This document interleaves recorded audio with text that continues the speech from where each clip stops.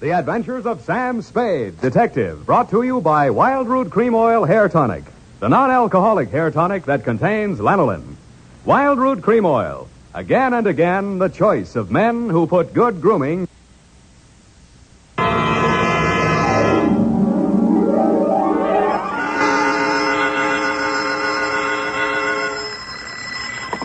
Sam Spade Detective Agency. Me, sweetheart. Oh, Sam, I got it. Got what, my pet? A bank book, Sam. Well, you must advertise in the Lost and Found right away, Effie, and find the owner. There might be sickness in the family. Oh, but it's your bank book, Sam. What? Uh-huh, it has your name on it. Samuel Spade, account number 4. It's a forgery. Somebody's trying to pin something on me. Lock it up and don't touch it until I get there. Oh, all right. Did you make a lot of money on this one, too? Got the check right in my pocket, $500. Oh, Sam, we're making more money than a movie star. Well, almost. And all honestly, too. 600 last week and 500 this week. Yeah, how about that? And life gives a 3-page spread to I Spy Molten. But we mustn't let it turn our heads, Effie. No. We gotta stay in there pitching. I'll be right down to pitch my report on the Figg Caper.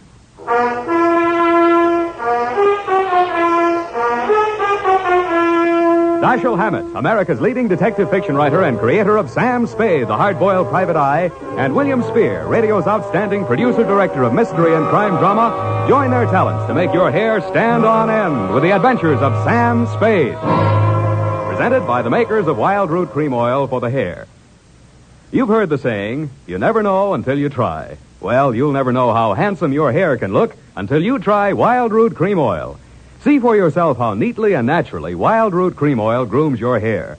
Note how effectively it relieves annoying dryness and removes loose, ugly dandruff.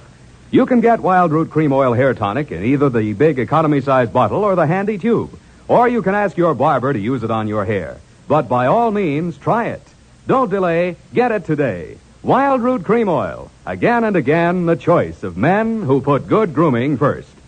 And now, with Howard Duff starring as Spade, Wild Root brings to the air the greatest private detective of them all in The Adventures of Sam Spade. Sam,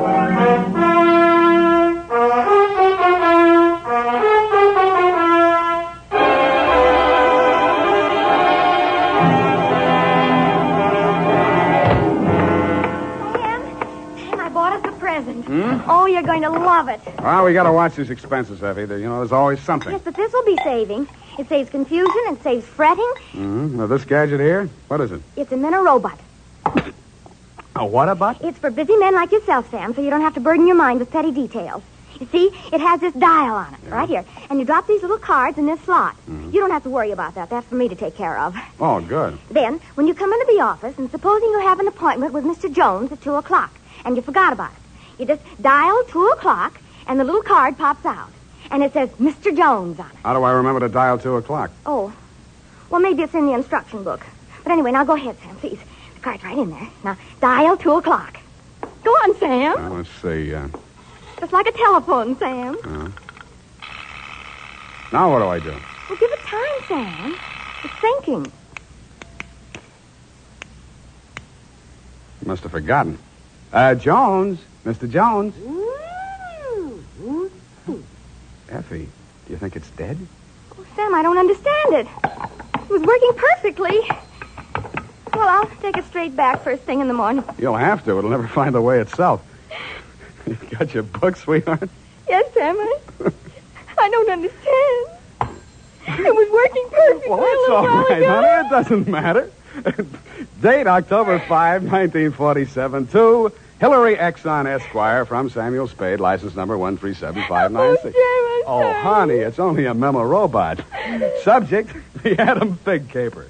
Dear Mr. Exxon, October 2nd in San Francisco was one of those days that you see blown off the calendar by a gust of wind in the movies to denote the time is passing. It was a day for scraping off the minutes with a fingernail file and wondering whether the display ad I'd paid for in the classified section of the phone book wasn't just a waste of money. It certainly wasn't the day I'd expect a leprechaun to walk into my office. He said his name was Figg. He said he was the butler at Exxon Manor in Los Nidos. The limousine, Mr. Spade, is waiting to take you away. We mustn't keep them waiting, must we? Of course we mustn't. Who mustn't we? Why, Mr. Hillary, of course, sir. Oh, Mr. Hillary. And old Mr. Exxon. The old gentleman is very ill. Dr. Feig's office is down the hall. Turn to your right, second door. Well, I assure you, sir, that Mr. Exxon is the best of medical care. Your duty will be simple, to prevent his death. Do I donate blood or just frighten away the evil spirits? Oh, it isn't quite that, sir. Someone is trying to kill Mr. Exxon. He's a very sick man, and I'm sure he'd prefer dying from natural causes. I get $25 a day in expenses. Here is an ample amount in advance. But you should know, sir, that the old man is a nasty, cantankerous, villainous, crooked, intimidating... $500? Please, Figg, you're talking about the man I love. Los Nidos was at least an overnight caper, so on my way out, my lovely and charming secretary, Miss Perrine, handed me a brown paper bag which contained A, one pair of socks, darned, B, one shirt, ironed, and C, the apple which she always polishes for me the night before. We arrived at your large Southern-style mansion 2 hours later. Figg! Oh, Figg, where the devil have you been? The city, sir. I can't find the keys to the liquor closet. Where are all the maids? What happened to that cook we hired yesterday? Who is this man, and why is he wearing that necktie? This is Mr. Spade, sir, the detective. I'm Hillary Exxon. Come in, please. Go on upstairs, Figg. See what that girl is doing to my father. I don't believe she's in this at all. Very good, sir. In here, Mr. Spade. Pardon the condition of the house. The old man has been firing the servants again. Your father, you mean? Yes. Every time he gets shot at, he fires all the servants. He gets shot at pretty often? About once a year. In the fall. You always hire a detective? No. Oh, dear. I'm not keeping you up, am I? No, excuse me, please. It's much worse this time. I can't get any sleep. Guns going off in the middle of the night. The whole household disturbed. When and where was he last shot at? Yesterday morning at about 1:30. I dug the bullet out of the woodwork myself, a .38 caliber, embedded in the door frame that leads to Miss Kaywood's room. That's his nurse. Was she with him at the time? No, Dad sleeps like a baby, full of sedatives. She sees to that. Shot come from outside? Yes, but we found nobody on the grounds. No traces of anybody. I don't know whether Dad knows who shot at him or not. He's such a closed-mouthed old devil. You don't care very much for your father, do you? To be frank, Mr. Spade, if hating weren't such an effort, I would despise him. He is without a doubt... Well, listen. Get out of here! There, that's just a sample. Well, come on, let's see what's eating him now. All right, now get out! Talk to me like that. I tell you I won't stand for it. Well, you don't have to stand for it. Take that silly painted face out of my sight. Don't you dare! Get out! I'm quitting, Mr. Exxon. I can't stand it another minute. Yelling, screaming, throwing things at You him. must have done something to set him off. But I didn't, I tell you. I didn't. This is Mr. Spade, Miss Kaywood. A detective? Will it make you happier to know that I'm a private detective, Miss Kaywood? Well, Mr. Spade, I only hope you can prevent a murder. If there's any way at all that I can help, Thanks. I'll see you downstairs after I've talked to the old man. You'd better go in alone, Spade. Oh, Miss Kaywood, do you have a throat spray downstairs? I seem to be congested. Oh, go away. Go away! Go away! Oh, well, wasting ammunition. Who are you? If you're a total stranger, come on in. Well, don't be afraid, son. Come on over where I can look at you. It's hard to keep my eyes open. Oh, I mustn't do that. Oh, so you're the detective, eh? That's right, Pop. If you want to take a little nap or something, I'll come back later. What did I say just now? Come back later? No. There's no reason for you to come back later. I'll say everything I have to say right now. The shot woke me. I didn't see anything. I don't know anything. I've got a million enemies. I can't remember the names of any of them. Why don't you try to remember? I could have them checked. You're wasting your time, Sonny. In my day, I've wiped out 100 men, and I'll outlive anybody who's gunning for me now. You must be proud of your past, huh? Proud? Sonny, a past like mine is the finest thing an old man can have. I've swindled my partners and betrayed my friends. I've turned state's evidence just to see my associate get sent up for 20 years. And they say my wife died under peculiar circumstances, and I got rich off her insurance. Now I'm done talking. Do me a favor, son, please. I've got to get a half hour, 20 minutes sleep alone. You'll keep them out, everybody. Please, will you? Sure, Pop. Go ahead. Go on, sleep. Oh, thank you.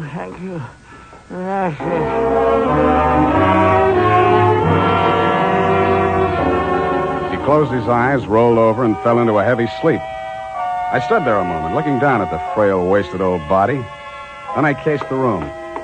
In digging the bullet out of the door, Hillary had done a good job of ruining any chance there might have been of proving the direction it had come from. I strolled out on the balcony. It was a pretty night. I lit a cigarette and took it in. Then I heard a door open and close softly behind me. Nurse Kaywood was at your father's bedside. She was filling a hypodermic from a small vial of bluish liquid. He didn't awaken when she jabbed it into his arm. Then she saw me standing in the doorway. She hastily dropped the medicine vial into her uniform pocket and came around the bed to meet me. Oh, Mr. Spade, oh, thank heaven. Why, when I saw you standing there in the half night, I thought you might be... Thought I was who? Why, the man who fired the shot. There was a man? I don't know. I didn't see it happen. I just assumed that... You shouldn't have done it. I warned you, Eleanor. Oh, we're disturbing him. Let's talk outside. Okay. Oh, it's good to breathe something besides sick room air. I thought you got used to things like that in your profession. Why are you so unfriendly, Mr. Spade? Nurses are human, aren't detectives. Try me, sweetheart. Oh, I know what you're thinking of me. But after a week in this horrible house, that poor old man, he's frightened. He's really frightened. What of? Why, the shots. 38 caliber or hypodermic?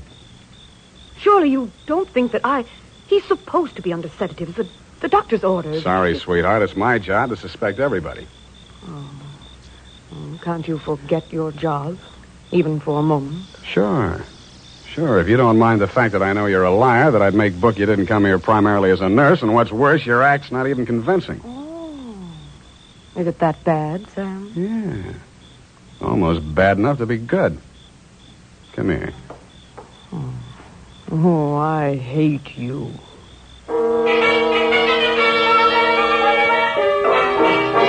It was a very satisfactory love scene for both of us.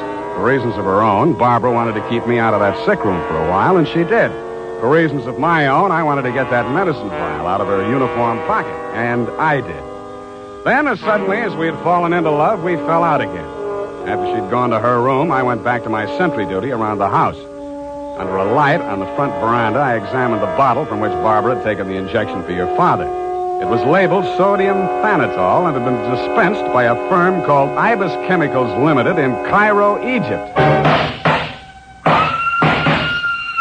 The scream filled the house, high and frenzied. I started running toward Barbara Kaywood's room. I slammed the terrace door open and found the light switch. Barbara was sitting upright in the center of a bed.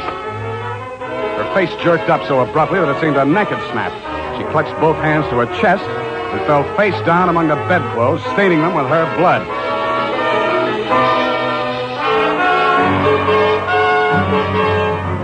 I don't know whether I went through, over, or around the screen that stood between her room and the old man's. I circled Exxon's bed. He lay on the floor on his side facing the window. I went outside. A .38 automatic lay on the ground a few yards away from the building. I put that into my pocket and listened. No shadows moving. Nothing. Then he was on me before I could be sure he wasn't a medium-sized tree. Break your back. Be the light. The warm stuff on my cheek might have been the thing's blood or mine. It gathered me up and bent me back and tore at my throat. Then I remembered that hands are stronger than fingers. I started with his thumbs.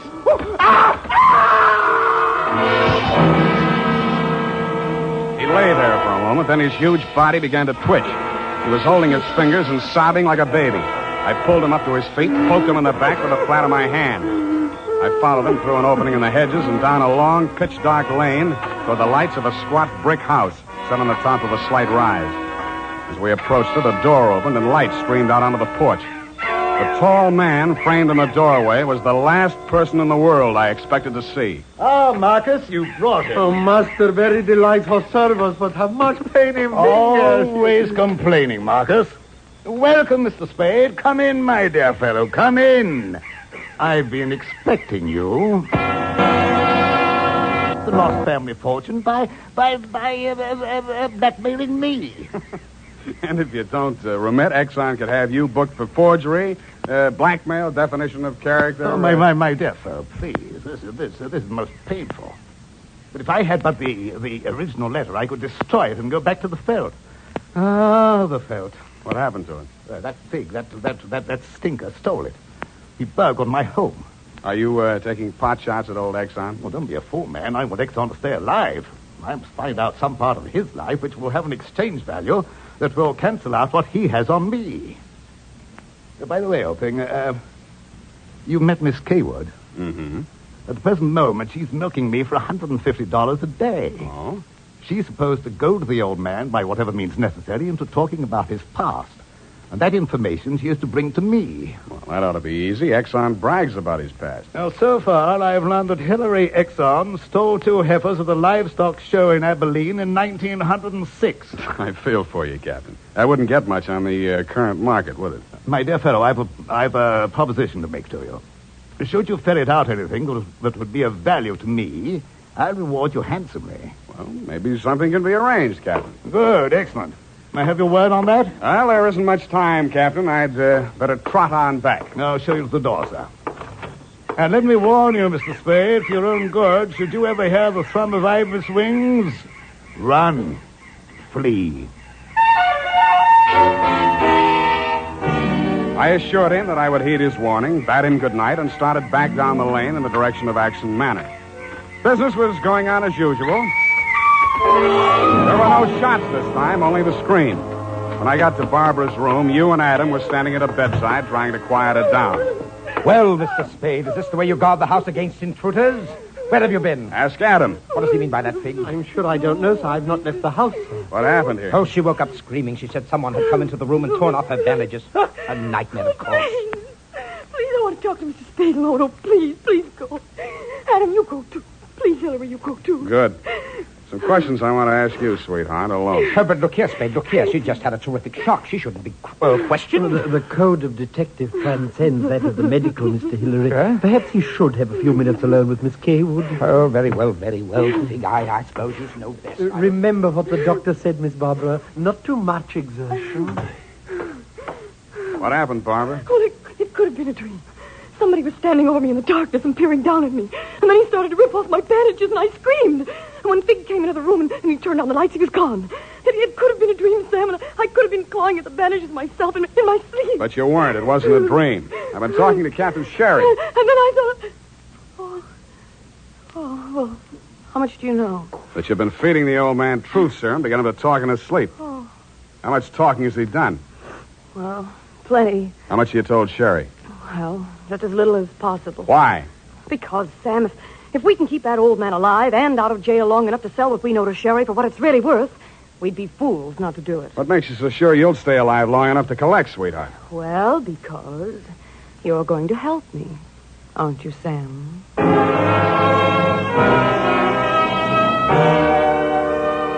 So I helped her, but not for the reason she thought.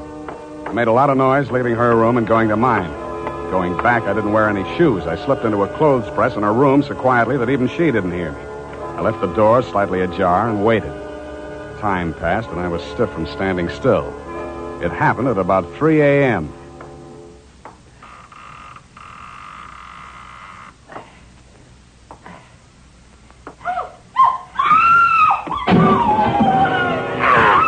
The crazy, feverish glare of his eyes told me that the threat of the gun in my hands meant nothing to him.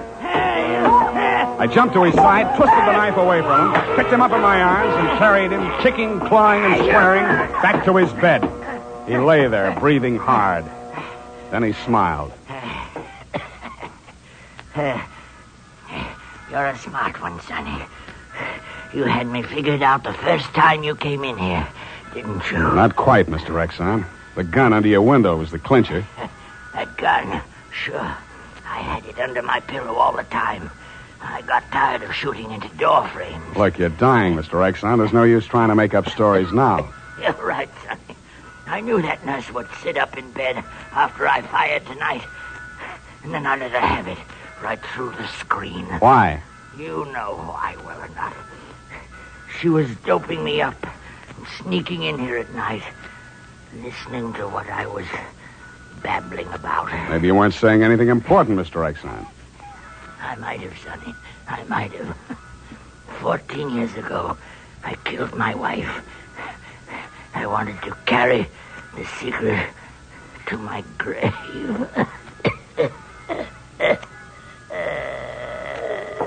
You nearly made it at that. Spade! What's happened? Is he dead? He's dead. Did he say anything, sir? Did he confess anything? You must tell me if he said anything. I didn't hear him say a word. Well. Yeah, Mr. Spade. Charged with a certain texture, a significant quality. There's a certain smell, yes.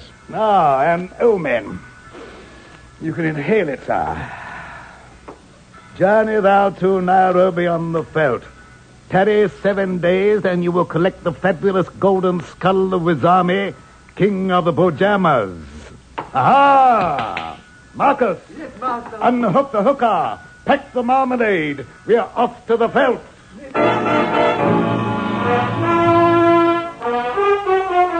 Just then, a flock of birds broke across the horizon, screaming. There must have been thousands of them, but not ibis, Mr. Exxon. Vultures. I suppose if you're going to pay any attention to omens, it's a good thing to know your birds. Period. End of report.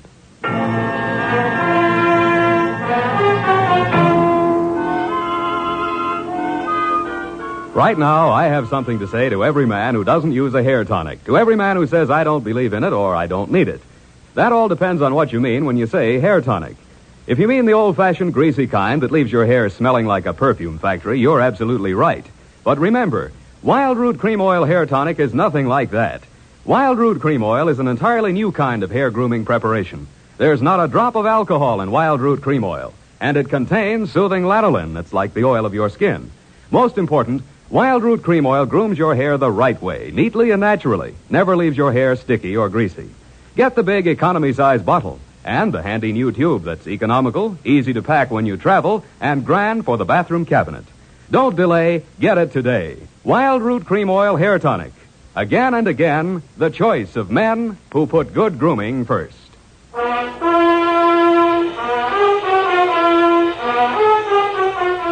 Well, Effie, we, Sam, the memo robot works after all. I told you it would. Yeah, it just takes a little time, sweetheart. Oh, read the card, Sam. Look, you see? You'd know you were supposed to see Mr. Jones at 2 o'clock. Isn't it wonderful? Well, this card doesn't even mention Jones. Huh? What does it say, Sam? Well, it says, journey thou to Friskin's drugstore, wager $5 on Ira W. in the 3rd at Belmont Park. Oh, Sam, it's psychic. Tarry but a moment. Yes? Thou wilt lose $5. Oh, good night, Sam. Good night, sweetheart.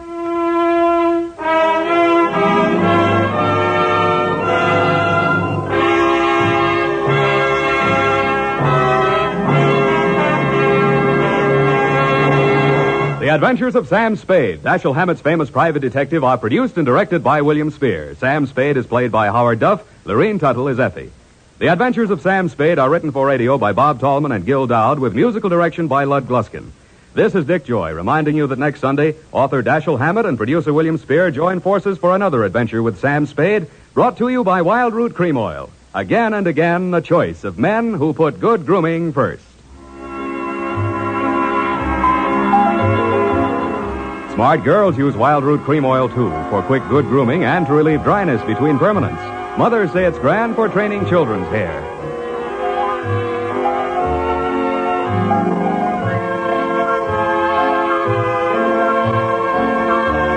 This is CBS, the Columbia Broadcasting System.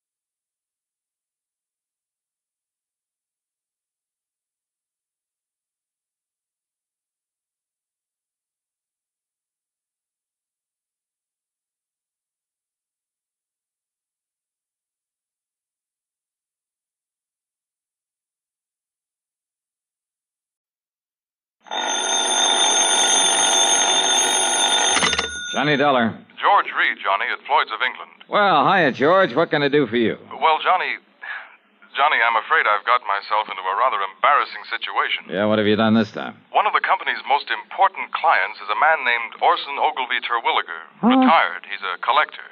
He lives down near the little town of Bethel, New York. Where's that? Across the Hudson, east of Poughkeepsie, between Monticello and Coshocton in the Mongauk Valley. Yo, hold it. I better look it up on the map. Yes, I wish you would, Johnny. Then go on down there right away. Oh, why not? But what for? Terwilliger insists that someone from the company, preferably I, call on him immediately. Immediately, Johnny, regarding some change he wants to make in his life insurance policy. What kind of a change? Well, I haven't the least idea, but it's a really sizable policy. How sizable? Over $500,000. That's sizable. With a double indemnity clause. Wowee. You can see why it's important that we cater to this man. All right, so why don't you tear on down there? Well, you see, Johnny, oh, dear. Yeah? What's the matter, Georgie? I'm making this call from the city jail. You what? No, some fool traffic cop. I mean, one of our fine highway patrolmen. Yeah. Well, I'm afraid in my anxiety to get down to see Mr. Terwilliger, I may have been speeding a little, and, I made the mistake of arguing with this officer quite vehemently, Johnny. No. And, my hearing isn't until tomorrow morning. Well, look, why don't you send somebody else from the office to see this man? And have my own employees find out what's happened? All right, then telephone him. And have him find out? No, please, Johnny. Go down there and... Listen, I'll double whatever your expenses are and give you $100 besides. Oh? But now, is that really all there is for me to do? Just find out from him what change he wants in his policy? Yes. But why do you ask that way? Oh, nothing. Only every time you hand me one of these real easy assignments, I find I'm lucky to get out of it alive.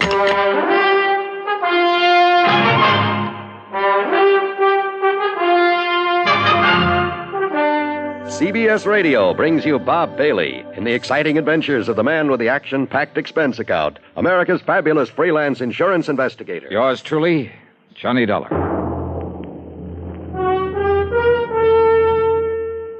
And now, Act One of yours truly, Johnny Dollar.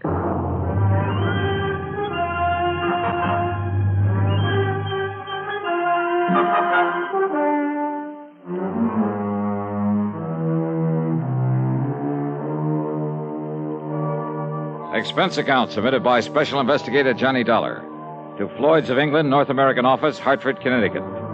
Following is an account of expenses incurred during my investigation of the collector's matter.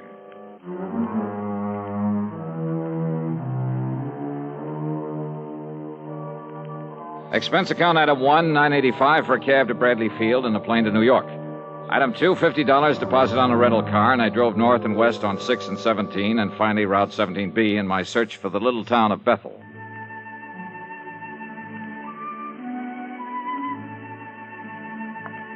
The foot of the Catskills country is mighty beautiful this time of year. No wonder it's a famous vacation spot for thousands who spend most of their lives in the noise and dirt of the big cities. Lots of mountains, trees, fresh air, and flowers.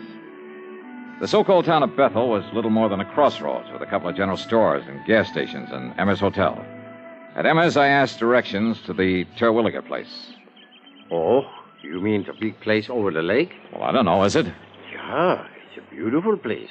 And if they do decide to sell it, well, you know the rumors about it. Yeah, well, how do I get there? Well, you see that road right across the highway? Yeah, I see it. Well, first you pass Lake Superior, the Scott place. Yeah. About a mile and a half, maybe 2 miles. You see a turn to the left. Uh-huh. It takes you up the side of the little mountain to the big house. Okay, thanks. Such a narrow, twisting road, though, so be careful when you drive. Oh, sure, and I'm but not sure... such a beautiful view it gives of Mr. Terwilliger's private lake. Oh, that's fine. I'll give it a good look. And maybe he'll show you his wonderful collection of guns and weapons that he has. Yeah, beautiful guns. Yes, I'll ask him about them, and thanks again. And when you come back, if you feel like a nice cool beer on this hot weather... Yes, I'll stop by again. Thanks.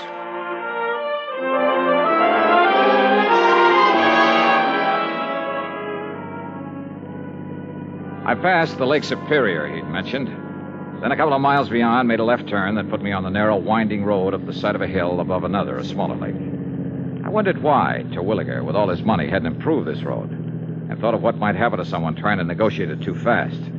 Well, I didn't have time to think about it for long. Huh?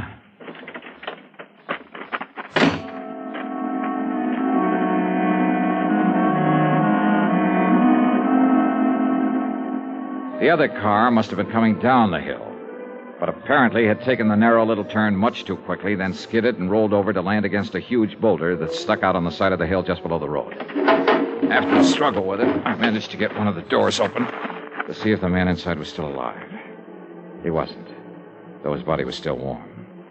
I reached into his pocket, pulled out a billfold, looked at the driver's license in it. Yeah. Orson O. Terwilliger. In the history of America, the inventor has had a place of importance equal to that of statesmen and other national leaders. Indeed, our inventors, many of them mechanics, craftsmen, or even thoughtful tinkerers, have strongly influenced our destiny. They have contributed greatly to our amazing development from a barren outpost of civilization to the foremost industrial nation in the world. Incidentally, when we think of great inventions, it's natural to think of involved mechanisms like the McCormick Reaper, the sewing machine, or the phonograph. However, some inventions are so simple, one wonders why they weren't thought of centuries before. An invention in this category is, of all things, the universal, all-important safety pin. This was the invention of Walter Hunt, who lived in New York in the first half of the past century. Between 1832 and 1859, he created and patented more original and worthwhile inventions than any man in the country. A revolver, a repeating rifle, and a bullet with a metal cartridge containing its own explosive charge. But of all his simple inventions, the safety pin is the most useful. It was patented in 1849, and he gave the patent to a draftsman in discharge of a very small debt.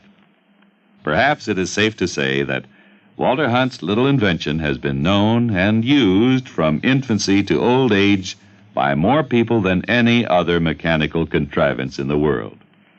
In recognizing the need for a safety pin, Walter Hunt had the viewpoint of so many American inventors. Somehow there must be a way. Let's find it. Now, Act Two of yours truly, Johnny Dollar, and the Collector's Matter.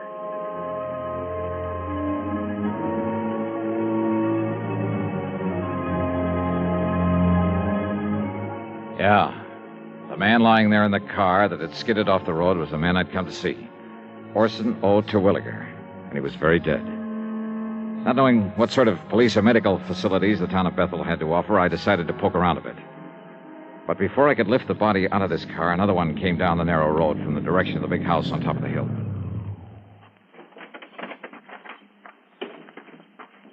Well, stranger, did you have some trouble with your... Oh, no, that's Orson's car.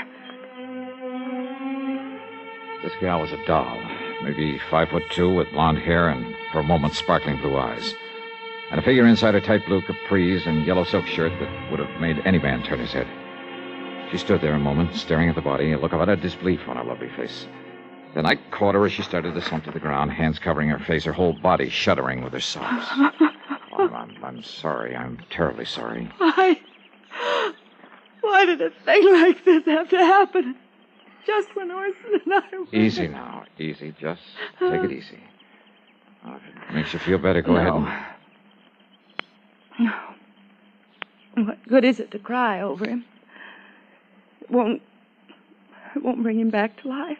No, I'm afraid nothing will now. Why does it have to happen to people like... I'm terribly sorry. I didn't mean to throw myself into your arms. That's perfectly all right. The shock of suddenly... I'm Blanche Terwilliger, his wife. Who are you?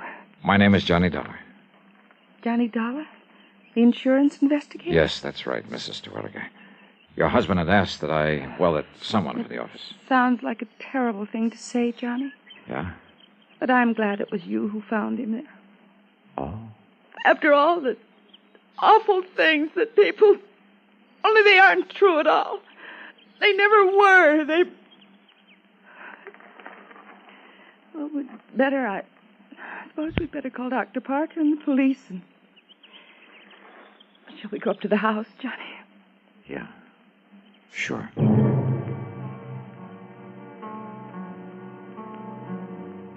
At the house, I made the call to Dr. Parker. In a matter of minutes, he and another man, a Mr. Harry Allen, arrived, and together we went back and inspected the scene of the accident. No question to me. No question at all. Ah, yes, Mr. Dollar, I'm the whole police force here in Bethel. Somebody's got to do it. I see, Mr. Allen. Chief. Don't you agree, Doctor? Plain as day, isn't it? Yeah, Chief. Mr. Dollar, it's just an unfortunate accident. Those marks on his head and body are simply a result of the car rolling over. All of them, Doctor? Why Orson didn't know better than to take this turn too fast is... What did you say, Mr. Dollar? Well, this bruise on his forehead when he struck the windshield. That's right. Killed him instantly. And here, on his chest, from the steering wheel. Uh-huh. But that round contusion, I guess you'd call it, there behind his left ear. Small, a perfect circle. Something inside the car when it rolled. Was it? Yep. Maybe. Suppose you show me one thing, anything, inside the car that could have made that clean, clear mark. Now, you look here, Dollar. Yes, Chief. It was pure accident that killed him, no doubt about it. The doc knows it, I know it, and you know it. Just because you're one of these high-powered, big city-type special investigators, just don't let your imagination run away with you. Chief is right, Mr. Dollar. Sure. Now, come on. Let's haul the body up to the house and help Mrs. Terwilliger make arrangements with that funeral home down to Monticello. Anything else we can do. Very good idea, Chief. And, say, Dollar, you're a healthy young buck with a sharp eye. Now, what's that supposed to mean? Well, now you tell me the truth. Don't you think Terwilliger's wife is one of the prettiest girls you ever did see? Yeah, she is. Such a shame that she and him never really... Rumor, Chief. That's just a lot of idle gossip. Yeah, Doc. I guess you're right. Is he, Chief? Huh? I wonder.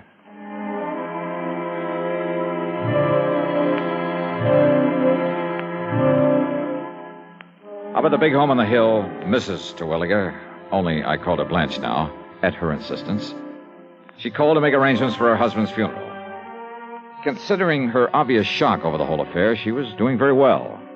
She'd also call one of the local garages to remove the wreck of the car. It would be so horrible to have to see it there day after day. That car, the thing that killed him. Yes, I know what you mean. You're very understanding, Johnny, and I like you for it. Yeah, well, Yeah, I guess there's nothing further that we can do now. I've made out the death certificate and, Blanche, my dear. Yes, Doctor. You sure you wouldn't like to come down the hill, stay with Mrs. Parker and me until this is all over? Oh, no, Doctor, but thank you very much. You've all been wonderful to me, and I appreciate it. That means you too, Chief Allen. Oh, now, it's a real pleasure, Miss Blanche. Well... Yeah, I suppose we... Oh, but Johnny... Yes? Would you stay and help me make out the insurance? Oh, it sounds terrible to talk about it at a time like this. Yeah, but all those things have to be done, my dear. So, Mr. Dollar, if you'd like to stay here... No, I'd better on down to Emmer's Hotel and arrange for a place to stay overnight. A hotel when we have this nice big house with plenty of... Oh, I'm sorry. I forgot that I'm alone now. You really shouldn't be, my dear. Johnny, maybe you'd come back to tell me what I must do about the insurance. And maybe have dinner with me? Well, that would be a good idea. Yeah, maybe it is.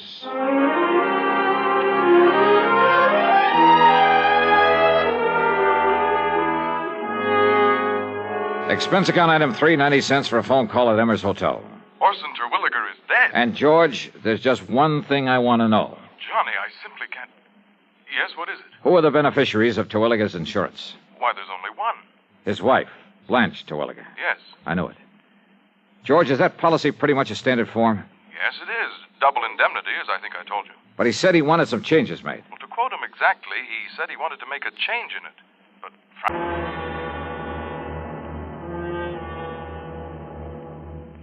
Who administers the oath of office to the President of the United States? And for that matter, what is the oath of office?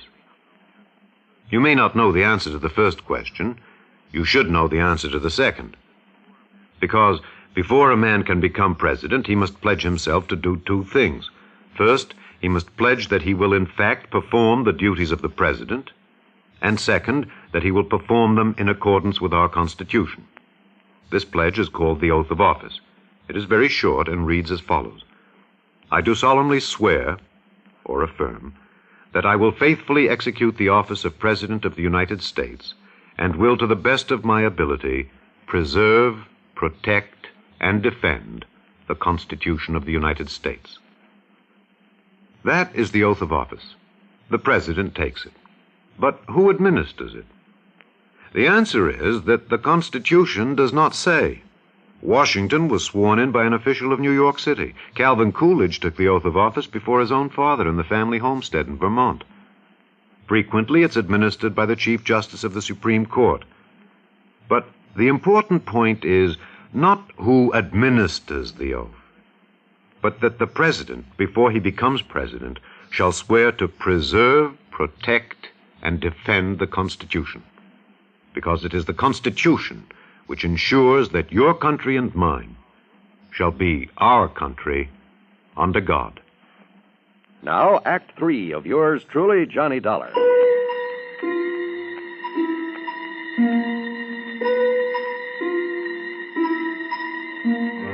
Dr. Parker and Chief Allen were convinced that Terwilliger's death was accidental. Well, I wasn't. Yet, all I had to go on, some talk the Terwilliger place might be put up for sale, meant nothing in itself unless I could find out why. Or perhaps the reason might tie in with the rumors, the gossip that had been mentioned to me. Rumors of what? That Blanche and her husband weren't getting along? As for actual evidence that he was murdered, all I had to go on was that funny little mark behind his ear. I borrowed a flashlight there at the hotel and drove back to the scene of the so-called accident. I went over the ground with a fine-tooth comb. Nothing. Then I went up to the place where the car must have started its skid. I searched the bushes all around, and then... Wait a minute. What under the sun is... And more important, where did it come from? It's much longer than an ordinary. As for the fletching... Yeah, this thing's been used all right, and recently. And instead of a point, it has the heavy, round stone head. Who is it? Speak up or I'll shoot. Oh, that's a nice way to welcome a dinner guest. Johnny, you had me first. Oh, well, I'm sorry, Blanche. I saw your flashlight down here and couldn't imagine who it was. And since you hadn't come up to dinner as you promised... Oh, I was on my way. I hope I'm not too late. Hey, do you always wander around carrying a gun? Oh, I'm sorry. Here, you'd better take it. Yeah. I'm not used to these things, though heaven knows I've seen enough of them. Your husband's gun collection. But why'd you stop here, Johnny? What were you doing, and what in the world's that? Oh, just a... Well, there must have been some Indians around here at one time or another. Oh, yes. I understand this was great Indian country. But now, Johnny... Yeah? My invitation to dinner still stands. Great. I'm starving.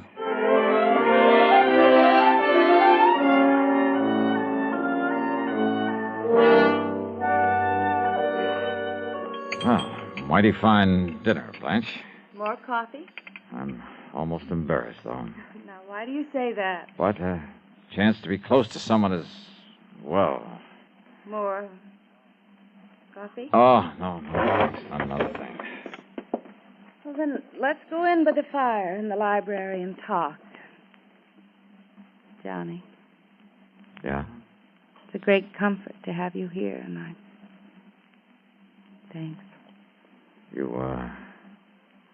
don't mind if I hold your hand? Kid stuff, huh?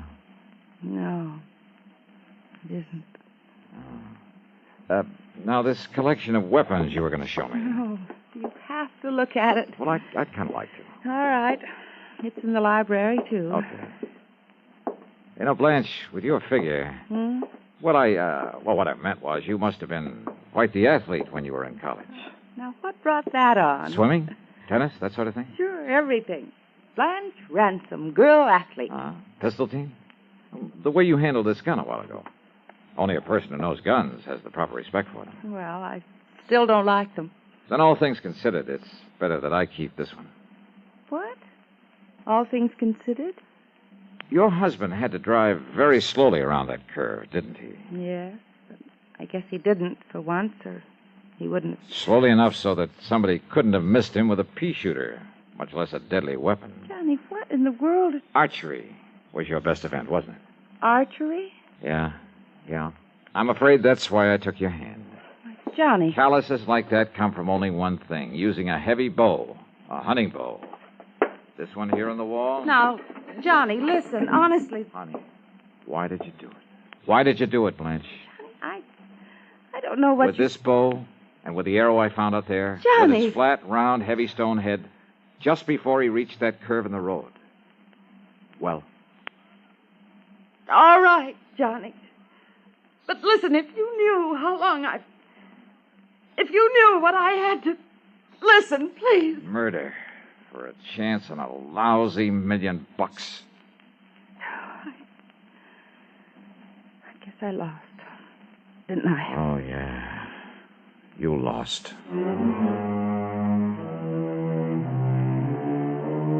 And according to the law, no person convicted of the murder of the decedent shall be entitled to any portion of the estate, including the insurance. But just don't forget my commission on that amount. Expense account total, including room and board at Emmer's and the trip back to Hartford, $185.60. Doubled. Yours truly, Johnny Dollar.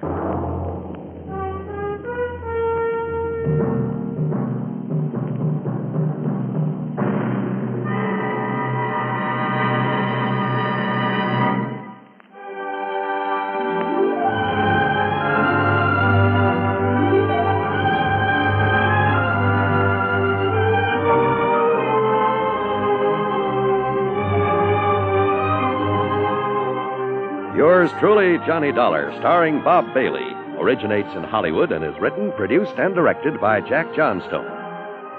Heard in our cast were Virginia Gregg, G. Stanley Jones, Forrest Lewis, Vic Perrin, and Bart Robinson. Be sure to join us next week, same time and station, for another exciting story of yours truly, Johnny Dollar.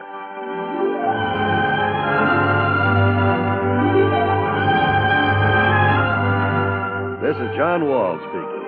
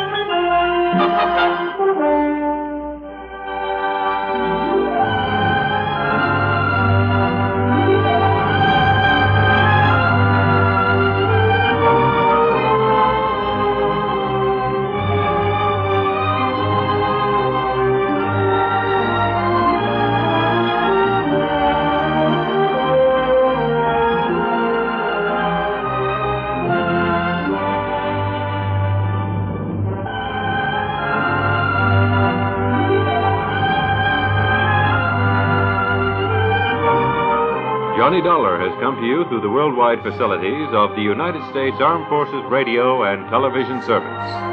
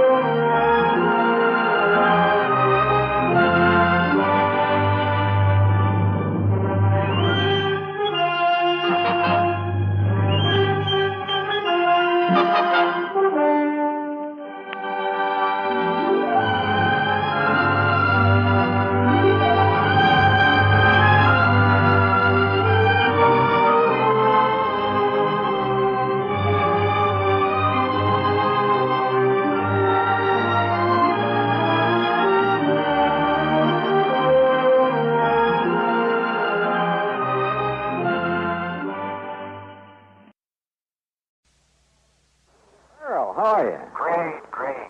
Johnny, do you remember the Lucky Four Ranch? Well, if you're talking about the one out in Green Mountain Falls, Colorado. That's the one I'm talking about. Well, sure. That's where you and I and Ray, what's his name? Ray Smithney. Yeah, Ray Smithney, who owns the Lucky Four.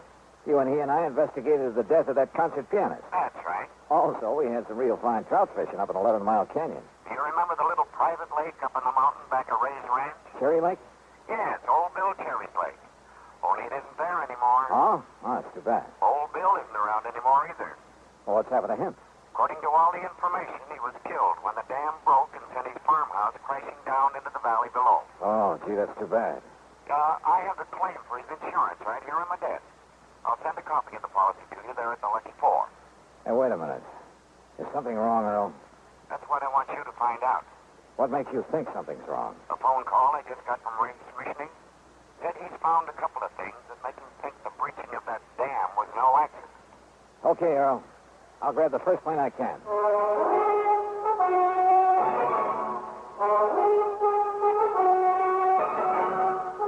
Bob Bailey in the exciting adventures of the man with the action-packed expense account, America's fabulous freelance insurance investigator. Yours truly, Johnny Dollar.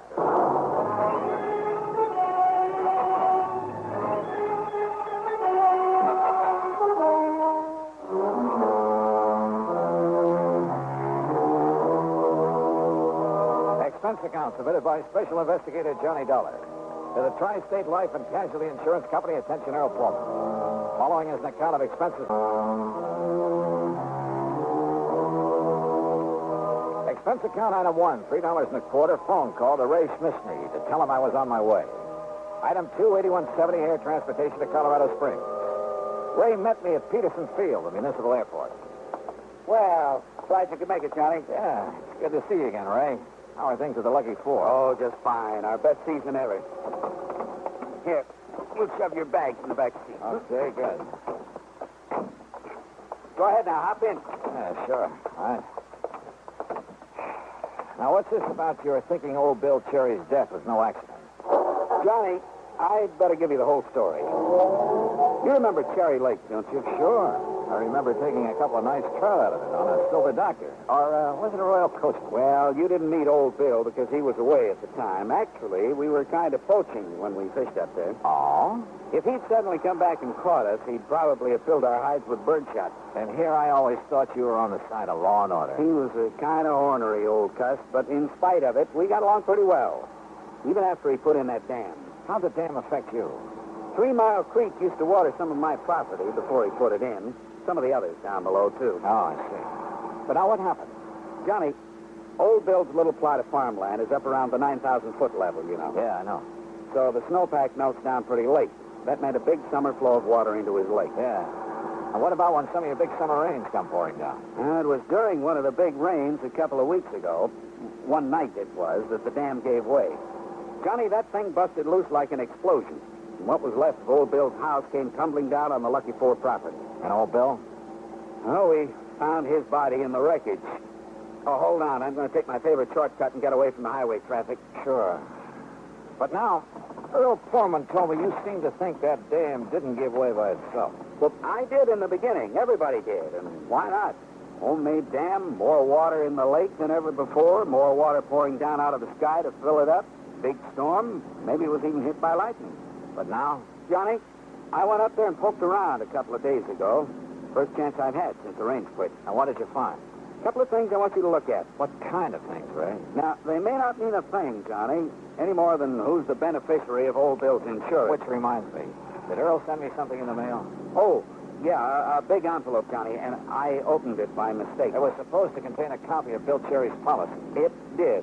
And when I looked at it and saw who the beneficiary is... Hey, sounds to me like you need a tune-up, buddy. That's funny. Let's stop and take a look, huh? Yeah, why not?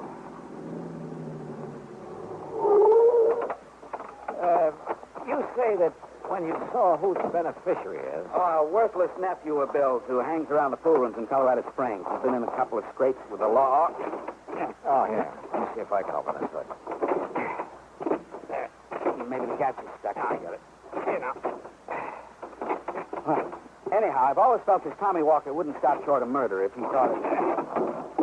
There you are. Oh, good. And Holy. Ray. Hey, look at all those crazy wires. No wonder she was missing. You didn't put that wiring in there? Are you kidding? Ray, come on, hit the deck. Huh? Come on the side of the road, back of this rock. What's the matter? All right, get down fast. What's got into you, Johnny? And look. No, you look. Johnny. Holy smoke. Yeah, you look. Well, that was some kind of a bomb wired up in there. Yeah, by somebody who meant business. Johnny. By somebody who must have seen you poking around up near Old Bill's dam. You mean... Who must have found out you'd sent for me. What'd you say the name of Old Bill's nephew is? Act 2 of yours truly, Johnny Dollar, in a moment. Many of us on the job are clock watchers and time clock punchers just waiting for time to quit. When is it really time to quit? The man with a set day of work has a schedule to adhere to, but the fighting man quits only when the job is done, and to him, capture by the enemy does not mean the end, but perhaps only the beginning of the most important part of his job. One of the points of the Code of Conduct for the American fighting man says, quote, "If I am captured, I will continue to resist by all means available. I will make every effort to escape and aid others to escape. I will accept neither parole nor special favors from the enemy." Unquote. The strong ideals set forth there are the same ideals that gave great determination to one young officer of the United States Navy.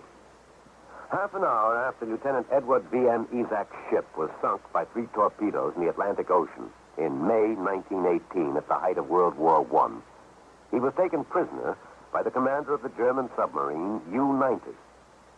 During the U-boat's trip back to Germany, Lieutenant Isaac learned a great deal of vital secret information about U-boat movements.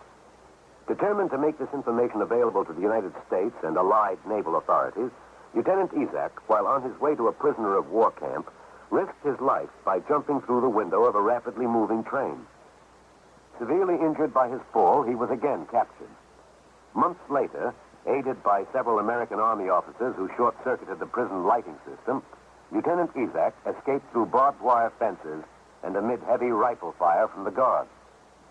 After 7 days and nights of rugged travel over the mountains, and with only raw vegetables for food, he swam the swift current of the Rhine River right under the noses of the enemy sentries. Evading many enemy soldiers, he reached the American legation in Bern, Switzerland, and completed his self-assigned mission. For risking his life many times above and beyond the call of duty, Lieutenant Edward Isaac was awarded the Medal of Honor. His personal code of conduct had made him realize that war doesn't end with confinement as a prisoner of war. That is when the real responsibility may begin. And now, Act 2 of yours truly, Johnny Dollar, and the Lucky 4 matter. It was the driver of a big interstate moving van that came to our rescue after Ray's car blew up. He'd seen the explosion from the highway, seen one of the fenders flying through the air. Yeah, somehow those big truckers are always around to give you a hand. He drove us into Colorado Springs. Item 3, $50 deposit on a rental car, and we headed east on Highway 24 to Green Mountain Falls. The Lucky 4 is on a level spot on the side of a mountain, about half a mile up from the highway. 6 or 8 nice modern cottages share a beautiful view of pikes and several other high peaks that surround colorful Ute paths.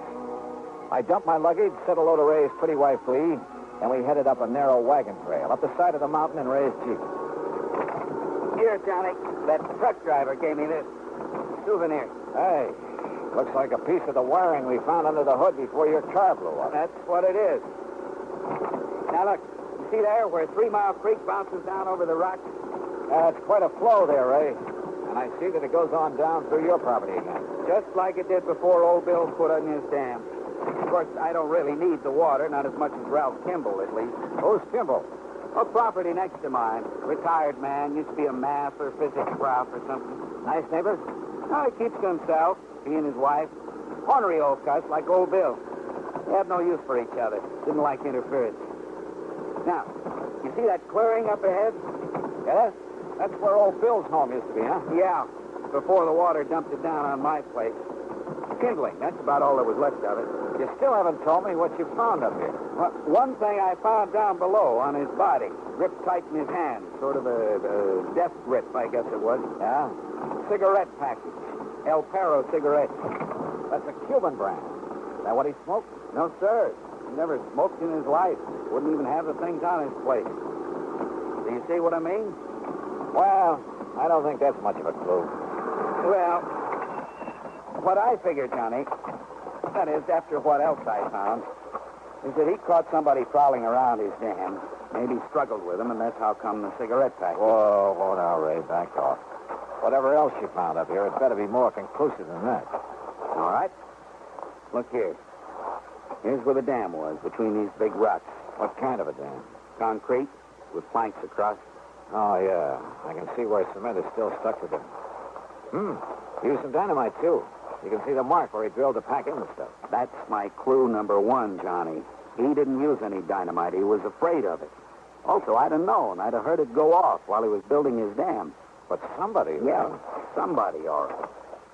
Look at this. Plastered on this rock. A piece of label? Plastered on the rock by the force of that explosion. Says Titan Super IXL Dynamite. Johnny, he wouldn't even have the stuff around. Another thing. It's a brand you can only get in one little store in Denver, and he'd never go there. He hated the place. Yeah, you said the dam went like an explosion. Yes, sir. And, of course, with all the thunder and lightning that night, who could be sure which was which? Oh, well, chances are lightning wouldn't reach down here, Ray, with all the high peaks around. That's what first hit me, Johnny. Come on. Let's go into Colorado Springs and find this nephew of old Bill's. Tommy Walker.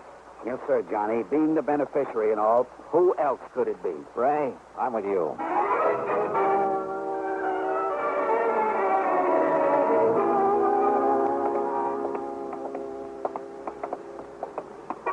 Doesn't look to me like there'd be any cheap pool halls in this part of town. No. But up ahead's the Ace High radio shop. That's where Tommy was working, last I heard. Ah? Can you think of anything better to tie in with the way that infernal machine was wired into the hood of your car? Holy smoke, Johnny, you're right. But, well, what I don't understand is how come it didn't go off the second I turned on the ignition? Oh, may I help you, gentlemen? Some kind of timing device. I think whoever said it wanted to get me, too. Yes, sir, gentlemen. That means he knew you'd be in the car with me on the way back from the airport. That's right. Gentlemen? Oh, we're looking for Tommy Walker. Oh, don't mention that, no good. Then I take it he isn't here. Oh, 2 days he lasted. If you ask me, it was 2 days too long. Well, you had trouble with him, mister? Oh, no trouble. No, nothing. And that was the trouble. Answered my ad in the paper, said he knew all about radios and electronics. He could fix anything. Well? Dumb, lazy lot. He didn't know anything. He didn't do anything. He didn't know the difference between a fuse and a vacuum tube. Never even heard of a transistor, much less know what a circuit was. Yeah, well... All he knew about a radio was how to turn the knobs. Oh, and the music that guy would do. Well... Now, me, I like the guy. well, now, look, And that boy was so dumb he couldn't even attach the wires to a plug properly. You sure that... All he wanted was a place where he could sit around smoking those smelly Cuban cigarettes and listening to trashy music. Cuban cigarettes, Johnny. That pack I found. Yeah. Mister, in my life. as long as I'm here, I wonder if you could sell me a hunk of wire like this piece. Certainly, sir. Oh, this? No, I have nothing like that. I see. And you're sure Tommy didn't know anything about electricity? Oh, of course I'm sure. Look, when I told him once to open up the back of a telephone... Come on, Ray. The darn fool, he would have electrocuted himself if I hadn't been there. Gentlemen. Johnny, if he's telling the truth... He is, Ray. Come on, we're going back to the ranch. Well, but why, Johnny? It's worked before, and I hope and pray it'll work again. Ray, I'm going to play a hunch.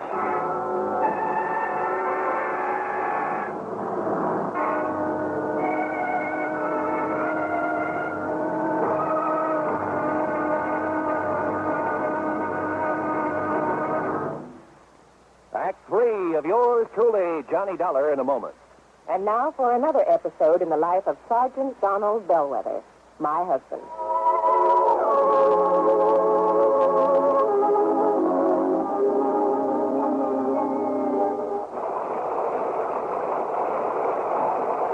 Donald, it's sure pouring, isn't it? Can you see all right? Oh, yeah, I can see. Those windshield wipers are operating with mechanical perfection.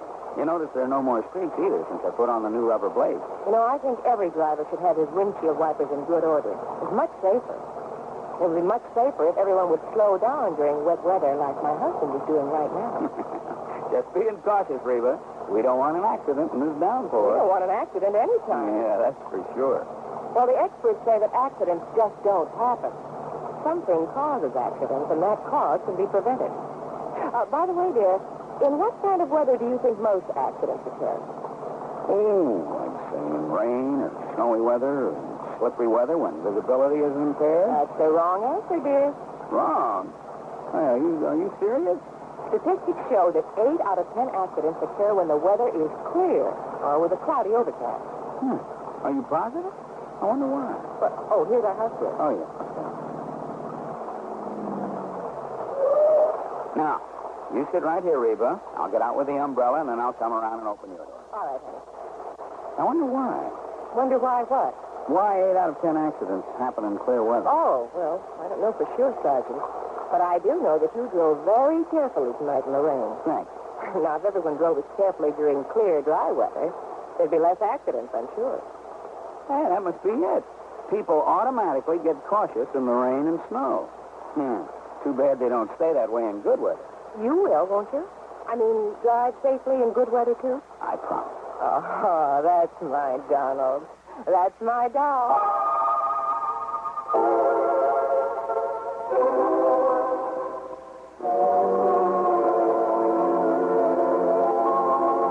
And now, Act 3 of yours truly, Johnny Dollar, and the Lucky Four matter. Back at the Lucky Four, Ray's wife, Glee, made us a couple of sandwiches and some coffee. We'd kind of forgotten about lunch. While I looked over the insurance policy that Earl Pullman had sent on to me. Yeah, Tommy Walker was the only beneficiary. But, and this was the important part, he was due to receive the munificent sum of $1,000. And that's all. That's all? You mean he'd kill his uncle for $1,000? I don't think so, Glee. Well, and yet, if Tommy is the only one to benefit... Listen, Ray. You told me right off the bat you hadn't liked the idea of old Bill putting that dam up there. Johnny, no. That is, none of us liked it. What do you mean by us? Well, none of us. The Kimballs and us. Only because it kept the creek from coming down here. He made a diversion when he put in that dam. But after I put in the pumps, we've had plenty of water. And I'd have had to put in the pumps anyway. You ever use dynamite around here, Ray? Sure. Most everybody does one time or another. In this whole section, use it to clear the land. Johnny, that Listen, Johnny, I don't know what you're driving at. Most everybody does, huh? Yes. Have you ever used that particular brand? Titan Super IXL? No, sir. Never in my life. But you knew where to get it. Everybody does, Johnny. Johnny, please. Everybody, huh? Yes. Including Ralph Kimball next door? Mr. Kimball? Huh? Yeah. Maybe I'd better go over and talk to him, huh? They're not at home. Went to Denver this morning early, but Johnny... How do you know? She told me they were going. She dropped in last night, and she told me, and I said Ray was going, too, to meet Johnny, look. She drop in here very often? Well, only since the dam broke, and, well, they weren't too friendly before, but now, well... Physics professor, huh? Electronics. Good Lord, Johnny. I'm going over and take a look around. Oh, dear. I'll go with you, Johnny. Ray had minimized the problem he'd had when the dam was put in. Maybe his next-door neighbor hadn't. Kimball had kept to himself, Ray said. It was very much like old Bill Cherry, an ornery sort of cuss who didn't like interference. And old Bill's dam had certainly interfered with Kimball's water supply. We started our search in the workshed back at Kimball's house. Here it is, Johnny. Take a look. Titan Super IXL. Look here, Ray. This rock drill the same size as the one used up on the dam? Sure is, Johnny. And if we can find some of it. Yeah, this is it, all right. Same kind of wire that was on the bomb under the hood of my car. Pretty good evidence, if you ask me. And here. El Perro, the same brand as the cigarette package you found clutched in old Bill's hand. But listen, Johnny. Yeah? This is only what you'd call circumstantial evidence. But if there's enough of it, listen. Yeah? Maybe you underplayed it. Maybe you were pretty sore about that dam. Well, of course I was. And so was Kimball. Well, he threatened to sue, Johnny. He threatened a lot of things, but that doesn't... All right. Call that the motive. Now, this evidence, this rock drill. But a lot of people use them, maybe even this same size. And this wire. The same kind used to hook up that bomb. But well, most anybody could get wire like that. I think. The point is, he has it. And the right brand of dynamite. Well, anybody who knows that store up in Denver. For hooking up that infernal machine. Kimball was a physics professor, electronics. Yeah. Yeah, that's true. Did he know about your private shortcut to Denver? Yes. Yes, Johnny, I told him one time. He also knew when you and I would be on that road. Lee had told his wife. She probably told her why I was coming here. Yes, that's true. Kimball and his wife left for Denver early this morning. And look, Johnny. The mud on these boots here in the corner. The same gray silk you find only up around Cherry Lake. Yeah. And if that doesn't prove it... But, Johnny, it's all circumstantial. But it'll hold up in court. What? 7 points of similarity, Ray, that'll stand up in any court in the land. But even if... Even if. Because what the law calls 7 points of similarity, as any mathematician can tell you, will occur only once in 38 billion times. That's true? That's true. And that's what's going to hang Mr. Kimball. That, Mr. Dollar, is not true. Huh? Kimball. Oh, now, surely you're not going to be foolish enough to use that thing, Kimball. You've left me no alternatives now that you found out. Now look, Mr. Kimball. All right, Disney, Dollar. If you want to do any praying, do it fast. What? Yes, Mildred? Ray's wife. Ray's wife? Yes, she's coming over here with a shotgun. Shotgun, eh? Well, she's too late. Oh, no, she isn't. Stay right where you are, Mrs. Kimball. Mildred can help me. I'll pull this. Stand right where you That are. was too close, Johnny. Yeah. 1 minute. Shall we join the ladies?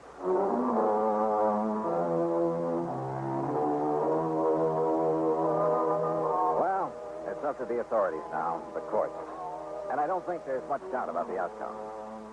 Kimball's attempt to kill us was the clincher. As for Tommy Walker, the heir, well, you'll have to pay him off on old Bill's policy.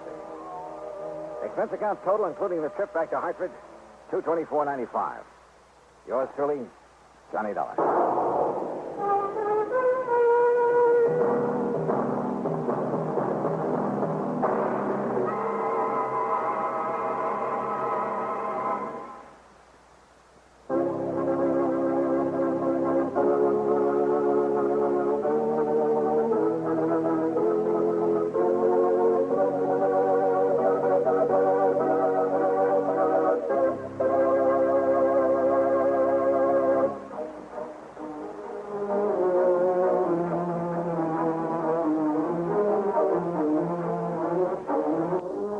The Adventures of Sam Spade, Detective. Brought to you by Wild Root Cream Oil Hair Tonic, the non-alcoholic hair tonic that contains lanolin. Wild Root Cream Oil. Again and again, the choice of men and women and children, too.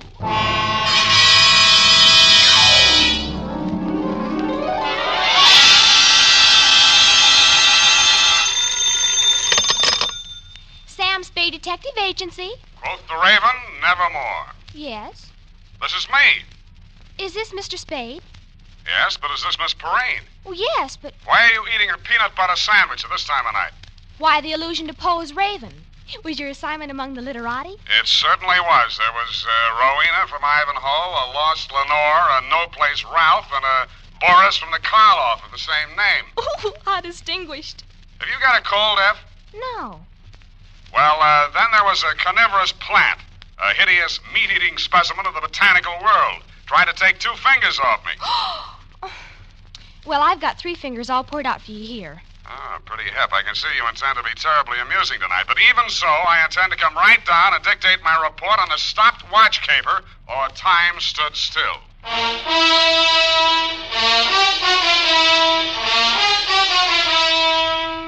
Dashiell Hammett, America's leading detective fiction writer and creator of Sam Spade, the hard-boiled private eye, and William Spear, radio's outstanding producer-director of mystery and crime drama, join their talents to make your hair stand on end with the adventures of Sam Spade. Presented by the makers of Wild Root Cream Oil for the hair. Well, in a few weeks, many of us will be going bareheaded now and then, meaning we'll have to pay more attention than ever to the appearance of our hair. The best way I know to always keep your hair in trim is to use Wild Root Cream Oil Hair Tonic. Wild Root Cream Oil grooms your hair neatly and naturally, removes loose dandruff, and relieves dryness, which may be even more prevalent when your hair is exposed directly to the wind and sun. So right away, get the 25-cent get-acquainted bottle of Wild Root Cream Oil Hair Tonic. Again and again, the choice of men and women and children, too. And now, with Howard Duff starring as Spade, Wild Root brings to the air the greatest private detective of them all in the adventures of Sam Spade.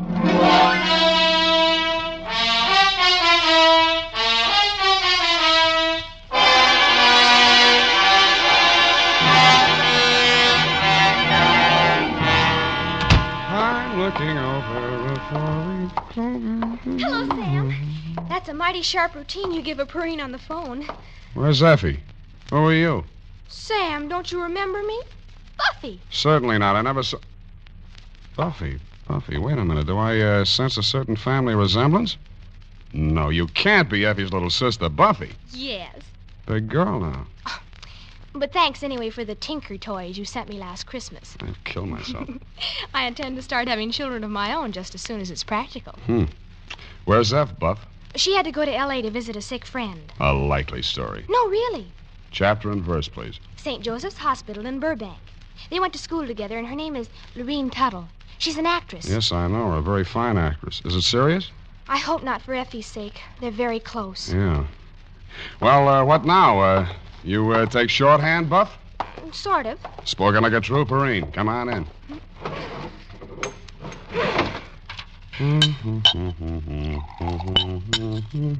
Well, I hope it's good and gruesome. I take it back. I meant the caper, not what you're drinking. Okay, Buff, you win. Ready? Why not? Date April 10, 1949 to Deputy Sheriff Bill Woodington, Marin County Sheriff's Office, San Rafael, California, from Samuel Spade, license number... 137596. Oh, steady listener. Subject, the stopped watch caper. Dear Bill, here's how it turned out, and if I ever phone you for advice again, I'll take it because you were right. She was loaded. What about those threatening letters, Sam? Don't give 'em another thought. Old Lady Raven's had me up there a dozen times the last 6 weeks. She got threatening letters, she got prowlers, but when I got there, she can't find the letters, and the way that house is tucked away in the woods, I don't think a prowler could find it. How do I find it, Bill? Huh? Well, the Gray Line bus goes right by the gate.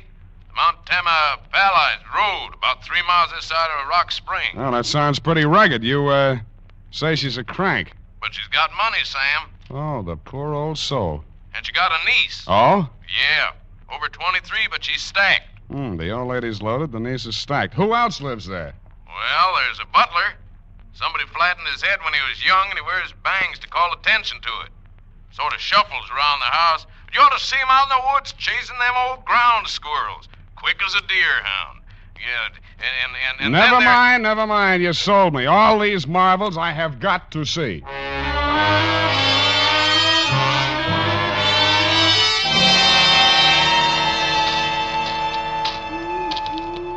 It was only 3 p.m. when I skulked in through the gates of Ravenswood, but it was so dark the hooty owls hadn't gone to bed yet. The fog snaked in and out through the dripping trees, long, chill ribbons of ghastly fog borne on a sobbing wind. I mushed on into the deepening gloom of the forest primeval. After 10 minutes of that, I began to wonder if there was any house there. When I saw it, I still wondered. It looked more like a fungus growth.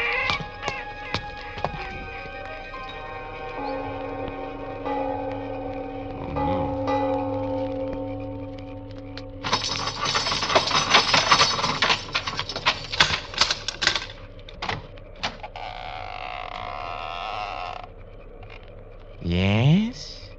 Speak of the English? It is chilly, isn't it, sir? Won't you come in? Sure, why not? Yes, I expected that. If you'll be so kind as to wait here, sir, I'll inform Miss Rowena of your arrival. Thank you, Jimmy Stewart. Boris? Who's out there? Is it the man with the hemlock? Answer me, you brute! Oh. Where is it? Did you say hemlock? Oh, you must be my aunt's detective. Spade, was it? It is, right. I'm Ralph Raven. Come along with me, Spade. I have something interesting to show you. Ralph Raven was the one member of the household you hadn't described to me, and no wonder. The wasted figure that looked up at me from the wheelchair was more like a ghost than a man. His face was chalk white. So white it seemed almost luminous, and the skin clung so close to his skull there seemed to be no flesh beneath it. And his wide, staring eyes looked like 2 cups of black coffee on a snow-white tablecloth. I followed him into a glass-enclosed room only slightly larger than the garden court at the plaza. The humidity was several points higher than the dripping woods, and the temperature was several degrees lower. But the plants he had growing there seemed to thrive on it. As I edged nervously through the dense, quivering foliage, I noticed a strange-looking yellow-green pod, about the size of a milk bottle at the end of a long, tubular stem. It leaned over, opened its red mouth, and said, "Hey, what is that thing?" Oh, that's my Sarracenia gigantosa. Meat eater. Carnivorous plant. Don't be frightened. I just fed it. Don't tell me. You know what it eats? Acts like it needs a dose of bicarb. No, perfectly healthy. Merely part of the digestive process. Even as you and I. Not me. But over here, you're a detective. These plants should interest you. Don't touch that mandrake. Never thought of it. It won't cry out. No vocal cords. Oh, I see. It's very sensitive, though. Oh, sensitive. And deadly poison. Oh. And see here? These pretty purple blossoms? Yeah, it's very pretty. Source of an alkaloid poison favored by the Borgias. And these? White hellebore. Watch your language. I use it in compounding veratria, a poison so ancient it would probably go undetected in the police laboratories of today. Mm-hmm. And here's a charming one. Both a killer and a medicine. Belladonna, or deadly nightshade, source of atropine. Mm-hmm. And this, commonly known as Nux vomica, Well, produces not 1 but 2 deadly poisons. The well-known strychnine and the rare and not easily detectable brucine. yeah, well, it's quite a hobby, Mr. Raven. Boy, it's not a mere hobby, Mr. Spade. It's a practical science. All the plants in this conservatory have their fatal properties, and all have played a role in the great crimes of history. Did my aunt get another threatening letter? So she says. Odd that she should fear death at her age, and odd that she should hire a bodyguard. How does she know how it'll come? It might be poison. Speaking of poison, brother dear, it's time for your medicine. Oh, Spade, my sister, the lost Lenore. How do you do, Mr. Spade? How do you do? Here, Ralph, drink up. Why does it always have to be in milk? And look here, it's not time anyway. Oh, this confounded watch has stopped again. Spade, what time do you have? Why, it's 3, That's funny. My watch has stopped, too. I didn't know then what that meant. In fact, if you look on the last page of this report, Deputy dear, you'll see that the stopwatch was the key to the whole puzzle. I protest that my failure to realize its significance at that moment had absolutely nothing to do with the fact that my client's niece, Lenore Raven, was, as you so roguishly put it, stacked. About there, Boris, the butler, bobbed up and beckoned me from the balustrade. I followed him upstairs and was ushered into the austere and regal presence of my client, Rowena Raven. That will be all, Boris. Yes, madam. Oh, Boris, I just remembered. Yes, madam? There on the occasional table, my watch. I want you to take it around to the watchmakers in the morning. It's on the fritz again. Yes, madam.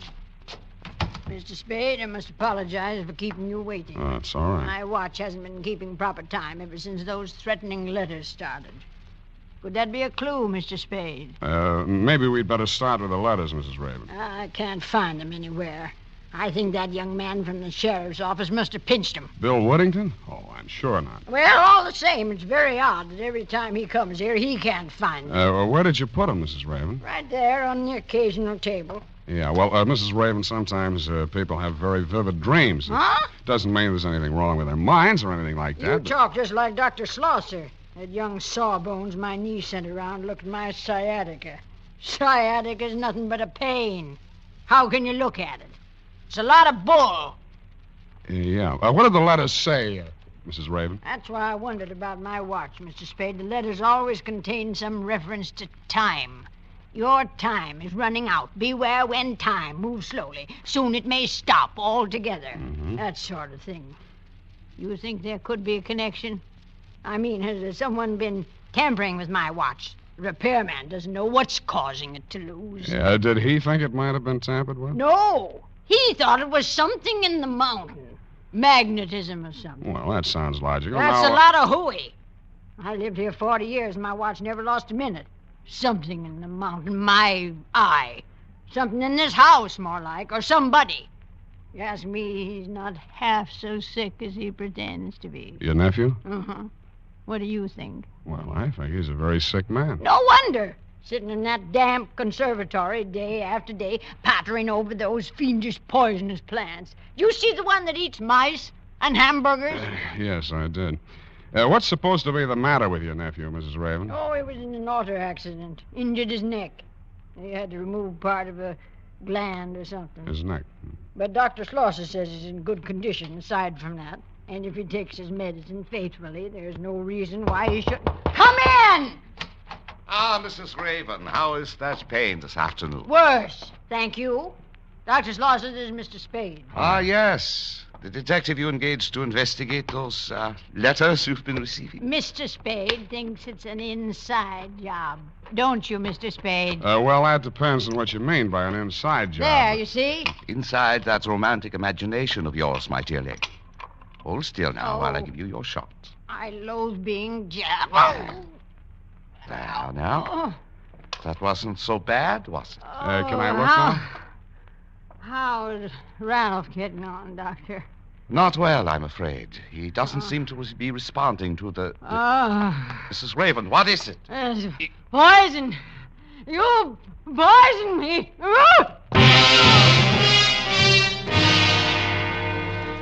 The cry she uttered was only half as terrible as the expression on her pain-contorted face. She pitched forward in her chair with both fists clenched and shaking as if in anger at the doctor standing before her. He put down the empty hypodermic on the occasional table. Here, help me carry her to the couch. Yeah, sure. Take away that pillow. She must lie perfectly flat. There. That's better now. She's relaxing. I'm dying. There was poison in that needle. Please, Mrs. Raven, it was only sedative to make you sleep. Sleep.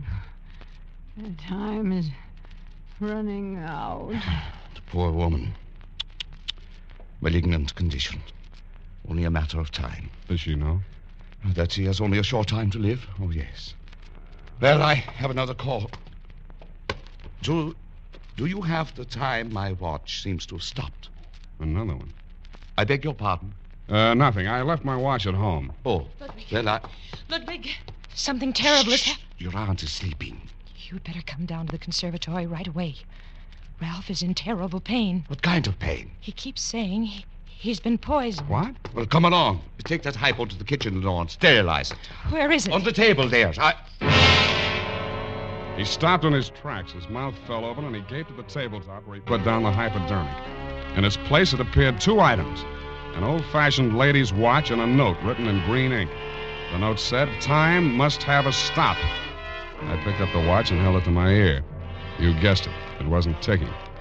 I had a hunch my client wasn't either. And I was right.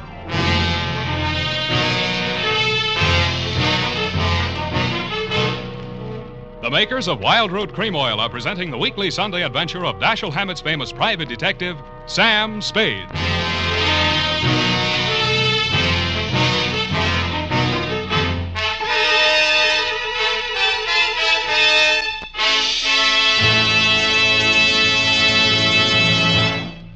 Now, here's important news on good grooming. If you want the well-groomed look that helps you get ahead, socially and on the job, listen.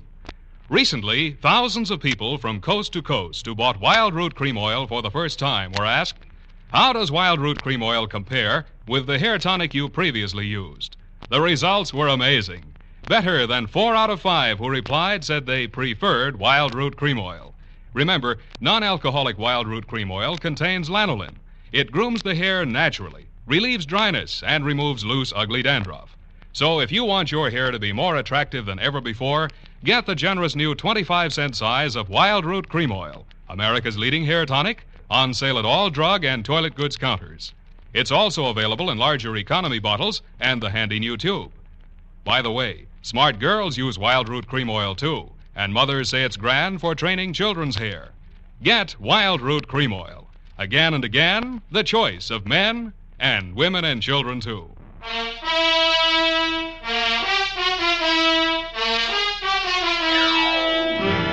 And now, back to the stopped watch caper. Tonight's adventure with Sam Spade.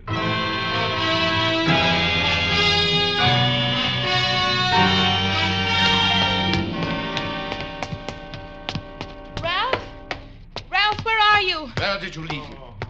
Hey, wait. Over here. Oh, Spade. Keep them away from me. Ralph, I came as soon as I could. Tell me your symptoms. No. I phoned for another doctor. He's on his way now. Spade, my aunt. Take me to her. I must tell her. Tell her what? I'm afraid we have some bad news for you, Ralph. Your aunt is dead. Oh, so you poisoned her, too. Ralph, you're sick. You don't know what you're saying. She's been to every specialist in the country. They all said the same thing. They all said she was good for another 3 months. My dear boy, in these cases, any doctor's guess is as bad as the next. No. Please, Ralph, you're very sick. Please let Ludwig examine you. If it's what you think, the other doctor may be too late. Why not? Why should I fear death?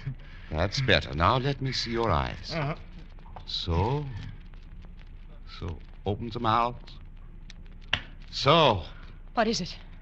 What is it? He's right. It is poison. You see? You know, my dear. Yes? When you sterilized that needle for Ralph's shot this morning, did you pick up the wrong bottle? Of course not. Strange. Very strange. But don't worry, Ralph. There's a very simple antidote. Oh, thank heaven. You should, my dear. Indeed, you should.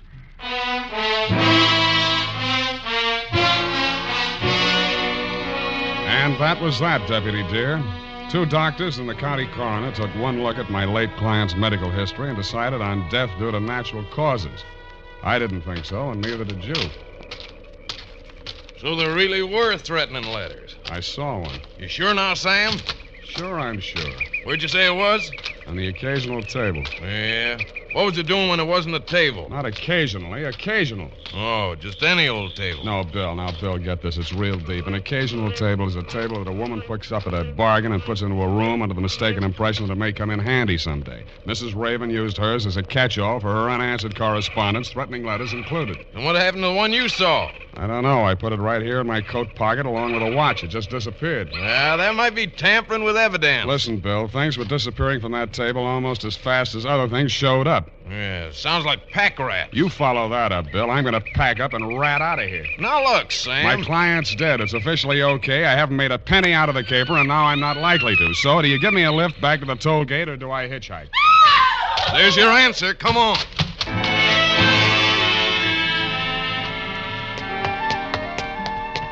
When we reached the second bedroom, whence the scream had come, we found the lost Lenore looking well found in something comfortable.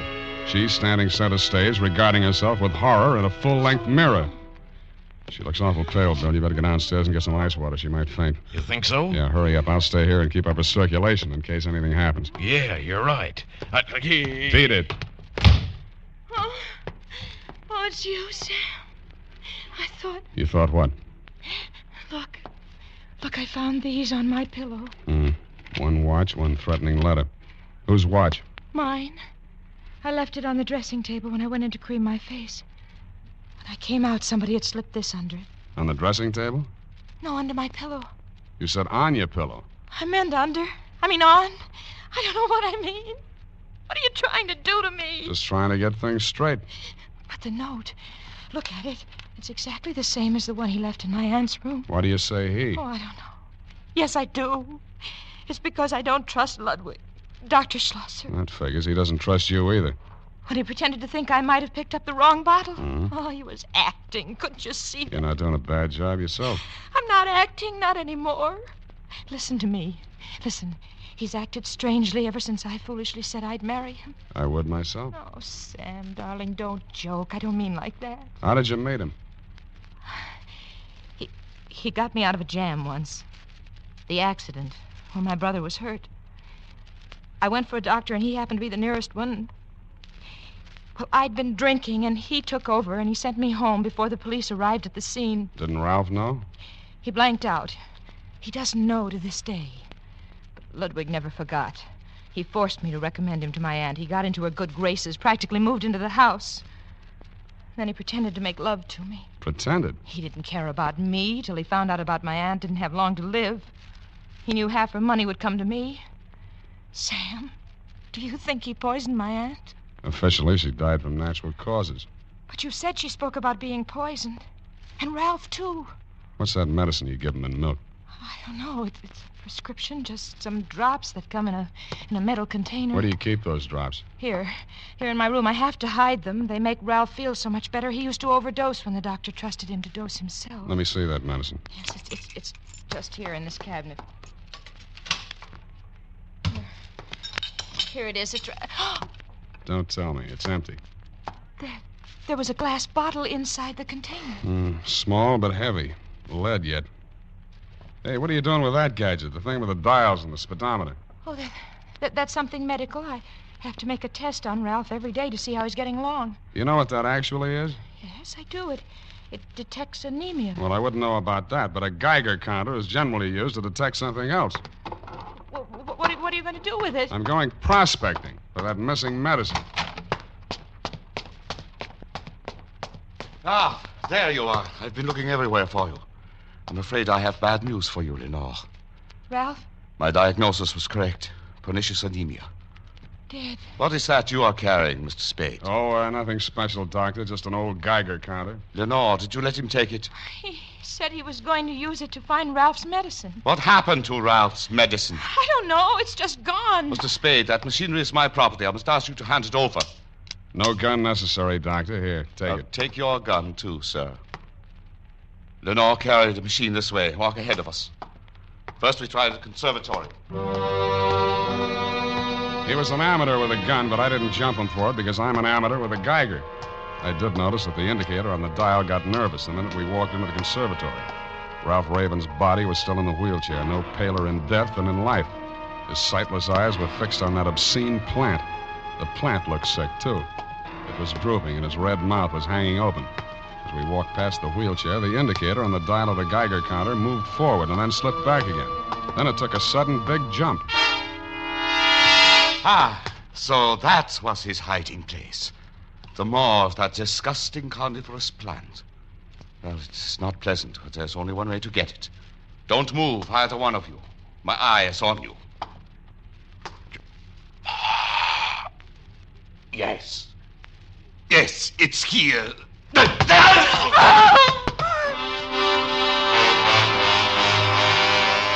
first, I thought the plant had bitten him. But then he pulled his hand out, and I saw what had happened. There was a hypodermic outfit stuck in the heel of his hand. It surprised him no end, but he still managed to hold on to that gun. He swung it away from me and was holding it on Lenore. You knew? No, I didn't. You must have. Ralph knew. He must have told you. No, I swear he didn't. What do you think I did this for? To die and leave you behind? To enjoy the money I got for you? No, you will come with me. Oh, no, you don't know what you're doing. There's someone right... Shut up. What are you looking at? What's behind me? Don't bother to rush him, Sam. I've got it. Hold it, Bill. Yeah. How's that for shooting, Sam? Yeah. You find a bullet hole in him, Bill, and I'll call it good.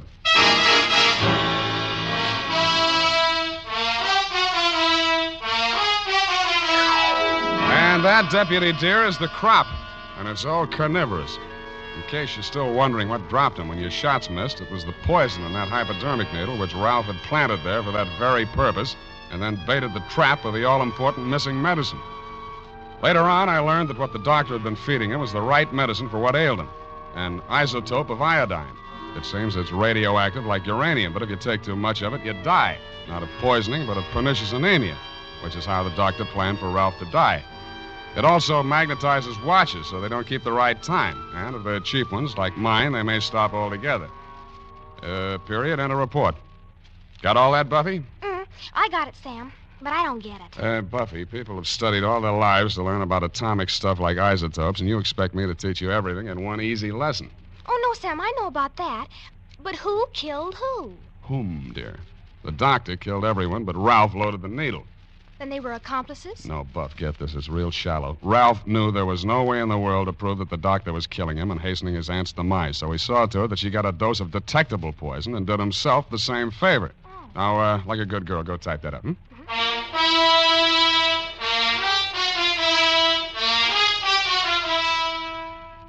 And now, listen to this. More and more millions agree every day. Wild Root Cream Oil has become America's favorite hair tonic because of the neat, natural way it grooms the hair. because of the quick, easy way it relieves dryness and removes loose dandruff. Get non-alcoholic Wild Root Cream Oil with lanolin right away. And ask your barber for a professional application of Wild Root Cream Oil Hair Tonic. Again and again, the choice of men and women and children, too. Here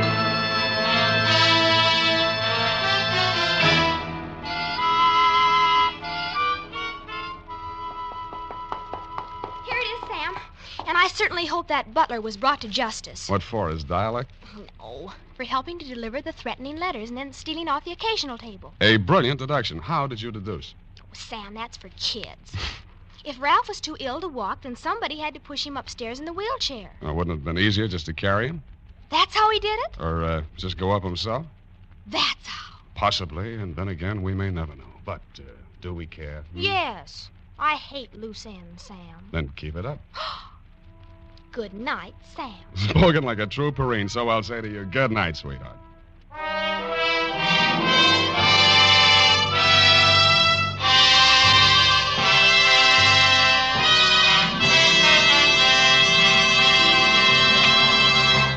The Adventures of Sam Spade, Dashiell Hammett's famous private detective, are produced and directed by William Spear.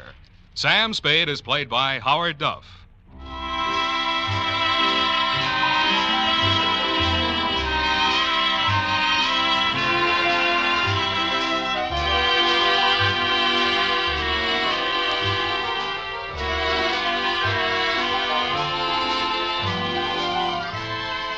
The Adventures of Sam Spade are written for radio by Bob Tallman and Gil Dowd. Musical direction by Lud Gluskin, with score composed by Renee and Pierre Garrigang. Join us again next Sunday when author Dashiell Hammett and producer William Spear join forces for another adventure with Sam Spade. Brought to you by Wild Root Cream Oil. Again and again, the choice of men and women and children, too. This is Dick Joy reminding you to get Wild Root Cream Oil, Charlie. It keeps your hair in trim. You see, it's non-alcoholic, Charlie. It's made with soothing lanolin. You better get Wild Root Cream Oil, Charlie. Start using it today. You'll find that you will have a tough time, Charlie, keeping all the gals away. Hiya, Baldy. Get Wild Root right away.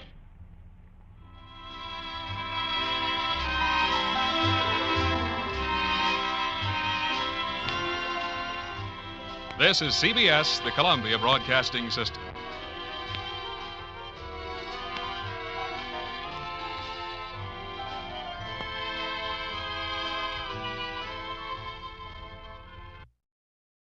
$20. Yeah? What? Who's that? Smoky. Smoky? Smoky Sullivan? Yeah. Holy... Do you always call people at 5:30 in the morning? Oh, hiya, Smoky. How are things down in New York? I'm living out here in Frisco now. Oh? You know about the big fire out here? Now, Smoky, don't tell me you've been up to your old tricks. You know I wouldn't do nothing like that, Johnny, after the good way you've been treating me. Well, I hope not. But what about this fire? Big warehouse. They're in San Francisco. The Barnwell warehouse. It's still burning, Johnny. Arson? Yeah. I know who did it. There must be insurance in a big warehouse. Yeah. So as soon as I can check it out, I'll... Look, where'll I find you? Where'll you stay, Johnny? Let's see. At the Huntington Hotel up on Mount Hill. Me? In a nice place like that? Oh, unless I know where to call you. It's okay, Johnny. I'll call you. And you're sure it's arson? I'm sure. Then I'll see you.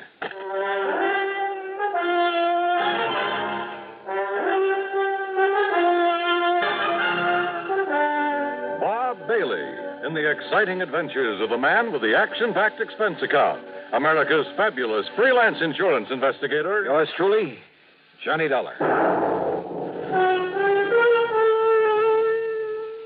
A handcuffed thief makes a desperate bid to escape a frantic dope addict. Crashes through a fiberboard wall at the police station house. It's part of the daily routine in New York's 16th Police Precinct, Hell's Kitchen.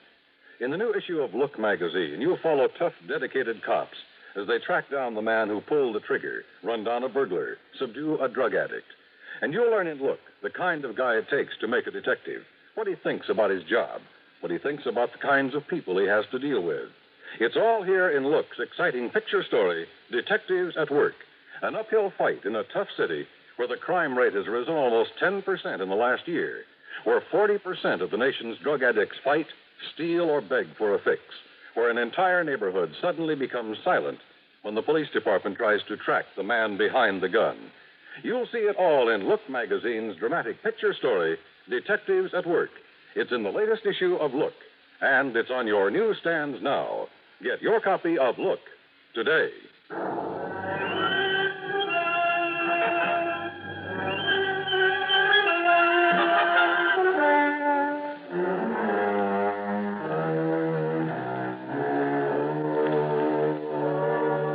Expense account submitted by Special Investigator Johnny Dollar to the Greater Southwest Insurance Company, San Francisco office. Following is an account of expenses incurred during my investigation of the Frisco fire matter.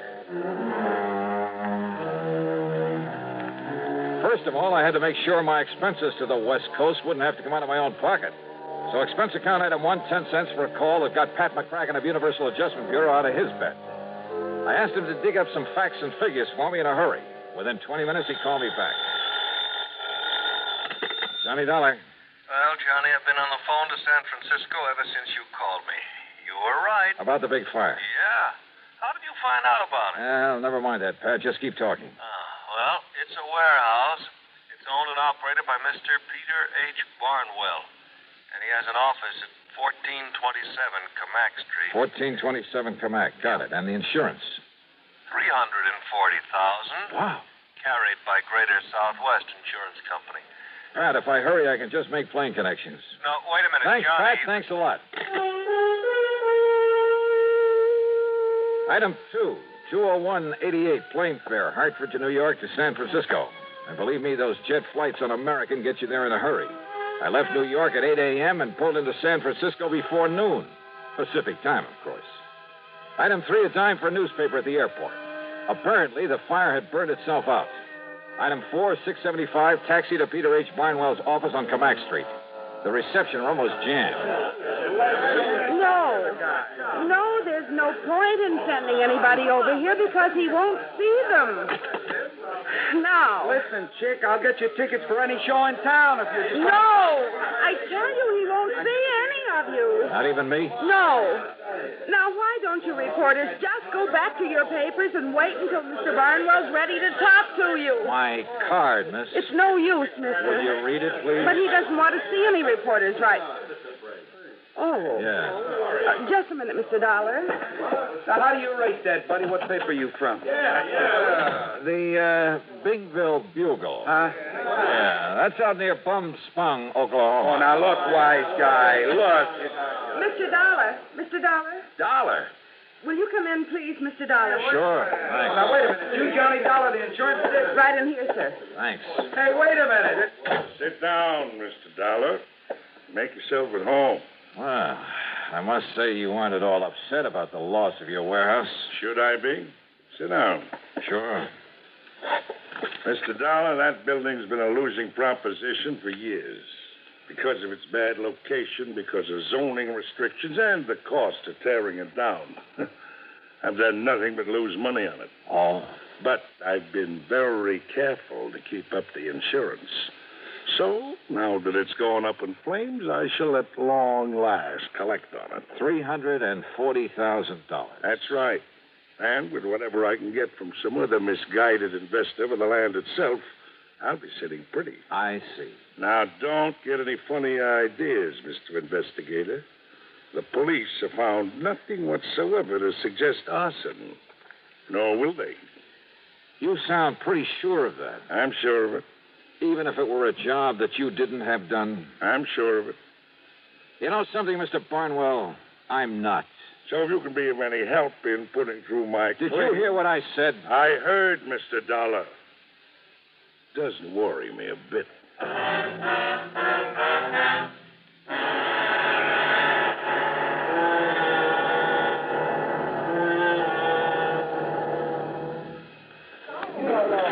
Hey, fellas! My car filter may be worth $1,000. How's that? Heard over the radio that the people who make Fram filters have a big treasure hunt on. So I checked my oil and air filter. And I'll be doggone if there wasn't a specially marked Fram air filter that might pay me $1,000. No kidding. My service station man said whatever I win, he'll win the same amount. told me a regular filter check is important to today's cars.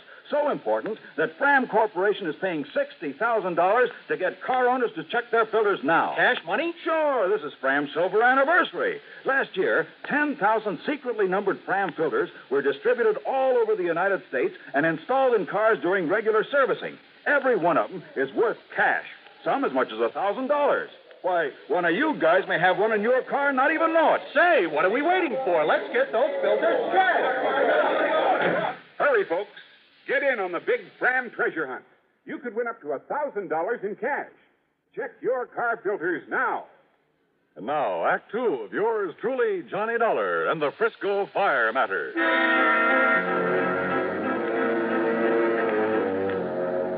Expense account item 5, $2 for a taxi. In my opinion, Peter H. Barnwell had the warehouse fire set.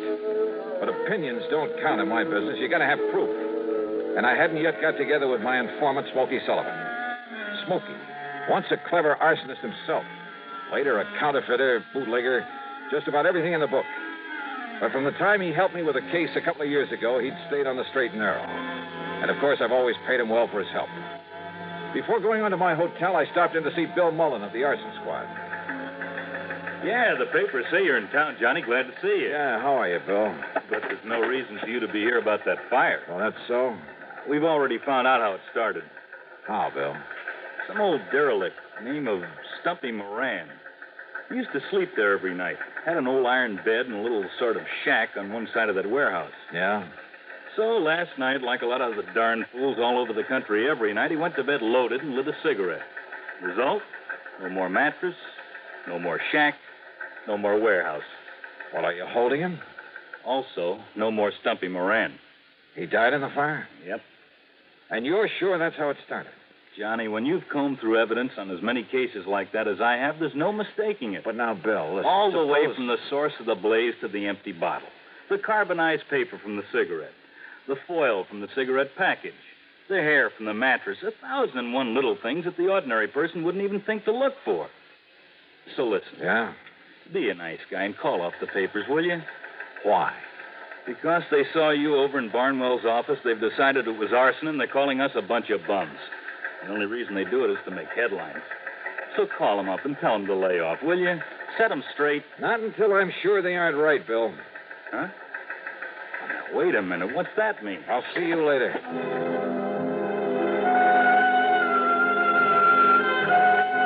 Item 6, another taxi to the Hotel Huntington up on Nob Hill. I went straight to my room and sat down to wait for Smoky Sullivan to call.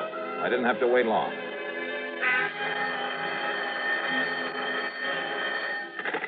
Smoky?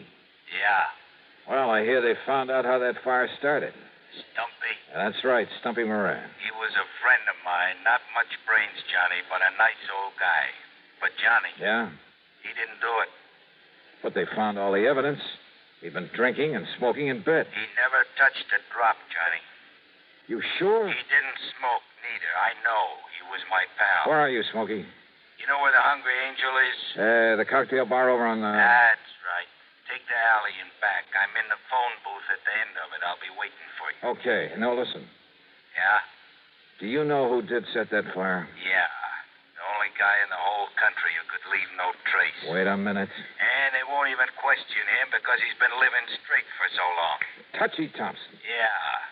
Lives in a nice house on Aldea Drive, 527. But he ain't there. How do you know? A note on his door says gone fishing. You're absolutely sure it was he? I'm the only one knew where to look for his sign around that fire, and I found it there. I'll show it to you. Proof, huh? Yes, sir, Johnny. I can prove that warehouse was set by... Oh, no. Smoky.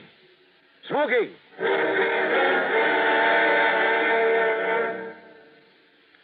Sociable, up-to-date, debonair. What's this, a new word game? No, I'm just mentioning with Pepsi. Drink light, refreshing Pepsi. Stay young and fair and debonair. Be sociable, have a Pepsi. Notice how many of your friends are serving Pepsi-Cola these days. It's the up-to-date refreshment. Be sociable, serve Pepsi. find the hungry angel, I found a couple of policemen carefully going over every inch of the phone booth where Smoky'd called me. Yeah, that's right. Conroy heard the shots and came running back here. You get the angle of that bullet, old Conroy? Hey, listen. What about Smoky? City hospital, but he isn't going to live, Dollar. Not a chance. And you have no idea who shot him? No. But you're a smart dick. Why don't you find out for us? All right, now look. And let me tell you something else, too, Dollar. If that warehouse fire had been a torch job, which it wasn't, like you're blabbing it out to all the papers, your dear pal Smoky Sullivan is the only one who could have done it. So his being knocked off is good riddance. Why Smoky? Because we got every other firebug in this town nailed down. That's why. Want to bet?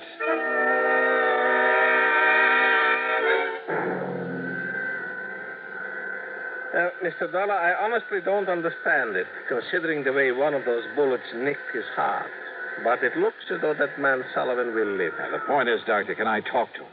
Well, you can try, of course. Oh, this way, Mr. Dollar. But he was not able to give anything to the police, who just left. Then listen, Doctor, do everything you can for him, will you? I'll foot the bill. Oh, very well. Right in here. Okay. You, mind if I talk to him alone? If you like. And if you can. Thanks.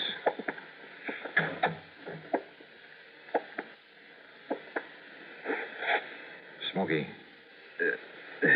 Smoky? Hi, Johnny. Oh, hi. Yeah, the doc says you're going to be okay. Yeah. Can't get rid of me. Attaboy, Smoky. I didn't talk to the cops. Just looked at them like I was dead. Good for you. Hey, Smoky, did you see who put the slugs into you? No, Johnny. But it must have been Touchy.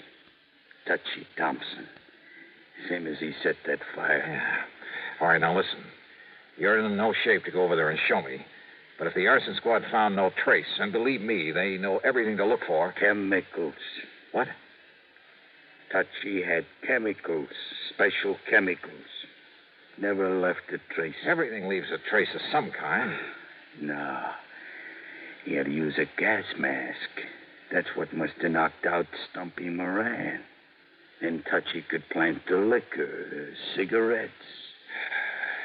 Then I guess the only thing I can do is try to find Touchy Thompson. Johnny. Yeah? If you do, Johnny, be careful. Yeah. Yeah. Act 4 of yours truly, Johnny Dollar, in a moment. Rambler station wagons lead all but 2 other makes in sales. Repeat, Rambler station wagons now lead all but 2 other makes. Carr registration figures prove it. Never before has any station wagon scored such a sweeping success in so short a time. Why the nationwide swing to Rambler? Well, listen to this.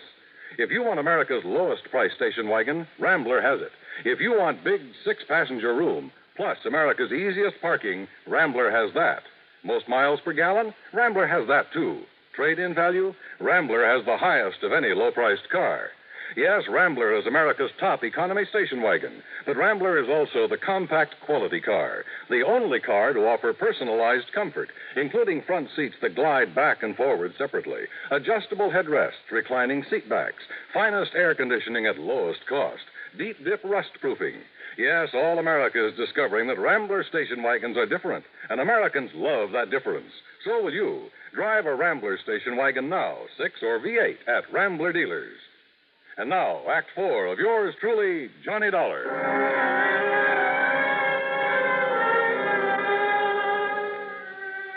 Expense account item 7520, more taxi fares. There was nobody home at Touchy Thompson's place. Only the note on the door Smoky had told me about. Gone fishing. Fishing, huh?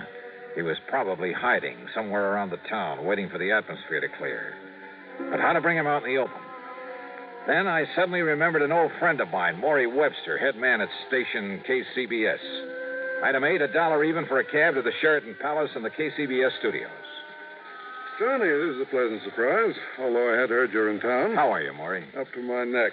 We're in the midst of a big celebration. You know, our 50th anniversary. Oh? Yes, sir. We were the first broadcasting station in the country, and we're kind of proud of it. Well, I should think you would be. Let me add my congratulations. Well, thank you, Johnny. Now, what brings you here? Maury, When is your next news broadcast? Well, let me see. Well, Don Mosley will hit the air in just about 7 minutes. That'll just give me time to knock out a news item for him to read on the air. Oh, what kind? Tell you while I'm scribbling it, if you don't mind.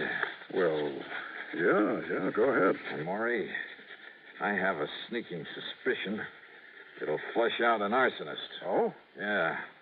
And killer. As briefly as possible, I told Maury Webster my plan, the why of it. I handed him the news item I'd cooked up. He penciled in a couple of minor changes, then gave it to his top man on the news bureau, Don Mosley. A few minutes later, there in his office, we listened to it being broadcast over the powerful facilities of KCBS. The international situation.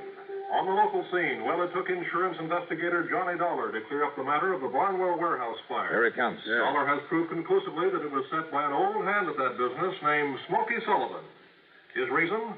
To kill another man by the name of Moran, whose body was later found buried in the embers. Incidentally, Sullivan himself has just died as a result of bullet wounds, no doubt inflicted by some friend of Moran's, who sought to avenge his murder. Well, as for the holdup that occurred early this morning on the Embarcadero... Well, I hope it does the trick, Johnny. What are you going to do now?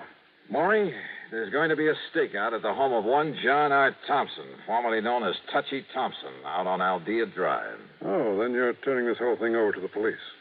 That stakeout will be me. But if Thompson did set that fire and kill Moran... I still have to prove it. Well, don't you think it's a little dangerous, Johnny? Could be. Well, in just a minute. Thanks, Maury. Thanks a lot.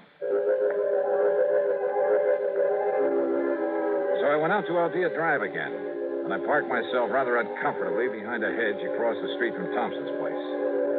Finally, it must have been around 10 p.m., an expensive car pulled up, and a man loaded with fishing gear went into the house. I waited a couple of minutes, and then I went over, knocked on the door, walked in, introduced myself, and laid a few cards right on the table. You're crazy, Dollar. Didn't even know about that fire until you told me just now. Why lie about it, Touchy? Look, I've been fishing. Yeah, for what? An alibi? Oh, give me that for trout. Look here. Here they are. There, trout. Ever see a nicer mess of them? Pick 'em up at any market. Not me. All right, who was with you? I was alone. I was over there camped beside the lake all the time. My sleeping bag's still out in the car. What lake? Mono Lake. It's a little over 200 miles east of here. Yeah, I know it well. Well, that's why I caught him.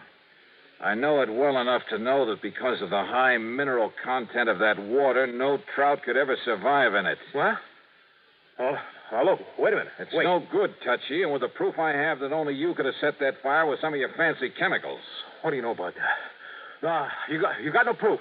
Look. Perhaps he has, Touchy. Well, I'm glad to see you two know each other. Very smart, weren't you, Touchy? What do you mean? I mean the way you fell for that phony news broadcast and came back here. Phony? And Dollar, thanks for setting the stage for me. Yeah? What does that mean? You came here because you suspected Touchy. You had a big argument. You both pulled your guns and killed each other. No. Wait a minute. That's the only conclusion the police can possibly reach when they find your bodies lying here. Look. Nope. Don't make a single move, Dollar. Neither of you will do anything because 5 seconds from now you'll both be dead. Well, you're wrong. What? Pull that trigger, Barnwell, and it's the last thing you'll ever do. Bill. Climb in this window, boys, and take care of it. There isn't any need for violence, officer. That's right, Barnwell, there isn't. All right. You too, Tom. Well, Johnny? Now, just what under the sun ever led you to come out here, Bill? Your old friend Smoky Sullivan called me to the hospital. He was a little worried about you. You mind? Mind? You've got to be kidding.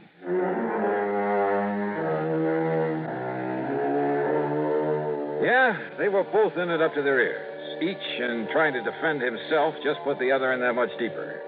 And by the time the courts get through with them, they'll be sorry they ever lived. Expense account total, including the trip back to Hartford and a good hefty gratuity for Smoky Sullivan, plus all his hospital bills, $923.91. Yours truly, Johnny Dollar.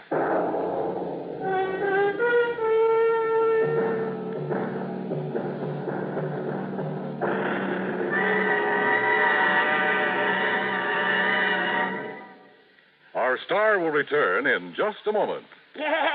I'm a mean widow, kid. And are you pleased with yourself? Sure. because I'm a germ. A bathroom germ. Bathrooms is where the meanest germs get to live. Do I have fun causing odor and spreading disease? Well, you better watch out, son, or your landlady may find out about Lysol brand disinfectant. Lysol? No, Lysol. That's what I said. Lysol. Well, anyway, a lot of women are finding that a dash of Lysol in their cleaning suds every week wipes out nasty bathroom disease germs like you. Disinfects from one cleaning to the next as no other product can. Wipes out many deadly viruses, too. Lysol makes every cleaner work better. It's the easy, modern way to get bathrooms really clean and free of odors. Lysol can do that? And what's more, now, besides regular Lysol, there's a new sweet-smelling, pine-scented Lysol. And they're both out to get you. Hey, was you ever a mean little kid? One more remark like that, and I'll open this bottle of Lysol. Now, here's our star to tell you about next week's story. Next week, a quiet little ranch in Oklahoma. Quiet, that is, until the shooting starts. Join us, won't you? Yours truly, Johnny Dollar.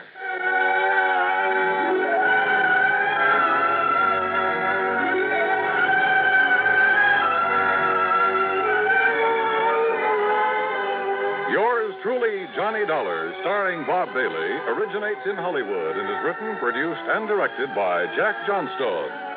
Heard in our cast were Virginia Gregg, Vic Perrin, Larry Dobkin, Alan Reed, Gil Stratton Jr., Paul Duboff, Bartlett Robinson, Don Mosley, and Tony Barrett. Be sure to join us next week, same time and station, for another exciting story of yours truly, Johnny Dollar. This is Dan Cumberly speaking. This is the CBS. The National Broadcasting Company presents The Adventures of Sam Spade, Detective.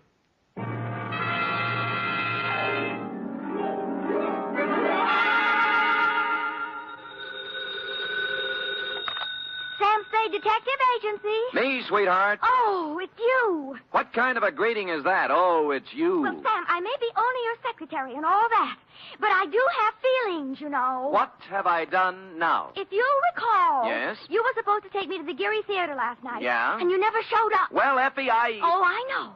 You'll make up some big story like you always do. Always an excuse. No, I'll try to tell you the truth. And then... The truth?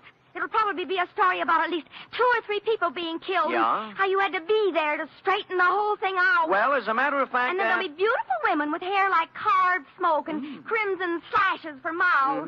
You would leave that out. Now that you mention it, Effie... And you'll throw in shooting and getting knocked out and glass keying your way into houses and anything else you can think of. Effie... Well, if you think that I'll fall for that... Effie, will you please...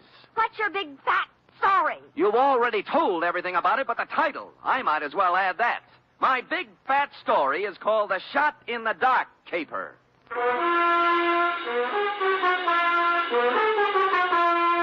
Transcribed for NBC, William Spear, radio's outstanding producer-director of mystery and crime drama, brings you the greatest private detective of them all in The Adventures of Sam Spade.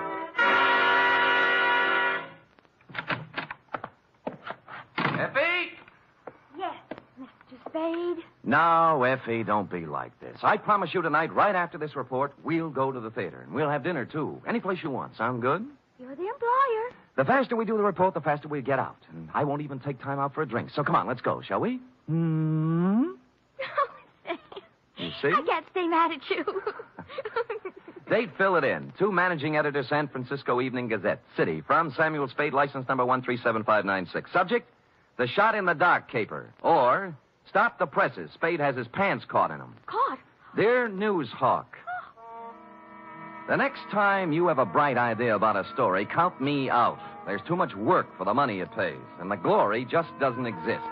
I don't mind being knocked on the head, shot at, lied to, double-crossed, and otherwise treated cruelly by circumstance, but to do it all in one night just so you can have a scoop and then be referred to in your columns as a Gazette staff member, well, my professional pride was severely injured. I am a detective, sir, and nobody's staff member. Well, now that that's off my chest, here in journalistic prose is what happened starting yesterday afternoon. Sam Spade Detective Agency. Yes, he is. It's for you, Sam. I'll take it in here, Ed. Spade. This is Woodrow Wilson. Really? Well, I'm sorry. I have Teddy Roosevelt on the other phone. It might take some time. You better try me later. Bye. Spade. Huh? Somehow I thought you were above that sort of carny repartee. I am above nothing, sir, as long as it's ethical. Now, which Woodrow Wilson is this? I'm the new managing editor of the Evening Gazette. Well, welcome to town. What can I do for you? I have a job you might like, an interesting job and interesting money. How interesting? If you find out what I want, you can almost name your own price. Can you get over here in 3 minutes? With any sort of a tailwind, I'll make it in 2. A new track record.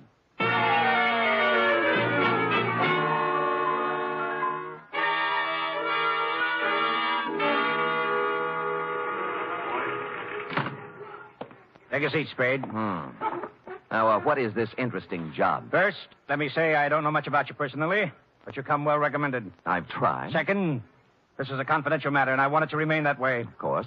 I'm going to trust you as I would one of my own staff members. The police aren't to find out about it until it's all over. And if any other newspaper gets it, you might as well leave town. Woody, old boy, the man doesn't live who can say I ever double-crossed him. For money or love or anything else. I or had love... to say it so we'd understand each other. Now, take a look at this news photo. Yes? One of our boys snapped it. What do you see? A street intersection. O'Farrell, I'd say. 2 automobiles hit head-on. An ambulance, a couple of people injured, a sordid crowd. We took that picture 3 days ago, Tuesday night, routine accident picture.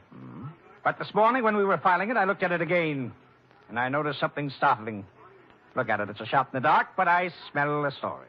Well, maybe I have a cold, but whatever it is escapes me. On the right side of the picture is an apartment house. Now count up 6 floors and look at the 4th window across to the left. Here, use this magnifying glass. Oh, what do you know? Somebody just fired off a gun. That's it. All you can see is a hand and a smoking gun. You can't even tell whether the hand's male or female. But somebody shot at something, probably a person, just a second before that picture was taken. You want me to find out why, huh? This calls for a detective, not a reporter. There hasn't been a single homicide, suicide, or gunshot wound reported in the city since that happened. Now, I want the story. Get it. Okay, Chief. Get ready to rip out page 1.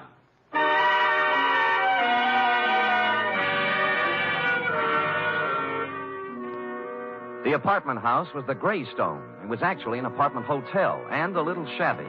I entered an hour later with a suitcase and an out-of-town look.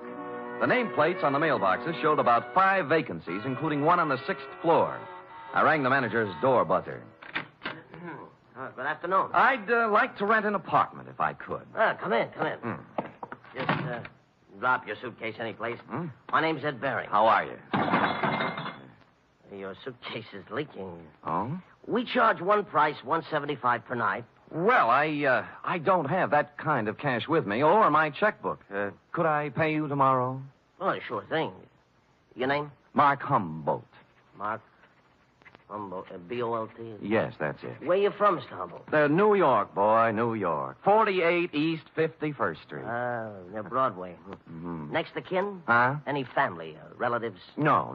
Oh, you own a car? Look, I'm just renting an apartment, not taking out life insurance. Well, you see, there's a state law here requires us to get this sort of information. I'm sorry, but there's nothing I can do. No car. A bank account? Corn Exchange Bank. You own any property? Yes, I do. Albany, New York. Just how much, would you say? 6 feet in a cemetery. I expect to be buried there. Yeah, well, I guess that about takes care of it. Anything on the 6th floor? Well, why the 6th particularly? My lucky number. Oh, well, I'm sorry. Maybe later. Right now, we got nothing on the 6th. Come on, I'll show you around.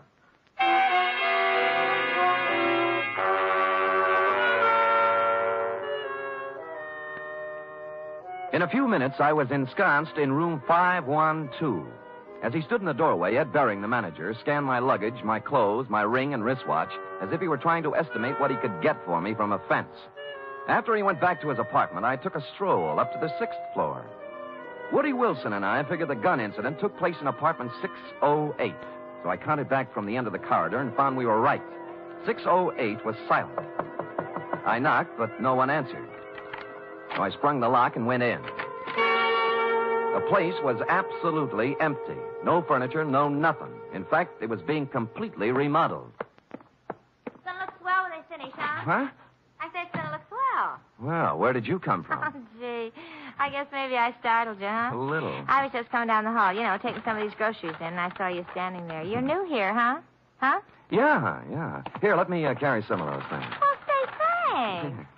You know, you're the kind of man a girl should have around. Well, I've tried to convince several of that. Oh, who are you kidding? A big, handsome guy like you wouldn't have any trouble getting a girl? Well. At least not if I was the girl. Well, you know best. My place is down here. Shall we go? Well, why not? My name's Honey Kane. What's yours? Mark Humboldt. Gee, what a fascinating name. Oh, not half as fascinating as yours. Really? Say, isn't it wonderful how fate just throws two people together?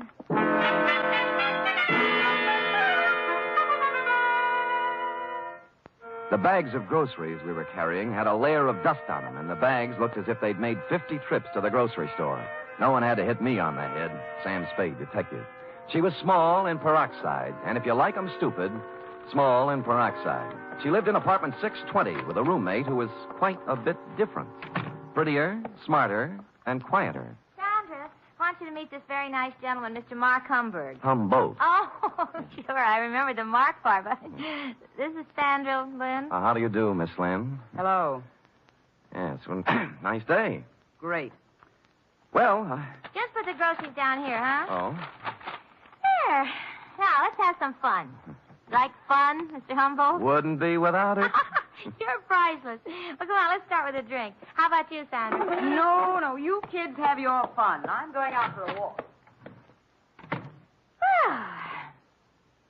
Mr. Humboldt, you're supposed to be looking at me.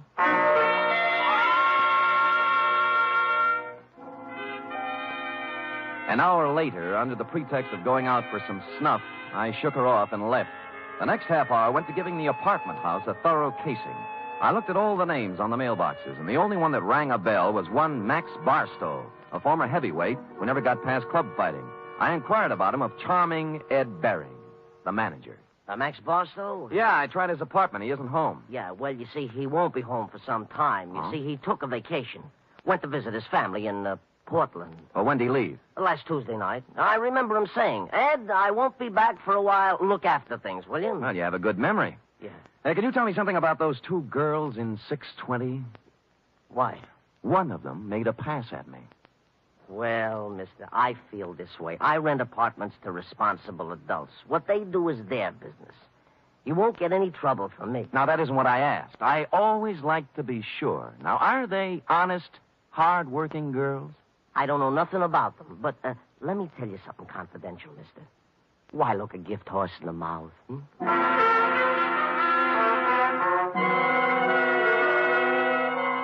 Well, I gumshoed around the apartment house some more, and one thing was sure. They were making a number of extensive alterations. For example, in the basement, there was a new cement floor. Said cement floor had been laid, I was told by the janitor, Wednesday morning. The morning after a gun was fired in 608, the same morning on which Max Barstow suddenly left to visit his parents. And about here in the plot, it was dramatically correct to wonder if Max might be sleeping under the furnace with a new cement overcoat covering him. I went back to my apartment for a couple of long ones and some thought. It was getting along about supper time when there was a feminine knock. I guessed it to be Miss Room Service herself, Honey Kane. But no. Better. Much better. May I come in? You may. Shall I leave the door open? I'd rather you closed it. Anything to make you feel at home. Drink? No, talk. Oh. What are you doing here, Sam? The name's Humboldt, Mark Humboldt. All right, play it any way you want. But I've seen you around. I know who you are. You move in today, and half hour later you find our apartment. Why? Your apartment found me. At least half of it did. The gift horse part. Maybe so, but I figure you helped a little somewhere. Hmm. What are you trying to get on us? Nothing. I just moved in here for a place to live. With one suitcase and a bottle? Oh, I'm an actor. Look, whatever it is, lay off, will you? I've had enough trouble in my life. Things are just starting to go right. Sandra, I don't know what's on your mind, but as far as I'm concerned, you're clean. All right. Maybe I made a mistake. I'll try to make it up to you sometime. Well, maybe you can start right now. I think I'll open the door again. Just a question. Seen anything of Max Barstow lately? I knew it was something. I knew it. No, I haven't seen Max Barstow lately. He went somewhere to visit his family, and I'm telling you either leave me alone or something's going to happen to you. You won't ride.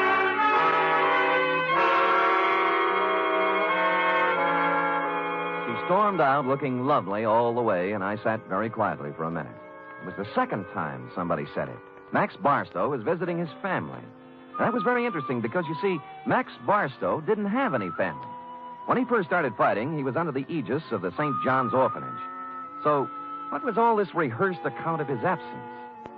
I watched at the window to see if Sandra Lynn went anywhere, and she appeared on the street. I was out of the room and down the stairs, presto. 10 blocks later, she turned in at a brownstone on Polk Street, went in the first apartment on the first floor. 15 minutes later, she hurried out, and I went up to the apartment and knocked. The door opened cautiously. Yes, what is it you want? Is Mr. Fairchild in? Nobody here by that name. You got wrong address. Now, just a minute. He used to live here. No more he does. Well, could you tell me where I could find him, Mr. Sigmund Polkus. I don't know. Try the manager.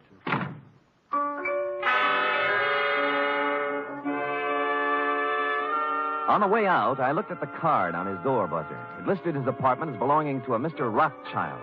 At the moment, there was nothing to be made out of it, so I went back to the Greystone. And when I got to my room, it was very obvious that I'd been visited during my absence. Yeah?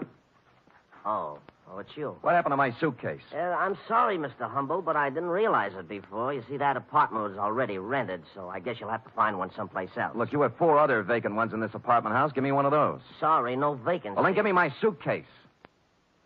Yeah, that's the one that leaked. Just a minute, I'll bring it out, Mr. Humble. I'll go in and get it myself, Mr. Barry. I said stay out. I said I'll go in and get it. Right, you will. He swung at me, I blocked, and stepped into him. He gave way, and I followed in. And then as I moved into the apartment, someone stepped out from behind the door. I turned, but it was too late. I was sandbagged, and the face behind the arm that swung it looked an awful lot like that of Max Barstow. I remember asking myself as I went down, if Max Barstow wasn't shot in room 608, who was?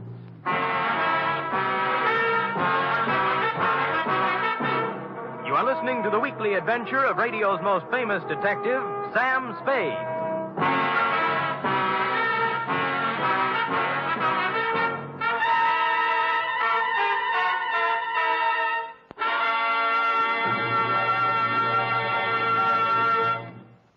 Three chimes mean good times on NBC. On Sunday, March 4th, that's 1 week from this Sunday, Theater Guild on the Air will present radio's most exciting dramatic event. It's a full hour-and-a-half presentation of Shakespeare's immortal Hamlet. John Gielgud will portray Hamlet, Pamela Brown, the Queen, and Dorothy Maguire will appear as Ophelia. The intrigue, beauty, and romance of Hamlet come to life Sunday, March 4th, on Theater Guild on the Air.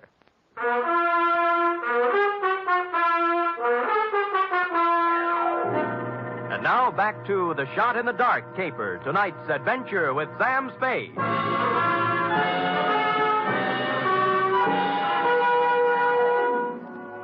I wasn't out for long, but it was long enough to have been carried out of the apartment manager's place and dumped in an alley. I sat up and rubbed the back of my head and discovered the boys had a sense of humor. Pinned on my chest was a note that said, "Beat it." This time, when I went back, I had my gun handy to hand.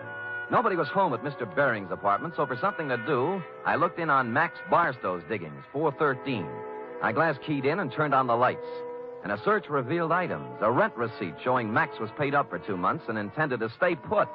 But more interesting were 2 phony detective badges, a policeman's uniform, and a flash camera.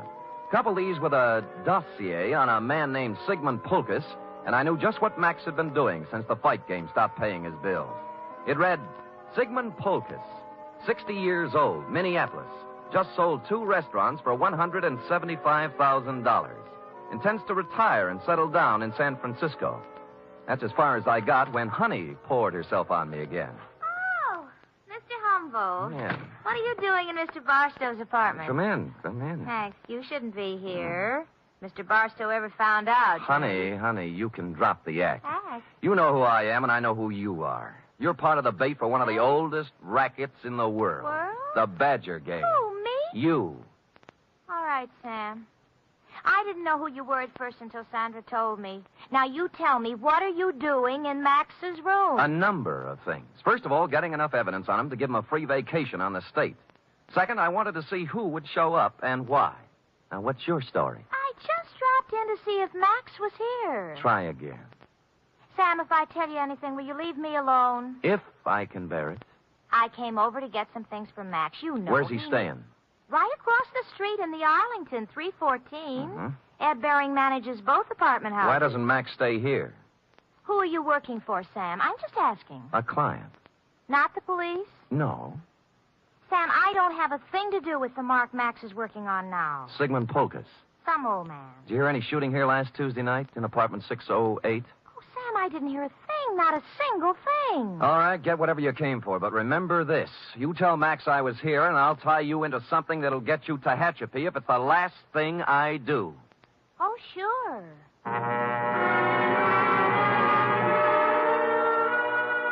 I knew she'd be impressed with that type of threat because her kind of girl lives by playing tag with the law. They want to be it as seldom as possible. I finished the dossier on Pocus and thought a more businesslike visit to the old man was in order. What is it? Oh, you. I want to talk with you, Mr. Pocus. Come in. I want to talk to you. Now. Now, stand right where you are. He was pointing a gun in one shaking hand right at my chest, and as close as I could tell, it looked very much like the gun I'd seen in your picture, Wilson, and the hand that held it was the very same hand. I tried to think of something clever to say. At this stage of my life, it would be very easy to shoot you, mister. Look, I came here maybe to help save you a lot of trouble. Now, if you listen to me, I know why you came here, because I killed Max Barstow. I'll give you a choice. Will you take money or will I shoot you right here? I'd take the money, but you didn't kill Max Barstow. Don't tell me what I did when I know what I did. Sandra told me one of his gang members was looking for me. But she doesn't understand the power of money. How much will you take to leave us alone to our happiness? What is Max Barstow to you now that he's dead? Look, I don't want any money. I just want it.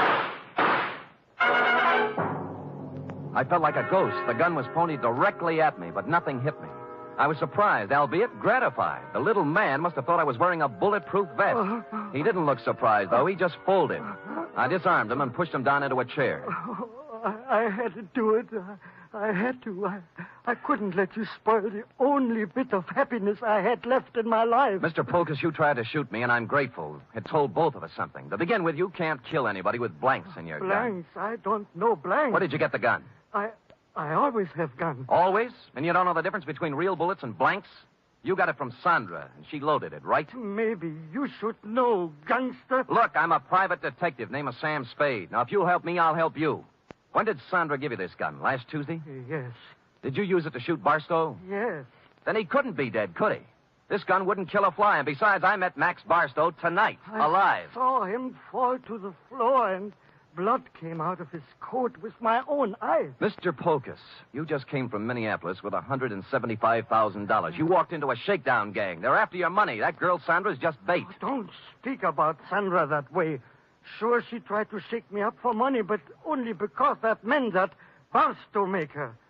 She was a slave. She couldn't get away from him. Why did she stage a phony murder with you killing Barstow? Oh, I don't know. I'm so confused. Tell me how it happened. Oh, Barstow posed as a policeman. He found me in Sandra's apartment. I was supposed to pay him $5,000, but Sandra told me she loved me, and Barstow was a racketeer. We were to meet in apartment 608 to pay him. She gave me a gun to frighten him with, but instead I killed. Nuts, $5,000. They knew how much money you had, and they wanted to get all of it away from you on a phony murder scare. Sandra doesn't want my money away from me. She loves me. Mr. Pocus, I'm sorry disillusionment should come to you so late in life. But... I say she loved me, and I can prove it. How? This morning, she became Mrs. Sigmund Pocus.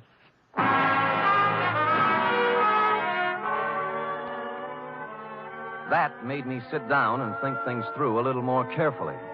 She could have gotten his money, or most of it, without marrying him. Maybe she did love him. Or maybe they felt he was too dumb to pay off. Or maybe she married him so she could murder him. And maybe a dozen other things. His suitcases were packed, and he said that he and Sandra planned to leave town tonight. He'd been waiting for her when I came in, but she was already 2 hours late. I could think of only one place she could be. So I left poor Mr. Pocus and went to the Arlington. 314, the address Honey Kane had given me. And she was there. Oh, Sam, I'm glad you came. I was scared. I didn't know what to do. I'm scared. Now, honey, quiet down and tell me what you're scared about. In the bedroom, Max, he's dead. A knife job. When'd you find him? 5 minutes ago. I was with him before, and then I went out for some Chinese food when I came back. All right. Who else was here tonight? I didn't see anybody, But what? he was awful mad at Sandra. Said she was double-crossing him, and he wouldn't let her get away with it.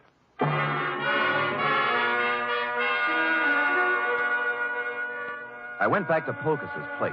He was gone, but his bags were still there, so I figured he'd be back. I put out the lights and sat in a chair.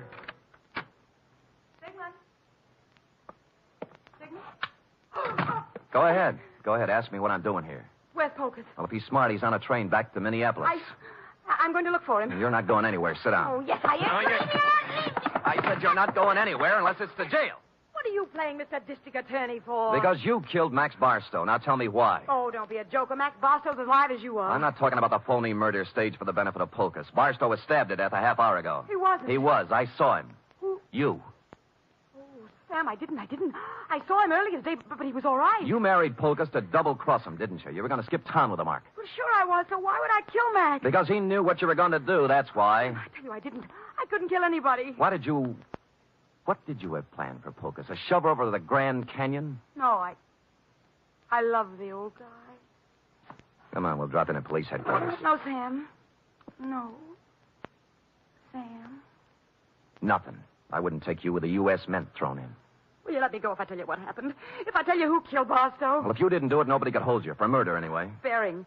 Ed Bering did it. We planned the whole thing together. It was a freeze-out on Barstow. Somehow he found out Ed had to take care of him. I didn't have anything to do with it. I tried to tell him not to. Tried to tell him not to what? I've got a gun in my hand, Bering. So have I. Which one of us is going to shoot first? You wouldn't shoot.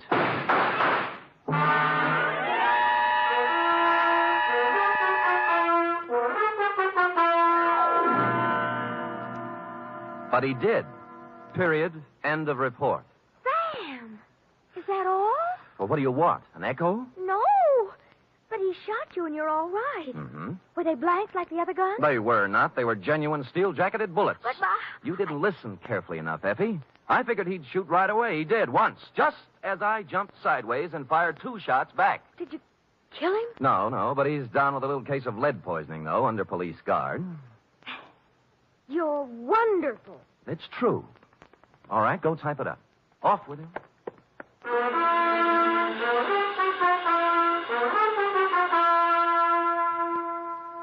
Three chimes mean good times on NBC. Tomorrow, you're invited to a 1-hour concert by the renowned NBC Symphony under the direction of Bruno Walter. Featured soloist for tomorrow's performance is celebrated violinist Joseph Figgetti, who will be heard in Mozart's brilliant concerto for violin and orchestra. It's the very finest in musical listening, every Saturday with the NBC Symphony. Here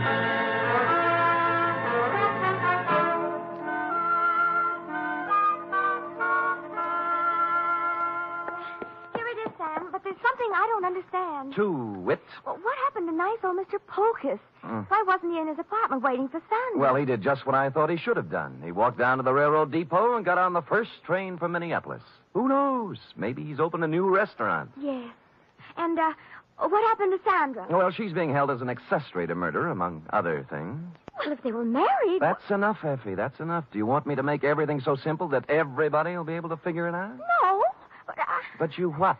I get so confused sometimes. That's most of your charm, Effie. You know, if you were brisk and efficient and cold, we'd never have any fun, would we? I guess not, Sam. We do have a good time at times, don't we? Yes, we do indeed. Like right now. Coming. Oh, Fire in a man's veins. Maddening, that's what. don't say any more, Sam. I don't know what I might do. I'd love it, whatever it was. I better say good night, Sam. Good night, Sam. Good night, sweetheart.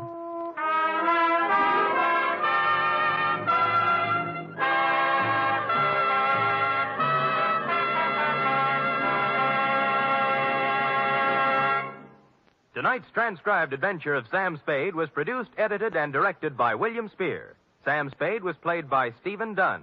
Lorene Tuttle is Effie. Script for tonight's adventure by John Michael Hayes. Musical scoring by Lud Gluskin, conducted by Robert Armbruster.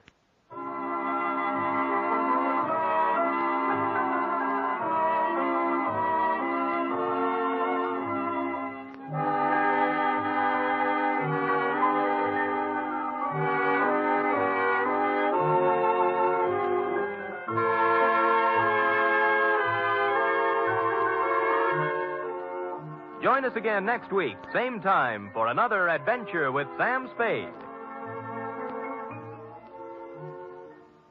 Sam Spade lives a life of peril. Well, in these days, we all live in a time of peril. Each of us is contributing something to help meet the emergencies that we face as a nation.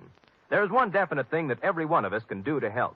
February 28th is being celebrated as Red Cross Day. Supported by the people and schooled by years of experience in war and peace in times of disaster, the Red Cross has now been assigned unprecedented tasks in the interest of national security and world peace. You can help mobilize the forces of mercy for the protection and defense of your family, your community, and the nation through generous support of the 1951 Red Cross Fund campaign. Join the magnificent Montague, then it's Duffy's Tavern.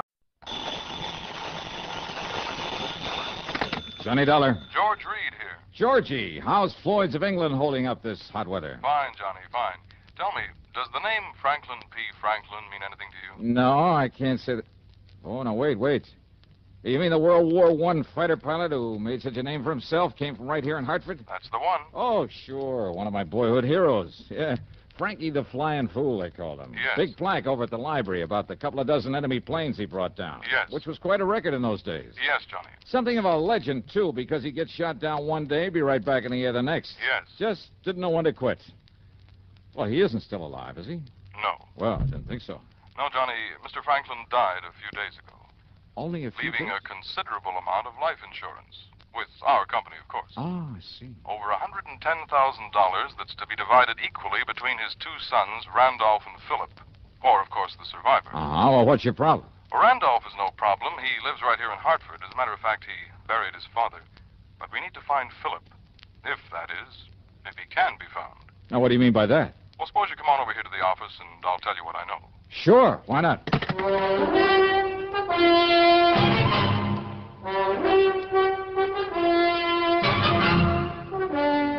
CBS Radio brings you Bob Bailey in the exciting adventures of the man with the action-packed expense account, America's fabulous freelance insurance investigator. Yours truly, Johnny Dollar.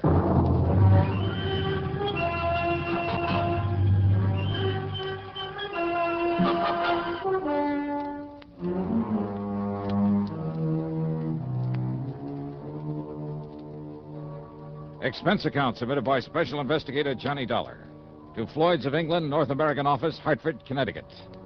Following is an account of expenses incurred during my investigation of the Twisted Twin matter.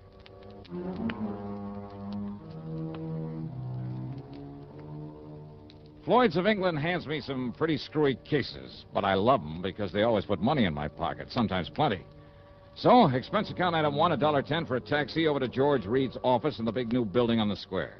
Yes, Johnny, as you mentioned over the phone, Franklin was one of the wildest, most daring aviators in all of World War I. Yeah, from what I've heard and read about him, flying and fighting was a kind of obsession with him. That's exactly what it was, an obsession. It was more than that. It was a mania. Yeah. They simply couldn't keep him down. They could blast his plane out of the sky, fill him full of lead, but within a day or two, he'd be back up there fighting again. Yeah, must have been a real nut about it, huh? That's almost an understatement. So what about him, George? Well, a few days before that war ended, flying through a storm on the way back from a mission over Germany, he crashed into a mountaintop. Not from enemy fire, mind you. He'd shot down 3 Fokkers that day single-handed, but because of his own wild miscalculation. Yeah, but it didn't kill him. No, but he was badly injured. Very badly. Didn't regain consciousness for days. When he did, when they told him he'd never be allowed to fly again, well, Johnny, the man literally went out of his mind. No kidding. If it hadn't been for his family's money, Franklin would probably have spent the rest of his days in a mental hospital. Kind of a shame for a man like that. Well, you must remember that even from childhood he was a pretty erratic... Well, anyway, after a few years of expensive medical and psychiatric care, he apparently recovered, both physically and mentally. Good. He was able to manage the estate his parents left him and marry and raise the 2 sons I mentioned, the twins, Randolph and Philip, now his sole heirs. Mm-hmm. What about his wife? Their mother, Grace Franklin, died when they were born. Oh, I see. Twins, you say? Yes. Identical? Absolutely identical, in appearance. What do you mean by that? Well, Johnny, they both inherited some of their father's instability. Now, you'll see what I mean when you meet them. That is, if you do meet them both. Yeah? Now, Randolph, living here in Hartford, is a salesman. He's on the road for a big machine tool manufacturer, and so far as we know, doing all right. And Philip? Well, from what little we know about him, Philip, the stupid one, well, the last we heard, he was a a henchman, I guess you'd call it, of a man named Carlo Fazzetti. Fazzetti? Yes. The mobster out Yes. in Chicago? Yes. I had some mighty unpleasant dealings with Fazzetti one time. Well, have you contacted him, ask him what he knows about Phil? No. Gee, Carlo Fazzetti. Yes. Oh, that's bad medicine. I realize that. But if the company's willing to pay good money for it, I'll try to make contact with him, see if I can enlist his help for a change. So? It may not be necessary. Oh? And your important contact will be Randolph. Okay. Because according to him, Philip died about a year ago. Okay, then I'll... Oh? Yes. Well, in that case, George... But he hasn't been able to give us any proof. And that, of course, is what we must have, proof, one way or the other. Well, Johnny? There's a fee on this one? I mean, after all, if I should end up having a tangle with Carlo Fazzetti... Your usual commission on the face value of the policy. And expenses? And reasonable expenses. Okay, Georgie, here we go again.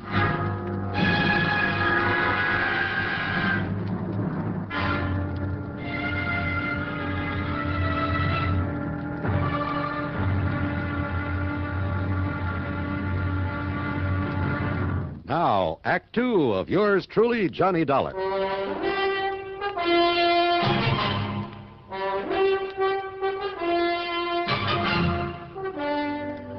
Charlie, the doorman at Randy Franklin's apartment might better have been named Gimpy because of his mental limp. Is that Mr. Franklin? Geez, I don't know. You don't know? Well, how should I? Well, he does live here, doesn't he? Sure, part of the time. Huh? Sure, he's a traveling salesman, some tool company. Yeah, well, ring his Mister, apartment. he's out of town just as much as in. Sometimes a couple of days, sometimes a month away. Yeah, okay, now will you please... Man, what a life. That's what ought to get me, a job like that, traveling all around. Ring his apartment, please. You See if think he's I in. like this? This standing around this fancy dump in this hot uniform? You think it ain't hot this kind of weather? I'm sure it is. Now, please, Boy, if you'll just... When I think how I could be traveling around all over, seeing the sights, meeting a lot of good-looking dames, showing them all a big time... Charlie, will you ring Mr. Franklin's apartment and see if he's in? You think I ain't responsible enough to get as good a job as Mr. Franklin or anybody else? Huh? Ring up his apartment? That's right. I can't do it. Can't do it. What do you mean you A can't? phone got busted a couple of days ago, and I forgot to call the repairman. But like What's I was the number saying, of his apartment? 4A on the 4th floor. But like I started to Okay, say- thanks. Yeah, well, like I was saying, me, I could be... Wow. Wait.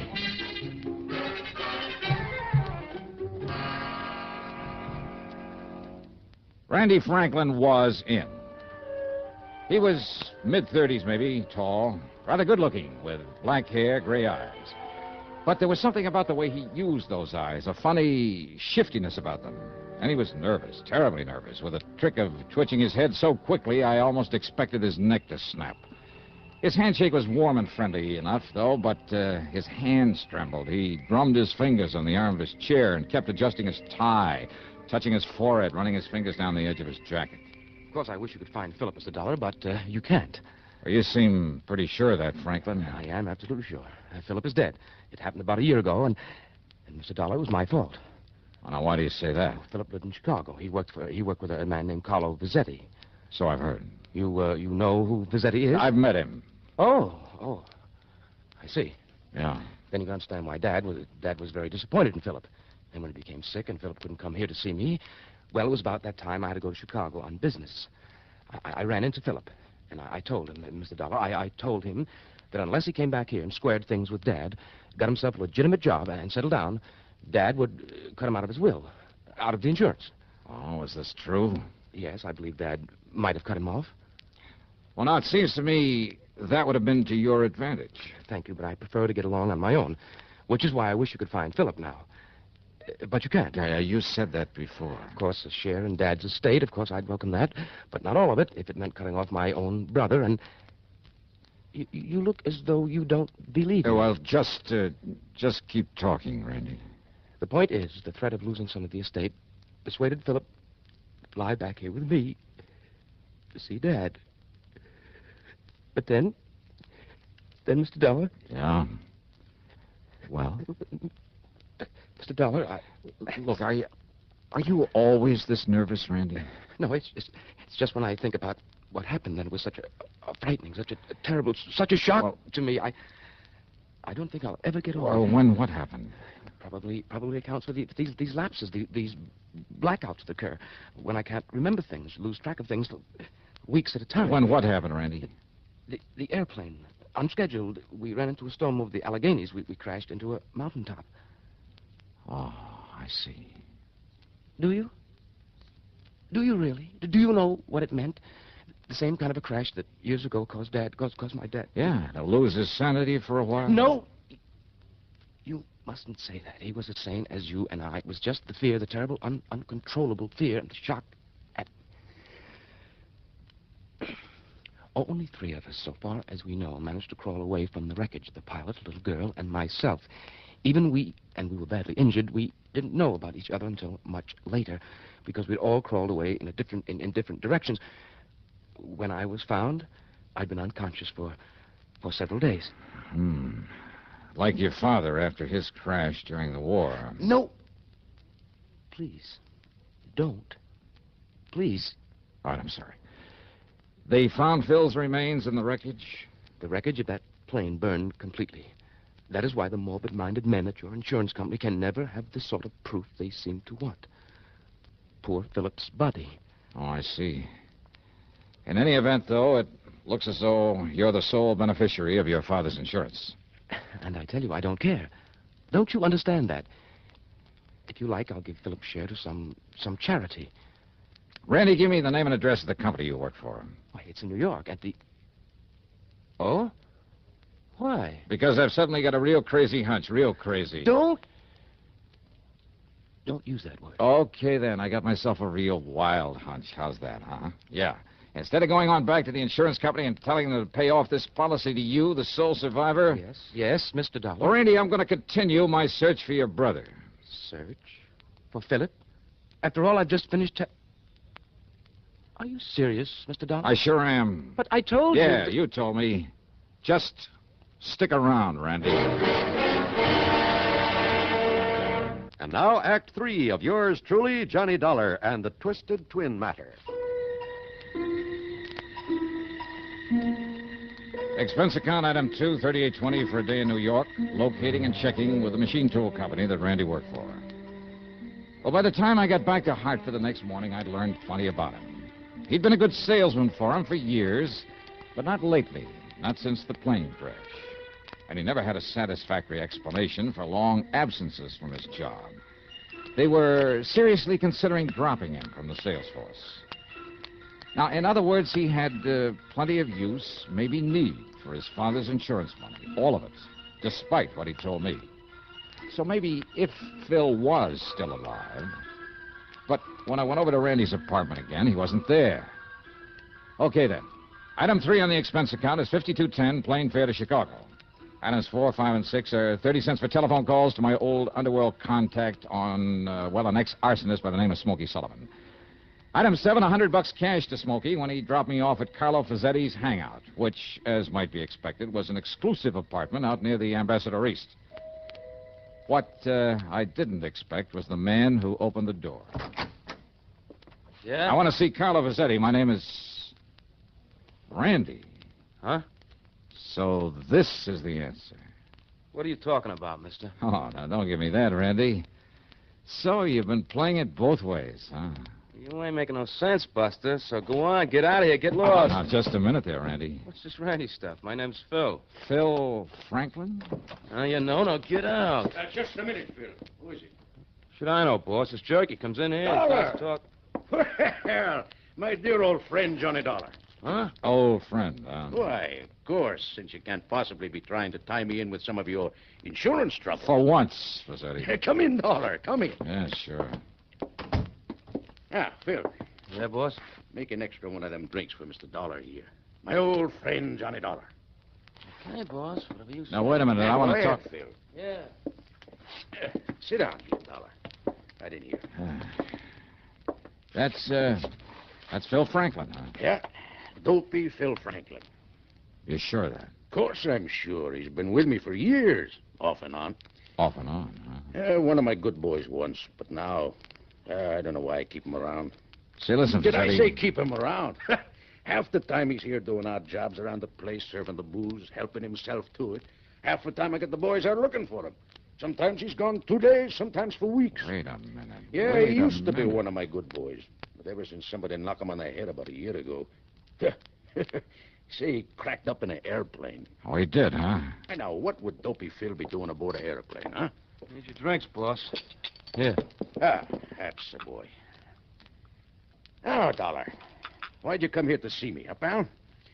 Only, here, drink up first. Here, Carlo. Just add this drink of yours. Huh? But if you don't mind, I'll hang on to this glass. Now, wait a minute. Sorry, I gotta get going. See you next time I'm here in Chicago. Wait a minute. Maybe. Dollar.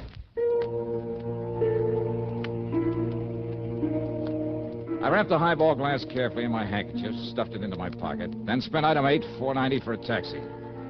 Item 9, another $52.10 for a plane ticket back to Hartford. Item 10, $1.50 for a cab to my apartment. Well, there I picked up my car and drove over to Randy's place. He wasn't there. Item 11, $10 to the doorman, Charlie, to keep his eyes open for once and to phone me when Randy came in. And to keep his mouth shut.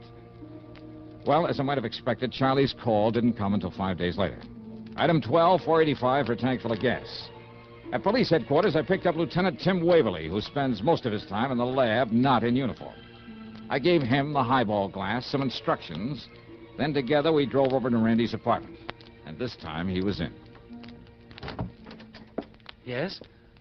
Oh, Mr. Dollar. Yeah, that's right. You've been away, Randy, huh? Away? Oh, why, yes, I guess I have. Yeah, I guess so. Oh, Tim Waverly, a friend of mine, Randy Franklin. Hi, Mr. Franklin. How do you do? Just where were you, Randy? Well, does it make any difference? Where? Well, Mr. Dollar, I don't know. No, I'll bet you don't know.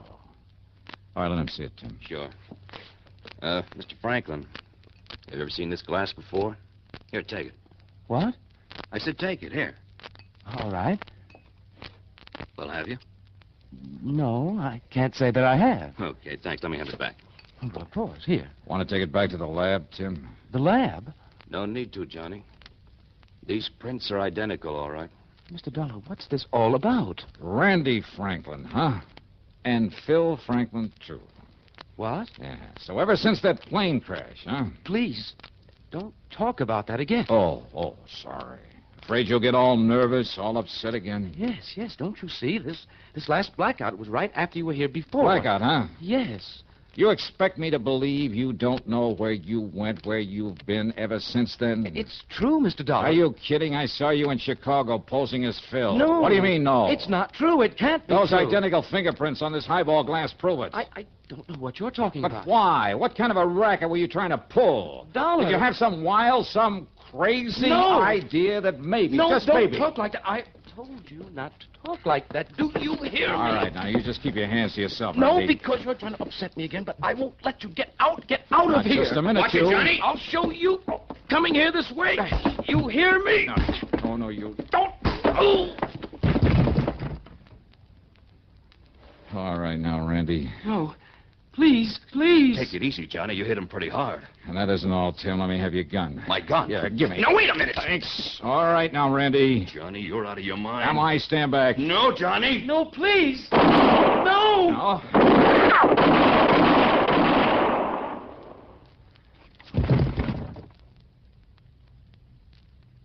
Johnny, if I didn't know you...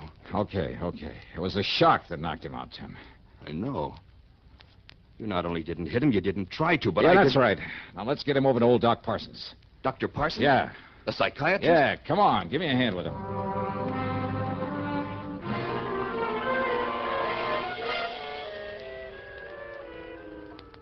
Then, Doctor, it was a guilt complex that brought it all about, huh? This condition of his. Plus shock, Mr. Dollar. You see, Randolph had built up this complex as a result of his brother's death in the plane crash. Mm-hmm. And you must remember that Randolph felt responsible for Philip's death. And afterward, during his blackout, he really thought that he was Phil, huh? Exactly. Of course, you were taking a big chance, Mr. Dollar.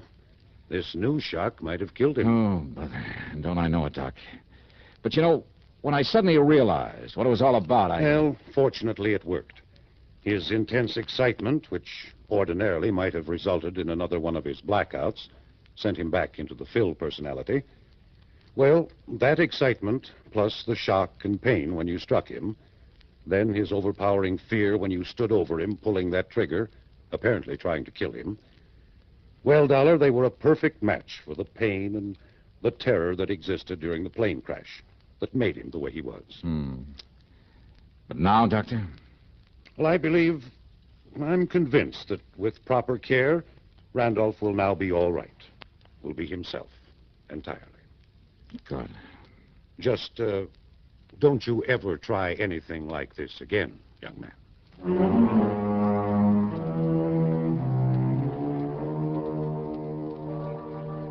Yeah, Dr. Parsons was right. After this, I'll leave the shock treatment bit to people like him who really know what they're doing. All right, let's see now. Expense account total comes to $196.55. There'll be no fee on this one. Yours truly, Johnny Dollar.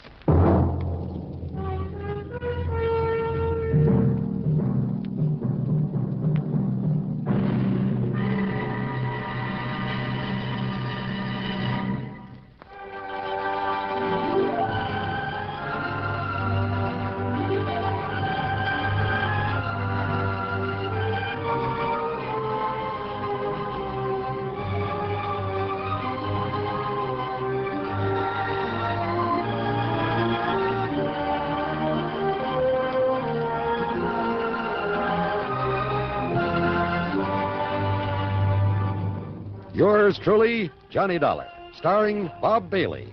Originates in Hollywood and is written, produced, and directed by Jack Johnstone. Heard in our cast were G. Stanley Jones, Frank Gerstle, James McCallion, Jack Moyles, Herb Ellis, and Russell Thorson. Be sure to join us next week, same time and station, for another exciting story of yours truly, Johnny Dollar.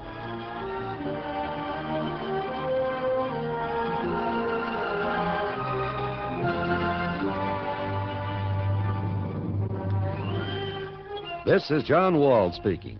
Johnny Dollar has come to you through the worldwide facilities of the United States Armed Forces Radio and Television Service.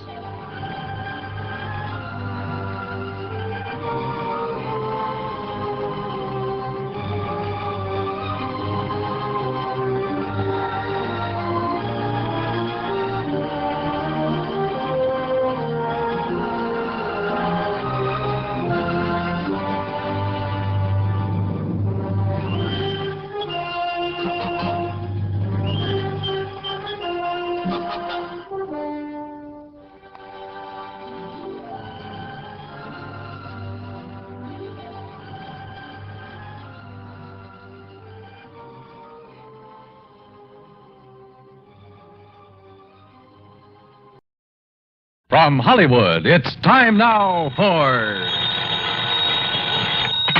Johnny Dollar. Pat McCracken, Johnny, Universal Adjustment Bureau. Oh, hi, Pat. Johnny, you've handled a lot of difficult cases for the companies we represent. You've done a magnificent job. Saved some of them a lot of money. Huh? Sometimes nipped things in the bud even before they've happened. Pat. And there have been times when you've given up personal plans to take them on at a moment's notice and without question. Listen, that bush you're beating around is getting pretty big. All right, then I'll get to the point.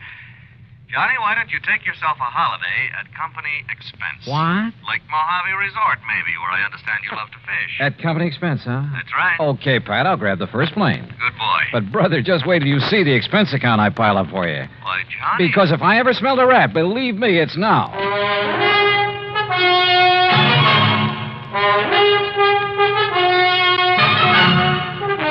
Bob Bailey in the exciting adventures of the man with the action-packed expense account. America's fabulous freelance insurance investigator. Yours truly, Johnny Dollar.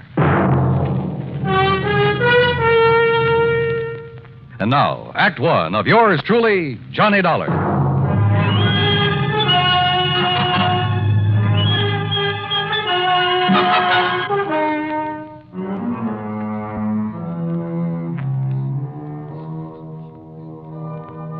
Expense account submitted by Special Investigator Johnny Dollar to the Universal Adjustment Bureau, Home Office, Hartford, Connecticut. Following is an account of expenses incurred during my investigation of the Wayward Trout matter.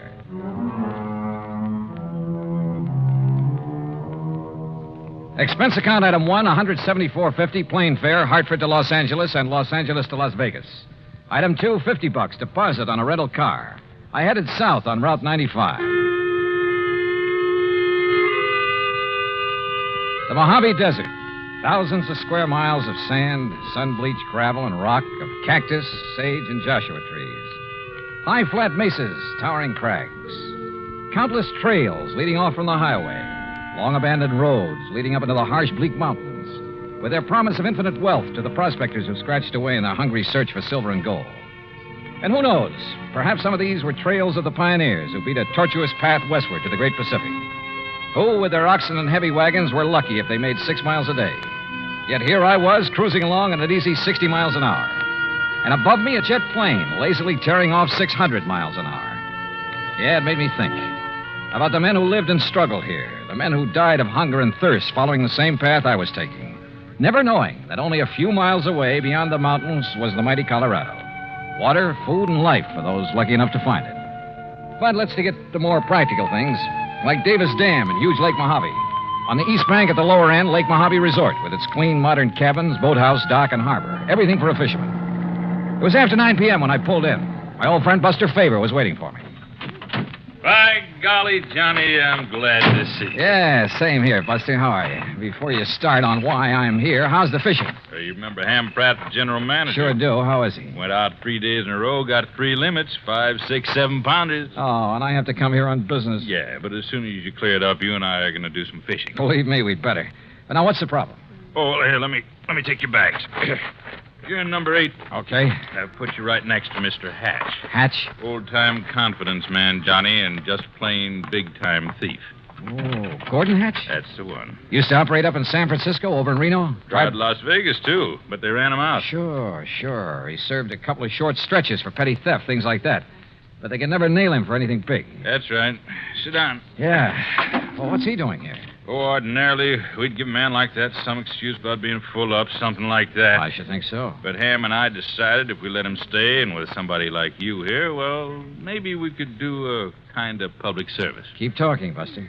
Well, Tuesday morning, I got a call from some wealthy folks in Los Angeles. They wanted accommodations for themselves and their wives beginning tonight. They're doing now. So? Well, Tuesday afternoon, this Gordon Hatch came barreling in.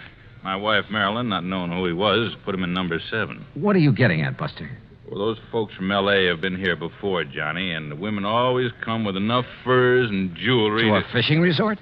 Well, you see, every night they drive up to Vegas to gamble and take in the fancy night spots. Ah, but what makes you think Hatch would come here just because of them? One of them's a lawyer that got him sent up for embezzlement once, and Hatch always swore that someday he'd get even. Oh, well, now, Buster... I don't think he'd try any rough stuff, anything like that. He isn't the type, but...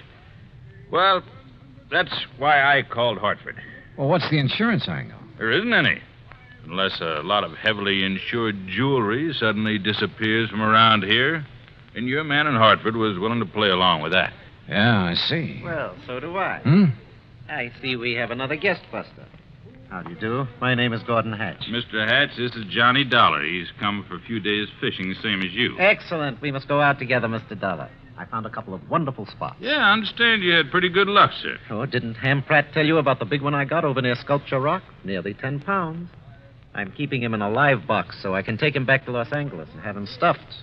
Live box? Yes. It's a big sort of box made of heavy screen, Johnny. You leave it in the water, it'll keep the fish alive for days. That's right.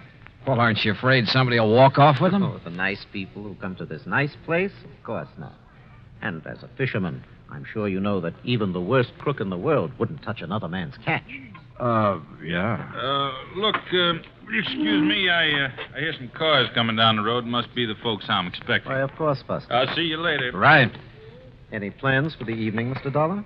Oh, not particularly. I'm a little tired. Well, then come along into my cabin next door. I have some excellent scotch and plenty of soda. Oh, well, I've had a pretty long day. Now, look, we can relax and regale each other with tall tales about the big fish we've caught here and there. After all, there isn't anything else to do out here of an evening. Oh, I kind of thought I'd wander down to the dock and see if Ham Pratt is about. Oh, save that for tomorrow. Now, come along, Mr. Dollar. I won't take no for an answer.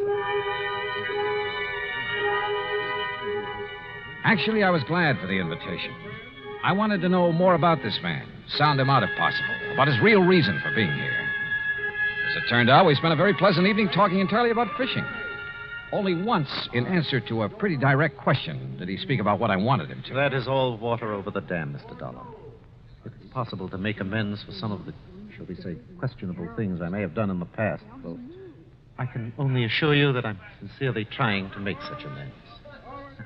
Please don't embarrass me this way again. Yeah, sorry. Now, tomorrow we'll go fishing. Well, I'll not only take you to one of the hottest spots on the lake, but I'll show you the beauties I have in the live box. You'll turn green with envy. Nightcap? Well, it's been a pretty long day, and I really should hit the sack. So should I. So, here we go. Bottoms up, and may tomorrow bring us each a limit. Then I will drink to it. Now, there we are. And I'll see you at the crack of dawn. Sleep well. Right. Right? Wrong. Sure, I was tired. It had been a long day. But not long enough to make me drop off to sleep almost before I could get out of my clothes. That nightcap had a lot more than scotch in it. Yeah, I'd fallen for one of the oldest tricks in the world. And until I woke up, anything could happen.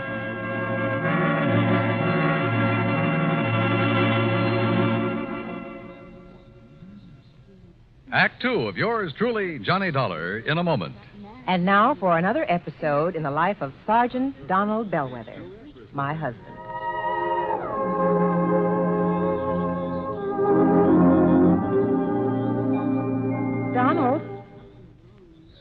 Donald. Sergeant Donald Bellwether. Please, Reba, can't you see I'm absorbed in the sports section? So I see. Who's the girl in the bikini? A shot putter? Look, what's the difference if she's an athlete or a Hollywood celebrity? Why do you insist on disturbing me while I'm reading? Did you drop off the laundry this morning? Yes, dear. Did you mail my letters? Yes, I mailed the letter.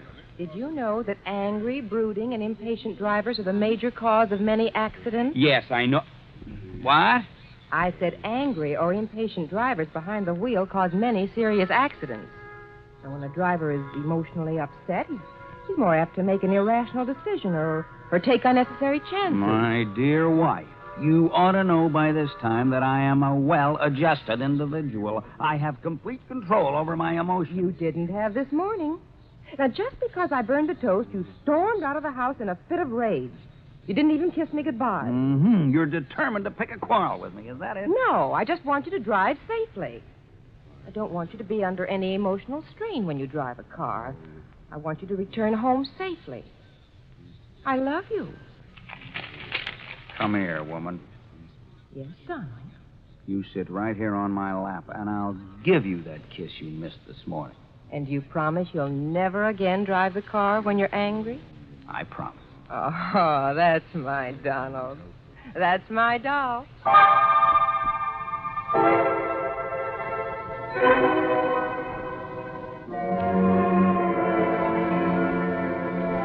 And now, Act 2 of yours truly, Johnny Dollar, and the Wayward Trout matter.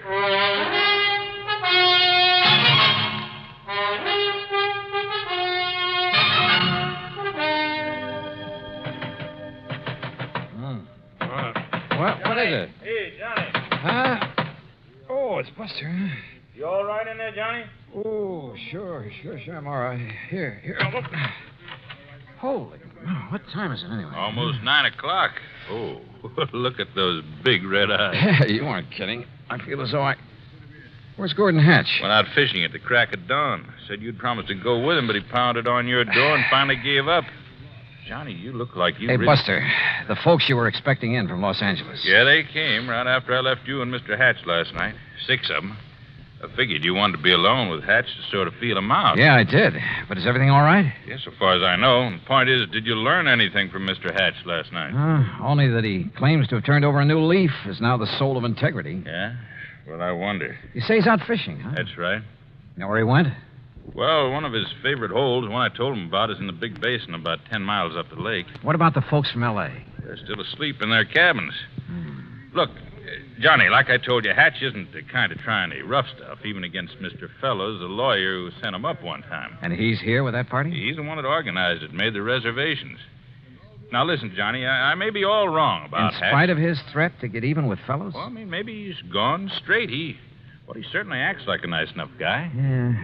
Well, the only thing I can do is keep an eye on him. If he makes a play, I'll nab him. If he doesn't, well, my trip out here will have been wasted. Wasted? I thought you and I were going to do some fishing. Oh, well, now that's different. Ooh. Hey, I better get some breakfast in me. Yeah, sure. I'll tell Mary over at the cafe to have it ready for you. Yeah, okay, Buster. Sunny side up and with plenty of strong, dark black coffee.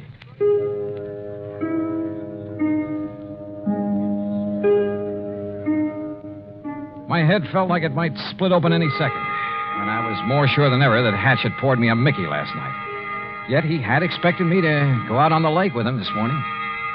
Must have been nearly 10 a.m. by the time I'd showered, shaved, dressed, and joined Buster at the little cafe. Already, half a dozen early morning anglers had come back to boast about their catches, and the big ones had got away. Now, don't you tell us all, Buster, but that big one, Buster, he must have been 8.5 pounds. Yeah, I'm sure it was, Mr. Hector. Well, the place I lost him was in the second cove this side of the dam by the big square rock. Second cove this side of the dam, did you say? That's right next to the big square rock. Hey, Jim, I know a great spot for us to try this afternoon. Yeah, I heard that, too. Now, don't you tell us all about that spot, Buster. Cross my heart, Mr. Hector. Good. Say, Henry, I want to tell you about a place I found this morning. Feeling any better, Johnny? Yeah, much. Now, listen. If Gordon Hatch is up here after the money and jewelry of Mr. Fellows and his party, or for any reason at all connected with them, Yeah? I think you and I had better hop into a boat and get... Mr. Faber. Oh, yes, Miss Fellows. Good morning. Please come outside quickly. Come on, Johnny. Right. Miss Fellows, this is Johnny Dollar, friend of mine, special investigator. Oh, thank goodness you're here, Mr. Dollar. Buster, we'd been robbed. What? When, Mrs. Fellows? Sometime during the night. All our jewelry, Mrs. Harkins and Mrs. Peterson's and mine. Why, it must be hundreds of thousands of dollars worth. My diamond brooch alone I is see worth... you found him, Martha. Yes, Ralph. Oh, this is Mr. Dollar, and he's some kind of an investigator. Good. I've heard of you, Dollar. I've told them, Ralph, about the jewelry. Yeah, well, whoever did it got our money, too. With all we brought along to gamble in Vegas, it must be over $20,000. And how he managed to sneak into our cabins... And without waking us, too. Of course, we were pretty tired last night. Well, good morning. Oh, Mr. Pratt. Oh, what seems to be... Johnny, glad to see you. How are you, Ham? I got some bad news for you. Yeah, Ham, it looks like he's done it. Oh? Gordon Hatch? Yeah. Better make a thorough search of his cabin. Gordon Hatch? Oh, no. I'm afraid so. Great Scott. So, Ham, look in his luggage, under the mattresses, anywhere else you can think of. Right, Johnny. Mr. Dollar, do you mean to say that Gordon Hatch is here at this point? Better look in his car, too, Ham. Under the car and the upholstery. Look here now, Mr. Dollar. Sorry, Mr. Fellows. I'll have to talk to you later. Come on, Buster. You and I are going for a boat ride.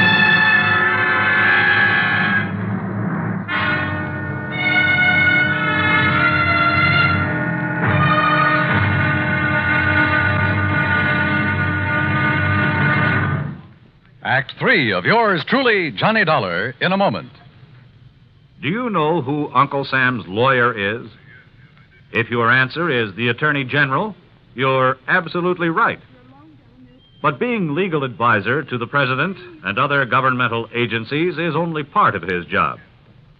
His main task is running the Department of Justice, which makes sure that the laws passed by Congress are carried out and that lawyers are available when the government must be represented in court.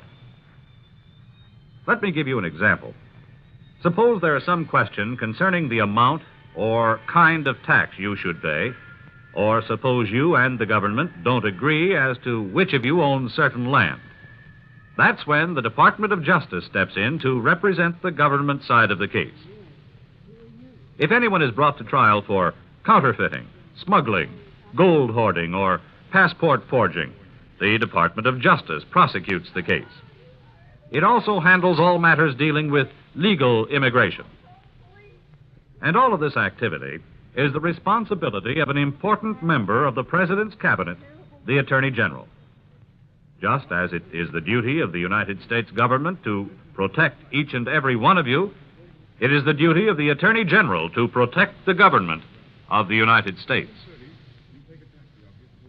And now, Act 3 of yours truly, Johnny Dollar, and the Wayward Trout matter.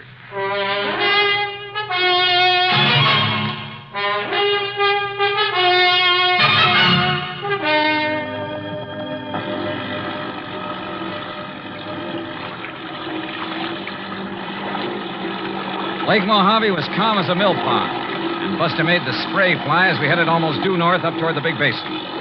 But we didn't have to go that far.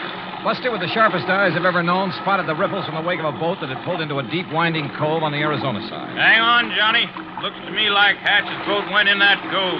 You mean to say you can tell what boat made that wake? Plain as a pair of footprints in the sand when the lake is calm like this.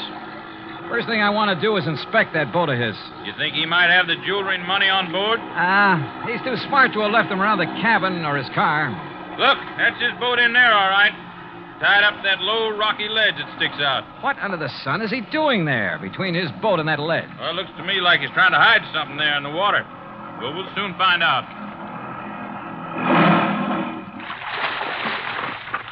Well, Buster, Mr. Dollar, it looks like you've caught me in the act.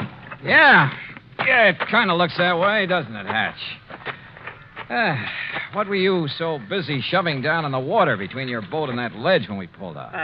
Well, I figured no one would find it here, Mr. Dollar. Yeah, I'll bet. But I decided to move the live box into this hidden cove when I first came out this morning. The live box? Well, after all, it was you who warned me someone might try to steal some of these beautiful fish I've caught and I'm keeping alive in it. But as long as you found me out, well, here, take a look at it. Not a thing here on his boat, Johnny. Here, look at them. Ever see such a nice mess of bass in your life? Yeah, they're beauties. And that trout on the bottom. I got him way up the lake yesterday morning. Must be 10 pounds. That's the one you plan to have stuffed? That's the one. Well, you better have it done pretty soon. He looks dead to me. Yes, he was this way when I came out this morning. So, when I'm through fishing today, I'll head back to L.A. with him to a taxidermist. Hatch, there's something I want to talk to you about. I know, Dollar. But it's your own fault. Huh? I pounded on your door till I thought I'd wake the dead. Oh, no, that isn't what However, since you're here now, well, why not keep our fishing date now? Mr. Hatch, will you Darn please... it, though, I don't have an extra rod in my boat. Well, come on, Johnny. I'll give you one out of my boat, rod and reel. Oh, yeah, sure, okay. Dollar, I'll take you to fishing spots even Buster doesn't know about. Not a sign of the jewels and stuff on his boat, Johnny. He even went through his tackle box. Well, maybe he's hidden the stuff somewhere along the shore. If he's the one who took it. He looks and talks as innocent as a baby. So the only thing I can do is keep an eye on him, try to feel him out. Come on, boys. Time's a wasting. Oh, here, Johnny, you try this rod on for size. Well, that looks good to me. And here, take along a couple of these fast strike minnow hooks. If anything, they'll get you big bass. They sure will. Yeah, or maybe a trout like the one that Mr... What's the matter, Johnny? Come on, Buster. What? What's the matter? Well, it's about time. What were you two gabbing about over there? Say, Hatch, I want another look in the live box at that big trout. I don't blame you a bit. Well, step into the boat, and I'll raise the top so you can really see it. No, I think I'll pull the whole contraption up here on the ledge. That'll take the fish out of the water. Well, you said that trout was dead early this morning. Well, that's right. Then why is he on the bottom of this thing? Why isn't he floating belly up? Here now. I don't know, but I don't see what... Now, wait, what are you doing? Oh, those beautiful fish in there will die like the trout. Oh, I just want a real close look at that trout. Oh, just a minute. These live ones will hold still long enough for me to... Dollar, put them back in the water. Here we are. Ooh, 10 pounds? Look here now. Why, this fish weighs 20 pounds if he weighs an ounce. Dollar? And no wonder the way you've got him stuffed full of... Well, how about this? A beautiful diamond brooch. No wonder you decided to get back to L.A. And not to stuff this trout, but to unstuff him. And how about this bracelet? Emeralds, aren't they? And look at these nice new $100 bills. A bit wet, perhaps? You're holding more than money and jewels in your hand, Dollar. Oh, now, put that thing away. I'm talking about your life. And I won't hesitate to pull this trigger unless you toss that money and those jewels into this boat. While I toss this over at you, Mr. Hatch? Put it down, Buster, or I'll shoot you, too. Toss me the jewels, Dollar. Toss them. And Buster, stay where you are. How about the whole trout, Mr. Hatch? All right, drop that. Boy, Johnny, you really clobbered him. Yeah, but... Oh, Buster, if you hadn't thrown that oar... And if you hadn't hit him in the face with that wet fish, Johnny, he would have plugged you. Yeah, Buster. I always did like trout.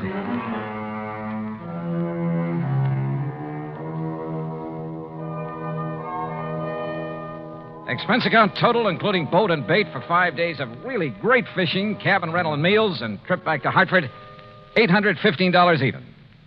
Yours truly, Johnny Dollar.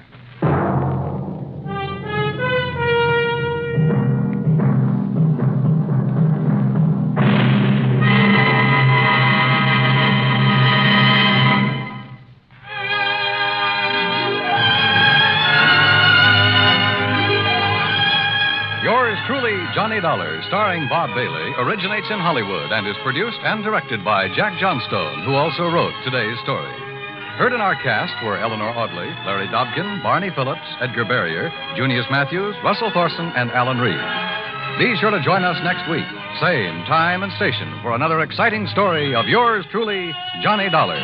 This is Dan Cumberly speaking.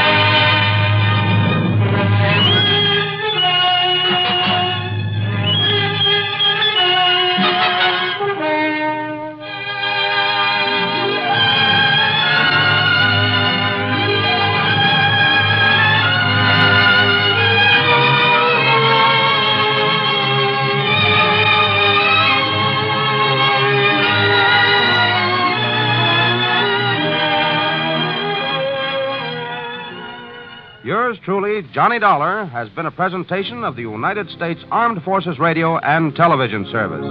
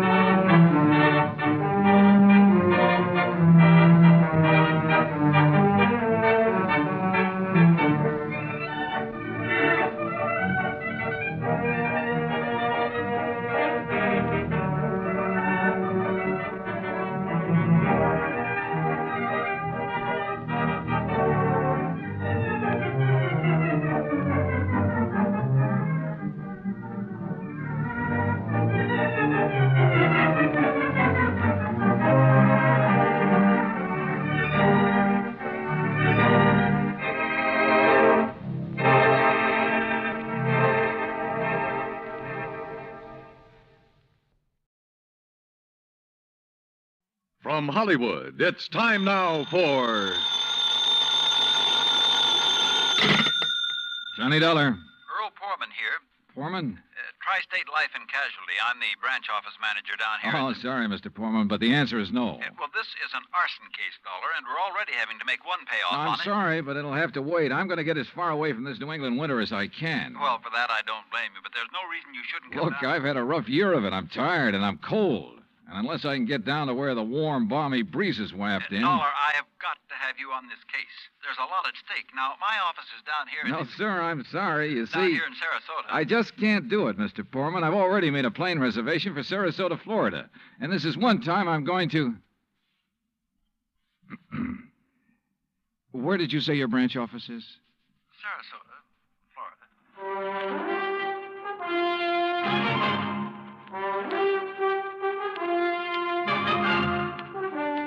Bob Bailey in the exciting adventures of the man with the action-packed expense account, America's fabulous freelance insurance investigator. Yours truly, Johnny Dollar.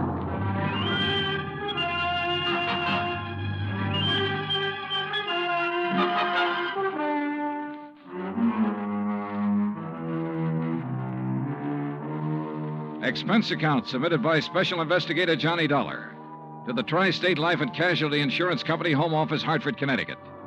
Following is an account of expenses incurred during my investigation of the burning Carr matter.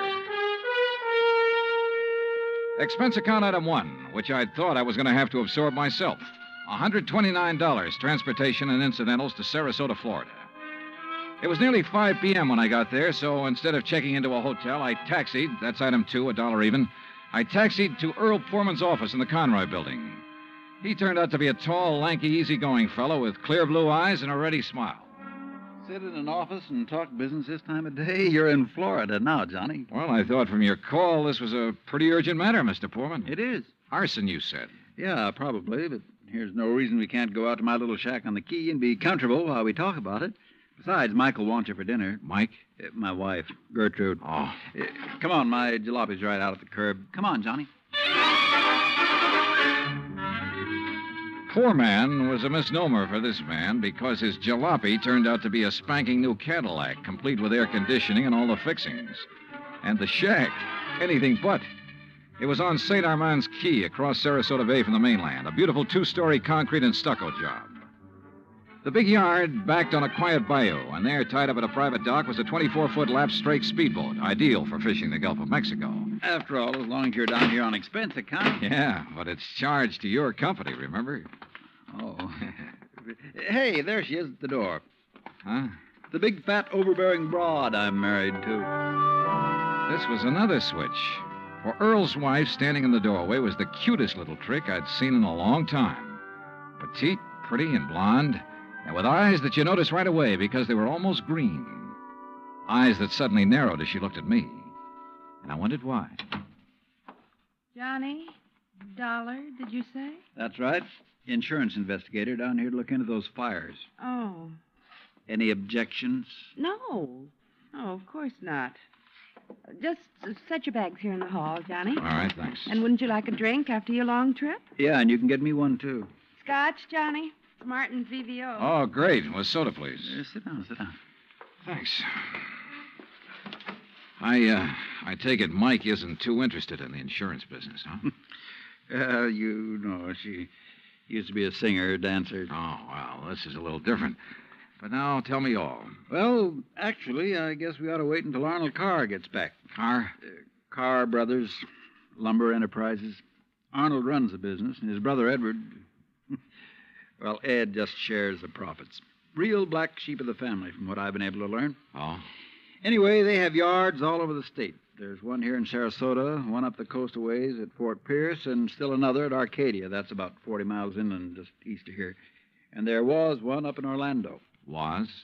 Completely destroyed by fire a couple of weeks ago. And a $120,000 claim has been filed. Wow. That's where Arnold Carr is then, in Orlando, trying to clear things up. Here's your drink. Oh, thanks. Here, Earl. Yeah. Well, to the gods and goddesses and us. But shouldn't I be up in Orlando then? Arnold's on his way back here now. He lives here. He just went up there to arrange for clearing off and selling the property. You mean he's planning to just pocket the money? If Tri-State pays off, I mean. Looks like it. But I take it you suspect arson. Yes, Earl suspects arson, Johnny, and so does Arnold Carr. At least he says he does, but they have no reason. No? How about the other fires? Or attempted fires? Oh, where? At Arcadia, for one, but they got it out in time. At least that's the way Arnold Carr reported it. The way he Let tells me tell it, Mike. Oh. There was another at the yard here in Sarasota. Arnold himself discovered it one night when he was just driving around. But nothing to indicate it was attempted arson. No, Well, and the authorities up in Orlando found no indication of it there. Mike, you know as well as I do that a lumberyard fire will obliterate signs of arson better than any other kind of fire in the world. Yeah, but she has a point, though, Earl. Unless there's some evidence of arson. Of course. Yeah, why send for me? Well, mostly because... Actually, because Arnold Carr suspects it. But he's given you no real reason. None at all. I think he has a real reason, but he just won't tell us. Wait till you see him. He's going to call when he gets in. We'll run over to his place on Longboat Key. What about his brother? Edward, did you say? I've never met him. He's always stayed in Orlando. I was wondering if he might tell things that Arnold is holding back. Edward Carr wouldn't know anything. You can never be too sure. Look, why can't you agree with me for a... that must be Arnie now. Excuse me. Hello. This is Arnold Carr. Oh, hi, Arnie. Johnny Dollar arrived, so we'll be... Well, here, I'll let you talk to him. Here, Johnny. No. Okay. No, Earl, listen. What? I told you before it was arson. It was arson again tonight. Tonight? What's that? Arcadia just went up in flames. The whole yard. Good Lord. Did you hear that, Johnny? Yeah, I heard. Well, can you prove it was arson tonight in Arcadia and before in Orlando? I have proof. Well, Arnie, we'll be over just as fast as... No. What? No. Wait for me there at your home. Well, but look now. You mustn't come here. And I mustn't stay here because I... Now, listen, man. You, Arnie? Well, I guess he's ready to tell us now. A suspicion began to grow in my mind. A suspicion that Mike apparently shared with me. That Arnold Carr himself might be responsible for the fires. After all, he was the only one who had seemed to know about the 2 unsuccessful attempts. He himself had planted the idea of arson. He'd lost no time in filing claim for the Orlando burnout. But Earl said I was wrong. Arnold was too honest a man. Earl had also said we were only 15 minutes from Carr's home. So when half an hour passed, we called him back. Got a busy signal. After the 4th try, the 3 of us took off in Earl's cab. As we pulled into Carr's driveway, we could see him through the picture window, sitting at his desk, telephone in hand, apparently engrossed in a call. Then, as we walked up to the door, I noticed something else. Arnold Carr looked enough like me to be my brother. Maybe that explained Mike's reaction when she first saw me. Hey, Arnie. Can't you see he's on the phone in there? Well, the least he can do is hear his own doorbell. Earl, wait. Good Lord. What's the matter? Through the window. Oh, no. Earl? Stand back. Earl, for heaven's sake, what is it? Couldn't you see from out there? No, what's wrong? Oh, Well, Johnny? Right through the forehead, Earl. Looks like a 38. Before I could stop him, Earl took the phone out of the dead man's hand and called headquarters. Mike turned pale and slumped into a chair. And I gave the place a quick rundown, checked doors, windows, etc. A few minutes later, an officious young sergeant named Larkin arrived and took over. 38 caliber straight through the middle of the forehead. Were all 3 of you here when it happened? Mr. Foreman, Mrs. Foreman, and who are you? The answer to your first question, Sergeant, no, none of us was here. And this is Johnny Dollar, insurance investigator. You insurance guys work pretty fast. You related to Mr. Carr? No, why? Look a little like him. Who busted in the front door? The killer? I did. When we drove up, we saw Mr. Carr sitting there at his desk. We rang the doorbell and knocked, but... And when he didn't move, you took things in your own hands and busted in, huh? That's right. You haven't moved anything, have you? No. Except I took the phone out of his hand to call you. Dollar, if you're any kind of investigator, you should have known better than let him touch anything. Now, let's see. The shot must have come from somewhere near this window by the fire. Ah, sure, here we are. Bullet hole right through the pane. Bullet was fired from outside.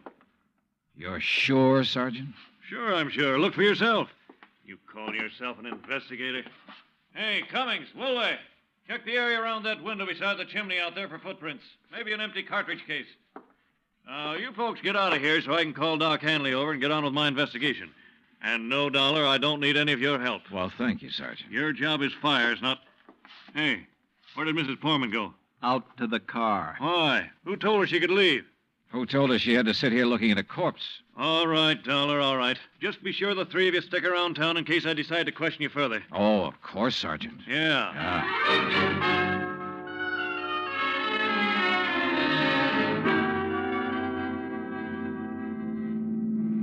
Not shot by somebody standing outside? What do you mean, Johnny? Oh, I spotted that bullet hole in the window, too. So? I also noticed there were no particles of glass on the inside sill. But there were some on the outside. Yeah. The shot that made that hole was fired from inside that room to make it look as though it had come from outside. Then somebody was in there with Arnold Carr. Yeah. Either somebody he'd let in or who had normal access to the house. And he had to stop Arnold from talking about the fire in Arcadia. Hey, how much do you know about his brother, Edward? Well, nothing really, outside of what Arnold told me. Was either of them married? Family of any sort? Arnie wasn't, but I... Arnold's death means Edward will own the business, then. Well, yes. And he lives up in Orlando, scene of the first big fire. Yes, very good heavens. Johnny, you don't think his own brother... Where can I rent a car? Take Mike's Chevy. It's in the carport at the house. But what are you going to do? Drive up to Orlando by way of Arcadia.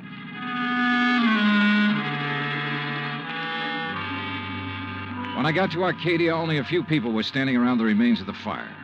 One hose company was still working on it, and a couple of police were poking about in the embers.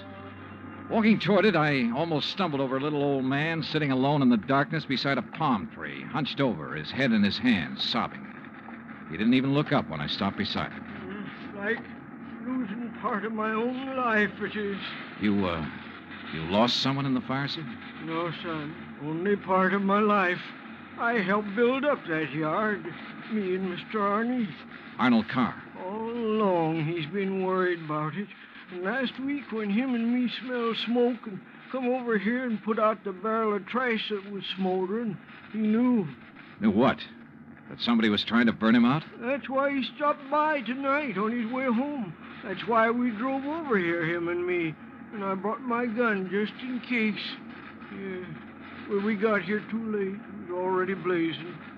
And when he seen the automobile pulling away... What auto? Yes, Frank, he said to me.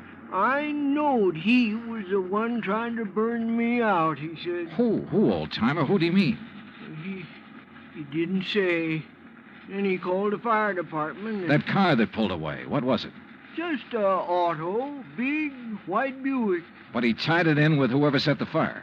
All he said was, I knowed he was the one. Do you know who it was he meant? Well, he told me even if I did know, I should never tell. Even the police. Well, who do you think it was? Break my word to Mr. Arnie? Never, son.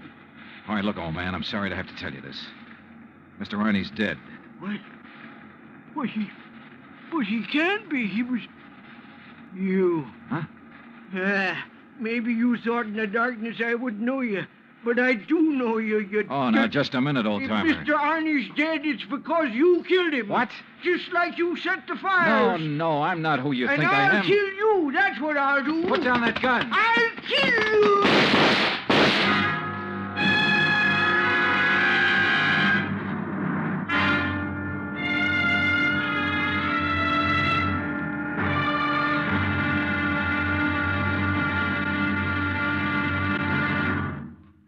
Act two of yours truly, Johnny Dollar, in just a moment. Back in the old days, the very old days, that is, a girl named Cassandra had a corner on the oracle market. But nowadays, you can do some foretelling yourself. On Jukebox Jury, for example, you can help decide which of Tin Pan Alley's new recordings are destined for the hit brackets and which ones are likely to spiral all the way down to oblivion. Remember, Jukebox Jury is yours to hear on most of these same stations every Sunday. Now, Act Two of yours truly, Johnny Dollar, and the burning car matter.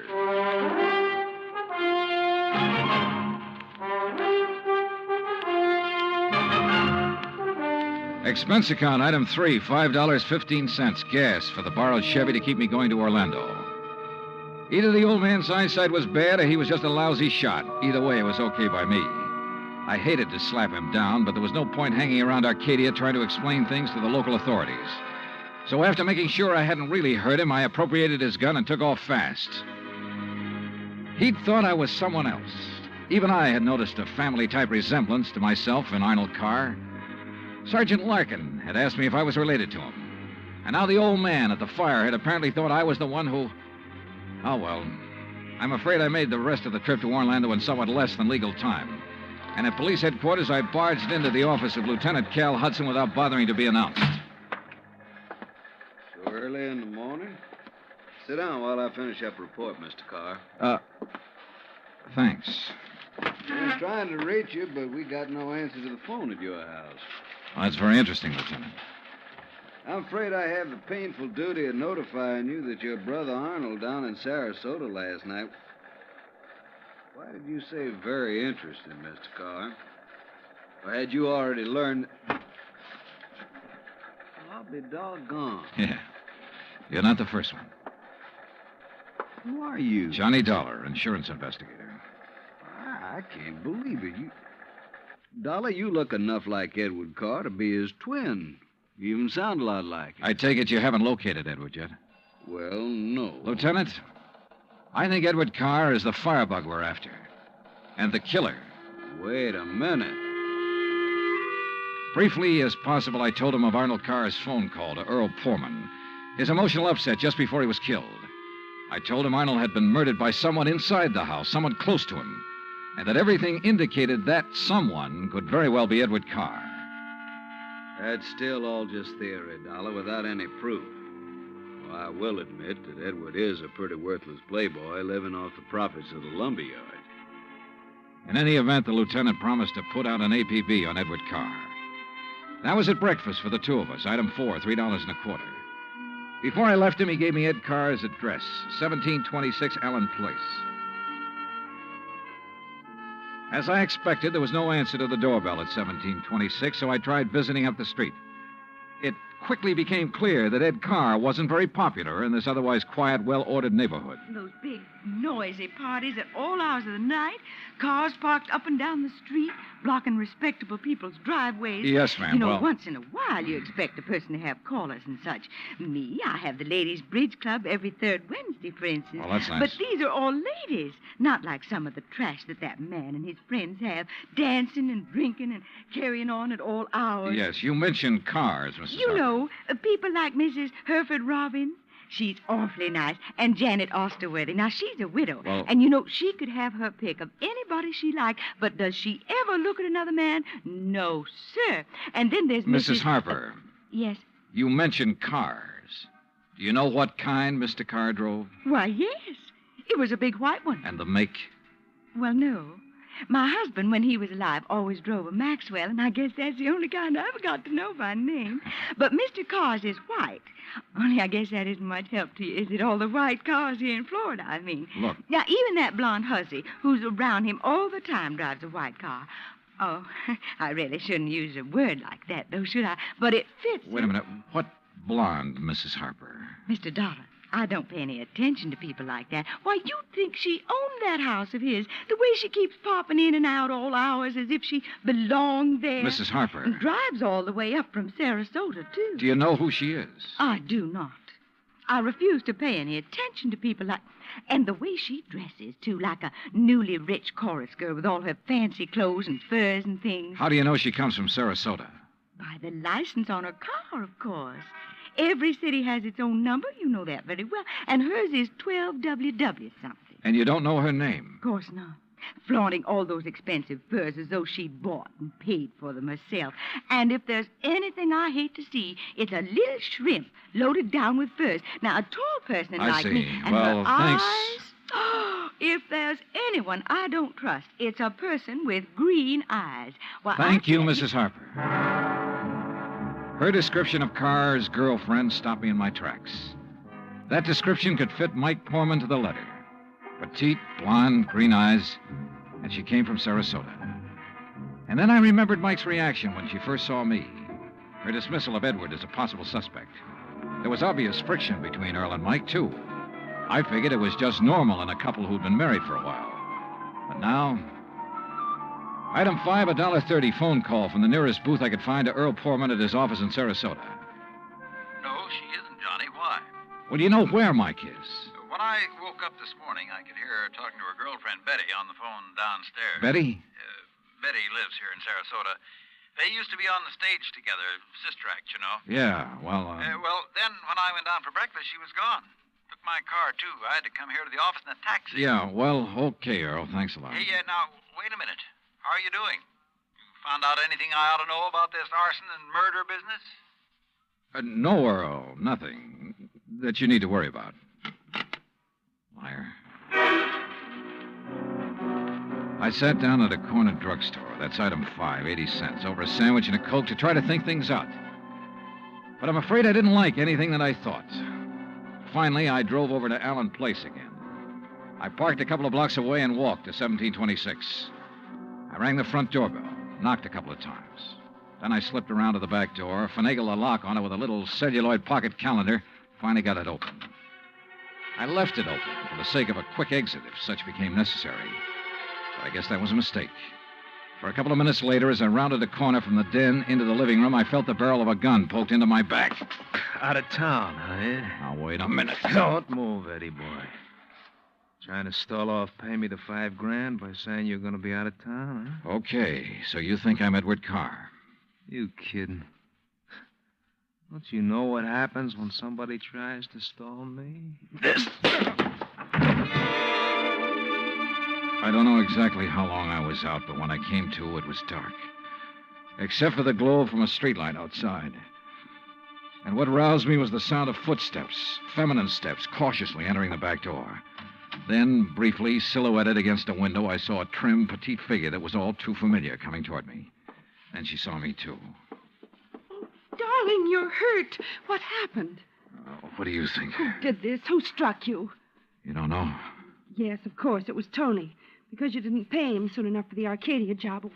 Here, Eddie, let me help you. No, just let me rest for a minute. I thought that was Tony I passed on the road in from Sarasota.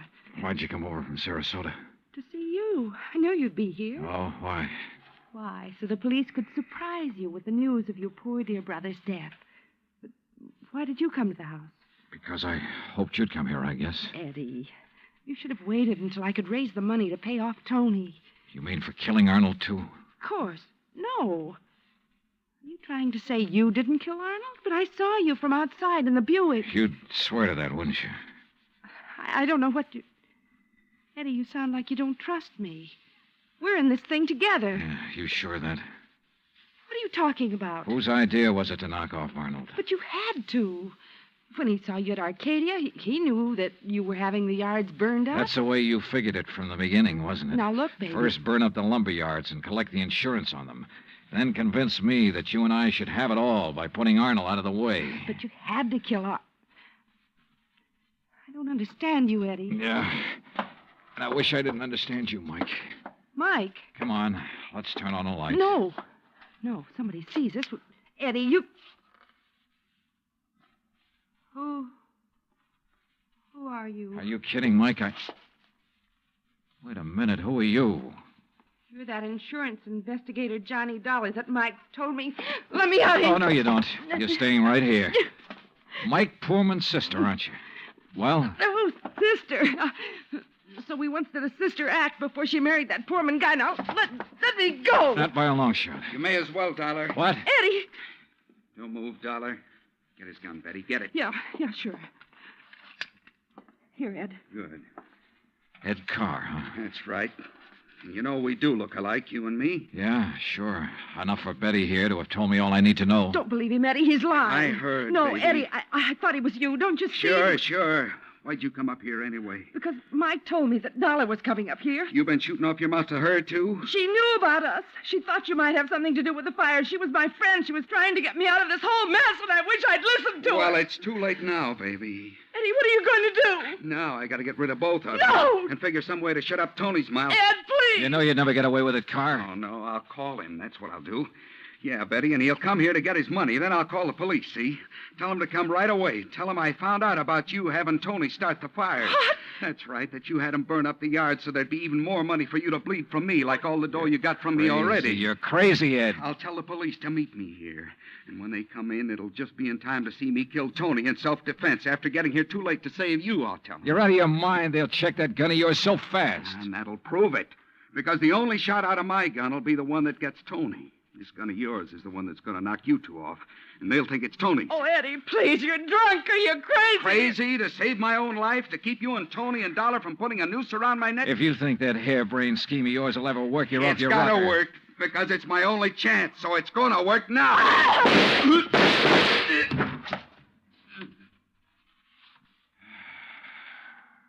Thanks, Lieutenant. I'm afraid I was too late to save her, Johnny. Mm-hmm. Yeah. But Eddie Carr will live to face a jury. What brought you here, anyhow? I did, Johnny. Mike, stay there.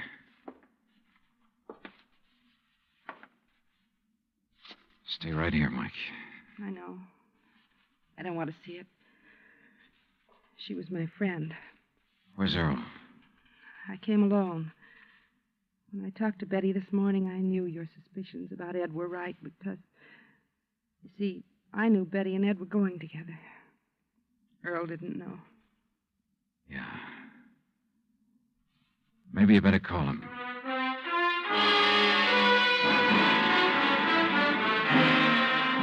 Expense account item 6, $9.80, gas and incidentals for the drive for the two of us back to Sarasota. Remarks? Betty, of course, has already paid for her part in the deal, and I guess it's pretty obvious what'll happen to Ed Carr and Tony Ricardo. The insurance money in the Carr estates will be distributed according to Florida law. Further remarks? The apparent friction between Earl and Mike was only part of a normal married life. They're a pretty nice pair. Oh, and I thoroughly enjoyed 3 days of fishing in the Gulf, thanks to Earl. Expense account total, including all the incidentals I could think of, $385.26. Yours truly, Johnny Dollar.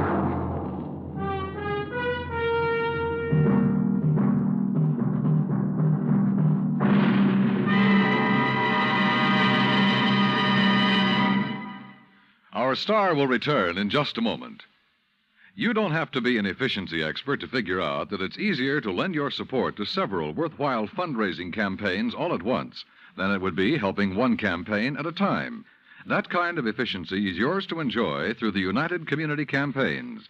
CBS Radio hopes that when the United Community Campaigns are underway in your town, that you'll remember how much good you can accomplish with one gesture of support. Now, here is our star to tell you about next week's story. Next week, a case with a real twist. One that I think will just about tear your heart out. Join us, won't you? Yours truly, Johnny Dollar.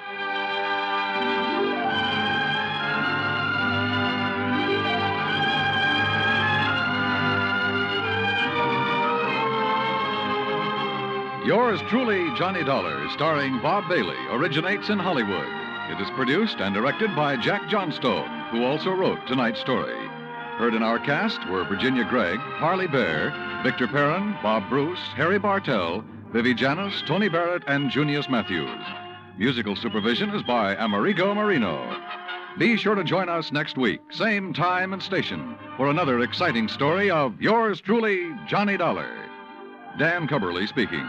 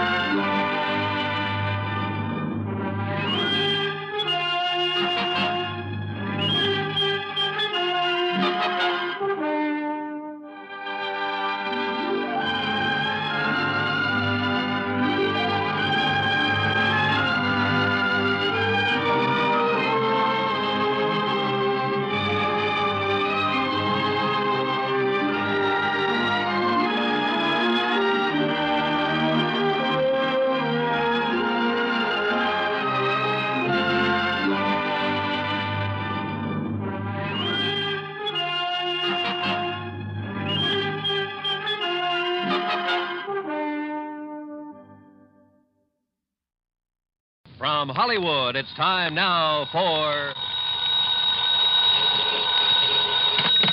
Johnny Dollar. Hiya there, Johnny. This is your old pal, Lefty. Lefty? Well, sure. You remember. Lefty Stemper. Huh? You know, down here in Virtue. Virtue? V-I-R-G-U. Virtue. South Carolina. Oh, sure. Yeah, you remember. Me and the boys, we occupied this caraway plantation down here on the Petey River. Well, sure, of course. Listen, are you having trouble again with old man Caraway? Oh, no, sir. Not a bit. And you know how we stopped them, me and the boys, from making trouble for us? How, Lefty? We bought them out, that's how. Yeah, we give them 100 G's for the place, cash money. Now we own a whole entire plantation. Well, good for you. But now what's your problem? Well, Johnny, we fixed this place up real nice since you've seen it. You know, we spent a lot of dough on it. So? So we want to buy a lot of new insurance on it. Oh, well, then hop on over to Georgetown and see your old friend Joe Picatello about it. Old friend, huh? After all, he's your insurance agent. Yeah, is he? Well, sure, of course he is. Didn't he sell you all the other insurance you... Lefty, has something happened to Joe? Yeah, only I don't know what it is. What do you mean? Well, that's just it. I don't know. I talked to him on the phone, asked him to come out here. He says okay. But he don't come. You think somebody's knocked him off? Then I call him again. He says okay again. He'll be right over. But he still don't come. Well, have you gone over to Georgetown to see him, to see what's the matter? 5, 6, maybe even half a dozen times. But every time he ain't there. Lefty, I don't get it. That's what I'm trying to tell you. There's something wrong about it, Johnny. And if I was you, I'd come down here and find out. You know something? I think you're right.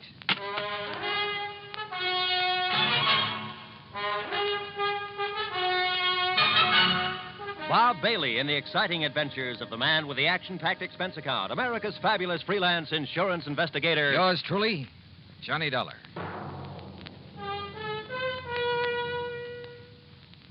And now, Act One of yours truly, Johnny Dollar.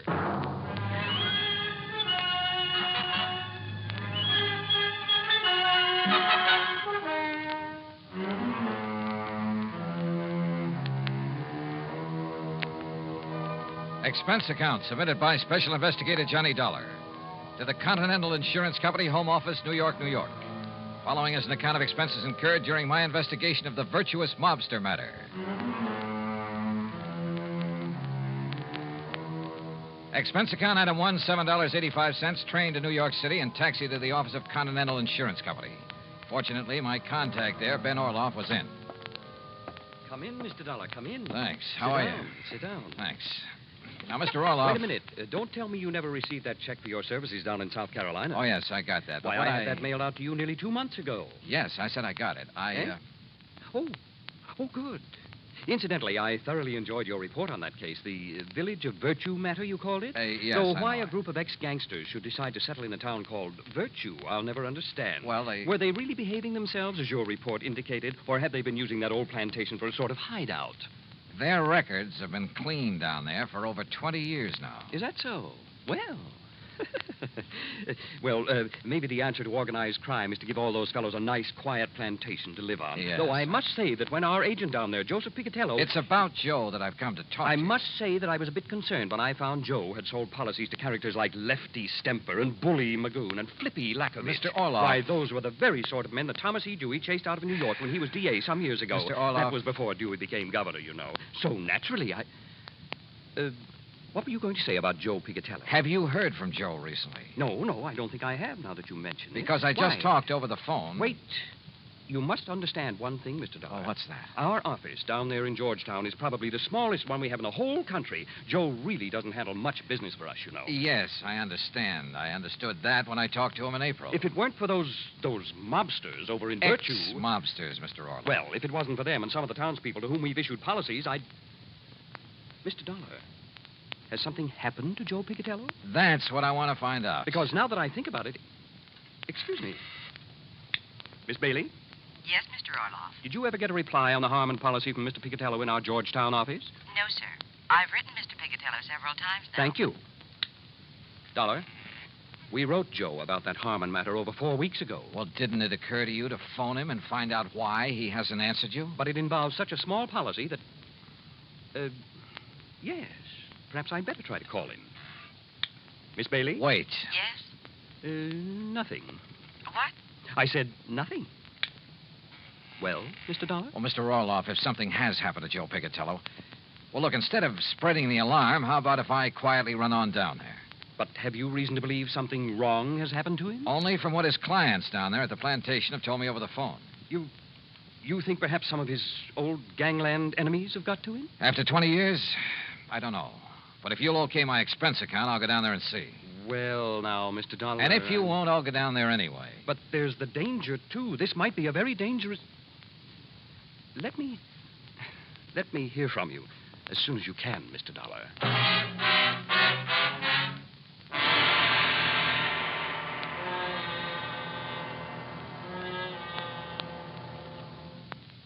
Act Two of yours truly, Johnny Dollar, in a moment. And now for another episode in the life of Sergeant Donald Bellwether, my husband.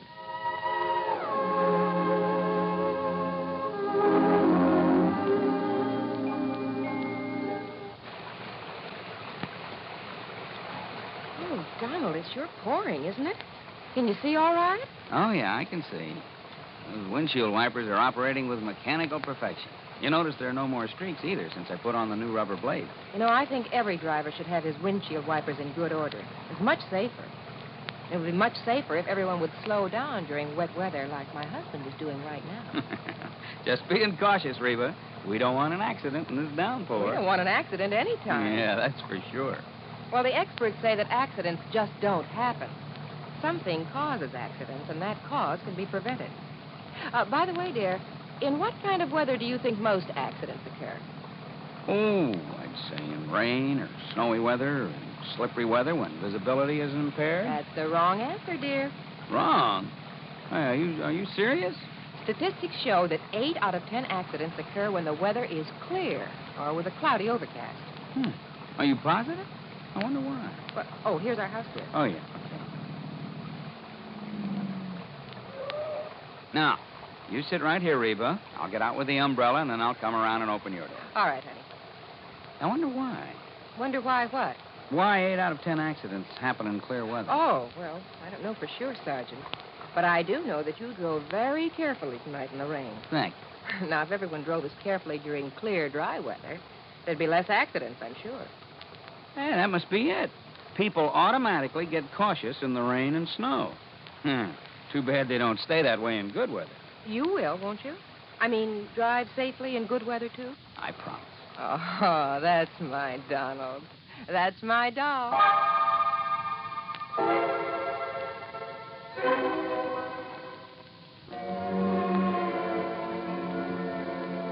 And now, Act Two of yours truly, Johnny Dollar, and the Virtuous Mobster matter.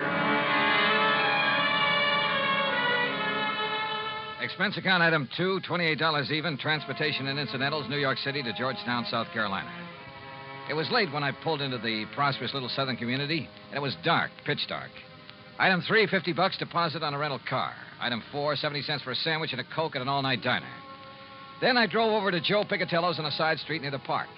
The small frame building that served as both office and living quarters for Joe was dark. But in the hope he might be asleep in his little apartment up above, I knocked. No answer. Until I was about to turn and go back to my car. It was the sound of a door slamming somewhere inside. But still no light showed. I knocked again. Then, faintly, I heard footsteps approaching. But why hadn't Joe turned on a light in there? Yeah? What do you want? Joe! Yeah? Joe, open up. It's Johnny Dollar. Johnny who? Johnny Dollar, insurance investigator, you know. Investigator? That's what you said? Are you kidding? What's the matter with you, pal? Open up. Yeah. Sure.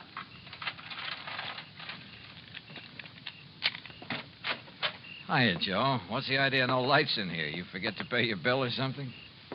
Maybe. What do you want? What?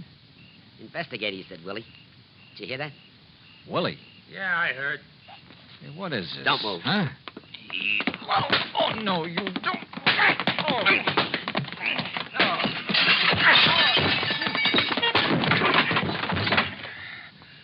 All right, Willie, I got his gun. Now hit him again. Yeah.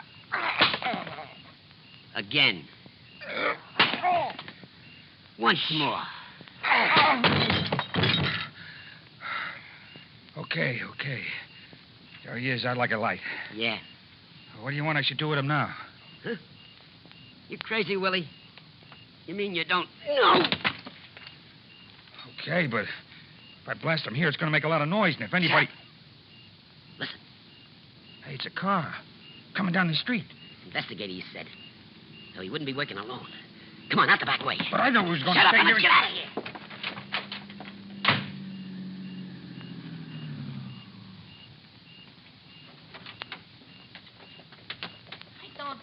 I don't see no lights on, Lefty. Well, maybe Joe's went to bed, if he's there.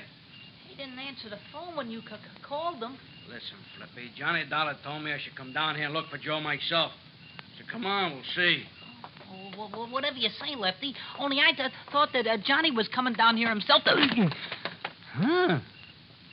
Hey, look, this door's open. Yeah, you look what I stepped on. Joe, what happened there? That ain't Joe. It's Johnny Dollar. Johnny Dollar. Hey, you're right, Flippy. Somebody must... Listen, get away. Oh, Johnny. Johnny, it's me. It's me, Lefty. Lefty? And me, Flippy. Johnny, okay? You all right? Yeah, Oh, holy... Who done this to you, Johnny? Yeah, we'll murderize him. Hey, Flippy, turn on some lights. Yeah, sure. What happened? happened in here? You know who done this to you, Johnny? Yeah. Yeah? It was. Hey, come here, Flippy. Help me lay him up on the sofa. Sure, Lefty. Easy. Yeah, take it easy. Sure. Here now. Yeah. All right, now. Johnny, listen to me. Who, Johnny? Who? Yeah, Johnny. I can't believe it, but I could see him in the light from the street. Who? Joe. What? Joe Pigatello. Smoky Pigatello done this to you? Another guy with him. Called him Willie. Willie the Lump? Why? Why did he do it? I don't know. Acted very strange when he came to the door. But I don't get it. He was my pal. He was your pal. And, Willie the Lump with him. That's what I don't get. It means he's went back. That's what it means. He's went back to the old racket, dope smuggling. No. Yeah, him and Willie the Lump was partners in the old days. But 20 years. Joe's been straight, Lefty. Like you and me and Bully Magoon. Yeah, for 20 years, you and me and Bully, the only guns we ever used was for hunting, for killing snakes. But not no more. What do you mean, Lefty? Joe Pigatello done this to you, Johnny. It means only one thing. There's only one thing we can do. No. He's right, Johnny. No, Lefty. Yeah, Johnny. First we take you back to the plantation where you get all right again. No, listen to me. Then we find Joe Pigatello. Flip and Bully and me. No. And when we do... Huh? Well, now, what are you punks doing here, huh? Hey. Joe. That's right. Who'd you expect? What's the big idea? All right, don't move. Because, Joe, I'm going to blast your head off. Act 3 of yours truly, Johnny Dollar, in a moment. Do you know who said, every individual in society has certain powers, rights, and privileges which no other individual can justly abridge or destroy? Those words were written by Noah Webster, the man who compiled America's first great dictionary. Mr. Webster knew that if the country which he had seen come into being were to succeed, the rights of the individual have to be protected. Each person is entitled to certain basic rights, powers, and privileges which must not be taken away because of the whim of someone with greater power. In the United States, the individual is important regardless of his wealth, power, or position. The importance of the individual is closely linked to the American tradition. Remember the words of Noah Webster. They are part of your American heritage. The rights and privileges of the individual must be preserved. And now, Act 3 of yours truly, Johnny Dollar, and the Virtuous Mobster Matter.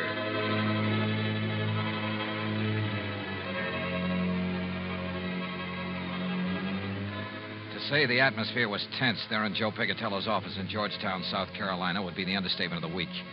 After the beating I'd taken from the ex-gangster and one of his pals, my old friends Lefty and Flippy had come in and had found me there. And they couldn't understand why Joe had done this to me. Unless... It means he's went back. That's what it means. Went back to the rackets. Oh, Willie the Lump was with him. Him and Willie was partners in the old days.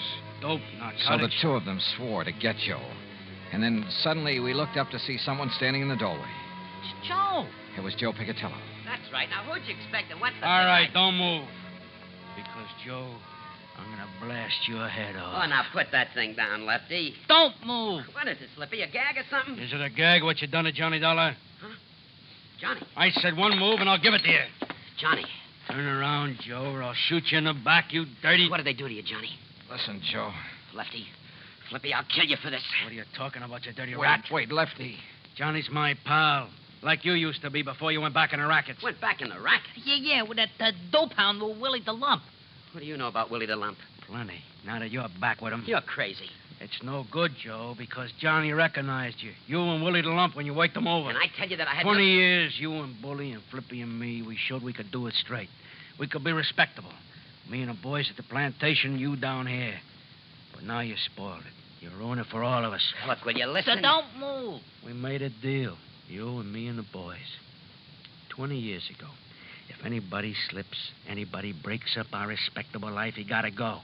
Was that the deal? Yeah, that was the deal. But you don't know what you're talking about when you say I'm going back to... All right, so you lousy scum, you not only go back, you do this to Johnny Dollar. My friend, the guy who believed in us. Lefty. So for that, you gotta go. Lefty, listen. Now, Joe. Right. Lefty. Give me your gun, Lefty.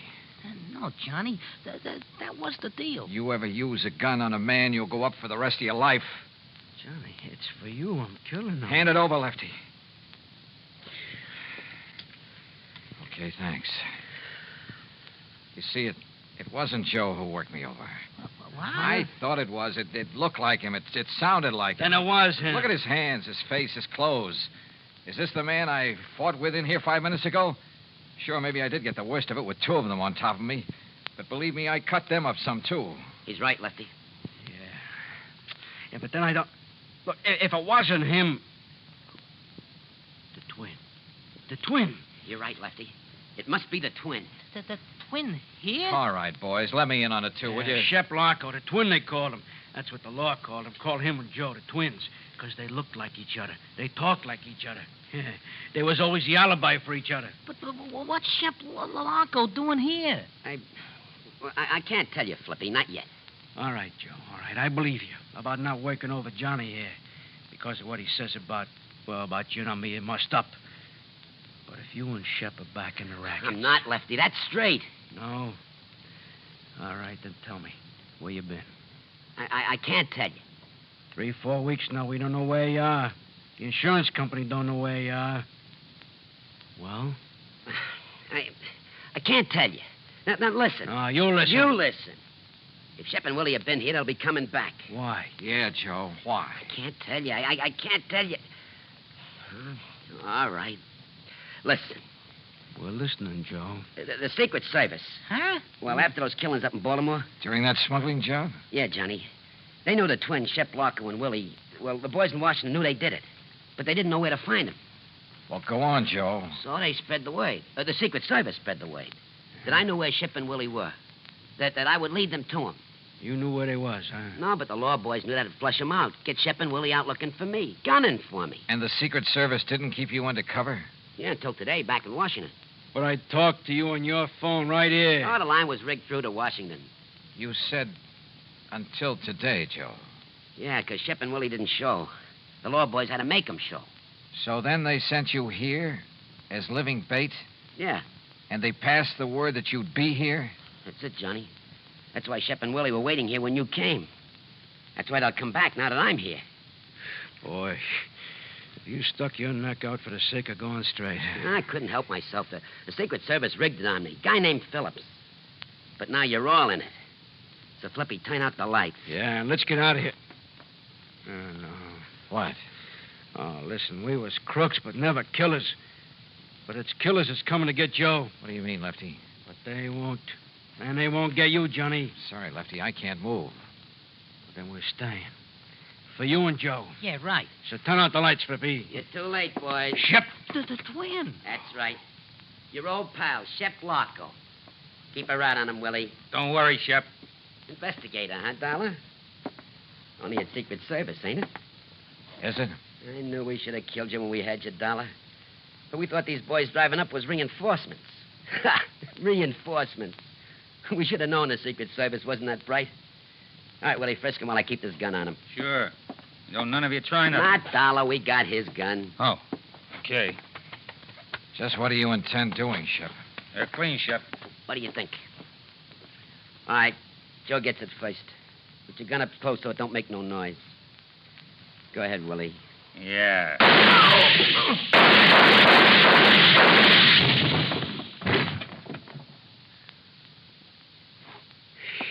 Whew. Oh, you got them both. And I thought you couldn't move. Yeah, boy. Thanks, Johnny. Thanks. Thank Lefty for giving me his gun when I asked for it, Joe. Oh. Hey, look. Any of you guys know a good doctor?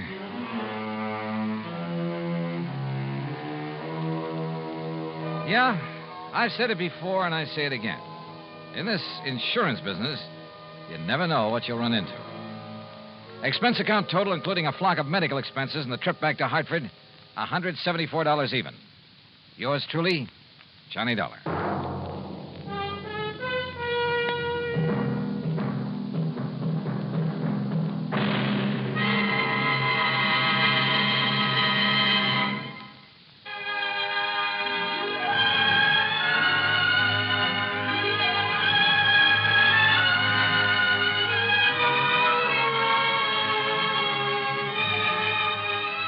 Yours truly, Johnny Dollar, starring Bob Bailey, originates in Hollywood and is produced and directed by Jack Johnstone, who also wrote today's story. Heard in our cast were Gene Tatum, Jack Crucian, Les Tremaine, Billy Hallett, Frank Gerstle, and Gil Stratton, Jr. Be sure to join us next week, same time and station, for another exciting story of yours truly, Johnny Dollar. This is Roy Rowan speaking.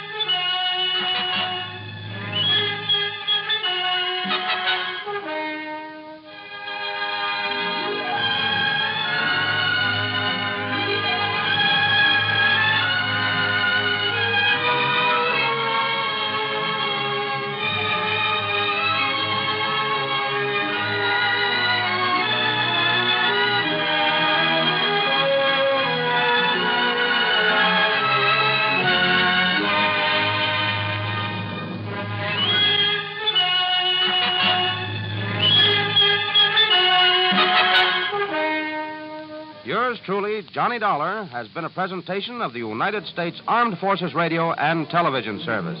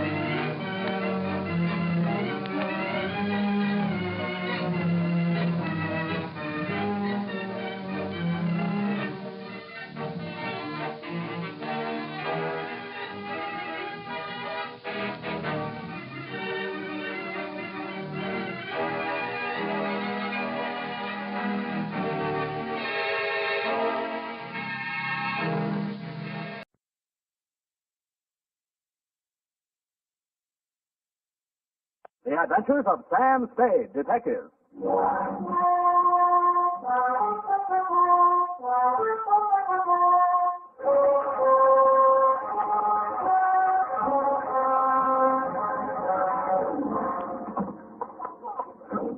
On the phone. She works in the sneak shop, you know, next to the Nobby Nest. Yeah. And she says they advise their nightmare customers to put a heating pad under the kidney. And a bit of milk toast, just a little beef broth and some warm wine.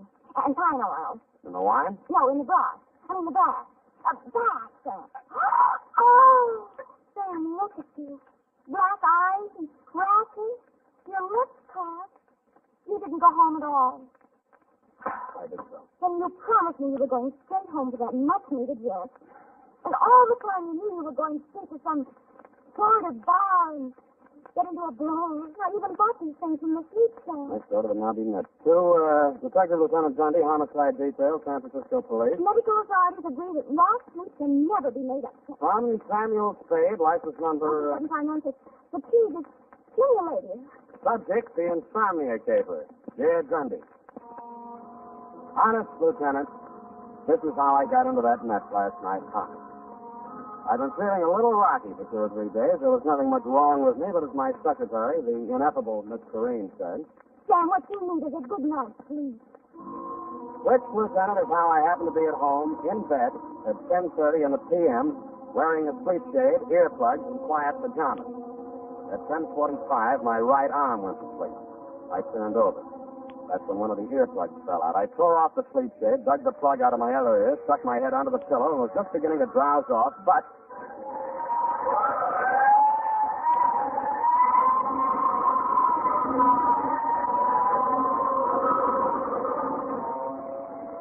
I sat up and lit a cigarette. The city plunged again into the silences of the night. The fog was creeping in on little cat feet.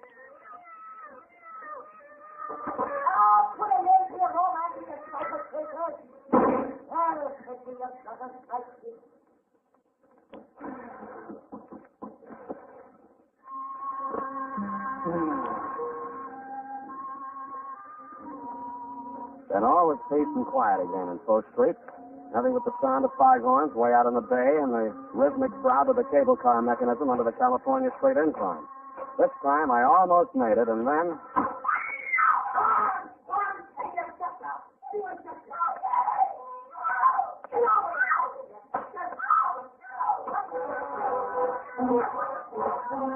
I went over to the window and peered out. The room was on a level with mine in a building just across the alley. I've had occasion to scrutinize said room and its occupant on happier occasions. She was young, red-haired, and also had a nice profile, which I had observed in silhouette against the window blind when she did her nightly setting up exercises. I now observed that she had a boyfriend, and he seemed to be angry. Not wishing to pry into her affairs, I closed my window. Drew the blind, went back to bed. It was stuffy with the window down, but quieter. I actually fell asleep. I dreamed I was home in bed and somebody was knocking on my door. How true.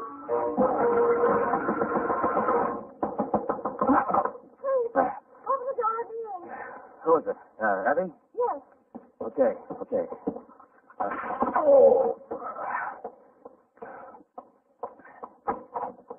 What? Please, don't be angry. May I come in for a minute? You're in. Oh, thank you. I know this seems peculiar, a perfect stranger. I saw you in the window. That makes you feeling. I had your partner across the alley. Yeah, I know. And you saw him striking. No. Well, you must have heard. I heard a lot of stuff breaking. Well, my ship models, he threw them all over the home, broke them to bits. They weren't especially valuable, and besides, they were presents from him, too. Now I get it. Now, you came here to tell me all about your collection of ship models. I think that's real neighborly of you, Miss... DeBar. Doreen DeBar. Yeah, well, it was nice meeting you. Drop in again sometime, and I'll show you my collection of trout flies. Please, don't tell me that. I'm deathly afraid of him. His name's Dan McCrae. He's a merchant seaman. His boat just got in today. Yeah, but why me? Well, I've seen you in the window so many times, I somehow felt I knew you. I suppose. I don't even know your name. Look, sweetheart, if you think you're going to rope me in as a witness to that lover's Oh, clause... please, no. It's more than that. Believe me. I can't tell you everything, but... Why tell me anything? Okay, I'm sorry. Pardon me for living. I know it's wrong of me. You want to stay alive. I don't want to be hard-hearted about it, but if you're really afraid of the guy, you ought to go to the cops. You don't understand. Sorry, you doing that? Dan Badger, no doubt, from the game. Open this door. Look, Tom, before you say anything, let me put you straight. You picked the wrong sucker. So you're the guy, huh? The old lady said you were good-looking in a cheap sort of way. Well, I think I'll fix that part of it right now. Hey, wait a minute. Oh, so you're going to make it easy for me? Hey, okay. What have you done to him? He'll be all right. Loosen his tie. I'll go get some water. All right. Is he coming around? Oh, where'd she go? Hey, Dan, wake up. Oh, come on. Swallow it. What'd you hit me with? Where's Doreen? She dissolved. Come on, get up. Okay, Shepard. This is your round. Who? Not that it matters, Danny boy, but who? You're Frank Shepard, ain't you? You stupid. Can't you read? The name's on the door. Spade. Here's my card. Huh? A detective. What was she doing here? Her story was that she was running away from you. Now beat it, will you? It can't be too fast for me. I'm sorry, Spade. I've been at sea too long, I guess. The old lady over there told me Doreen was seeing the sky every night. Channel fever or something. I blew my top. Yeah. No hard feeling, Spade? Ah, forget it. But when you do catch up with that guy, Shepard, watch your left. You telegraph it.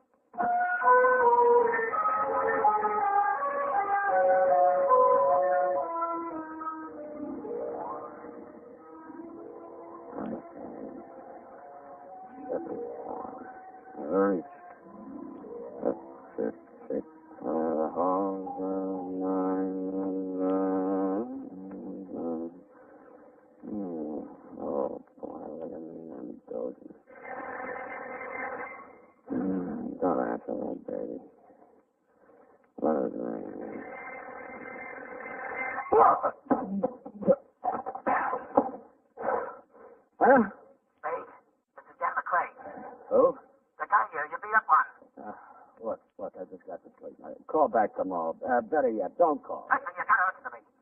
I found Shepard. Not much of a fighter. I marked him up a little anyhow just to scare him. Go on back to the bar. Have one for me. Listen, I'm okay now. I sobered up like a shot. I only came back here to phone. Makes sense, will you? When I got back to the ship, he was there in my cabin. What? He's dead. Who? Shepard? Yeah, he's dead. Hit him too hard? I don't think so, but I've got to know. You're a detective. Now, look, I haven't got much money, but... Then start earning some. This is going to cost you.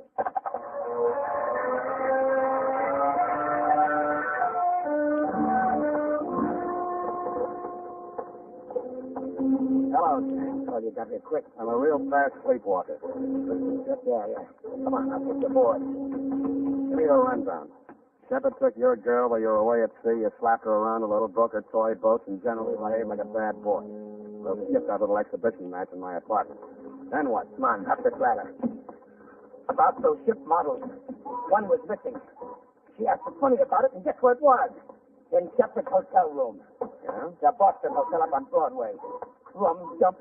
I shook the address out of that old ring. Never mind that now. So you went there, went up to his room, worked him over. But he was alive when I left there. That's clear. Then I had drinks in a lot of different places. I think I was in some other fight. Yeah, you look it. I don't know who with just faces, a lot of blurs. I don't even know where all I went. Then I don't remember anything till I'm in an all-night beanery down here on the Embarcadero, and a cab driver holding me up on the stool pouring coffee to me. Then I came aboard. Yeah? Come on in my cabin. I'll show you.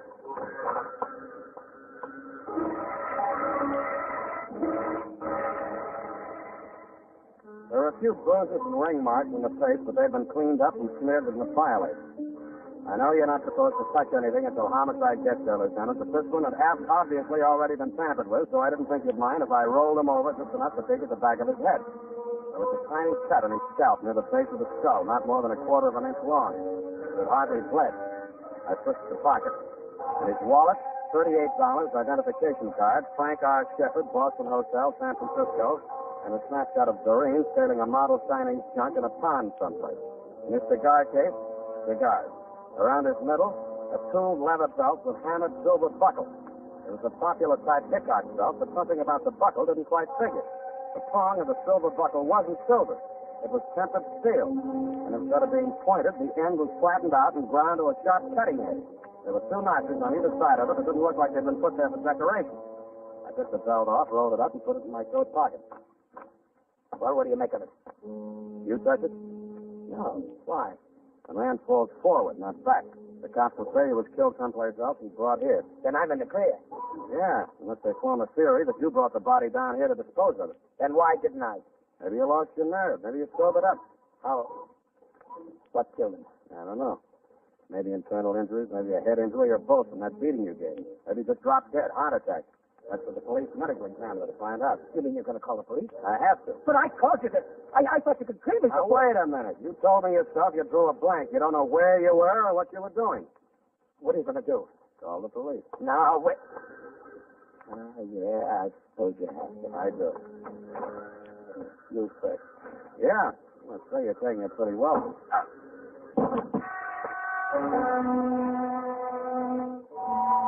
I had a small drink. Abstractions, you know, cubes and circles. Nothing worth describing. But after I'd given homicide the rumble and crawled home to my own trundle, I did better. I dreamed I was Wild Bill Hickok, the belt tycoon. I was working on a promotion scheme for a new combination belt buckle, toothpick, and murder weapon. And Spade, sleepyhead.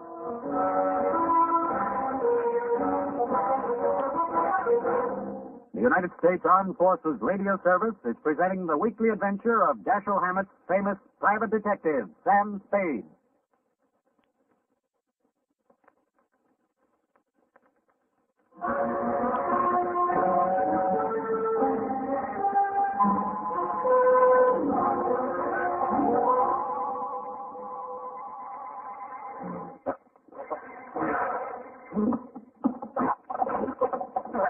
Nuts. Sam? Unique Garage, Harry speaking. Yeah, this is Dundee, Sam. Okay, Lieutenant, you got me. What time is it? Wait a minute. 10 after 3. Hey, any sign of dangerous Dan McCrae, that rat, my client? Another whiff. Hey, about that girl, Sam. Dubar, Doreenell, Balboa Apartments, Center Street. Yeah. Give me that description again. Go over and take a look at it. I'm in her apartment now. She says she never heard of you, and she doesn't know anybody named Dan McCrae. And she says she only went out once tonight to a drugstore to get some batteries for her hearing aid and some elastic stockings. All right, Dundee. If you want to swallow a pack of lies, all right. Check the drugstore, and she's wearing them now. Bring her over there, Sam, but she's a little feeble. Okay, Dundee. I'll be right over.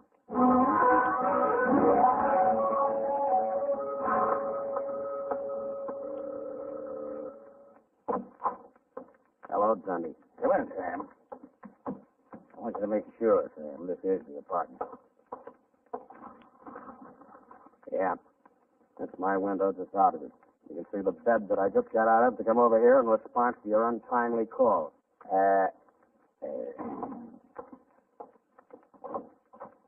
Will you come in here, Miss Dubar? Certainly, Lieutenant.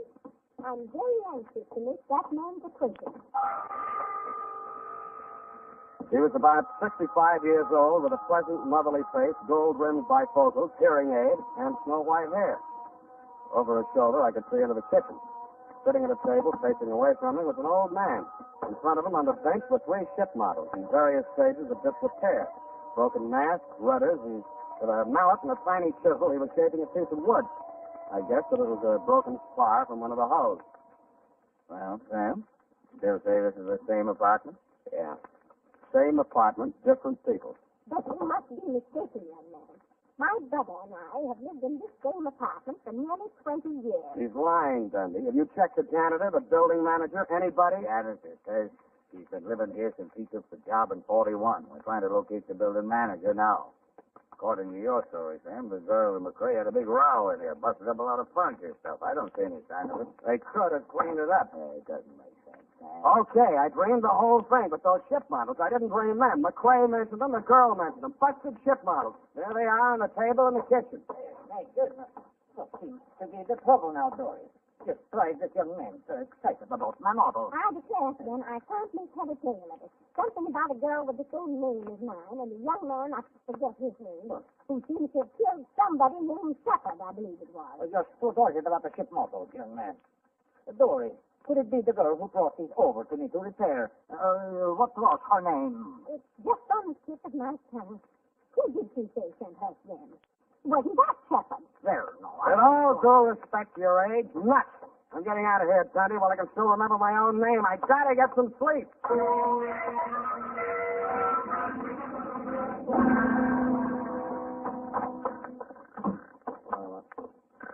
Hey, wake up. Oh, Sam. Get out of my bed. Sorry. I was beat. I didn't know where else to go. You can go to jail. Their beds don't have inner springs, but it's a free flop. And I had to make that break. It would have been a murder rap for sure. You mean your memory came back? I had a funny feeling I'd seen that guy Shepard somewhere before. And just before I slugged you while we were standing there in the companionway, it came back to me. That guy Shepard, he came aboard ship yesterday when we docked. He flashed a badge on the gangway watch and asked to see the ship's carpenter. The one that made those ship models for you? Yeah. But don't you see? Manslaughter is one thing, cop killing is another. This ship's carpenter, what's he look like? Oh, thin, around 65. Lame. Talks like a Swede. City Morgue. Maxie, Sam Spade. That stiff tag Shepard? Shepard, yes, Sam just got him back. I think it's all that. Those auto sick boys, careless. What killed him, Maxie? Puncture wound, base of the skull, small sharp instrument. Anything new in his ID? Well, Shepard seems to be a phony handle, Sam, but it'll have to do till Rita comes along. Sergeant Polehouse let it drop that the boys at his hotel thought he was a detective. Uh-huh. The funny thing about Sheppy boys, Sam, no belt, no suspenders, very loose trousers. How do you keep them up? By the time I got to him, it didn't matter. I figured he wore a belt, and somebody swiped it off him. That's an interesting theory, Maxie. I'll see what I can do with it.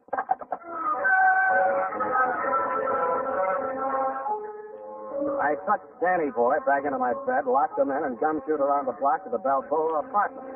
Just to be mean, I woke up the janitor and checked his statement on the old couple in Doreen's apartment.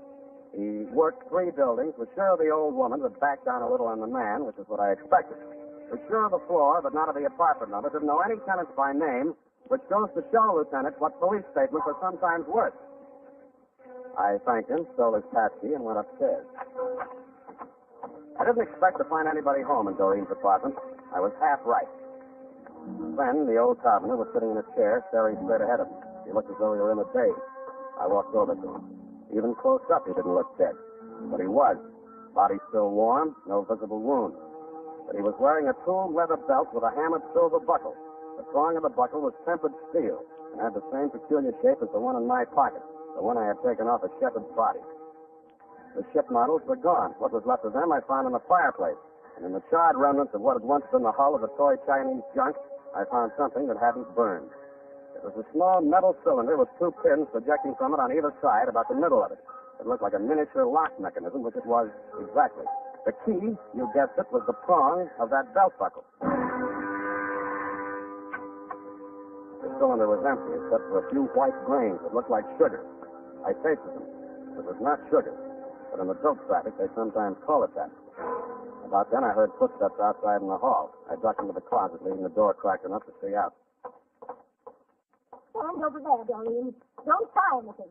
I won't shoot you unless I'm forced to. No, you didn't kill Frank Shepherd, did you? Don't ever mention that name again. Now, then, don't just sit there staring. You're just trying to catch the boat. Then, answer me. I don't think you can answer me, Mrs. Brownlee. Oh, what are you talking about? Ben! What? Ben! He's dead. He's dead! Oh, Robert, you got a gun. Hand it over, Grandma. You won't need it anymore. No, get him. Yes, I'm a desperate character. Hand it over. Come and get it. It won't be easy for you. You're a strong young man, and I'm such a weak old woman. Now, look, you don't have your glasses on, and this 45 is too heavy for an elderly-type criminal. Now, sit down and keep quiet. Oh, Sam, I thought you'd forgotten all about me. I've been trying to all night. Where were you? They locked me in a closet in her apartment. Next door? They were going to take me with them, get rid of me on the boat. After what they did to Frank, they had to get out fast. Shepherd. Who was Shepherd, anyway? I can't tell you that. He was a federal narcotics agent, wasn't he? How did you know? You just told me. Now tell me the rest of it. Well, honestly, I didn't know anything about it till about a month ago. I was dusting the ship models and knocked one off the shelf. It broke and something spilled out of it. Mrs. Brownlee was here when it happened. She rushed for it and ran out of the room with it. She said she'd take it and get it repaired for me. And then this girlfriend of mine came by while I was sweeping the white powder up. She's a nurse. She tasted it, told me it was dope. Well, I didn't want to do anything until I talked to Danny, but she reported it. And that's when Frank Shepherd came to see me from the narcotics squad. He told you to play along with him? They arrested the man Mrs. Brownridge was selling it to, and Shepherd told her he was taking the man's place so he could find, get evidence. She believed it because of the belt. This the belt? Yes.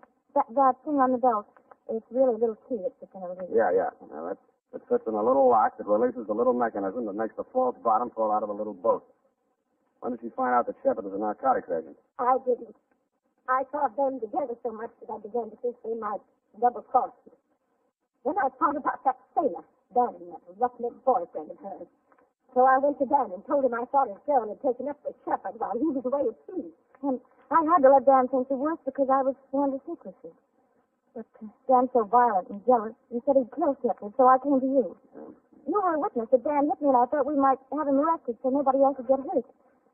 But I guess you were too sleepy to care. What?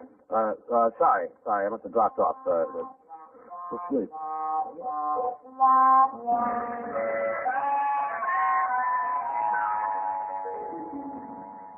Period. End of report. But, Sam. Yes, Angel? Didn't you arrest that terrible old Mrs. Earwig? Brownwig, Effie? Wasn't it Brownwig, Sam? One of her aliases, no doubt. In reply to your previous question, yes. Who killed Mrs. Shepherd, Sam? And how? Look, if you'll recall that Sven was shaping a piece of wood with a small chisel and a mallet, the fatal wound, you recall. Oh, and who killed Sven? Sit down. I want to have a serious talk with you. Oh. All over here. Okay. Stop twisting your handkerchief. Yes, Sam? Effie, sometimes I think you've been a detective secretary too long. What's the outlook? Sam, are you trying to tell me that my services are no longer required? See, that's what I mean. You jump to conclusions. As in the instance of the death of Sven. I only asked who killed him, Sam. Exactly. Did it ever occur to you that some people, especially old, feeble people, just die? Yes. Quietly? Sitting in a chair sometimes? Yes. Sometimes in bed in their sleep? That'll never happen to you, Sam. Sick. But it did happen to Sven. Perhaps the excitement of his criminous activities, fear of discovery, his impending flight was too much for his heart. On the other hand, it might have just been old age. Oh. The point is, Effie, it does happen. Never in detective stories, only in real life. Well, I guess that's all. Good night. Sam, we're not sleeping. Nevertheless, I'm going home to bed. Oh. Well, good night, Sam. Good night, sweetheart.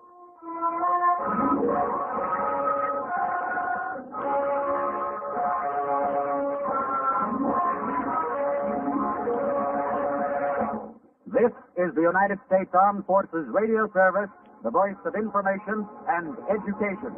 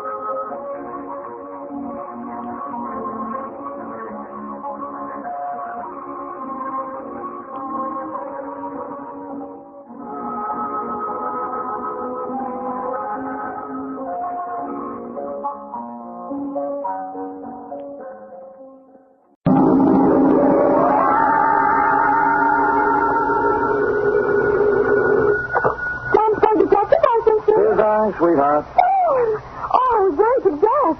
This office. Glass all over the floor, holes in the wall. That was just business going on as usual during altercations, F. Well, what was it all about, Sam? They tried, Effie, just tried to pluck my feathers and cook my goose. On Thanksgiving, too. How could they? Oh, they were a mean lot. Are you all right? Hale and hearty, every giblet in place and not a feather ruffled. Did you have a nice Thanksgiving? Oh, it was heavenly. Mama had a turkey dinner, sage dressing, cranberry sauce, candy jams. Hard cider? A little. Come clean, Effie? Well, I had 2 glasses. Everyone was there. Cousin Gertie, Dwight, Mrs. Flash. I was disappointed when you didn't show up, Sam. Did you have Thanksgiving dinner? Sure. Sam? At the Helping Hand Rescue Mission, where there's plenty of free parking and never a cover charge. For further details, consult the report, which I will presently be down to dictate on a pasty chronicle of foul play. The Terrified Turkey Caper. Sam, Oh, you were waiting for me. having Thanksgiving dinner at a rescue mission, and Mama cooked it perfectly well. Thank your mother for me, F. Tell her I'll be over to break wishbones with her tonight. And to atone for my social indifferences, here's a little something I brought for you. Oh, Sam, you shouldn't have. It's beautiful. What is it? A blunderbuss. A blunder what? Bus. As in step to the rear of. Oh.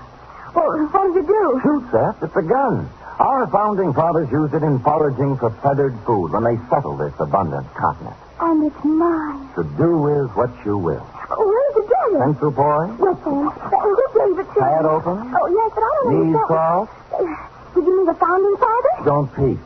Date November 24th, 1950. To Detective Lieutenant I.C. Kelsey, Homicide Detail, San Francisco Police. From Samuel Spade, license number 137596. Subject, Turkey. Dear Kelsey, this was a big week for the cranberry pickers, the butchers, the sage makers, and the stomach pill people. But for private detectives, it was strictly from hunger. My office door opened only twice a day, once to let me in and once to let me out. And when on Wednesday I heard a knock on the door, I went into a paroxysm of delight. Come in! Come in! Come in! Entrez-vous! Entrez-vous! Line! When I ran out of languages, I got up from behind the desk, walked to the door, and opened it. Standing there was a small, middle-aged man with a pink, bald head. His blue serge suit needed pressing, and he was nervously fingering a strawberry birthmark under his left ear. Mr. Samuel Spade? I am. May I have a moment? You may have several, but not in the corridor. It's not in my lease. Oh, I'll come in. Good. Well? You'll have to excuse me, Mr. Spade. I've had so few dealings with private detectives, I find it hard to begin. Oh, perhaps I shouldn't have come at all. Goodbye. No, wait a minute. Maybe I can help you. Well, you see, Oh, what's the use? You won't believe me. Nobody does. I'd really better... Oh, now, wait. I'll believe you. All I ask is a chance. Now, let's start with your name. Oh, what, my name? Yes. Yes, my name. To begin with, you won't believe that. Oh, but I can verify it. Yes, I can. It's on the registration book of the old Colony Hotel, in the 1943 phone book, and on my old driver's license. Well, I'll have to know it before I can verify it. Yes, of course you will. It's Tom. Well, now that's not so hard to believe. Oh, you haven't heard the rest of it. It's Tom Turkey. You see, I told you wouldn't believe it. I'd better go. No, now, let me be the first to believe you. Now, Mr. Tom, what's your problem? Oh, dear, that's even harder to explain. Well, now that I don't believe. But take a breath and jump into it. Yes. My name is Tom Turkey, and they're going to kill me for Thanksgiving.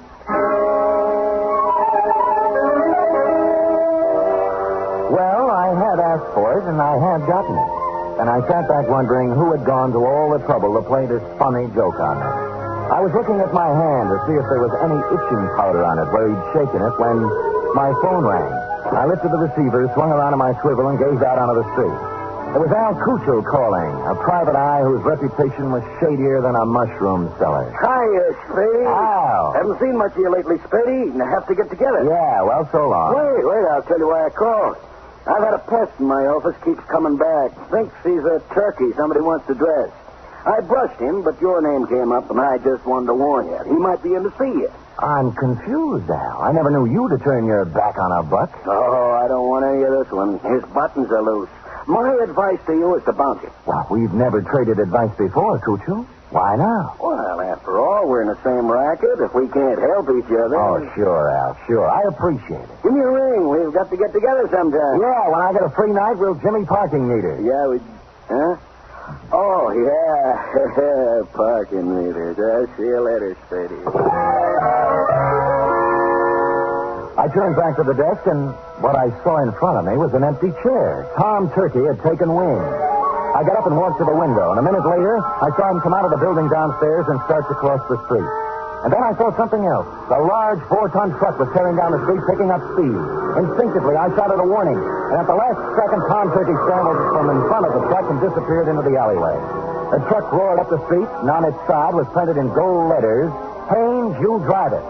There was nothing to say it wasn't coincidence, this near mishap, but somehow I found myself intrigued and wanting to hear more of the little guy's story. He said the old Colony Hotel. On the way, I stopped at the library, found an old 1943 phone book, and looked. He was listed. Thomas Turkey, it said. Out of curiosity, I rang the number. Hello? I wonder if you can help me. I'm inquiring about a Mr. Turkey. Turkey? This ain't his number no more. I know. Haven't had any calls for him for years. Calling out. Yeah, I know. I knew a woman named Rabbit once. Mrs. Rabbit. About Turkey, could you remember what he looked like? I don't. Hey, Manny, what Turkey look like? Huh? Yeah. Small man, around 50. Nice fellow, Manny says. Strawberry under his left ear? Strawberry under his left ear, Manny? Yeah, strawberry under his left ear. Well, thank you, madam, for your information, and thanks to Manny. Well, you're welcome, but I don't know what you're going to do with it. Old man Turkey's dead. Been dead for years. Curiouser and curiouser, I thought. They had described the man who came to my office 20 minutes ago, and now he'd been dead for years. I continued on to the old Colony Hotel. Room, 75 cents, it said. Tom's room is 114. Who is it? Sam Spade. Oh, come in, Mr. Spade. I'm sorry I ran away. I didn't think you really believed me. Well, I'm not sure I do yet. Tell me, was that truck an accident? Oh, I don't think so, no. They made 3 attempts before to kill me. Somebody tried to push me in front of a train, and then a wheelchair full of cement dropped off a building and just missed me, and then I was shot at. Well, who are they, and why would they want to kill you? I don't know. I just don't know. Look, let's tack. Tack? Tack. I dialed your old phone number, and the people who answered said you're dead. Oh, a lot of people think I'm dead.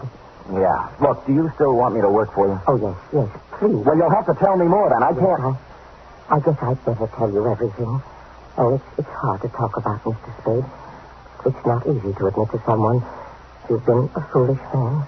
You see, I just turned 50. I was quite tired of the life I'd led. Proper, dull, and unfruitful, except in money. My business was wearing, and so was my wife, Henrietta. This has a traditional ring. Anyway, to make it short, I decided to run away. One day I drove to work. I parked my car in the middle of the Bay Bridge where the suicide note left it and disappeared. Where did you go? Oh, all over the world. I took a job on a boat. I did. On a boat. And then I settled in Sao Paulo, Brazil, under another name. Now you're back. Why? Well, maybe I got lonely. Maybe I got wiser. Maybe I felt I paid enough for my mistakes. Let's just say I'm back. I want to be with Henrietta. Have you seen her? I checked into this hotel and wrote her a letter saying I wasn't dead. I was back in San Francisco, and I wanted to come back to her if she still would have me. But I told her I wouldn't bother her unless she wanted to see me. That she could contact me here. That was a week ago. And you haven't heard from her? No. And almost right away, these attempts on my life began. I see. All right, what's her address? 3118 Monroe. Oh, she's taken her maiden name again. Black. Henrietta Black. Well, come on, let's go. No, I'm not going to see her until she asks me. Well, look, you're going to my apartment. Nobody will bother you there. And you're going to see Henrietta? That's right. Oh, thank you. Thank you, Mr. Spade. You do believe me. I think I'm really ready to face the world again now. I deposited Tom in my apartment with instructions to open the door for no one but me, and then I proceeded to 3118 Monroe in the high-rent district. I was ushered through a comely portico by a Japanese maid who told me to wait in a study heavy with mahogany. In a moment, two people came in. The woman wore a black dress, silver pendant, flat shoes, and a complexion the color of apple meat. She was Miss Henrietta Black and/or Mrs. Tom Turkey. The man turned out to be Leander Luce, the lady's attorney, business manager, and canasta partner. You say you have something important to discuss with me, Mr. Spade? I do. I hope you don't mind my asking Mr. Luce to be here. Not at all. Well, Mrs. Turkey, I just talked to your husband, Tom. Mr. Spade, if you please. I say something? a rather feeble attempt at comedy, Mr. Spade. Well, I wasn't trying for a laugh. You are Mrs. Turkey, aren't you? I was. You undoubtedly still are. I'd expected to hear another one of these cruel jokes about my name. At Thanksgiving time, Mr. Spade, someone was always going to stuff Tom, baste him, dress him, slice him. This season, they're going to kill him. They are not going to kill him. He is already dead. He's not dead, Mrs. Turkey, and you should know it. I should. Yes, he sent you a letter saying he was back in San Francisco and wanted to see you. Mr. Spade, this has gone absolutely far enough. Not quite. What about the letter? I know of no such letter. I see. Well, thank you for your time. I'm sorry I bothered. Yeah, you used bad judgment in coming in the first place. Yes, maybe you're right. There was falsehood in this someplace, Lieutenant, and it stuck out like a fat girl in slack. The only thing to do was to go back to my apartment, get Tom Turkey, and confront Mrs. T with her husband in the flesh. But when I got back to my apartment building, I spotted in rapid succession, 1, an ambulance, 2, a police car, and upstairs, outside my half-opened apartment door, I spotted 3, you. I've been expecting you. What's going on, Kelsey? Yeah, serious, Sam, serious. Who's that bald-headed man moving around the apartment? That's McCracken, the new medical examiner. Checking the stiff on your rug. I stepped around you, Lieutenant, and pushed the door all the way open. I saw McCracken kneeling over the body and a couple of men from homicide taking photos. I moved into the room feeling nothing good. A little guy had given me a job, and while I was yakking with his wife, somebody got to him. And in my apartment, where I'd stashed him. McCracken stood up, and I looked down at the body. Then I looked again. Who I saw wasn't Tom Turkey at all. It was the late private eye, Al Kuchel.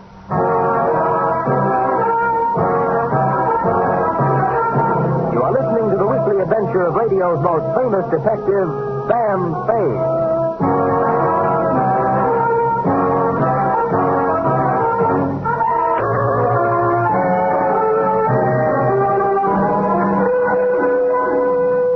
From homicide were taking pictures, etc. You and I, Lieutenant, were going round and round on the question, if I didn't kill the man found in my room, who did? And you were sufficiently impressed with my insult, Chelsea, not to hold me for the murder. We bowed to each other, and I left. Thinking back to the truck that had almost run Turkey down, I went to the Haynes U Drive truck rental garage.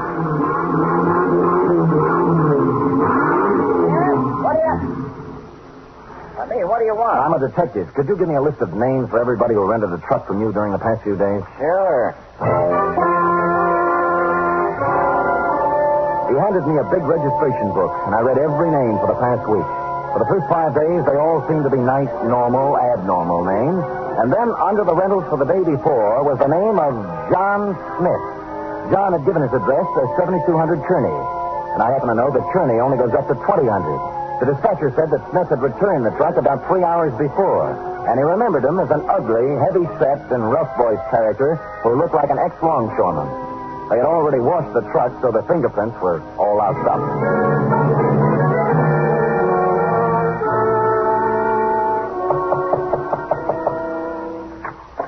Well, it's Mr. Spade again. Look, I'd like to speak with Miss Black, if you don't mind. Come in. Come in. Thank you. This way. Into the den. Right.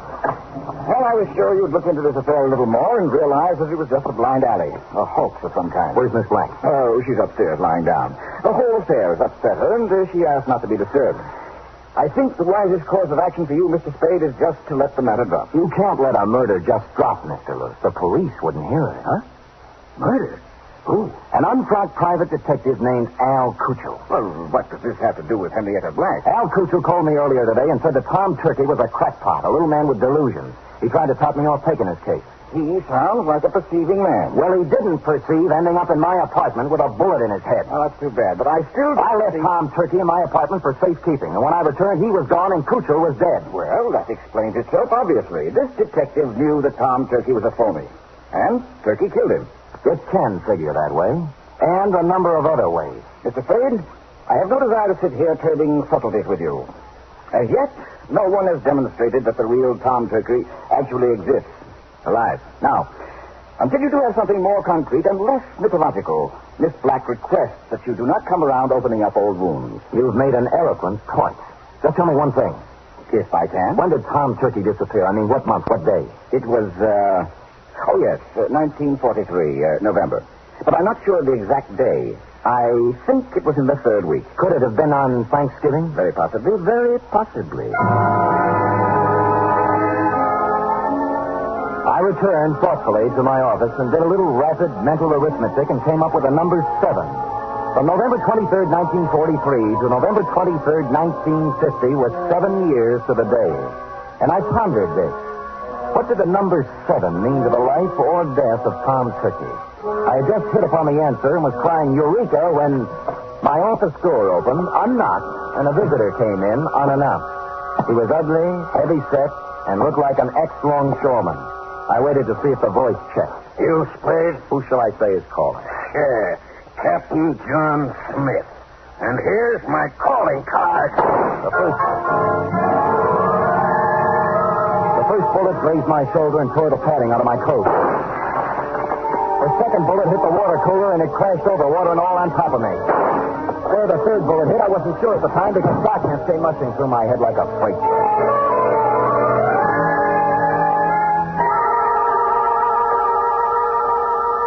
When I opened my eyes again, I expected to see St. Peter checking my ID card.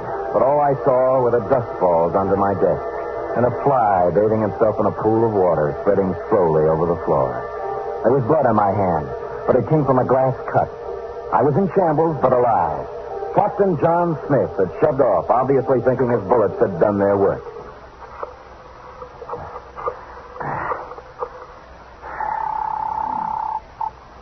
Homicide, Lieutenant Kelsey. Sam, Kelsey, have you found anything more about Tom Turkey?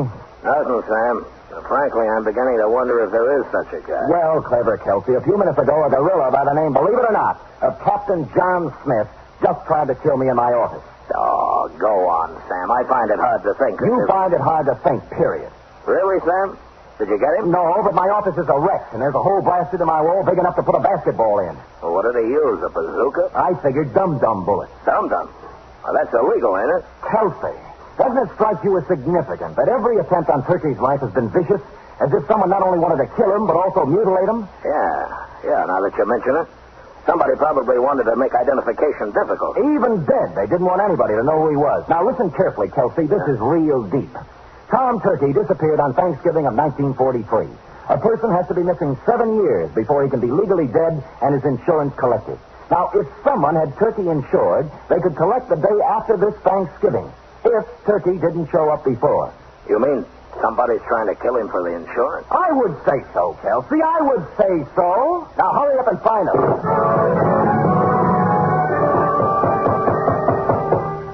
When I put down the phone, I heard a heavy pounding. For a minute, I thought it was in my head, until I turned to face the door, and standing there was a small pilgrim with bandy legs in black stockings, pantaloons, white-collared coat, and stovepipe hat. Hallelujah! He wore silver buckles, and what he was pounding on the floor was an 18th century blunderbuss. Hallelujah! Have I got the right place? Oh, offhand, I'd say so. If you're looking for Captain John Smith, he just left. Pocahontas is expected any minute. Now, don't you go trying to confuse me. I'm too thirsty. What's on your mind? Well, I'm looking for a fellow named Dan, oh, I'm so thirsty I forgot. Sam Spade? That's it. There. Oh, you broke your water bottle, huh? Yeah. Good. That stuff's poison anyway. Hallelujah. Hey, say, do you happen to have any hard cider around? Fresh out. Oh. I'm kind of thirsty, you know. Any type of corn squeezing? Here, try this, Dad. Well, yeah. Good, huh? Oh. You like that, huh? Oh.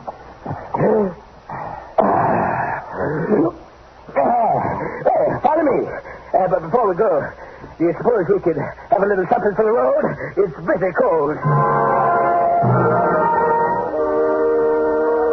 I gave him a little, but not too much, because I didn't want him to lose his way. He walked me right down Market Street so he could look in the liquor store windows. He said it gave him a comfortable feeling to know there was so much good in the world. And then we turned right a few blocks until we came to the Helping Hand Mission. Across its gray front, a banner promised special holiday food and comfort to the unfortunate. And on the street in front of it, there was a brass band sending out signals to the fraternity that any minute the great feast of Thanksgiving would begin. The band members and other volunteer workers were all dressed as pilgrims, but quaint conceit. My pilgrim led me to a dark corner of the clubroom, and sitting there unhappily was none other than Tom Turkey. Hello, Mr. Spade. Oh, hello, Tom. What happened to my apartment? Why did you run away? Oh, I was afraid. You told me not to answer the door until you came back. Well, somebody knocked on the door and said it was you, so I opened it, and 2 men came in. Tell me, was one of them Al Cuccio? Yes, the detective. The other man was a big, ugly-looking fellow, and when they saw I was alone, they started arguing. About what? Well, the detective said that now that he brought the ugly man there, he wanted his money. Yeah? The ugly man pulled a gun, and they started to fight. Oh, dear, I slipped out the door, and when I was halfway downstairs, I heard a shot and kept on running. Well, Al Cuccio is dead. Oh, my. I thought so. This was the only place I could think of to hide. Oh, when Henrietta finds out I've been mixed up in a murder, she'll never take me back. Henrietta.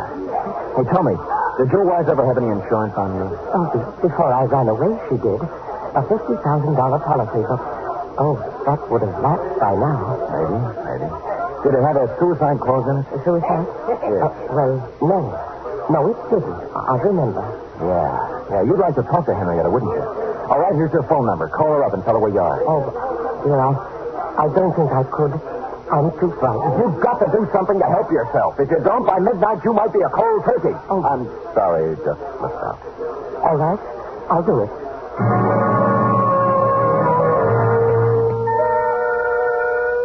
Well, he went and made the call. When he returned, he said that a man had answered who said Henrietta would come down and pick Tom up. He didn't want to wait, but I sat on him. The pilgrim brought us a dish of turkey dinner, saying he couldn't stand food himself, and we munched a spell. In a little while, a limousine pulled up in front of the mission with someone in back whom I couldn't see. The chauffeur stepped out and came in inquiring for Tom Turkey. It was Captain John Smith himself. When he saw me, a look of shocked surprise came over his unhandsome face. Hoping to catch him off balance, I drove at him. It was the liveliest thing that has happened at the Helping Hand Mission in years, and we had a good house, too. Money was even changing hands. When I heard the odds starting to go against me, I realized I'd better come up with something. Use this, partner. And I did. The bandy-legged pilgrim shoved his blunderbuss right in my hand. And I swung. fist dropped like pheasant on the wing. I looked up. The passenger from the limousine was just coming in. Yeah, what's the meaning of this? It means, Leander Luce, that you're not going to carve Tom Turkey up for your Thanksgiving insurance policy. Hallelujah. Drumstick, anyone?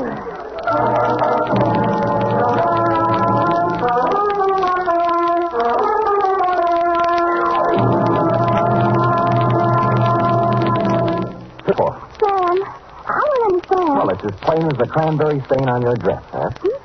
Luce, as Henrietta's business manager, had her power of attorney. And secretly, he kept making the payments on Tom Turkey's insurance policy. Oh, and then he'd collect for Henrietta and keep the money himself. Essie, sometimes your lightning mind frightens me. I'll go type that up. 3 chimes mean good time.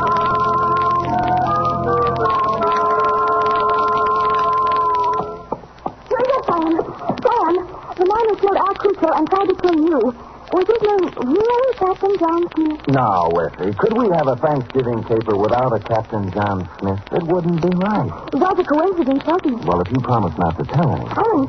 His real name was Michael Giuseppe Yablonsky Smith. I called him John for short. You're so kind. Are we going over to your mother's for cold turkey snacks? Well, all right, but I don't think there'll be much left. Oh? You see, my cousin Julie couldn't find a little boy. On Mother's phone, he said they just found him. He was inside the turkey, eating his way out. Essie, is there no way to curb that tongue of yours? There's one way. Well, come here. Oh,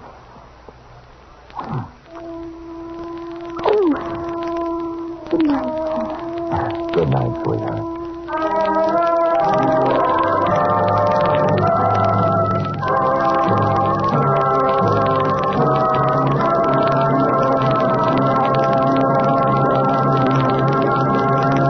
The National Broadcasting Company presents The Adventures of Sam Spade, Detective.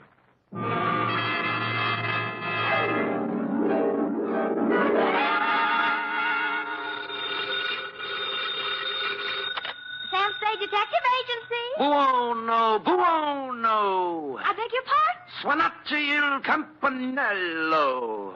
Sam, what are you... Nothing at all, sweetheart. I just happen to have the tourist lists of handy Italian phrases before me. North Beach never did that to you before, Sam. North Beach never did anybody like it just did me, F. But I thought you said old Bartolomeo just wanted you to drop by for a friendly talk. And some garlic bread and red wine. But does that explain the knife gash on my coat? Your new tweed? My old tweed now, Cherub. You see, it was never meant to be swum in. The bay?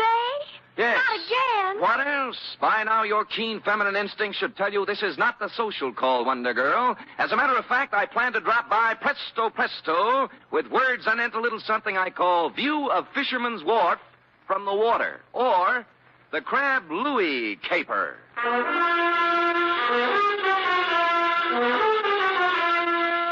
Transcribed for NBC, William Spear, radio's outstanding producer, director of mystery and crime drama, brings you the greatest private detective of them all in The Adventures of Sam Spade. Zing, zing, zing, ding, ding, ding, ding. Buongiorno, Sam. Well, boning up, huh? Let me see now. Oh, Desidero un carburatore per la carrozzella. Great. What's it mean? I found my secretary's list of most used Italian phrases, Sam. It means, I want a carburetor for my voiturette. I'll remember that. Shall we proceed with the business at hand? Ready, Sam. Date, fill it in. To Bartolomeo Maggiore, copy to Lieutenant Rossi, North Beach Division, from Samuel Spade, license number 137596. Subject, the Crab Louie Caper. Dear Bartolomeo, Fisherman's Wharf, as you know, is as changeable as an Italian wench. All smiles and laughter of a Saturday night with the lights blazing in the Cioppino palazzas and the tourists 3 deep around the steaming cauldrons outside. But it's something else again of an early dawn. Dark and lonely and quiet, except for the mutter of engines as the crab boats nose out into the fog that hang over the gate. Last night was somewhere in between. The lights were blinking out as I left my cab and walked over to your place of business, a gaudily painted building at the foot of the wharf with a red, yellow, and blue sign reading Museo Maggiore. Curios, souvenirs, waxworks. Admission 10 cents.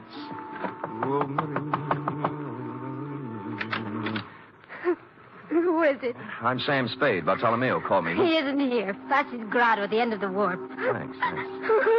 Look, is there anything I can... Sorry.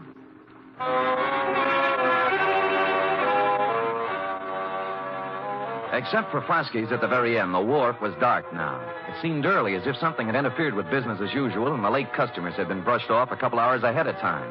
I peeked through a hole in one of Flasky's window shades and saw why.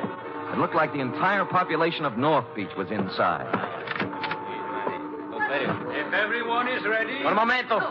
Who's this? Me? Yes, you. What do you want? I'm Sam Spade. Bartolomeo Maggiore sent for me. Bartolomeo. Conoscete il signor Spade? Ah, sì. Obrigatissimo, Vasquez. Ah, there, Mr. Spade. You are wondering why you are here? Well, as a matter of fact, I am, Bartolomeo. I thought that... I know. It's about my son, Louie. My son, my only son. Oh, he's inside? No, not inside. Out in the darkness somewhere. Cold and alone. You mean he... See.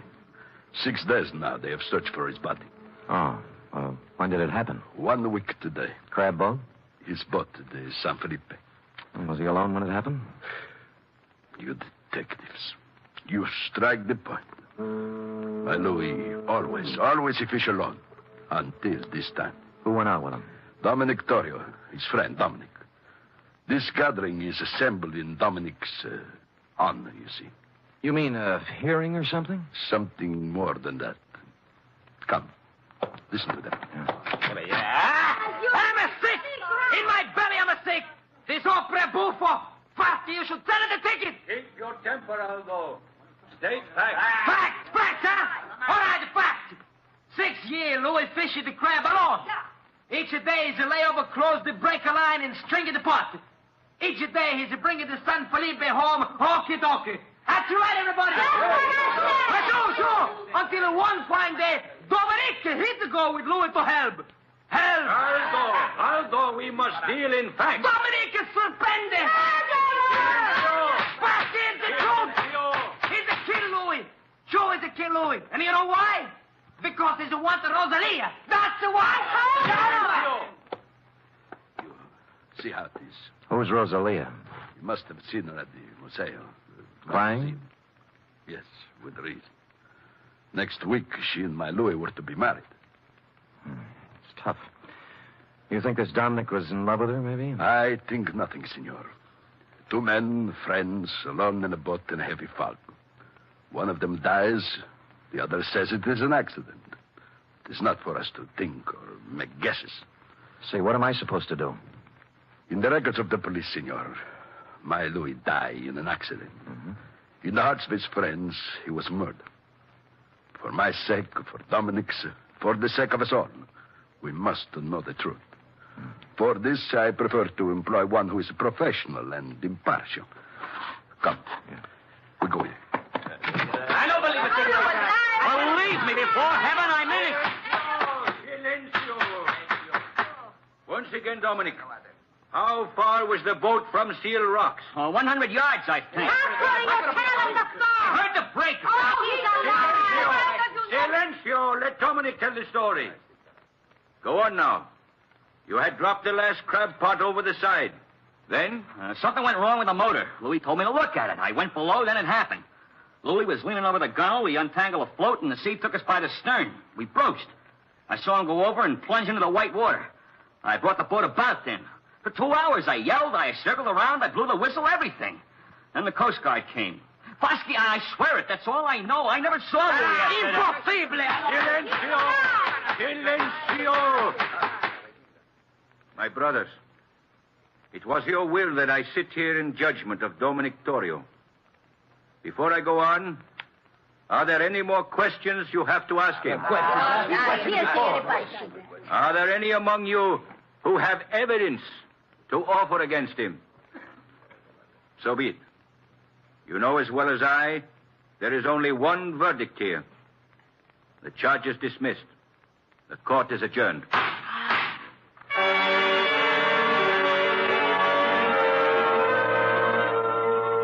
Everyone was still for a second, like a big tableau.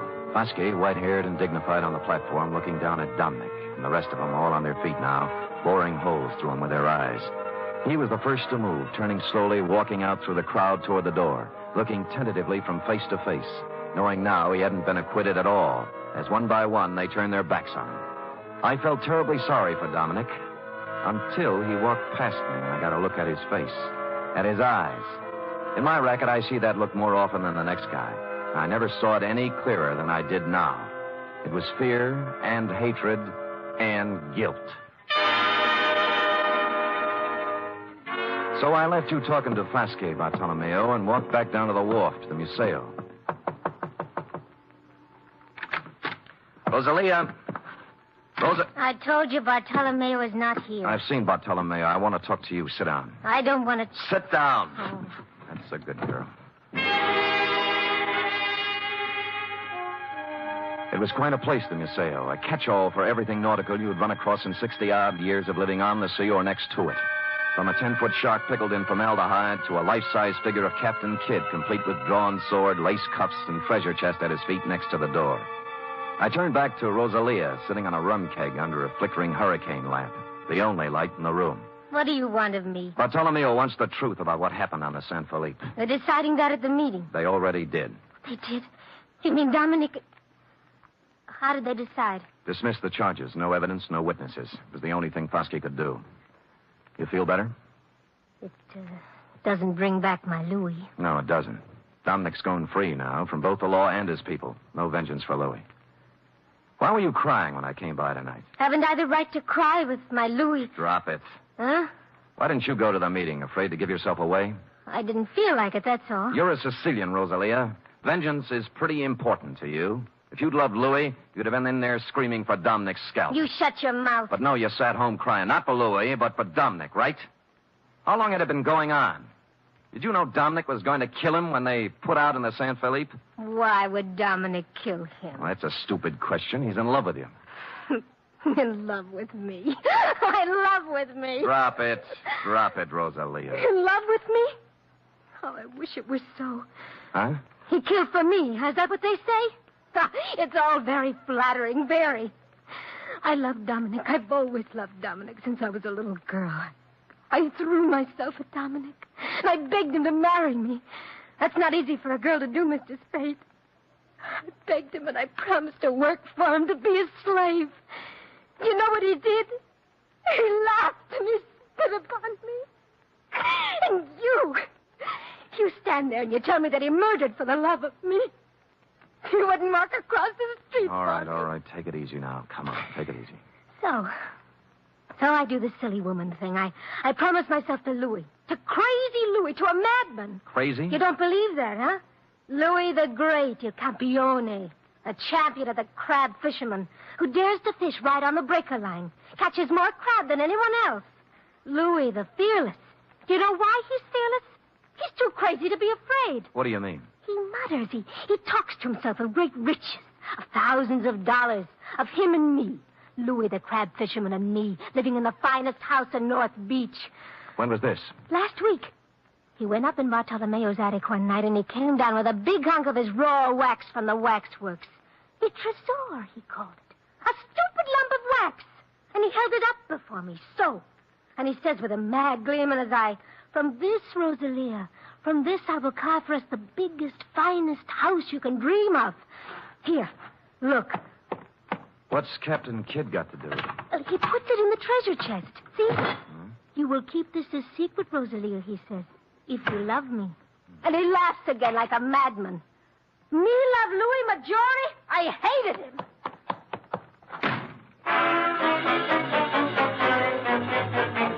It was too good to be phony. The triangle notion had to go.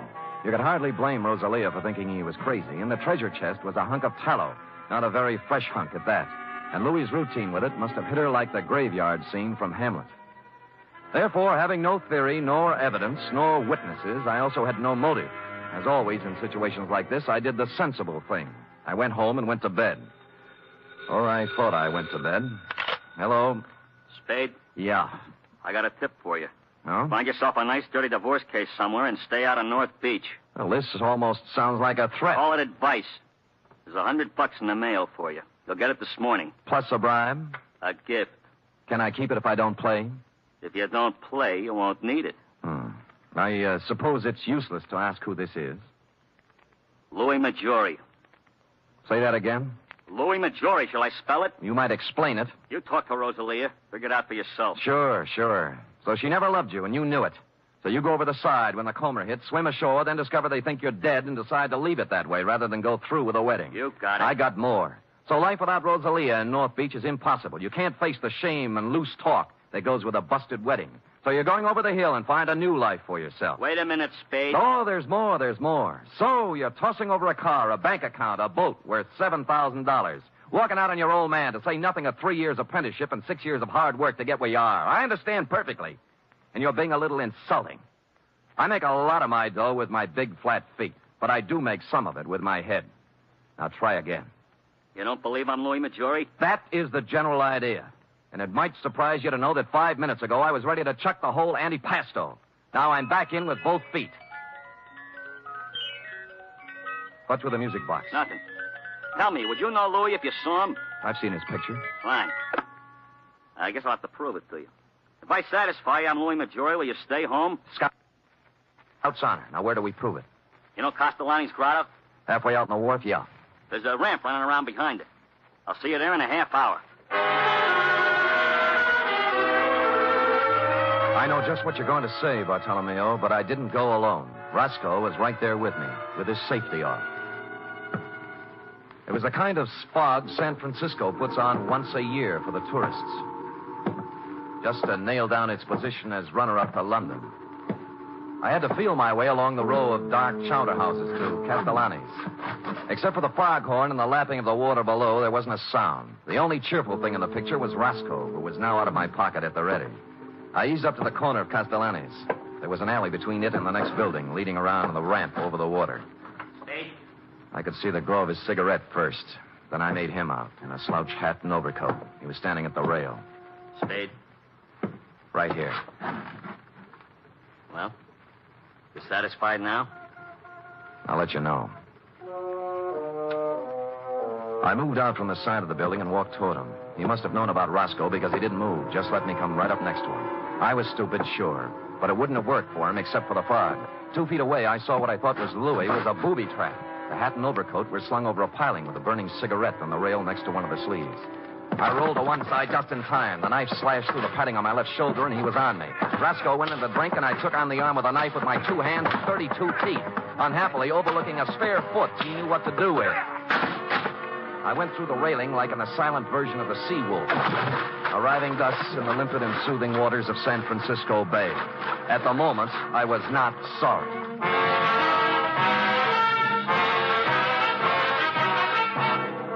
You are listening to the weekly adventure of radio's most famous detective, Sam Spade.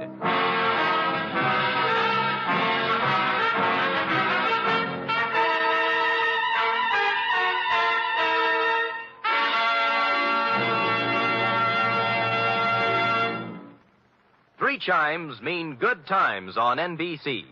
Sunday, Theater Guild on the Air presents one of the greatest dramatic undertakings in the history of radio. It's a full hour-and-a-half adaptation of Shakespeare's masterpiece, Hamlet. The immortal lines and matchless beauty of Hamlet come to life Sunday with John Gielgud, Dorothy McGuire, and Pamela Brown in Theater Guild on the Air. And a reminder, this Sunday also means another gala broadcast of The Big Show.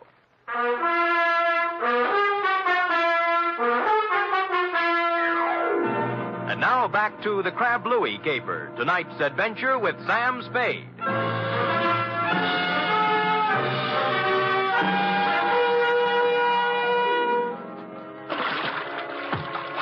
Wetting my finger and holding it up in the wind, I quickly determined where north was, and just as quickly decided there was no percentage in swimming the Golden Gate.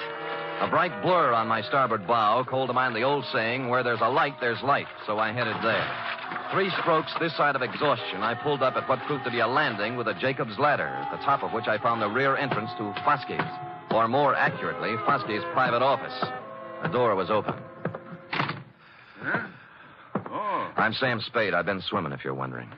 What Bartolomeo told me about you. He didn't say you were crazy. Well, maybe he didn't know. You wouldn't have a brandy lying around loose, would you? Well, sure. Sit down. Thanks.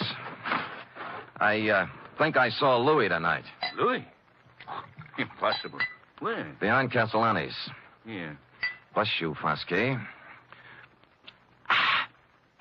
Oh, hit me again, will you? Yeah, but what about Louie? Called me up, said he'd meet me there. Just tried to knife me. Oh, but it's impossible. Is it? Why would he play dead? And why would he try to kill you? Maybe he's crazy.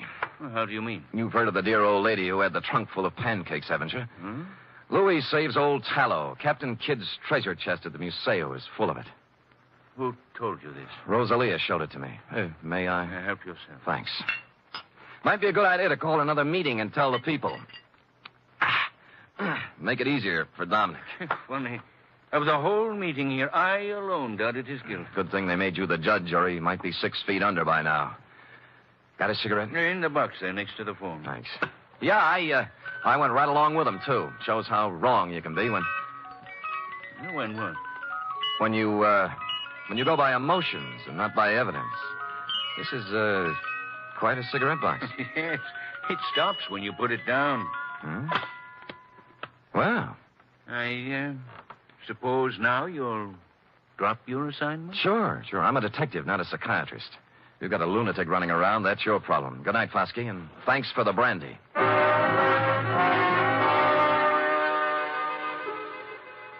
If Roscoe had been along, I might have played it differently, but when you're sitting across a coffee table from a guy you suddenly realize has the wet cement all ready, you do what I did, make polite noises and concentrate on getting out on 2 feet. It was 7 to 3. Dominic was stashed in a handy closet listening to the whole thing, which was handy since the next obvious move was his room in a house on Jefferson Street. A rooming house owned and operated by a 4-corsage bosom-type lady known as Mama Luca. Oh, senor, I don't know nothing. You're scared, Mama. Did Dominic threaten you? No, don't ask me. Look. He killed Louis Maggiore. I gotta know why. I don't know why. I don't know nothing about it. Louis came here? Yes, Louis came here the night before it happened. Why? I don't know. He was all excited. A handful of wax. Wax? You know. What about it? He showed it to Dominique, and they go into his room and talk, and then he ran off to send a telegram. Telegraph office, huh? Well, since it's official business, I can let you read the office copy. Here. This message just came in tonight. Dominic Torrio. Regarding your inquiry, analysis of samples sent here by Louis Maggiore, highly promising. If quality uniform and weight correct, would estimate value minimum $60,000. Hartley Associates, Vancouver, B.C.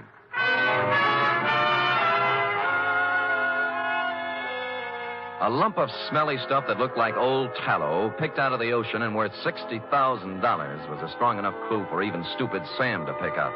I left the telegraph office on the double and pulled up at the Museo Maggiore 10 minutes later. Blasted lock is jammed. He was too busy to notice me. I slid a marlin spike out of a rack next to the rum keg. Locked. Must be locked. I hate to do this, Fosky. Wait a minute, Spade. Wait up! The next voice you'll hear will be the nurse with the breakfast tray. Bartolomeo! Senor Spade, what have you... Look. What have you done? His Honor was playing Pandora with Captain Kidd's treasury. Treasure box? Yeah. But why? Who is it? Who? Fosky. Surprised? Fosky? Why would he, of all people? He likes a buck as well as the next one, possibly even more, when there are 60,000 of them. $60,000? Yeah. Is he mad? Like a fox. Here, let me pry this cover off. There. What is this? Well, it may not look like much to you and me, but to a perfume manufacturer, it's prettier than the Venus de Milo. Tallow? Ambergris. It's what happens when a whale gets a tummy ache. Louis must have run onto it 10 days ago. Madre mia, $60,000. Yeah. That's the big why of it, Bartolomeo. What now? You think Fosky... He won't talk, neither will Dominic. It's their necks and they know it. Still 2 men alone in a fog in a boat. See. There were only a witness. There was a witness. Hmm? The eye of God was on Dominic when he did it. And the judgment of God is swift and is sure. Dominic knows it. You think so? I know Dominic. Why you ask? There's a way to find out. What time is it? 1:30. There's time. Where do you keep your razor? Razor? Yeah. I'm going to shave Captain Kidd.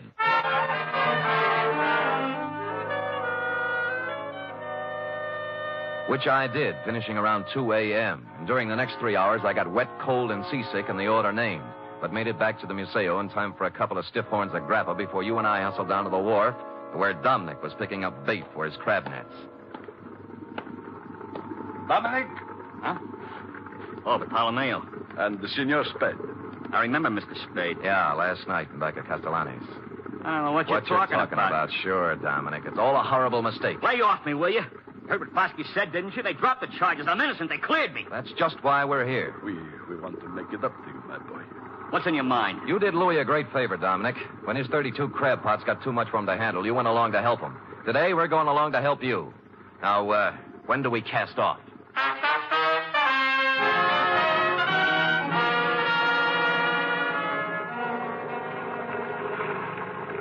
There's a float up ahead. What color? Yellow and red. Is that yours, Dominic? That's mine. Great. Pull up alongside. Well? What's this all about? I told you, Dominic. You're lying. What are you trying to do? Break me down? He's dead in an accident. You heard what Foskey said? Yeah. Forget it, Dominic. Forget it. We love you like a brother. I told the truth. What are you trying to do? Torture me? Is that what you want? Revenge? No. The matter is in other hands now. What? You mean? There is always one witness, isn't there, Dominic? Oh. That's what you mean, huh? Is that why you came to tell me that? That's a good one. Hold the wheel, Spade. I'll bait my net. I'll spit in your eye one day, old man. One day when you get smart. You and the whole lousy war. We both watched him hold the line. What you pulling it on the deck, prattling to himself like a little kid whistling in the dark. He was a lousy actor, pale under his sunburn and drenched with I sweat. won't let you forget Up it, came, pal. coil by I got coil. something to prove. Then it began to come slower. I can make it stick. When I can prove it in court, I'll sue you till you bleed. Hey, what's the matter here? What's pulling on this line? Maybe it's your conscience, Dominic. It's heavy. It's... What? The Lord moves in strange ways. Hey, can't get it up. Let me help you. There we go. 1, 2... Up. Louie! Get away from me! Let me go! Louie! No!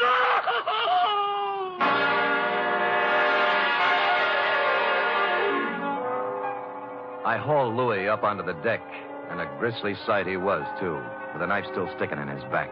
I figured that was where Dominic would put it, and I was right. Not that it mattered, because Dominic wasn't thinking logically from the moment he saw Louie's body tangled in his crab line. He sang us all 50 verses then and there and repeated them for the police stenographer later when we got him to headquarters. It looks like a first-degree rap for both him and Foskey, but I'm waiting till it happens before telling him the corpse was Captain Kidd, minus beard and ruffles. Period. End of report. Sam, again and again I rediscover you. And each time a new facet, a new thrill. You're just wonderful. It's true. But it pleases me to hear it from you, F.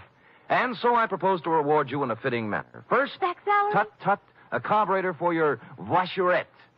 And second, back salary? 10 free tickets to the Museo Maggiore. Third, back salary. An invitation to accompany me, your employer, to browse upon 2 bowls of cioppino tonight at Castellani's.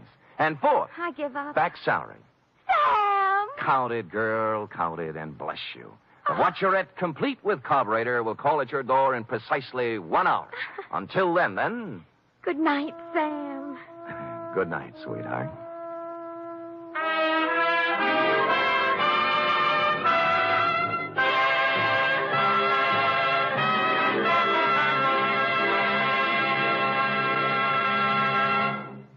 Three chimes mean good times on NBC. You're invited to a 1-hour concert tomorrow by the renowned NBC Symphony under the direction of noted conductor Wilfred Pelletier. Featured soloist on tomorrow's symphony performance is Helen Traubel. For the world's greatest music, hear the NBC Symphony tomorrow and every Saturday. Tonight's transcribed adventure of Sam Spade was produced, edited, and directed by William Spear. Sam Spade was played by Stephen Dunn. Lorene Tuttle as Effie. Script for tonight's adventure by Harold Swanton. Musical scoring by Lud Gluskin, conducted by Robert Armbruster.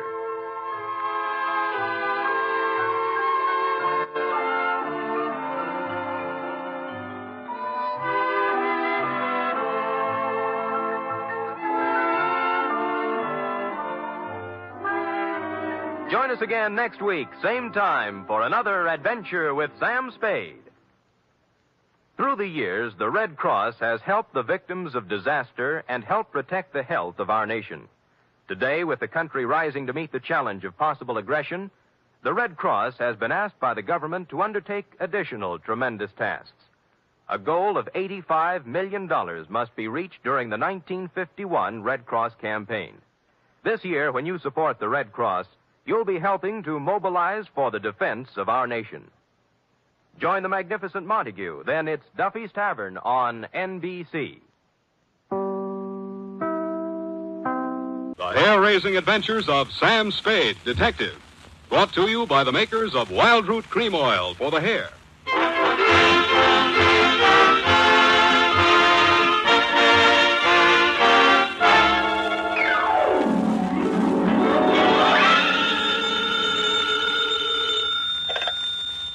Sam Spade, Detective Agency.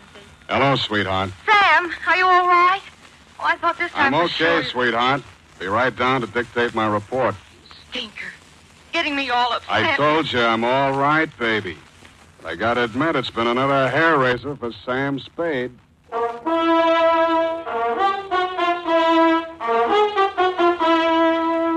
Dashiell Hammett, America's leading detective fiction writer and creator of Sam Spade, the hard-boiled private eye, and William Spear, radio's outstanding producer-director of mystery and crime drama, join their talents to make your hair stand on end with The Adventures of Sam Spade.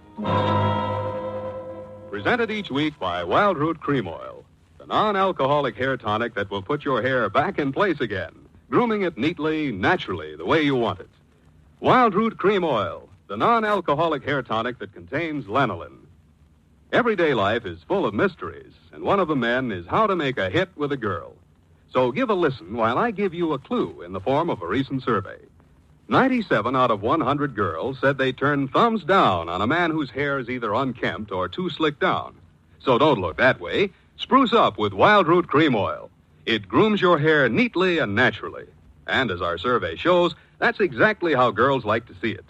Besides, non-alcoholic Wild Root Cream Oil relieves dryness and removes loose dandruff. It contains lanolin. So ask for Wild Root Cream Oil.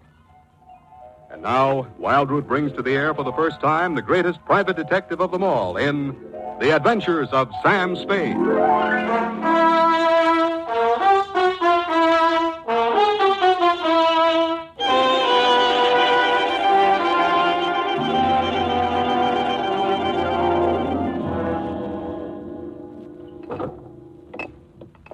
Whenever you're ready, Mr. Spade. Yeah, let's see. Date July 12, 1946, to Mrs. Gilmore. Subject, death of Bernard F. Gilmore.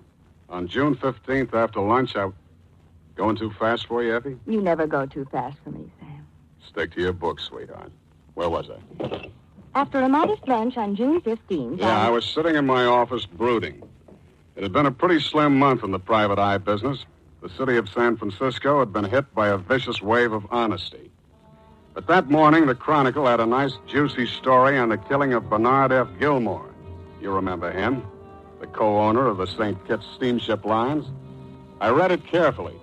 2 weeks later, I received a call from the partner of the murdered man, a Mr. Emil Tonescu.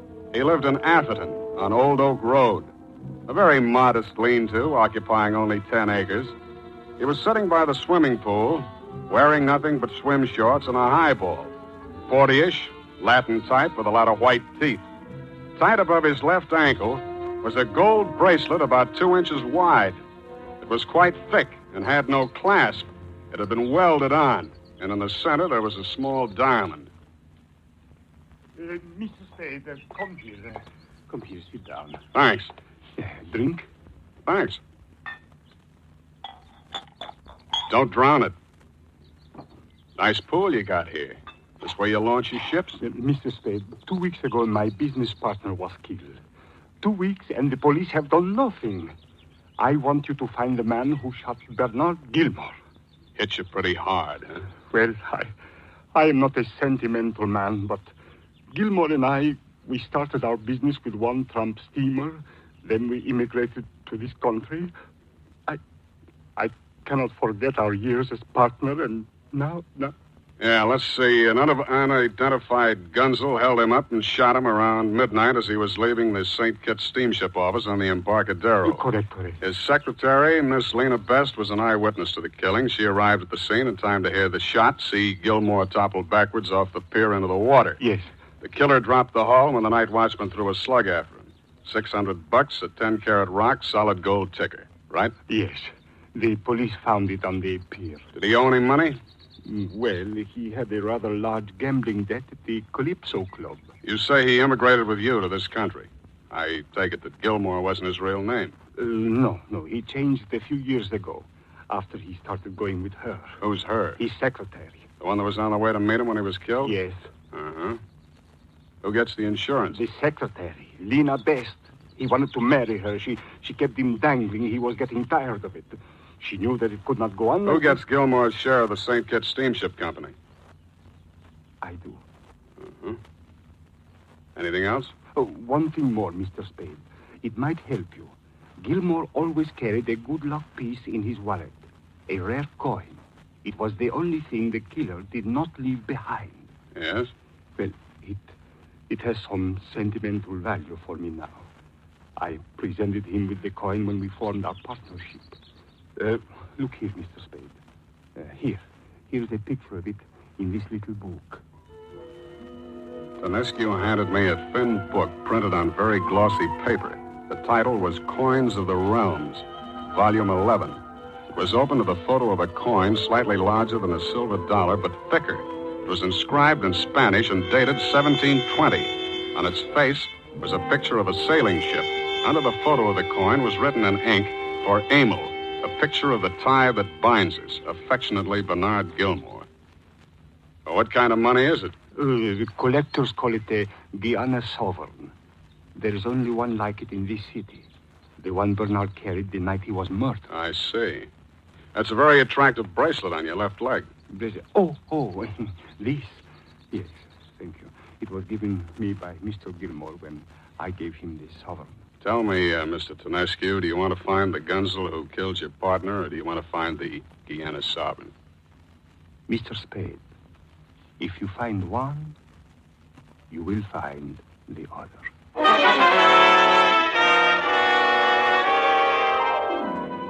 I walked up Market Street to the Chronicle building. I got off at the 4th floor and walked down the corridor to the morgue. Hi, greetings, Sam. What's on your mind? The Gilmore killing. Give me the clips on the story. Oh, yeah, Bernard Gilmore. As a matter of fact, somebody I'm through with these clippings now. Thanks ever so much. Oh, you're welcome, miss. Any time at all. Thanks. You're très cute. Well, save your pennies. Who's the sleeping beauty? I don't know. She spent all morning going over the Gilmore clips. Here they are. She... What? Yeah, she was making notes on the... Hey, don't...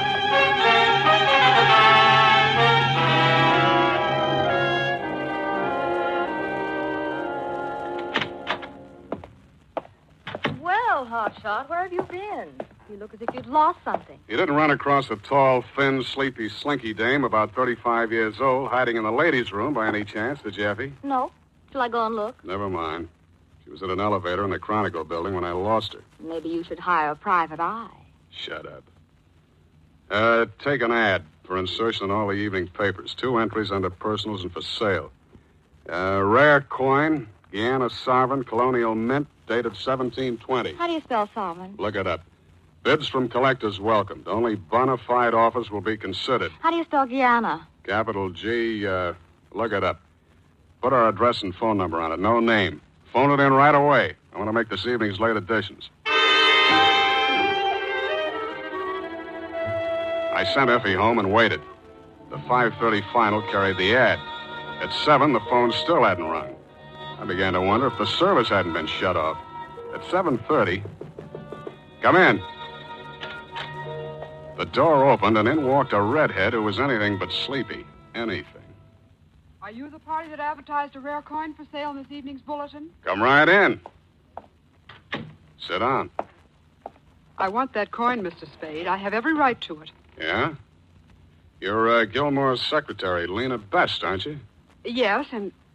well, I'm also Bernard Gilmore's widow. Well, you're a surprise in more ways than one, Mrs. Gilmore. Please, I'd rather you didn't call me Mrs. Gilmore. Okay, Lena. You see, Mr. Gilmore and I were secretly married. Not even his partner, Emil Tonescu, knew about it. What do you know about the Guiana sovereign? Well, all I know is that Mr. Gilmore told me that if anything ever happened to him, that I was to let Mr. Tonescu know that I have the coin. Did he say why? No, he didn't. It was a symbol of something to them. They were both superstitious about it. Yeah? How about you? You superstitious, too? All I know is, long as Bernard kept that coin locked up in a safe, he stayed alive. The only time he ever took it out, he was killed. Tonescu said he always carried it with him. Tonescu's a liar. Excuse me. Yeah? Are you the gentleman who advertised a rare coin for sale? Right. My name is Joshua Gainsborough. I'm a numismatist. A what? Numismatist, a dealer in rare coins. Oh, yeah. I should like to examine that coin you advertised. If it's a genuine Guiana sovereign, I'd like to make you an offer for it. Come to my office. We'll talk it over. Well, unfortunately, I can't. Would it be too convenient for you to bring it to me? Where's your place? The Garford Apartments on Bush Street. Garford Apartments on Bush Street. Yeah, I know the place. Don't bother to ring the bell. I'll leave the front door on the latch. Come directly up the stairs to apartment 3A. Apartment 3A. I got it. Be there in 10 minutes. Sorry, Lena, we'll have to talk some other time. What are you going to see her for? See who? I can't risk it, Mr. Spade. Give me that sovereign. It's bad manners to point guns at people so early in the evening. Besides, your hand's shaking.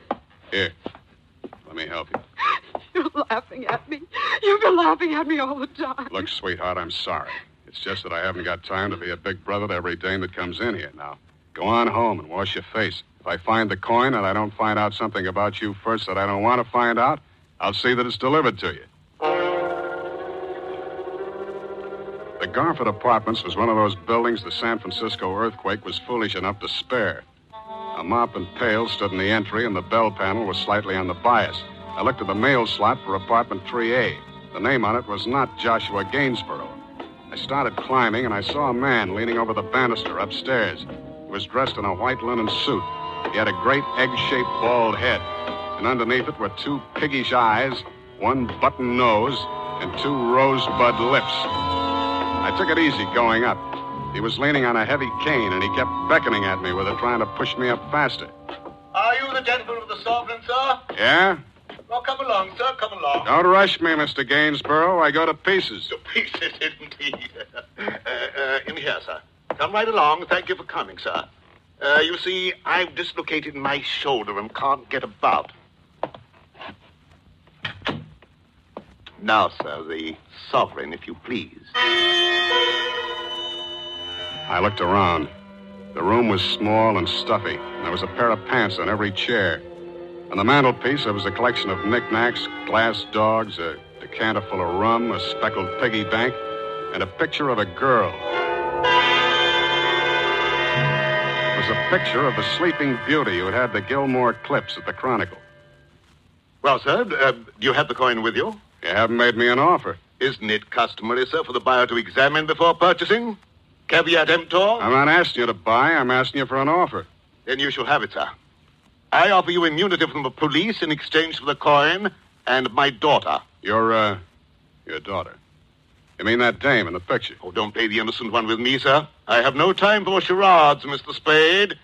I know who you are. I didn't know it showed. Oh, come now. The coin and the whereabouts of my daughter. How did she get into the caper? You face a most serious charge, sir. She is mentally unbalanced. She disappeared from our apartment and my coin with her. Yes, Mr. Spade, my coin. I don't quite know how you managed to gain possession of the coin, but my natural filial concern for my daughter will no longer keep me from turning you over to the police. Shall we dance? You don't believe me, sir? No. No. No. Right out, no. I like you, sir. Sit down, sir, sit down. We'll talk this over. I'm still listening. Very well. You have the coin. I want the coin. And not your daughter. Oh, come now, Mr. Spade. You needn't trap it in. You know I never had a daughter. But you do have a wife. A wife, sir? She's very attractive in widow's weeds. You know. Oh, that's priceless. Priceless, sir. You know. I know. Well, how did you guess that? Quite a bandage for a shoulder sprain. So the bullet just winged you. You went into the river, huh? Precisely, sir. Fortunately, there was a storeroom under the pier which served nicely. Oh, this is wonderful, sir. Wonderful. Two imposters, both knowing and playing out that little comedy. A drink, sir. Would you hand me the decanter just behind you? Just there, sir. I turned around to get it, and I got it. I got just a glimpse of him in the mirror, and that heavy cane caught me full on the top of the head. I staggered and tried to get my arms over his, but I got it again right across the face, and then I was all the way down, and he gave it to me at will.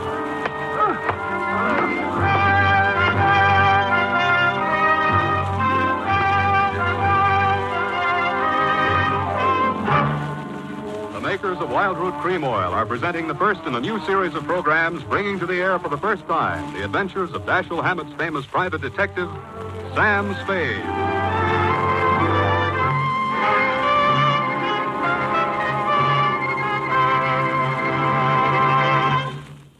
Every man has some detective ability, certainly enough to detect this fact, that people are naturally attracted to the man who is handsomely groomed.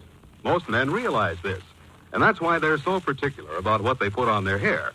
Recently, hundreds of men in metropolitan New York were asked, what 5 advantages do you consider most important in a hair tonic? And tonight, for the first time, we announce the results from this investigation. They show that one hair tonic, Wild Root Cream Oil, has all 5 advantages voted most important by this impartial consumer jury of men. 1, Wild Root Cream Oil grooms your hair neatly and naturally, never leaves it sticky or greasy. 2, it relieves annoying dryness. 3, it removes loose dandruff. 4, is non-alcoholic. 5, contains soothing lanolin. And remember, no other leading hair tonic gives you all 5 of these important advantages. So next time you visit your barber, ask for Wild Root Cream Oil and get the big economy-size bottle of Wild Root Cream Oil at your drug or toilet goods counter.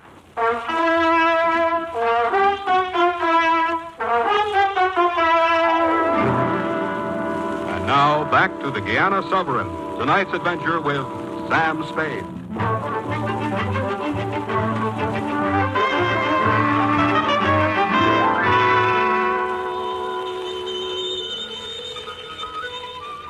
There was a clanging inside of my head like all the fire trucks in San Francisco gone berserk.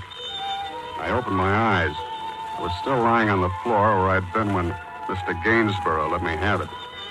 There was still someone sitting in the chair across from me, but it wasn't him. It was Emil Tonescu, looking very thin, very dark, and very dead. The phone was right under his elbow. I half crawled over to it and was reaching for it when I saw a wad of paper lying on the floor under Tonescu's feet. I straightened it out and strained my eyes into focus. It was a telegram addressed to the dead man. A found party who will exchange coin for ankle bracelet. It was signed Calypso. I rammed it into my pocket. Yeah? Hello? Who is this? Who'd you want? Oh, why, Sam. It's Lena Best. What are you doing there at this hour? Why didn't you call? I'd be half out of my mind. Hold tight, you'd be all the way out. You're no longer a widow. What? Bernard Gilmore's alive. Bernard? Alive? Now that I've seen him, I can understand you're identifying any bloated stiff that comes out of the bay. But, Hal, please, I wish you'd explain. I need some answers myself, Lena. I need them bad. You know the dame that lives in this flat? Yes. Don't trust her. The bell says it's Kara Kenbrook. That her? Yes. Who is she? Well, she and Mr. Gilmore were in business together in Trinidad. Trinidad. Okay, sweetheart. Oh, be careful, Sam. Save it, sweetheart. If we're lucky, you'll be a widow all over again. I pushed the late Mr. Tonescu into the closet and cleaned the place up a little. Then I took another gander at the telegram. I walked out of the building, grabbed a cab, and told the hacky to drive into the Calypso Club. It was a third-rate night spot with a gambling hell upstairs.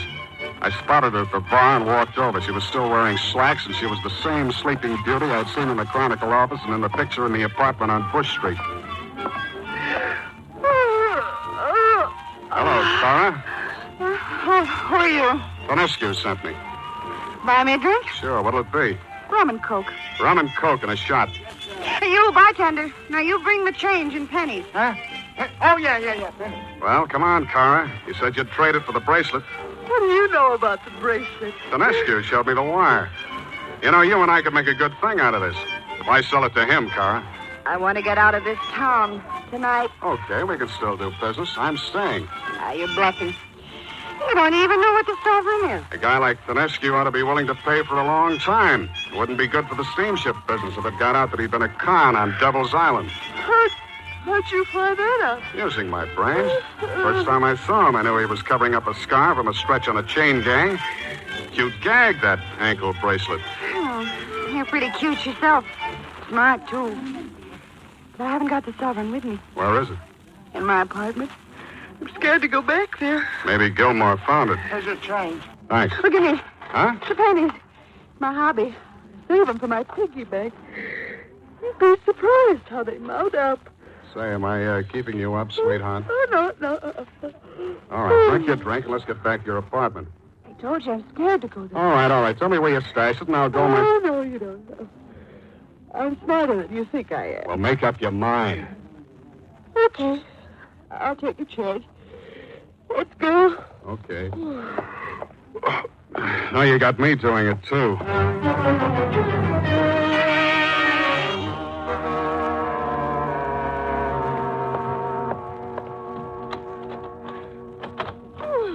Oh, pardon me.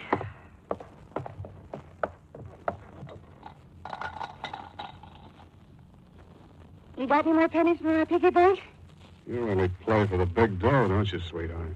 Yeah. Oh, give me. Ouch, I was giving it to you. Hey, there's a dime in there. Too late now. Save the pennies and the dollars will take care of themselves, I always say. Okay, let's get going. Come on, where is it? Let's see now. I want to take my darling little portable radio, 3 pairs of slacks. Always wear slacks, don't you? Even when shooting at your most intimate friends. Wasn't that a riot?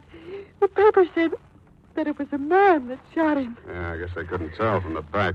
I don't know how I could have missed Mr. Gilmore. He wasn't any further from me than that. Yes, Clara, darling. I wasn't much farther than this, was I? Sit down, Clara. You look sleepy. Interesting malady, isn't it, Mr. Spade? Poor Clara was unfortunate enough to contract sleeping sickness on one of her tropical excursions. Well, now, let's get down to business. This is a most fortuitous meeting, Mr. Spade. The last time I met you, I got a headache, Gilmore. I'm getting another. So come to the point. Let's get this over. An excellent suggestion, sir. Now, which one of you is going to tell me where the sovereign is? Let's not waste any time, please. I've already killed one man because he would not or could not answer that question. Killed him with this very weapon. It must be obvious by now that I mean business. Well, Mr. Spade? Carr?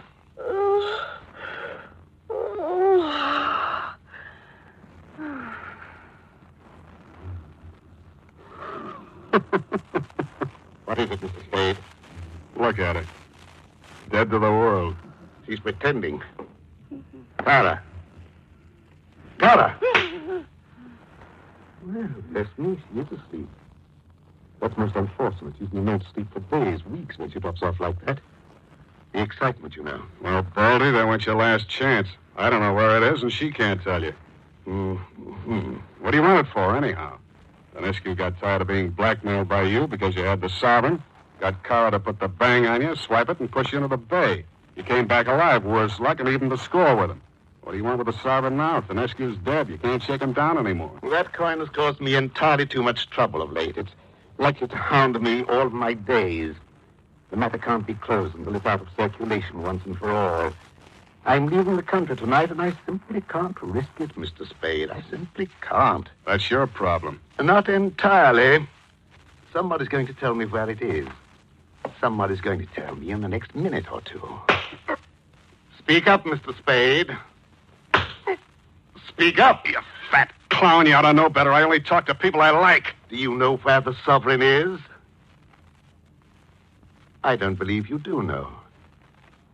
Well, so this is my last offer. I give you 1 minute, exactly 1 minute.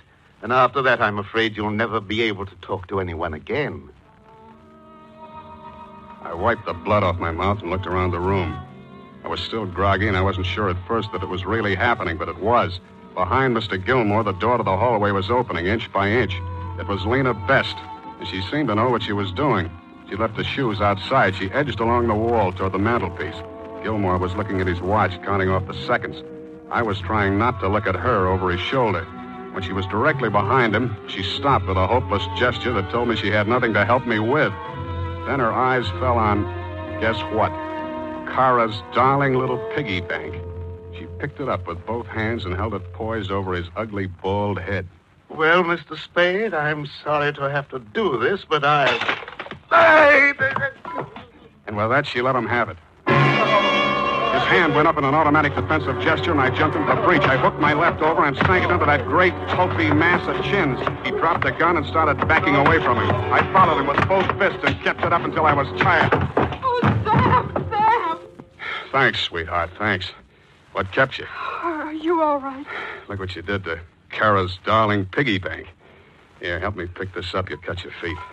Besides, there's a dime here that's mine. Maybe take a few pennies while I'm at it. Hey, look at this penny.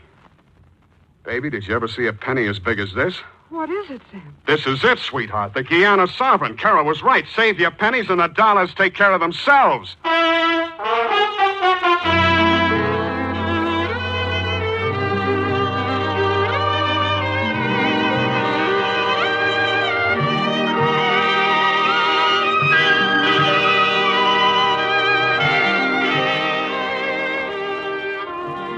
Well, that's about it, Mrs. Gilmore. The whole caper. When I got back to the office, I pried the top off of the sovereign with a nail file kindly furnished by Miss Effie Perrine and found inside just about what I'd expected. It was a dog tag with some French words on it and a number.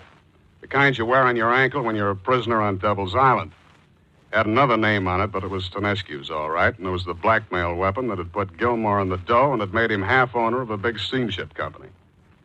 As you've no doubt been informed, your late husband, Mr. Gilmore, is expected once again to become your late husband, this time in the gas chamber. Goody, goody. Kara Kenbrook will by now be yawning away into the hospital ward of Tehachapi Prison. If you're thinking of making me a present, please make it something to wear, as I don't go in for jewelry. Period. End of report. Okay, Sam, I'll type it up. Anything else? Yeah. Got 10 until tomorrow? Are you kidding? No, I need it. I promised I'd take Lena for a little square dancing at the top of the mark. There's no dancing at the top of the mark. I know. Good night, Sam. Good night, sweetheart.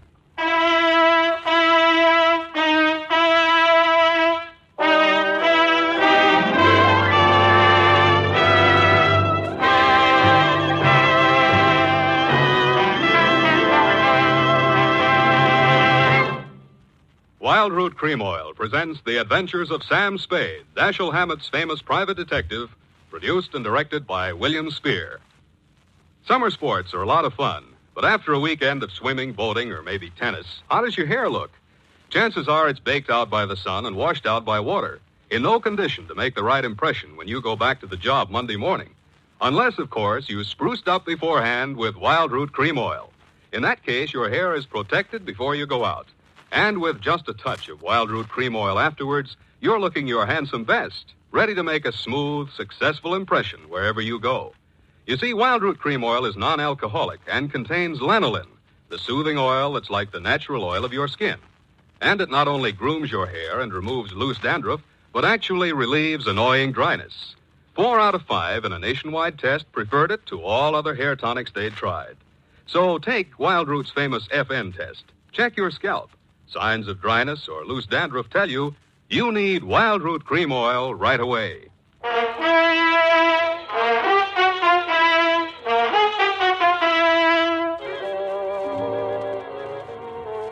Sam Spade is played by Howard Duff. George Zucco appeared as Mr. Gilmore, Lorene Tuttle as Effie. Don't forget, next Friday, the 3 great masters of the art of hair-raising, Dashiell Hammett, William Spear, and Wild Root Cream Oil, join forces to bring you another hair-raising adventure with Sam Spade.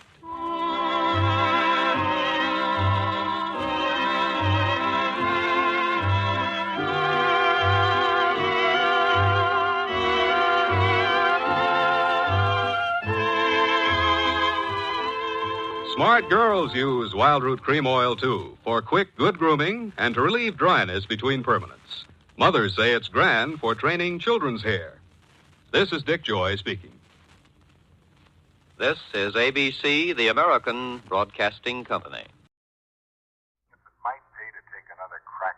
Diamonds along about now. Hey, Ted, you mean you got some kind of a lead on him? No, I'm afraid not. But I just got hold of some information on Rocky Harrison. Yeah? I told you after his probation was over, he disappeared. Yeah, you told me. But now, in view of this new information, plus the fact that you probably know him and his habits better than anyone else, and since Rocky is the only one who knows what he did with those diamonds... Hold everything, Ted. I'm on my way down to see you.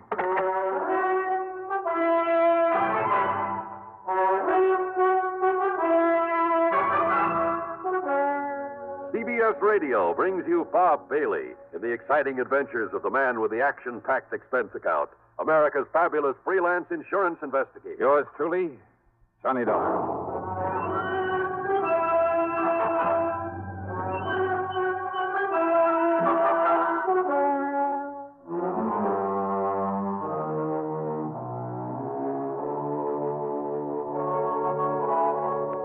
Expense account submitted by Special Investigator Johnny Dollar to Eastern Liability and Trust Company, New York City office. Following is an account of expenses incurred during my investigation of the man who waits matter. Sure, I and I alone could take the credit for Rocky Harrison's trip to Sing Sing over 7 years ago. But the fact I'd not been able to recover the Olney diamonds really stuck in my craw. So what if I was still fairly new in the business at the time? There was no excuse. Okay, then. Expense account item 1, $3.95, a taxi to the station, then train fare to New York. I walked over from Grand Central to Ted Bessam's office at 500 Fifth Avenue. You know, I thought the mention of Rocky Harrison would bring you here in a hurry.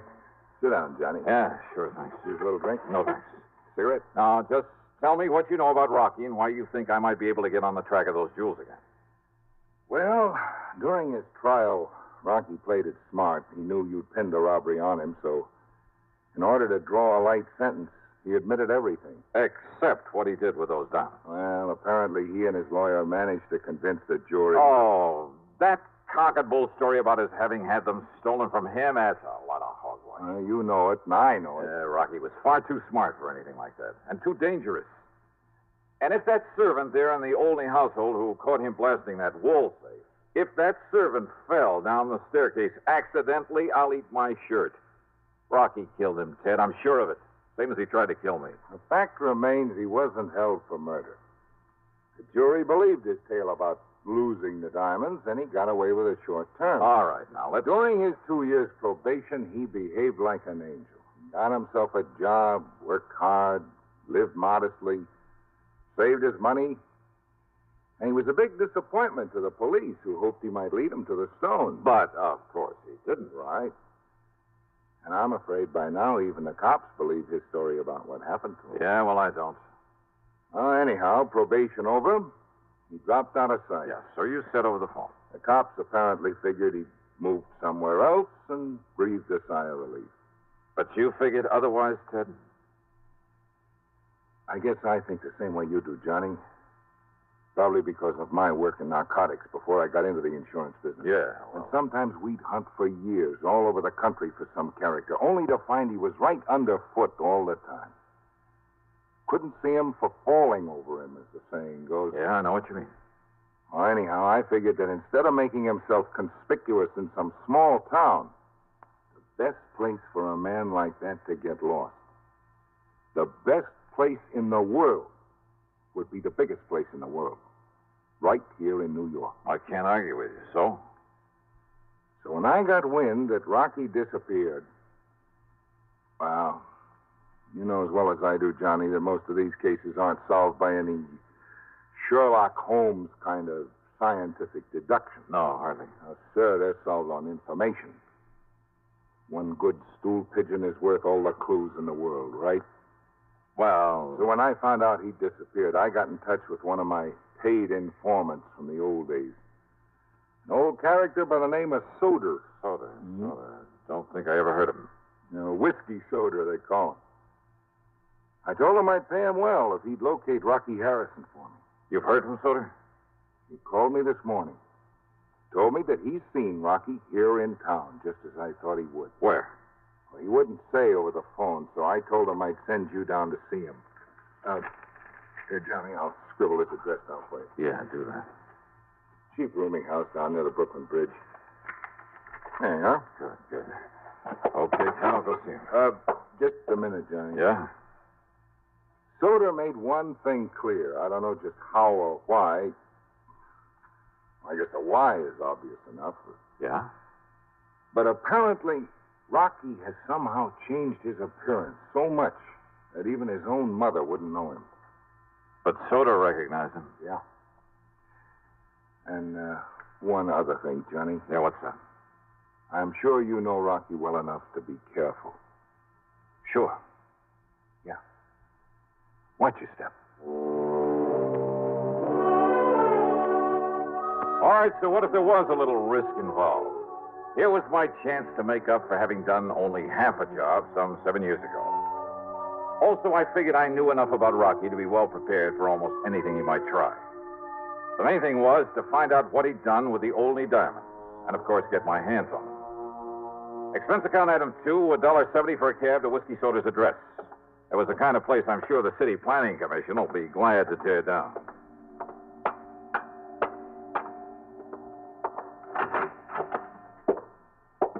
The word manager was scrawled across the door in the hallway marked with the number 1.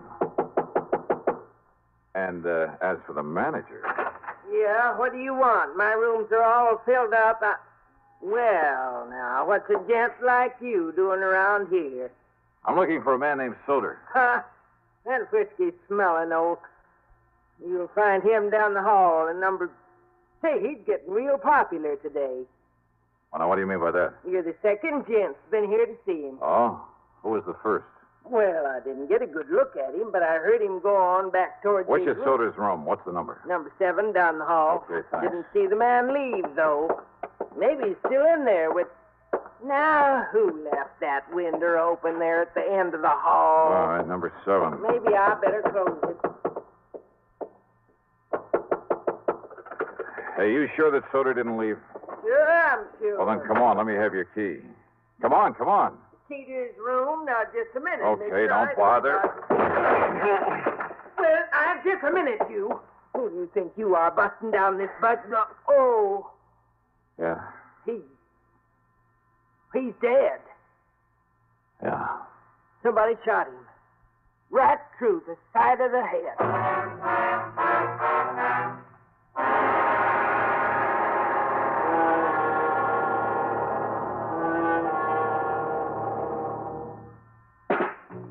Smoking more now, but enjoying it less. Have a real cigarette. Have a Camel. So good. Have a Camel cigarette. So rich. Have a real cigarette. Have a Camel. So mild. Have a Camel cigarette. And here's the reason why. Best tobacco makes the best smoke. Have a Camel cigarette. You can say that again. Best tobacco makes the best smoke. Have a Camel cigarette.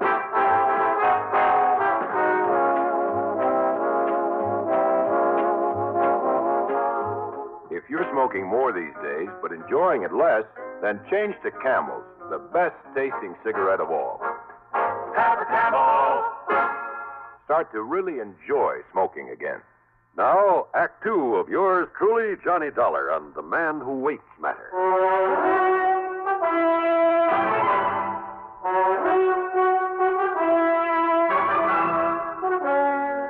Right through the side of his head, right in front of his left ear. That's right. But I didn't hear any shot.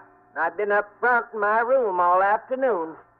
Because whoever did it used this pillow to muffle the sound. One of my best pillars, too. Look here. Look what it's done to it. The man who was here before, what did he look like? Huh? Well, I only looked out of my room in time to see him coming in here. I didn't get a look at his face. You said he was a gentleman, a gent. Yeah, but I didn't really... I think he had gray hair. What about his height and build? Well, now, I don't know. I was up front. Now, he how back. old was he? Look, I told you, mister, I don't know. Okay, here. There's a 5-spot for your trouble. And for calling the police. Sergeant Randy Singer at the 18th. Police? And my name is Johnny Dollar. Dollar? That's right. The one that's on the radio? You call the police. Tell them I'll contact them later.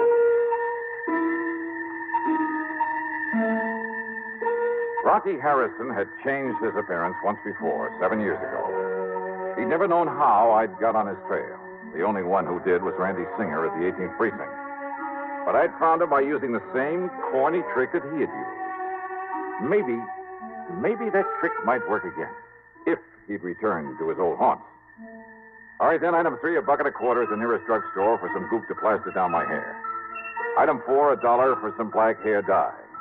Item 5, 78 cents for a jug of peroxide. Getting rid of the tan I usually have took time, was a lot of work, but it gave me a few days to raise a small mustache. I dyed that black also. Item 6, $20 for some clothing, including a couple of aprons. In some of these joints, you have to furnish your own. Then, item 7, $31 for a pair of thick glasses that I could see through all right, but that gave me a headache. But it was the waste of time that got me down. Working there 4 solid nights, hoping nobody gets suspicious of me. Working where and why, and the reason for the silly getup, well, you figure it out. Okay, there you are, Willie. One old-fashioned, one double Gibson. Thanks, Joey. And there's the ticket on them. What? Yeah, right there, right in front of you. Oh, sure. Now, what's the matter with you? Can't you see? Why don't you get them glasses changed? Oh, they're okay, Joey. Oh, yeah, sure they are. Ain't you going to take a drink to the table? Huh? Oh, that's right. Willie, I've been tending bar here at the Purple Hat since the place opened up. But you are the punchiest waiter I ever seen. That's a fact. Here you are, gents. An old-fashioned and a double Gibson. Well, you took long enough to get them. I'm sorry, mister. The other way around. The double Gibson's mine. Oh, yes, sir. Well, here's to prosperity, Barney. Yeah. Would you just like to order then and now? No, later. Yes, sir. I'll wait then. Yeah, you do that. All right now, Rocky. Waiter. Yes, sir. Go get yourself a drink. It's on me. Well, I'm afraid the management would exactly like... Okay, then just for moose. We'll call you when we want another one. Yes, sir. Now, Rocky. Barney, you fool. Don't you ever call me that again. Call me Tilton. Sorry, it was a slip of the tongue, Mr. Tilton. Rocky Harrison. Oh, it was luck, dumb luck. He'd been in there alone 3 nights running, but believe me, I hadn't recognized him, wouldn't have recognized him now if his pal there at the table hadn't slipped up and called him by name. Since probation, he'd disappeared for only one reason, to change his appearance completely. He'd grown a beard, a full head of hair, and he bleached it almost white. He'd put on 20 or 25 pounds, had his buck teeth fixed, and it made a big difference. What's more, of course, I hadn't seen him since he'd been sent up the river. As for his pal, Rocky had called him Barney. Sure. Bernard Little, one of the cleverest big-time fences the NYPD had ever known about, on whom they'd been able to pin absolutely nothing. Sure, it was a natural. Rocky had the jewels stashed away somewhere. Barney knew it and was willing to recut him and fence them out for him. Maybe if I was real lucky, I could nail them both. During their meal, I stayed close to them as much as possible, but it got me nowhere. Whenever I was in hearing, their conversation was meaningless. That's right, Barney. Just tell him that Edward Tilton said it. Of course, Mr. Tilton.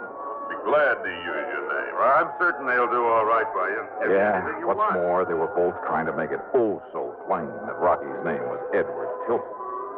And I wondered, had Rocky by any chance seen through this corny disguise of mine? But apparently not. Okay, waiter, here you are.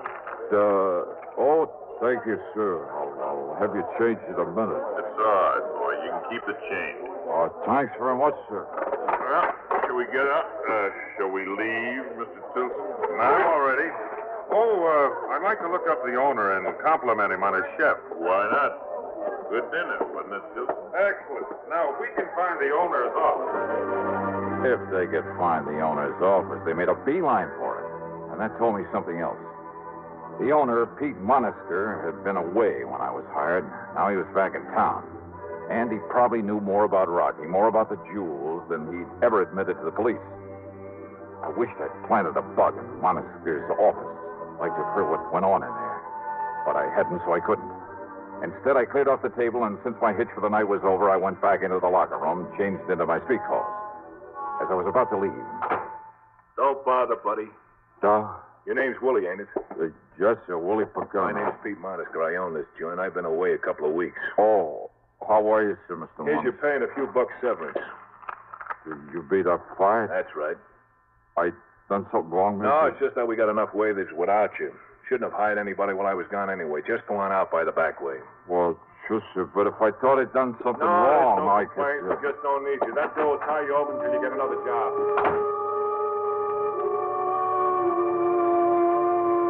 I should have known, but I didn't. Not at the moment. Not until I left by the back door, started out through the long, dark alley.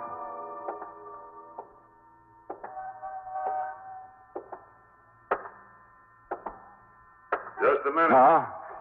You're the waiter we had tonight, aren't you? Yeah, that's right. You made a real good waiter. Real good, see? So? So I got something for you, Dollar. Here. No, All right, now, Dollar. You think I'm going to leave you alive? Oh, Rocky, put that thing away. The noise will bring the cops. It's all right, Barney. I'm just going to use the butt of it like this.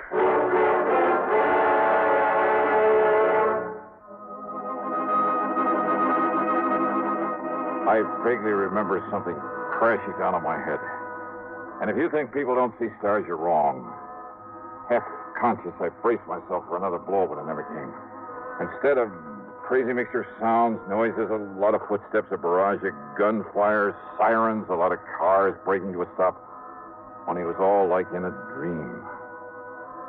I came to the next morning and found myself in a hospital bed, a doctor leaning over me with a hypo in his hand.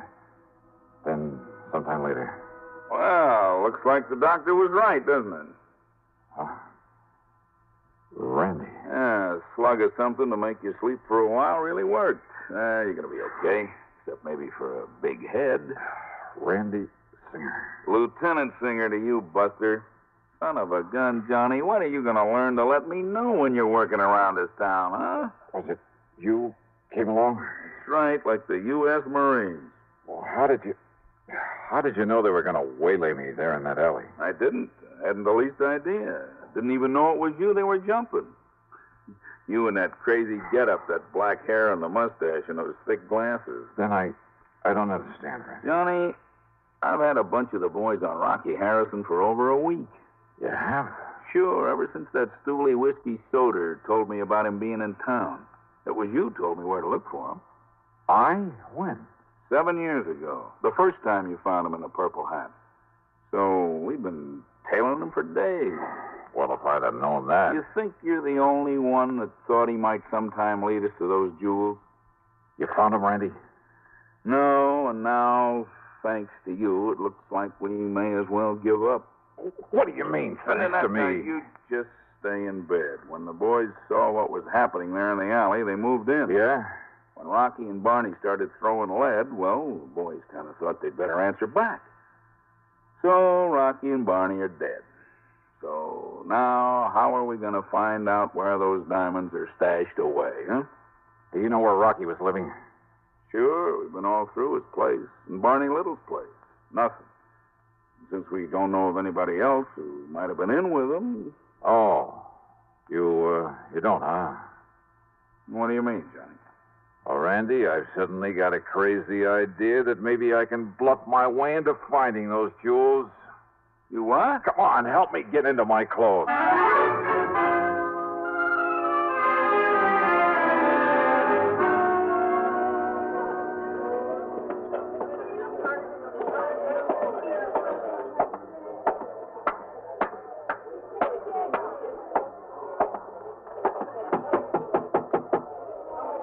Yeah, who is it?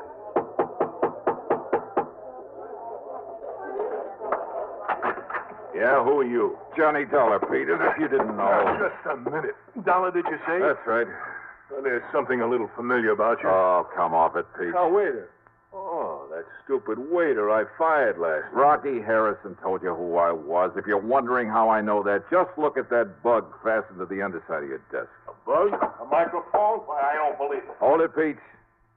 You try opening one of those drawers, reaching for a gun, I pull this trigger. Okay, Dollar, okay. I also heard them tell you when to let me go out into that dark alley. Oh, look, how was I to know what they wanted you out there for? I also heard enough to know where the only jewels are. Open up that safe, Pete. Oh, yeah? Open it. You crazy? Oh, listen, Dollar, put down that gun for a minute. Open it up. Oh, look, maybe we can make a deal. 7 years of hunting for him, Pete. So it's become an obsession with me. Maybe it has made me a little crazy. Now, listen, yeah, I was crazy enough to put on that phony disguise to get into this place to find Rocky Harrison. Listen, Dolly, all right. So I'm crazy enough to blast you down and blow that safe if I have to. You understand that? And there's nothing, you or anything else, is going to keep me from getting those jewels. First you go. No. Yes. You mean it? Oh, yeah, Pete, I mean it. Well... Okay, Dollar. I'll get you the rocks.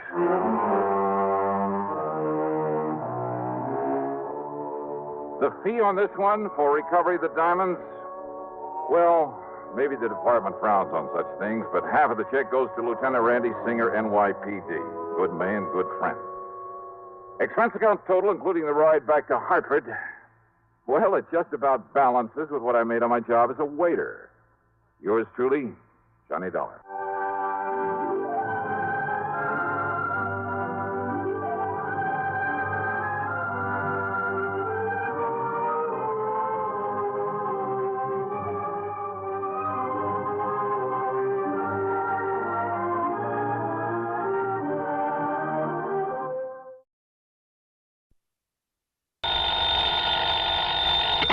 Johnny Dollar. Johnny, this is George Reed. Well, hiya, George. How's dear old Floyd's of England these days? If you read the Wall Street Journal, Johnny... If I what? What? Nothing. Just keep talking, plutocrat. Well, according to the financial reports, the leading insurance companies are doing better than ever.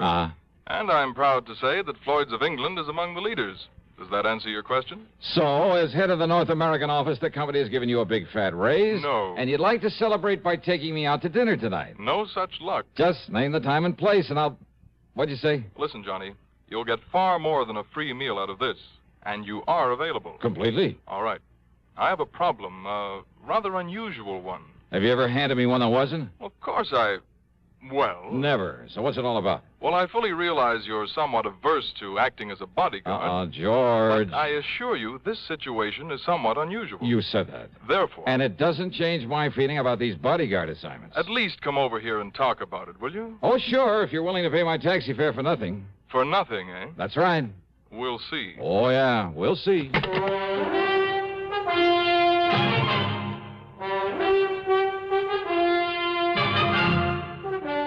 CBS Radio brings you Bob Bailey in the exciting adventures of the man with the action-packed expense account, America's fabulous freelance insurance investigator. Yours truly, Johnny Dollar.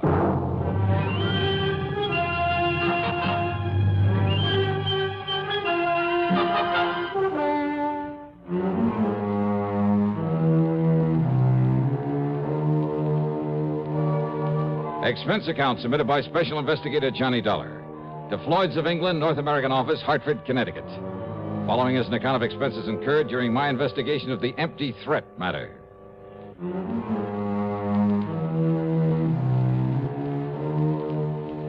These so-called unusual problems George Reed handed me were all too often dangerous. But it's a living, and so far I've been lucky. So, expense account item 1, $1.10, taxi fare to his office at Floyd's of England. Come in, Johnny. Sit down. Yeah, sure. Thanks. I'm glad to see you. Glad you could make it. Well, I'm not so sure I am. What's it all about, George? Charles Stockerly is our client's name. He's a retired attorney. And somebody that he sent to the pen has got out now and is gunning for him. Possibly. Yeah. Where does he live? He doesn't. You want me to act as bodyguard for a dead man? Well, I mean, he has no regular address. It's like this, Johnny. Yeah, please, let's get on with it. Stockerly had a highly successful career right here in Hartford. Married, brought up a couple of adopted youngsters. All in all, managed to live the good life. Except perhaps for the fact he worked too hard. So? Now, mind you, I don't mean to imply that he ever went off his rocker, but When his beloved wife died a couple of years ago, and with that worthless, hateful son of his still around to worry him... Adopted, you say? Yes, both young Andrew and his married sister, Joyce. She's a wonderful girl, by the way. So what about him? Nothing. I simply mentioned them in passing. The point is, Mr. Stockerly has quite a bit of insurance, which is why he didn't hesitate to contact me regarding these apparent attempts on his life. You kind of punched that word apparent. Because when he first told me about this thing, considering his extremely upset and nervous condition, well, frankly, I didn't take him too seriously. Oh, is he an older man? In his early 60s. But now, apparently, and I use that word again, these threats have become very real, which is why he's been running away. Running away? Well, I told you he has no permanent address. And now that he's demanded your protection, that you stop whoever is trying to kill him, if somebody really is. All right, where is he, George? At the moment, in Tahiti. Tahiti? Yes, living in the seaport town of Papeete. Well? George. Yes? I don't want this job, not one bit. Oh, now, Johnny. But I'll take it on. For just one reason. Yes? All my life, I've dreamed about someday seeing Tahiti. Item 2 on the expense account includes $8 plane fare, Hartford to New York City. $785.30 to the Fiji Islands. Then we'll call it a total of $850 for plane tickets and a handful of incidentals. It took over a full day of flying for me to reach the town of Nandi on the western shore of the little Pacific island of Viti Levu. But it was a lot better than a couple of weeks aboard a steamer. Another hop took me across the island to Suva. And there, well, it's picture postcard country, all of it. Vast, heavy tropical forests. Millions, billions of beautiful blossoms everywhere. Picturesque South Sea villages full of thatched huts, palm-lined beaches, and the magnificent clear blue water breaking over reefs of coral. The people, fascinating, many of them East Indians, the women dressed in saris, the men wearing large white turbans. And there were plenty of the native Fijians with their wild, wiry, bushy hair that seems to stand on end. From Suva was an overnight flight to Papeete in a flying boat. A lot of travel time, a lot of expense, but certainly worth it. Tahiti, with its black sand beaches and coconut palms. Its tremendous carpet of tropical foliage and flowers, from the shoreline back to the mountains. The soft, almost caressing climate. Oh, yeah. It's really an ideal place to get away from it all. Sound nice? You want to go there? Well, it made me want to stay there. Yeah, it's the one place I found where I could really completely relax. And I made up my mind to take the fullest possible advantage of it, job or no job. I learned that Mr. Charles Stockerly, the man who'd sent for me, lived in a small bamboo house near the water's edge within easy walking distance of the hotel where I'd registered. But my nice, idyllic dream was quickly shattered when I found him there. When I found what was left of him. To paraphrase Gilbert and Sullivan, an announcer's lot is not a happy one. Well, not always. Want to know why? Tell you why. Take this safe driving business. Do you have any idea how many times my confreres and I have begged on bended microphone to have begged people not to kill themselves on the highways?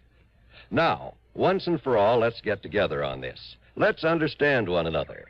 Unless you want a pack of frustrated announcers on your conscience, slow down and curb highway carnage. If you don't care about yourself, at least have a little consideration for us. Act 2 of yours truly, Johnny Dollar.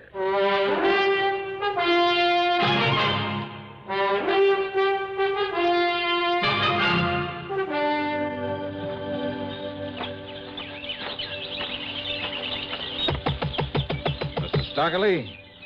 Just 1 minute, please. Yeah, sure. Yes, Mr. Stockerly? No, I am Dr. Bentley. Oh, well, I'm Johnny Dollar, a special investigator that he... Is that Mr. Stockerly? Yes, it is. What happened? Who did this to him? Is he still alive? Yes, Mr. Dollar. He's resting as a result of a sedative I've given him. But he looks as though he... All right, what happened to him, Doctor? He was up on the side of Carr Mountain gathering flowers on a long and treacherous ledge when he noticed someone following him very furtively. Oh? Apparently, this someone did not wish to be seen by him. He kept getting closer and closer, but always in hiding. Go on, Doctor. Mr. Stockerly realized it was someone there with no good intent. But as he sought to escape, stepping gingerly, carefully along the rim of the ledge, He isn't certain exactly what happened. He's quite sure he didn't slip. Rather that he was shoved by this, someone from behind a bush. He fell about 60 feet down through the tangled brush and remained there overnight. Now, if one of the natives hadn't found him early this afternoon... But he isn't sure he was pushed off there. Oh, he's quite certain of it. And that the person he saw up there wasn't just somebody else gathering flowers. Mr. Dollar, if it weren't for his exhaustion, and, of course, the sedative I have given him, he would have fled this island immediately. You see, he's a very nervous and, I might say, apprehensive man. Look, do you know of anyone who might want to harm Mr. Stockley? Oh, certainly not, sir. Mr. Stockley, in spite of his nervous affliction, a constant kind of fear, I would say. Yes, I know. Why, he is one of the most highly regarded... Well, I am certain that no one, white or native... Yeah, okay.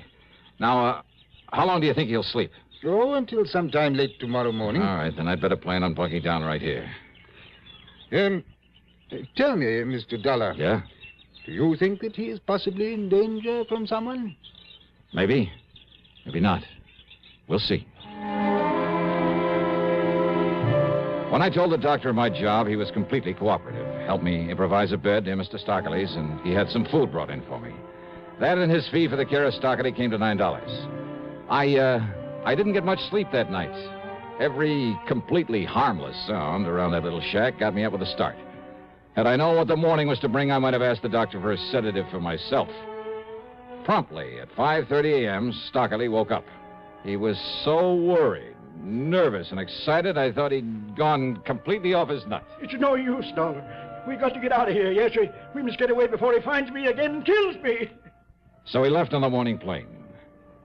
But it wasn't until we changed at Suva, then at Nandi, and finally started that long leg of our flight across the Pacific towards San Francisco that he calmed down long enough to tell me what it was all about, after a lot of irrelevant chatter about his family. The death of my darling wife back in 1958 upset me terribly, Mr. Dollar. I confess I became a nervous wreck. Temporarily, that is. If it hadn't been for our adopted daughter, Joyce, a wonderful girl, I'd have lost my mind. What about your adopted son? Wasn't he any help? Andrew? Oh, never. I've given Andrew everything, Mr. Dollar. Too much. Education, money, investments that'll keep him wealthy for life. A bad mistake. He's never done a day's work in his life. Yeah, well, now... What's more, he's never shown the slightest sign of gratitude for love for his sister. I see. But Joyce, who asked for nothing in all her life, who worked to train herself, to support herself, and is now married to a fine young man. Mr. Stockley... Joyce has been nothing but a joy and comfort to me. About these threats now... That is why I never worried about the... Threats? Yes. They've been more than that. They've been attempts upon my life. Like the one you nearly witnessed there in Tahiti, where I thought I'd finally found safety. From whom, Mr. Stockley? From whom? From whom? At home in Hartford, when I tried to tell the police, they wouldn't believe me. I suppose perhaps because of my nervous condition, but it must be Harry Linker. Linker? Yes, Linker. Years ago, I had him sent to prison. He swore he'd get even with me. But look, don't they all make that kind of But what threat? did the police say? That he's reformed now, that it must be someone else. But I knew he'd come back to kill me, and he has. Oh, now listen. First was threats over the telephone, right after Martha died, as I was about to leave for Europe. Oh, and when you left, he stopped bothering you? Stopped. It was in Paris that I heard from him again. It was in Paris, Mr. Dollar, that I narrowly escaped being run down in the street and by an American car. But now look... So I fled to London. I should have known better than to walk the streets there alone at night. But it was there that only the intervention of a bobby kept me from being murdered by him after another warning. But, Mr. Stockley... In Jakarta, more threats. I found a poisonous reptile in my trunk. In Stockholm, I found the scorpions in my briefcase just in time. Oh, now, please, look here, Mr. Stockley. I've run, but he's kept coming after me. He attempted to poison my food, I'm sure of that. Mr. Stockley. And there in Tahiti. Yes? Look, every one of those things could have been coincidence. Coincidence? So please, until we have some proof this man Linker is chasing you around... The doctor told me that unless I am able to stop this mad flight, I'll kill myself. Perhaps even deliberately. What'll I do? Where can I go? Well, right now, we're heading back to the States, back to Hartford. What if he's following us? Then maybe we'll find some proof against him. Proof? By having me killed? Look, you'd better take another of those pills the doctor left for you. And you'll stay awake to protect me? Yes, I promise. Coincidence? Why, sure it was. There at the San Francisco airport when the baggage truck ran out of control and almost hit us, almost hit him. Anyhow, I practically had to hold his hand on the rest of the trip to Hartford. There, I piled into my car, drove straight to my apartment, gave him a key, and had him go upstairs and wait for me while I put the car away in the garage at the back. It took me 3 trips up those stairs with the luggage, but then...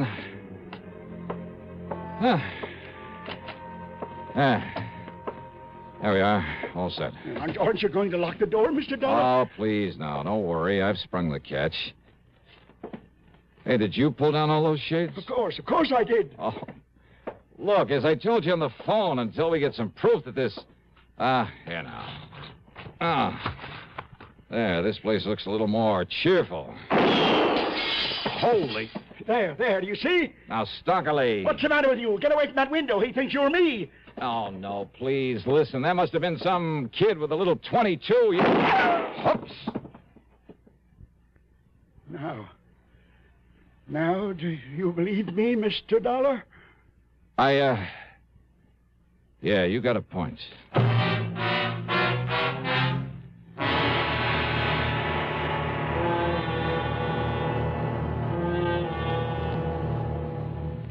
Catching a cold? Well, I guess most everyone knows that the smart thing to do when you feel a cold coming on is to get plenty of rest. But there are some days when no matter how miserable you feel, you just can't stay in bed. And if tomorrow is one of those big days and your cold is complicated by constipation, well, that's when you'll appreciate X-Lax most. You see, X-Lax has the qualities doctors consider most important in a laxative. It's gentle, effective, and close to natural acting. Taken at bedtime, X-Lax won't disturb sleep. It works effectively, overnight, to help you toward your normal regularity. And X-Lax is so close to natural acting, there's no upset or discomfort. So gentle, it's even recommended for children. So, if tomorrow's a big day for you, if you have a cold and need a laxative too, take X-Lax, a laxative with the qualities a doctor would recommend. X-Lax. Act 3 of yours truly, Johnny Dollar, and the Empty Threat Matter.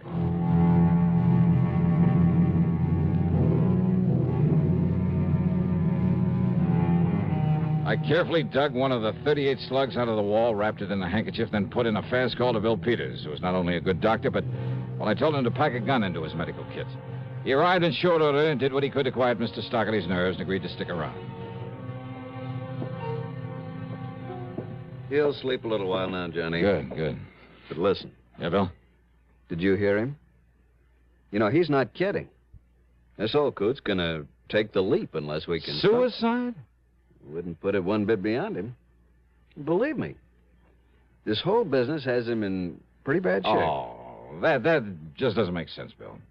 Because he's been trying so hard to run away from this, killer or supposed killer. Well, sure he has. And if he wanted to die, Just he said... brush up on your human psychology, boy. Okay, I'll take your word for it.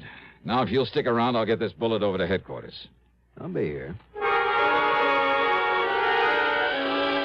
At headquarters, they gave me the story that Stockley had said they would. A few years in the clink had changed Harry Linker. He was living a model life, running a store right here in Hartford.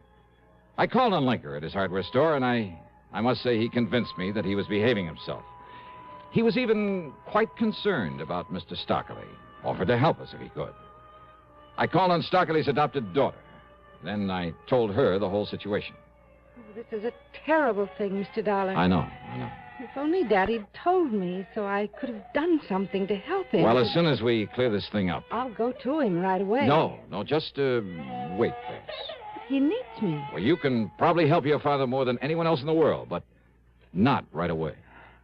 But you'll let me know the minute we can bring him here and take care of him. Yes. Now, you're sure your husband would agree to that? Of course.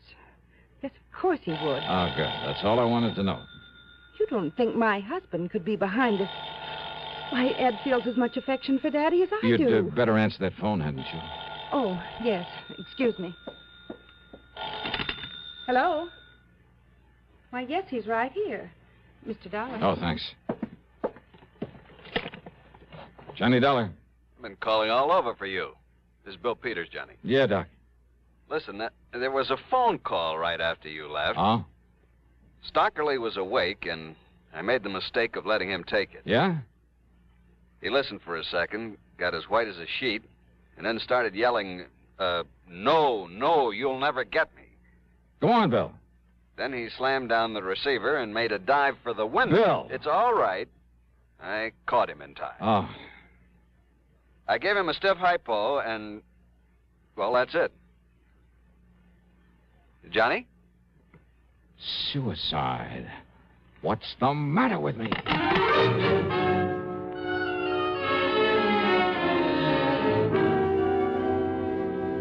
I tore on over to George Reed's office at the insurance company. Here you are, Johnny. Our copy of Mr. Stockerly's policy. Yeah, good. All right.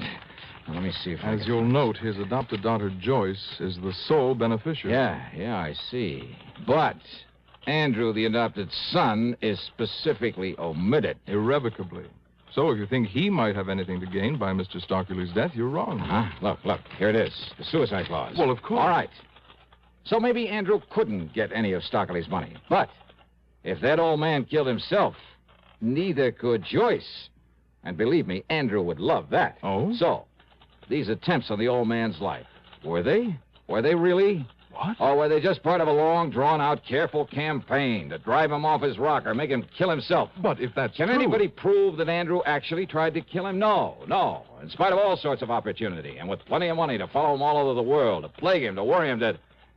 All right. Where does he live, George? Andrew, I mean. Have you got his address? Well, yes, Then give it to me, quick.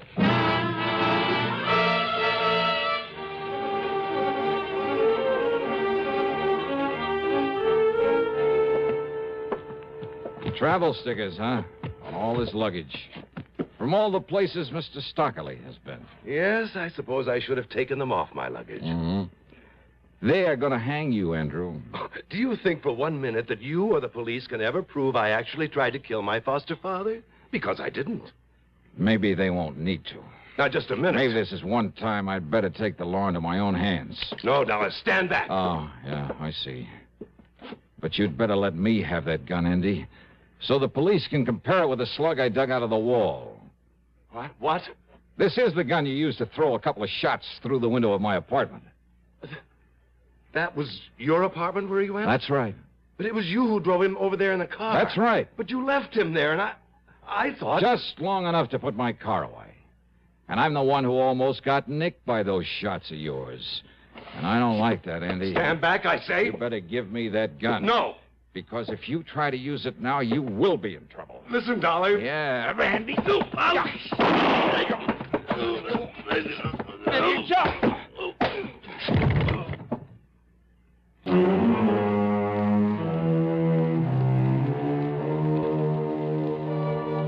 All I hope is they lock that bird up for the rest of his life.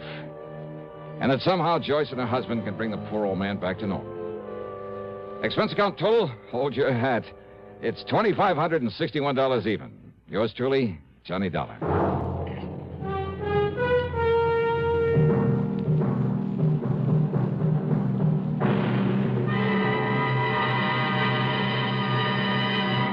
Constipation is something people don't talk about much, but it can be a problem for anyone, even doctors.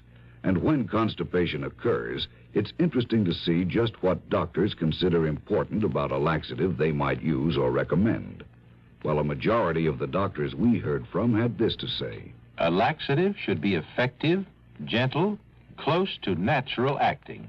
A medicine that can be used with complete confidence.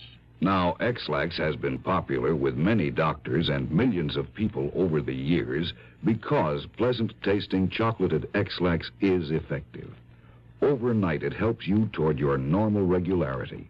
X-Lax is so gentle, so close to natural acting, there's no upset. That's why many doctors and millions of people use X-Lax with complete confidence. X-Lax, the laxative that helps you toward your normal regularity gently, overnight. Star to tell you about next week's story. Next week, a story of real intrigue, plus a couple of the most intriguing characters I ever met. Join us, won't you? Yours truly, Johnny Dollar.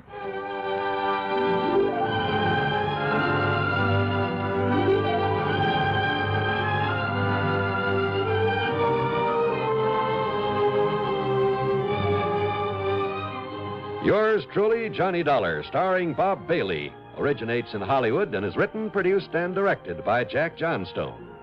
Heard in our cast were Virginia Gregg, G. Stanley Jones, Ben Wright, Ralph Moody, Harry Bartell, and Carlton G. Young.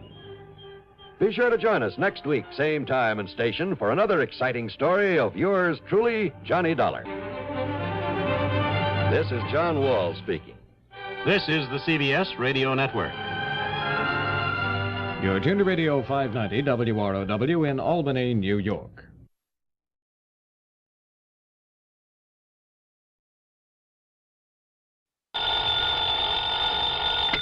Johnny Dollar. Pat McCracken, Johnny, Universal Adjustment Bureau. Well, good for you, Pat. Just keep it up. Now, what's that mean? 2 assignments in 1 week? Fine. Oh, 1 week and 1 day. So I still like it. What goes this time? Johnny, how old are you? Just exactly 30. Huh? Why? Still young enough to remember how you felt and acted when you were a young punk, huh? Sure. But I hope you were a better sort than the one we have to deal with in this matter. And yet, on the other hand, well, you know the saying, it takes a crook to catch a crook. Huh? So maybe we'd be better off if you'd been an A number 1 delinquent when you were a pup.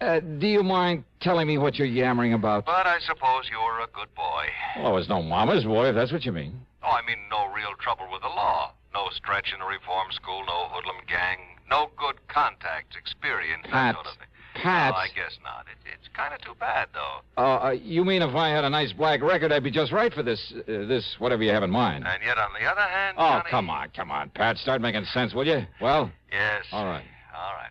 Culpepper Walker, Mono Guarantee Insurance Company. Do you know him? In their office in Little Rock, yeah. Good.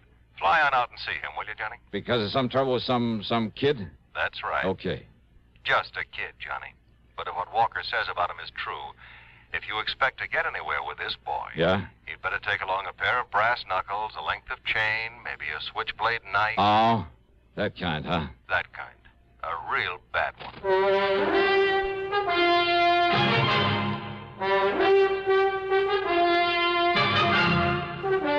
CBS Radio brings you Bob Bailey in the exciting adventures of the man with the action-packed expense account, America's fabulous freelance insurance investigator. Yours truly, Johnny Dollar.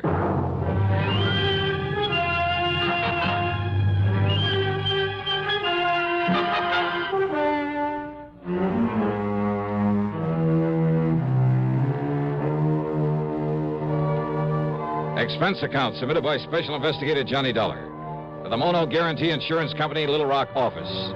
Following is an account of expenses incurred during my investigation of the Bad One matter.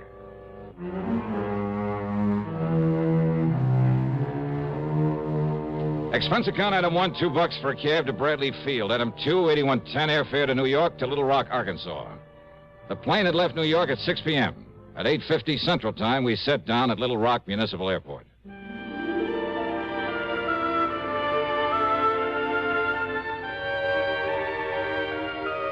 There have been a lot of changes since the year 1772 when a guy named Bernard de la Harpe stopped here and tagged the place after an outcropping of rock on the south bank of the Arkansas River. Yeah, it's an interesting town with its modern air-conditioned buildings of chrome and glass, its busy streets and busy people. And at the same time, its beautiful residential section, fine homes, plenty of trees and gardens and hedges and lawns that stay a lush green throughout the year. Not far away are well-cultivated farms and dense forests. And along the river, lots of rich bottomland, much of it loaded with cotton. Any kind of crime just doesn't seem right in this area. As soon as I got settled, I called Culpepper Walker, made a date with him, and then early the next morning met him at his office where he got down to business. No, Dollar, not right here in town, but in one of the outlying precincts, I guess you call it. Section they call Milltown. Oh, I see. And his name is Pete McGuire. Works in a cotton mill. He's 18, 19 years old. And he's the only one knows who killed Mr. Brierly. Brierly? Ambrose W. Brierly, client of ours. Insured for near $50,000. And his business partners in the mill are also clients. Very important ones. Mm-hmm. Well, what happened? Monday night of last week, Mr. Brierly was driving along with the payroll for the cotton mill, like I said, over in Milltown. That's east of here. Yeah? Somebody ran his car off the road, bashed in his head, and took the payroll, some $17,000 in cash. He was carrying all that money around alone at night? Well, he'd taken it out of the bank here in town just before the bank closed. He started out for the mill. But he'd had some trouble with his car, with one of the front wheels, and he had to stop and have it fixed. By the time he got on the road again, it was nearly dark. Well, tell me, you sure he didn't just swerve off the road by himself? No, he was shoved off by another car. Tire marks, the skid marks, showed just how it happened. Chief Andy Fisher of the Milltown Police Department checked that out. I see.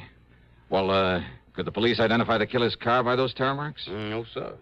And that's where the McGuire boy comes in. How do you mean? I mean, he was caught running away from the scene. Not more than, well, couldn't have been more than 1 or 2 minutes after it happened. Caught by whom? Well, police car. Chief himself was in it.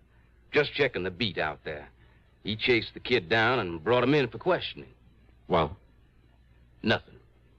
Nothing? What do you mean, nothing? All they could get out of that tough young punk was absolutely nothing. Well, then, what am I supposed to do if the police haven't been able to get anything out of him? Well, you could try, can't you? But it's a matter for the police. If it wasn't for Mr. Brierley's partners. Now, what do they got to do with it? Their insurance. Insurance on the cotton mill. Thousands of dollars in premiums every year. So? Well, I can't afford to lose it, Dollar. Well, so why and should they're the ones, his partners, who insisted that I get you out here to investigate. Oh. Yes, sir. Mr. Dollar? Johnny? Okay, Culpepper. I'll see what I can do. Item 3, $50 deposit on a rental car, and I drove over to Milltown, to the one-room police headquarters in the city hall. Yes, sir, Miss Johnny. I was right there at the scene of the murder in my prowl car, right after it happened. Oh? How come, Chief? Man at the bank had told me about Mr. Brierley's car trouble. Getting dark, light rain falling, and Mr. Brierley toting all that money. Well, I thought I'd better make sure he'd gotten to the mill all right, so I started out that way. But what happens? All right, what happens? I got there to Spring Road crossing, and there's his car in the ditch, and another car tarring away up the road. Oh? And this young Pete McGuire trying to get his motorcycle started and get away from there. Kind of he seen me arriving on the scene. So when I found Mr. Brierley's dying there in his car, I grabbed the kid. Yeah, if only I'd have had sense enough to follow up that other car. Now, you're sure this Pete McGuire didn't do it? Well, of course he said he didn't. And that was before he clammed up like now when he won't say anything. And he also asked me, didn't I see that other car that left a couple of minutes before I arrived? Well, Chief, that doesn't prove... And there was another thing, Miss Johnny. You could still see by the tracks how that other car had shoved old Mr. Brierley's car off the road. Doc Hamper come along about that time. Could you read those tire marks? No, sir. But Doc and I could still read the tracks from that Pete McGuire cycle. So he come along after the other car left. All right, I see. But he must have seen who was in that other car, so he knows who did it. Oh, well, now, wait. I'm sure of it, Miss Johnny, because of what Mr. Brierley said. What he said? When? Well, laying there in his car, dying, thinking the doc was Pete standing there. And he kept saying over and over. And Peter, you saw it. You tell him, boy. You tell him who did it. You saw it, boy, so you tell him. You tell him. Yes, sir, Miss Johnny. Over and over again, he said it, and then he died. I see. So he knew that Pete McGuire saw who killed him and robbed him. Well, maybe. Of course he did. That no good kid. Why is he no good, Chief? Why? Well, how should I know why, Mr. Johnny, except that he wouldn't go to school, he was a town bum, his ma never knowed where he was at. The most work he ever done was pushing a pool cue. Oh, well, now, most kids... That boy has been a troublemaker all of his life. 10, 15 times I tried to get him to send him to reform school. Hey, you really don't like him, do you? Nothing but trouble out of him. And I take it he doesn't exactly go for you. Huh? Maybe a cop hater even, huh? Yes, sir. That's right. A cop hater. Just like his old man was. Like his old man taught him before I had to kill him one night in a robbery. Pete's old man? They ought to send this cheap punk up to the pen. But first I got to find out who killed Mr. Brierley. Of course you're holding him, Chief. On what? Material witness, withholding evidence. There must be some way. Oh, with him claiming he's blacked out and don't remember anything? So that Percy Van Ashworthy Tetweiler upstairs... Percy Van who? What? The public defender. Got the judge to release Pete McGuire on his own recognizing, or whatever it is. Recognizance. Yes, sir. So McGuire's out and free as a bird. But if he tries to run up before I can get him up before the jury... Oh, Chief, lots of But kids. don't you worry, Mr. Johnny. Everybody on that jury are my friends. So they'll lock him up, all right. Yeah, I see. Be a kind of revenge, huh? Because he won't cooperate with you. Now, look, Mr. Dollar. Or maybe just because he's a cop hater. Where'll I find this Percival, this public defender? Upstairs in his office. But do you think he could get anything out of that kid? Well, now, as the kid's defender, do you think he'll tell you if he did? But if he did, and you find out, you got to tell me. Yeah, we'll see about that. Mr. Johnny, I am not going out of here with a punk kid making me look like a fool. All these years working to keep order here in Middletown, having to retire a few months from now. Yeah, and going out no richer than when I was walking a beat. So maybe I'll have to live with some of my relatives somewhere out west. But you think I'm going to leave with this kid making a fool out of me? I'll see you later.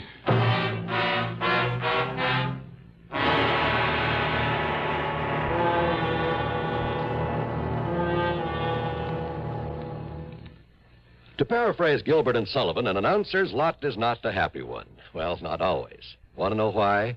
Tell you why. Take this safe driving business. Do you have any idea how many times my confreres and I have begged on bended microphone to have begged people not to kill themselves on the highways? Now, once and for all, let's get together on this. Let's understand one another. Unless you want a pack of frustrated announcers on your conscience, slow down and curb highway carnage. If you don't care about yourself, at least have a little consideration for us. And now, Act Two of yours truly, Johnny Dollar, and the Bad One Matter.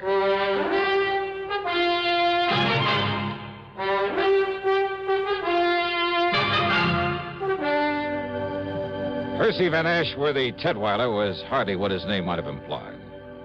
And, call me Tet, will you, Johnny? I don't like the name Percy any more than I imagine you do. Yeah, sure, Tet. Now, as I was saying, in spite of the chief's feelings about him and all the trouble he had with Pete's father, well, put it this way. That poor ignorant kid has had the odds against him ever since the day he was born. His father was no good. So I understand. His mother was an alcoholic. And because he's always been a stupid little runt, the other kids always bullied him. Oh? Yes, and when they'd pull a job, none of them very serious, I'll grant you, they'd leave him behind so that he'd be the one to get caught for their mischief and petty thieveries. He didn't dare peach on them or they'd beat him up. And the chief never let up on him. So he's hated cops, hated anything that had to do with law and order. Which includes you. Yes, I'm afraid so, in spite of my attempts to get close to him. And even you haven't been able to get him to talk. I've tried everything, Johnny, from sugar-coated kindness to the worst threats I could think of. Everything short of Chief Fisher's heavy-handed methods. Oh?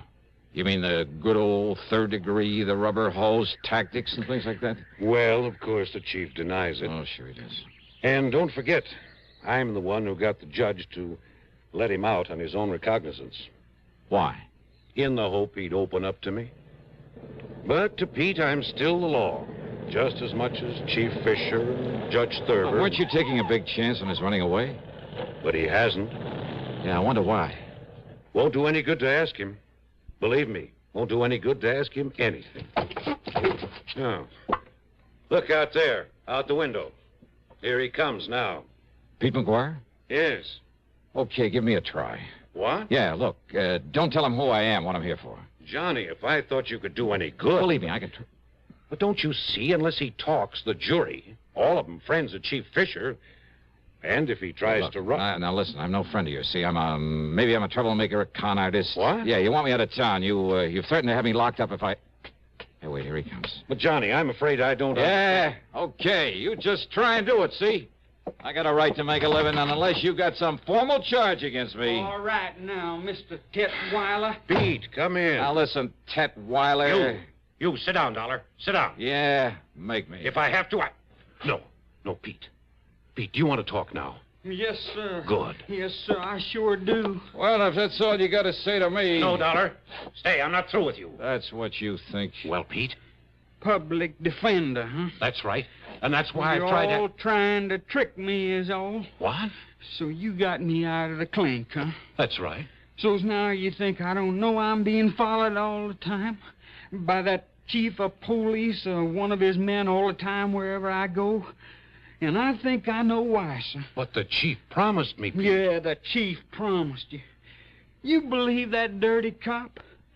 I tell you, Mr. Tetweiler, you get 'em off my tail. Now, listen, Pete. And don't you see, if you just tell me what you know about the murder of old Mr. Brierly... Pete? Pete, please, boy. Pete, listen to me. If you're trying to protect someone by holding back... Did I say I was? I say I really know anything? Well, the chief says you do. Well? Oh, Pete, for the... Look, you're in trouble, boy. I'll get out of it my own way. No one's really proved you didn't kill him. So unless you tell me what you know... You just keep that cop off my tail. Hey, wait a minute, kid. Pete, come back here. See you later, Ted. No, Dollar, come back here. Drop it. Hey, wait a minute, kid. Hey, Pete, your name? What's it to you? So you don't like the cops either, huh? Either? Got a tail on you, huh? You want to learn how to shake a tail from an expert? Expert, huh? Yeah, that's right, me. He called you Dollar, huh? Well, that's a good name. Sounds like money. Oh, yeah, baby, yeah. Maybe plenty of money. And maybe I can use some help in this burg, huh? Help in what? Why not? Just wait. Talk here in City Hall with the cops liable to show. Hey, you got a car? I got a cycle. All right, good. I got a car, a good one. So tell me where to meet you, huh? You don't care if the cops are following me, if they follow you, too? You think I couldn't shake them? Maybe. All right, you head for wherever you want me to meet you, see? Now, and listen. if I spot somebody following, Pete, I'll shake them so easy. You sure of that? Sure, I'm sure. Then I'll meet you wherever you say, huh? Because if they find out where I'm hiding out, you sure you won't tell them? Look, I promise I give you my word. Well? 7 Mile Road, out beyond Spring Road at the railroad crossing. Yeah? You better hide your car. There are lots of trees. Yeah. Now, you walk in the gully on this side of the tracks. Then you see a little tool shack on the side. I'll be there. Okay. I don't know how soon, Pete. If we're tailed, I may have to lead him away. But I'll see you, huh?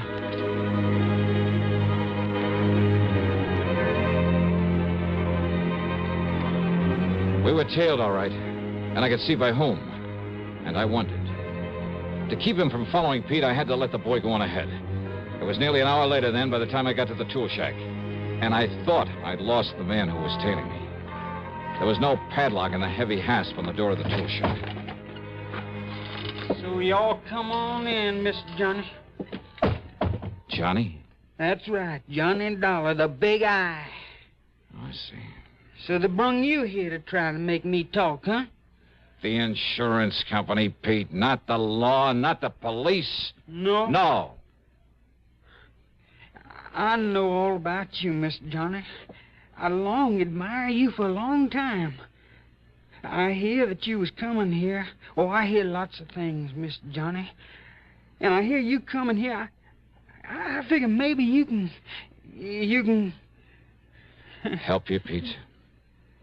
But unless I know whatever it is you know about that murder... Maybe I can tell you. Come on, Pete, try. But I couldn't tell the police. I'd tell any of them. I'd tell that defender you talking to. They don't believe me. You think they believe me over that chief, Mr. Johnny? You think they do? Oh, Pete, you must have a pretty sour idea of justice. And that chief, he run this town. And he liked to kill me. Like he killed my old man. He don't like him. Only he killed me because... he'd say he'd catch me trying to run away. Now, Pete, you listen to me. And I don't really know who killed that Mr. Brierly. But I think I know, and that's why I don't dare say what I think to that chief or to anybody. But when you saw the car, the killer's car, heading away from the place... But, Mr. Johnny, the only one I see is the police car when it comes from the direction of the mill. So from the direction of the mill? So I really don't know. But that chief say I do, and if I try and answer the questions... Oh, wait, they're Pete. trick questions, like that chief trying to make me answer when he come there and see me there. Pete, listen. And I tell you, they only let me loose so they can make me try and run away. Then that chief, he can kill me, and nobody see it's wrong. Wait a minute. And he'd do it, too. And that's Tetweiler. why I gotta hide He away himself from said anybody. that. Yes, Dollar. The chief had me let him go in the hopes he'd have confidence in me. Talk to me. The chief had let him go. Sure. Maybe it was to get an excuse to kill him if he ran. And that other car? Pete saw no other car. So how would the chief know one had left the scene a couple of minutes before he got there? And there were other things. You think I'm going to retire with this kid making a fool out of me? Pride of an old man who's been running the town. Yeah, and going away no richer than when I was walking a beat. Oh, but he'd be rich enough with that 17,000 payroll. Sure. And meantime, he knew that Pete McGuire, in his ignorance of justice and his fear, didn't dare to say what he suspected, didn't dare accuse this man he thought would kill him with impunity. Yeah. And that everyone connected with the law was against him. They're all against me. And so I want to live, Mr. Johnny. I can't tell nobody, not even you. Yeah. Maybe you don't need to, Pete. And besides, I only think I know who killed Mr. Briley. Yeah. Well, I'm sure. As sure as I... Huh? Hey, Pete, that smell. Coal oil. Yeah, kerosene. Hey, look. Soaking in around this door. It's locked. Somebody's jammed something into that hasp out there. Mr. Johnny, fire! Now they're smoking this fire. You're right. Winds is locked in here. We'll be burned alive. Keep talking, Pete. We forgot the hinges are inside this door. What's it? Keep talking while I pull the pins out of those things. We're dying here. We're going to be cooked alive in here, Mr. Johnny. Here's one. We're going to burn up in here, Here's the Mr. other. Johnny. We're going to be cooked alive. Come on, Pete. Come on. Mr. Johnny, we're going to die. All right, Chief. Mr. Dollar? Yeah, that's right. I see this shack on fire. Yeah, well, you set this fire. There's further cover-up for having killed Mr. Brierly. This boy told you that. I'll kill him, too. Oh, no, you won't, Chief. Put away that gun. I'll kill you, too. Oh, no. Chief! You miss you, Pete? I'm all right, sir. Oh. So you killed old man Brierly. Mr. Dollar. And if this boy did know. But until you were sure he did, and you kept him too scared to talk. All right, Chief, you want to write and sign a confession? But if my people found out I Or did... shall I use this gun of yours on you? No, please. Be justice, though, wouldn't it? Well? No. Oh, yes, sir. I'll sign the confession. Okay, then. Up on your feet. Up on your feet.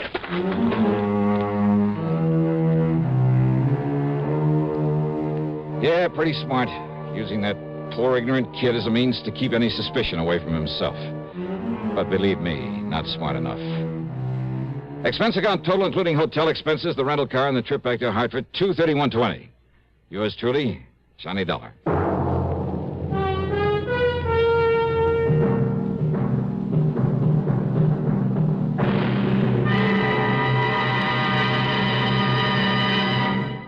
Catching a cold? Well, I guess most everyone knows that the smart thing to do when you feel a cold coming on is to get plenty of rest. But there are some days when no matter how miserable you feel, you just can't stay in bed. And if tomorrow is one of those big days and your cold is complicated by constipation, well, that's when you'll appreciate X-Lax most. You see, X-Lax has the qualities doctors consider most important in a laxative. It's gentle, effective, and close to natural acting. Taken at bedtime, X-Lax won't disturb sleep.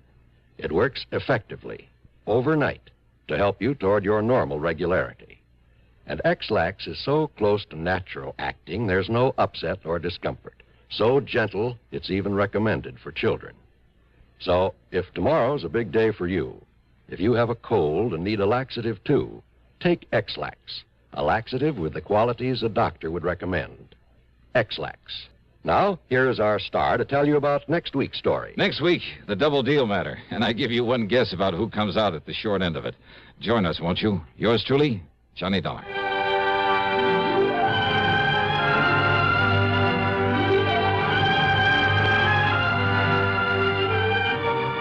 Yours truly, Johnny Dollar, starring Bob Bailey, originates in Hollywood and is written, produced, and directed by Jack Johnstone.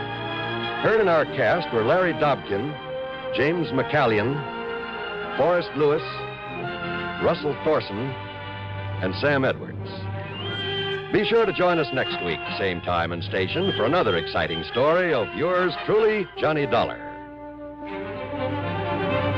This is John Wall speaking. This is the CBS Radio Network. Your Junior Radio 590 WROW in Albany, New York.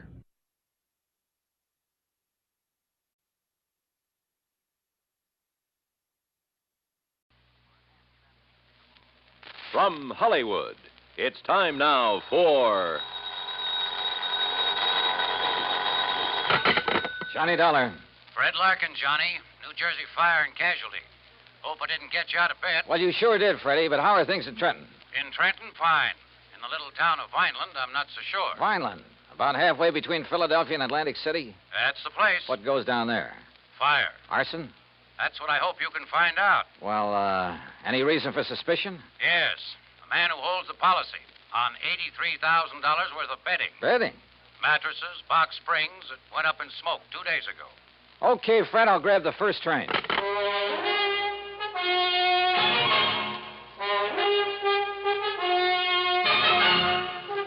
Bob Bailey in the exciting adventures of the man with the action-packed expense account. America's fabulous freelance insurance investigator. Yours truly, Johnny Dollar.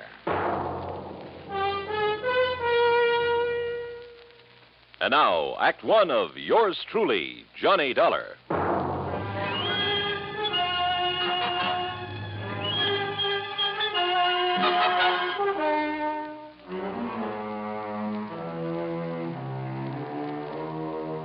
Expense account submitted by Special Investigator Johnny Dollar to the New Jersey Fire and Casualty Insurance Company, Home Office, Trenton, New Jersey. Following is an account of expenses incurred during my investigation of the Smoky sleeper matter.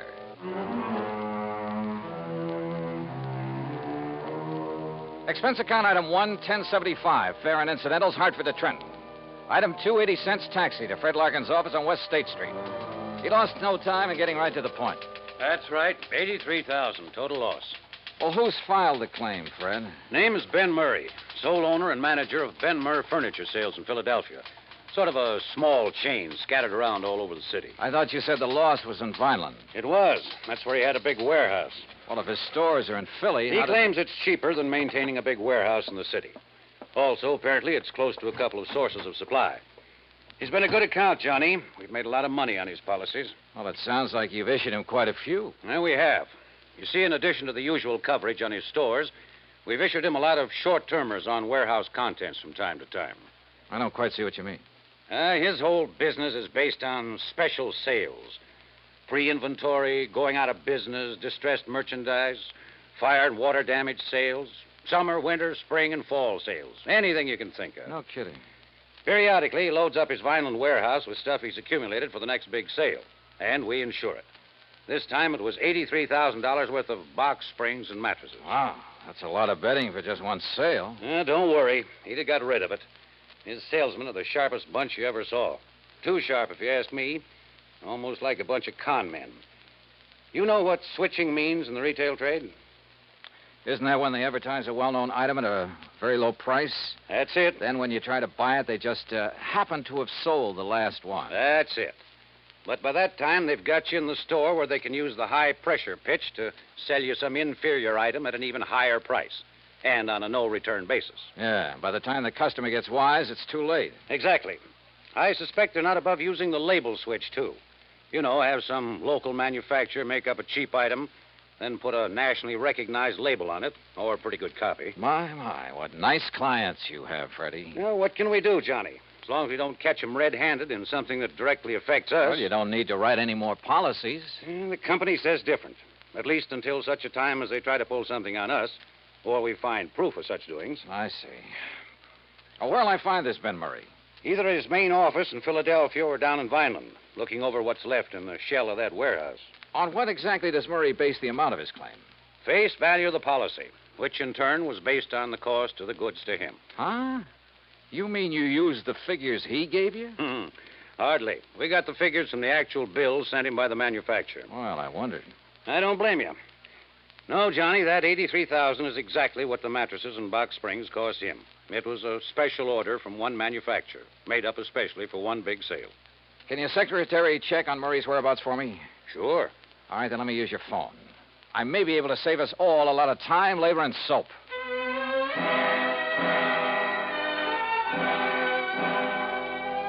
I called my old friend Adam Bowles, who lived within a few miles of Vineland. who, before he retired, was one of the top arson men in the country. Investigator, I mean. He wasn't home, but I left word for him to drive to Vineland and meet me in the lobby of the East Landis Hotel whenever I got there. Meanwhile, Fred's secretary had learned that Ben Murray was in his Philadelphia office. Expense account item 3560 for a train to Philadelphia and cab to the main office of Benmer Furniture Sales. The place was a madhouse. Okay, Dollar, go ahead in. It's that first office on the right. Thanks. And listen, wait a minute. Sales department, call me back, I'm busy. Listen, Dollar, if you can get a word in edgewise with Ben, ask him where's the contracts for that West Philadelphia deal, will you? Oh, sure. Sales department. Yeah? I'll turn a hose on some of that stuff and call it a flood sale. Something like that. Make the picture in that advertisement look good, see? Put a lot of stuff around. Pictures on the wall, rug on the floor, stuff like that. Yeah, make the suckers think they're getting a 25-piece dining room suite, not just a table, 4 chairs, and 20 crummy dishes. Dollar, sit down. Thanks. Yeah, make it look like they'll be getting everything they see in the ad. Yeah. Now, did you get them sofas in from Sterling? Okay. Put a price ticket of $95 on them. And then mark it down to $49.95, and we'll clean out the whole... Mr. Murray. Huh? He what? Sterling charges $25 for those lousy sofas. Listen, we're giving them $22.50 for them, except for the demonstrator we show on the floor, the good one. Who does he think he is telling me the price he's going to charge me? Oh, that lousy bunch of chiselers trying to hike the price on me. Boy, what a business. From the looks of that outer office, you've got plenty of it. Yeah, volume, Dollar. That's what does it. I work on a narrow margin, see? Oh. Yeah, sometimes I even lose money, just to keep the volume up. I got 9 stores, see? They're all over Philadelphia. Hey, Ben. Yeah, what's the matter now? Pine Street wants to know the sale prices on those 3 grades of Night Cloud mattresses. What'll I tell him? What are the cost prices? All the same, $13 a piece. Cost us $13, huh? Well, price them at $39.95, $49.95, and $69.95. Okay, Ben. Hey, Larry. Narrow profit margin, huh? And now, look, Dollar, your card says you're an insurance investigator. That's right. Well, if it's about that fire I had down in Vineland a couple of days That's ago... That's exactly what it's about. Well, let me tell you something. Yeah, what is it? Oh, yeah? Well, listen. Hey, pick that other phone off the hook, Dollar. That noise is killing me, will you? Why not? I might learn something. Well, you tell him I don't care if he's the Department of Internal Revenue in person. Hello. We pay Hey, for protection Ben, against guys I got like a him, dame here in and the he'll look store at found whatever out that books bed we want sent to her look wasn't at. the You hear same that? one she saw on the floor. Well, now, wait just a minute. She threatens to go see the Better Business Bureau. Well, look, this isn't Ben. Huh? That's what I mean. Just hold on a minute, will you? Hold on. And you tell that bookkeeper we got there, he either keeps the books the way I tell him, or either he... Well, look, I'll call you back, see? Did you hold that call for me, Dollar? Yeah, here. Yeah. Hello? Yeah? Yeah? Well, don't take any chances. Give her anything she wants. Give her the one she saw on the floor. Go out and buy her one, a good one. Just make her happy. Keep her from... well, you know what I mean. Yeah. Troubles. Well, now, look, Dollar. You think there was anything wrong with that fire, you prove it, I'll give you this whole business. What do you think I am, a crook? I haven't said that yet. Then what's the idea of investigating? Not you, but that fire. We always investigate when a claim this large is involved. Oh, yeah? Do it automatically. Look, I'm trying to run an honest business here, just barely scraping by. That phone call just now. A customer ain't 100% satisfied, we make her satisfied. Oh, sure. To keep her from blabbing about the way you rooked her. Oh, look, get out of here, would you? Can't you see I'm busy? I try to run a decent business here, and punks like you come in and... Oh, if I'm... Yeah, hold on. Look, you got some legit reason to investigate, Dollar. You come around then. Maybe I will. Now go on, get out, will you? Gladly. Listen, Charlie, you tell him he tries to outsmart me, I'll sue him for every cent he's got. Expense account item 4, $50 deposit on a drive-your-own car. I crossed the Delaware River Bridge and finally picked up Route 47 for the 35-mile drive down to Vineland. Flat country, this, with plenty of beautiful trees and rich farmland, and occasional cranberry bog. The soft smell of ripening peaches greeted me from the vast orchards I passed. It was all very pleasant. Certainly a complete contrast to the noisy, unhealthy joint I just left.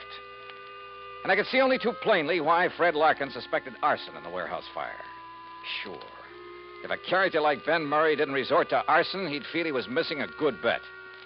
Proof of arson, however, is a different matter. and not always easy to come by. That's where I wanted the help of Ed Bowles. But Ed hadn't got to the hotel when I arrived in Vineland, so I drove over to the police headquarters at 610 Wood Street, a block north of Landis Avenue, the main drag. There I found Sergeant Louie Tomaso, who'd been working on the case. Be glad to take you over there, Dollar. Just the other side of Chestnut Avenue. That's over south of town. All right, Sergeant, I'd like to see that warehouse, or what's left of it. Oh, there's plenty left of the warehouse. All metal construction. Come on. That in itself might make it hard to spot arson. Dollar, we went over the... Lieutenant, Mr. Dollar and I are going out to the Benmer warehouse. We went over that place with a fine-tooth comb, both during and after the fire. You came up with nothing, huh? Nothing that would give any cause for suspicion.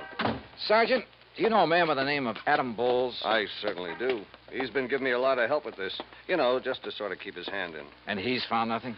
Not a thing. But, of course, he's the kind that never gives up. Yeah. Well, let's get on over and take a look at that place.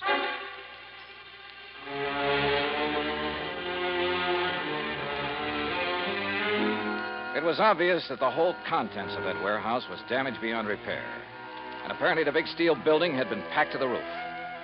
I looked over some of the damaged mattresses very carefully, sometimes with the aid of my pocket knife, and I learned some rather interesting things. Things that showed the best possible reasons for wanting to burn up a lot of merchandise like this. Wow. Well, have you seen enough, Mr. Dollar? Yeah, I guess so. But I still want to talk to Adam Bowles. So let's go on back to Wait town. a minute. Looks like Ed pulling up in that car there. Huh? Oh, so it is. Hey, Ed. What? Johnny. Yeah, well, hi, Ed. Sergeant, don't tell me you'd sent for a half-wit like Dollar. Just a minute now, Stinky. Why, the greenest rookie on the force would get further. Ed, than... I'll brain you. You two know each other. You kidding? Johnny, how are you, baby? Great, just great. You got my message, huh? Yeah, but I hereby inform you that, as usual, you got here too late. Oh, is that so?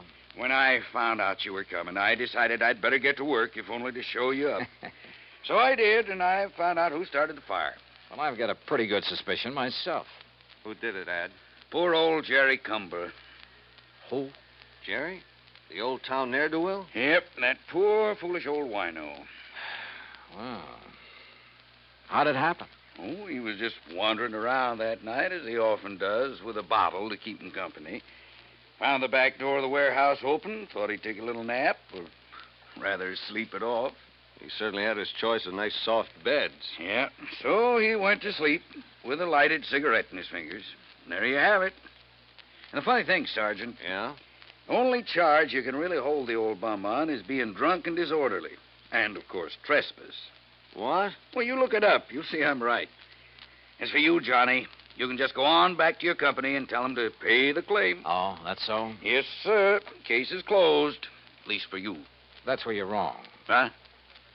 After a couple of things I heard at the Benmer office, plus a couple of things I've seen here, Adam, I think this case is just starting for me.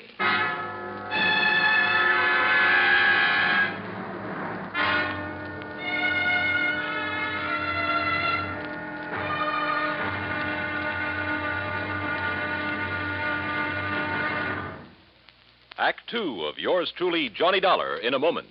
For a long time, people have been saying that the Earth is shrinking because transportation is getting faster and faster. And because this is true, people are getting closer, too.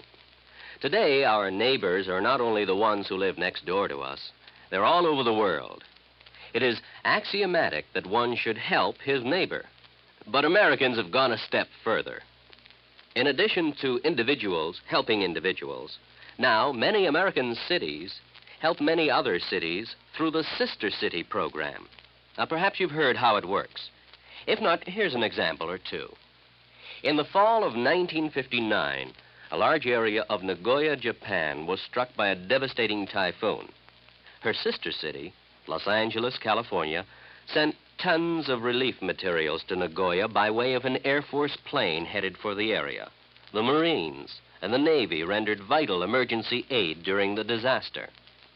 When earthquakes shook Viña del Mar, Chile, during the summer of 1960, her sister city, Sausalito, California, sent hundreds of dollars worth of relief materials to help out. Another case in point, The school children of Clovis, New Mexico sent a number of cultural exchange packages to students in their sister city of Adana, Turkey. There are hundreds of such examples because there are hundreds of sister cities. By using this means of diplomacy, friendship and understanding have increased throughout the world and paved the way for permanent freedom, the right of all men everywhere. And now, Act Two of yours truly, Johnny Dollar, and the Smoky Sleeper Matter.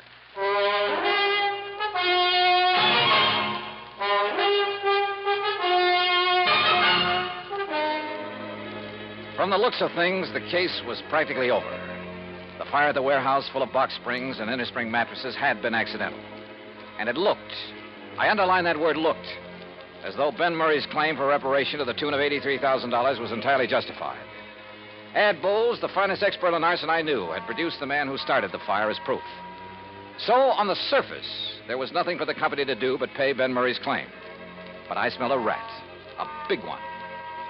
Expense account item 5, 75 cents for a person-to-person call to Fred Larkin in Trenton. Well, Johnny, if you're satisfied with Bowles' conclusion that it wasn't arson, well, that's that. We'll have to pay off the claim. What if I could prove fraud? Fraud? What do you mean? Look, Fred, you told me you saw the bills, the manufacturer's bills, to Murray, giving valuation on the bedding that was stored in that warehouse. Yes, I have photostats of those bills right here in my desk. But what... Good for you. Dig them out, will you? Oh? Why? Go on. Dig them out, Fred, and read them to me. What if there was no arson? I fail to see what you're driving Look, will at. you do what I ask you? I'm trying to save your company some money. All right. Here now. Now, what do you want to know? Well, the labels on the remains of the mattresses I looked at the scene of the fire, those labels indicated there was a model called the Night Cloud Sleep Rest. And that checks with these bills. Let's see. There were 3,500 mattresses called Night Cloud Sleep Rest. Well, forget the quantities. What was the manufacturer's price to Ben Murray on that Night Cloud Sleep Rest? Let's see. Johnny, they cost Ben Murray exactly $25.50 apiece. And there's an equal number of box springs to match. $25.50? That's right. But I overheard him say in Philadelphia that he only paid... What, Johnny? Nothing. What other models are on those bills? Night Cloud Super Sleep. And the price? Just a second. Hey, look, while you're figuring, you might be interested in knowing that the labels on that sleep rest indicated a retail price of $69 each. Some profit, huh? Here now. Johnny, the Night Cloud Supers cost Murray $26.20 apiece. Wow, all right, I got it. And he claimed to be working on a narrow profit margin. Now, the Night Cloud Perfection Sleep cost him $27.14 each. Good. Any more? Those were the only ones he bought and stored in the warehouse. All right.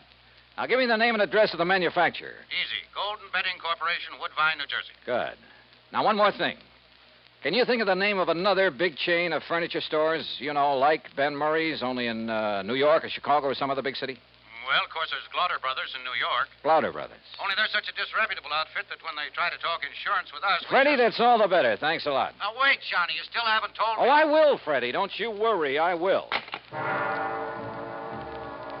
Why I didn't get pinched for speeding somewhere along Highway 49, I'll never know, because I certainly didn't hold back the horsepower. Just short of the town of Tuckahoe, I turned off on 557 and then a few miles later pulled into Woodbine. Although it's a small community surrounded by farms, it boasts a big hat factory, a couple of clothing factories, a vast, sprawling state institution, and on the far edge of town, the Golden Bedding Corporation's huge plant. I figured the best thing to do was put on a bull front and bull my way into the president's office. But any such tactics proved entirely unnecessary. Barney Glauder, huh? Yes, Mr. Golden. But just Barney's good enough. Well, I should say it is, because you must be Barney Jr. I've known your papa for years. Sit down, my boy. Would you like a cigar? Why, no, thanks. You don't look like your old man, though. You know that? Not a bit. Of course, I haven't seen him since 42. Barney Glauder. Yeah. Well, what are you doing in this part of the country, huh, Barney? Business. Pleasure trip. Business, huh? What's the matter? We haven't had any orders from you people lately, huh? Well, up to now, I haven't really had anything to do with the business. Living off the old man's millions, huh? Smart boy. Did you go to college? Yeah, full 4 years. Yeah, that's the way. Smart boy. Now you are in the business. Buying, maybe? Well, if you mean from you, that depends. Well, if you're as sharp as your papa. How old is he now, huh? Pop? Yeah. Oh, let me see. Yeah, how's your mama? Mama? She... look, Mr. Golden, if you don't mind, we'll talk business first. Chip off the old block. Sure, business always first. After, maybe you come out to the house and have dinner, huh? Talk over old times, your family. Sure, maybe. All right, you go right ahead. Tell me what you want to order. 1,000 mattresses in Box Springs, huh? 10,000? Anything you want, my boy, and at a good price. Well, like I said, that depends. Uh-huh. What kind of a deal? Is that what you mean? Yeah. All right, I'll tell you. Your papa's a very smart man, you know that? He's a good businessman. I know what he's thinking, so I know what you're thinking. All right. If you want to give me a nice big order for a lot of merchandise, I'll name you a price that you... Listen, Barney, I've got such a good customer in Philadelphia these days. Not mentioning any names, but you'll pardon me, I don't even miss your papa's business. Understand me? But to get your business back again, I'll make you the same type deal I give this man. For a firm order, that is, you understand? No cancellations. You'll pre-ticket the merchandise. That is, put the list price on the labels for me, for us. Any price you say, regardless of the cost to you. Now, look over here, my boy. The pictures of our merchandise here on the wall. Uh-huh. Night Cloud Perfection Suite. Well, we'll put on any name you like. One should sound like some national brand, we'll think up a name for you. Not a bad deal, so far. And we make up as many models as you want. You know, we change just the ticking. They look different. All 196 springs. I personally guarantee it. Only 196? That's all you need, sure. Nobody can tell the difference. Except, of course, the demonstrators you keep on the floor to show the customer. The demonstrators got 392 springs. Those you can jump on and bend them anything you like. Yeah, and the customer thinks that's the kind he's getting. What else? I tell you, Barney boy, just as smart as your old man. Yeah. Now, what about the price? The price. Now, Barney, this you can't resist. You understand, out here in the country, low overhead, no labor problems, nobody snooping around. Yeah, I know. How much? Well, for you, my boy, how many? Well, say 10,000 units. 10,000 units. All right, I'll give you a special price. How much? Well, now, this depends on the ticking material. You look here. See? First-class material looks like twice the money. Go on.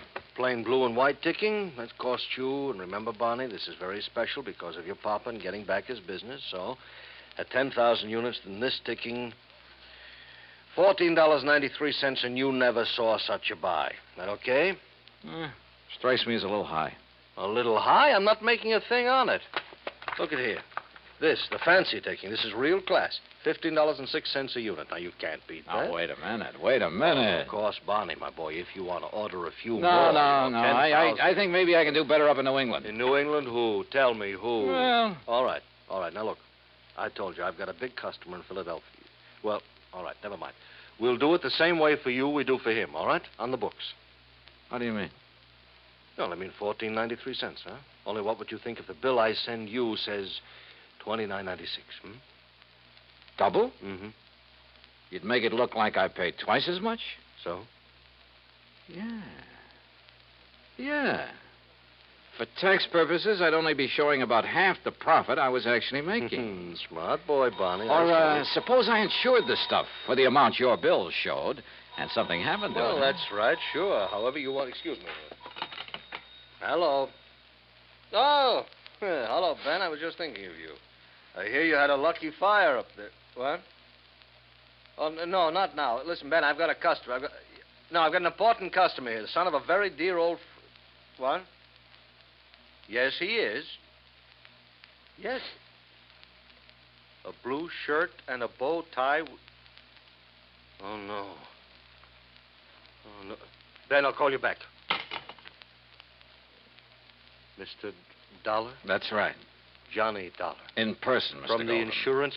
Oh, no. Too bad Ben Murray's call interrupted our conversation. Oh, what have I That was a very interesting lot of facts you gave me, and I strongly suspect it'll not only put Murray out of business, but you too. And a lot of people you've been dealing with. Dollar. Brother, I hate to think of what the Better Business Bureau will do when they get hold of these facts. To say nothing of the Federal Trade Commission. Dollar, listen to me. But I have a notion it'll help to clear up one of the dirtiest chip rackets in years. There's no need Even to the go long-suffering public understands this sort of shady operation when it's brought to their attention. It's not at all. As for the decent, legitimate national firms you've been practically stealing listen from... To me, Dollar, will you please listen a minute? Yeah, go ahead. Business has been good. I've made a lot of money. Oh, now, wait a minute. Maybe you could use a little bit. You know, we'll call it the commission, huh? Say $10,000. In cash, it wouldn't show. Golden, I wouldn't even spit on that kind of money. Oh, I could maybe persuade you. You couldn't persuade me to have any part of it. Brother, you've had it coming for a long, long time. And believe me, I'm going to see that you get it. Understand? Yes, Dollar, you make it. I understand. I understand you, too. You dirty crook. You faker. You liar. You cheating, dirty, conniving, chiseling liar. You ruined me, you hear? You ruined me. Yes, Fred? I'm afraid that your nice client, Ben Murray, based his insurance claim on a lot of values that didn't exist. On the hiked-up prices. Hiked up to cheat you and the income tax boys. And if that isn't outright fraud, I'll eat my shirt. So you can just forget about paying that claim or any part of it. And I hope that you and the company will take whatever legal steps are necessary to put these guys out of business. Expense account total, including incidentals and the trip back to Hartford, $130.49. And cheap at half the price. Yours truly, Johnny Dollar.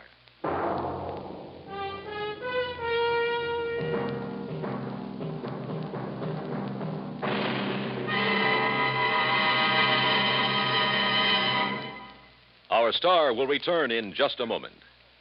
Our flag now numbers 50 stars, and behind each star there stands yet another flag representing one of the 50 states.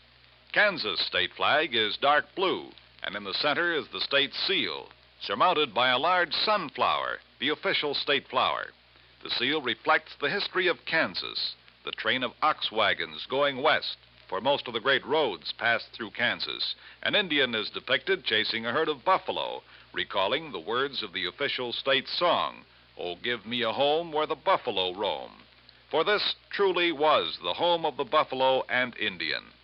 The east is represented by a rising sun, and the promise of future prosperity is indicated by the steamboat on the river and the farmer plowing the field. Above a mountain range are 34 stars, for Kansas was the 34th state admitted to the Union. Over all is the state motto, Ad astra per aspera, to the stars through difficulties. Kansas state flag, the flag of the 34th state to enter the Union, was adopted on March 23rd, 1927. Now, here's our star to tell you about next week's story. Next week, the case of a girl who was willing to kill for money she didn't need. Join us, won't you? Yours truly, Johnny Dollar.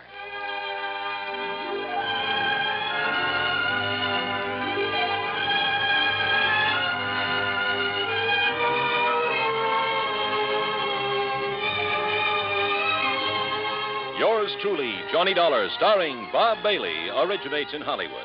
It is produced and directed by Jack Johnstone, who also wrote tonight's story. Heard in our cast were Russell Thorson, Jack Edwards, Will Wright, Paul DeBob, Lawrence Dopkins, and Vic Perrin. Be sure to join us next week, same time and station, for another exciting story of yours truly, Johnny Dollar.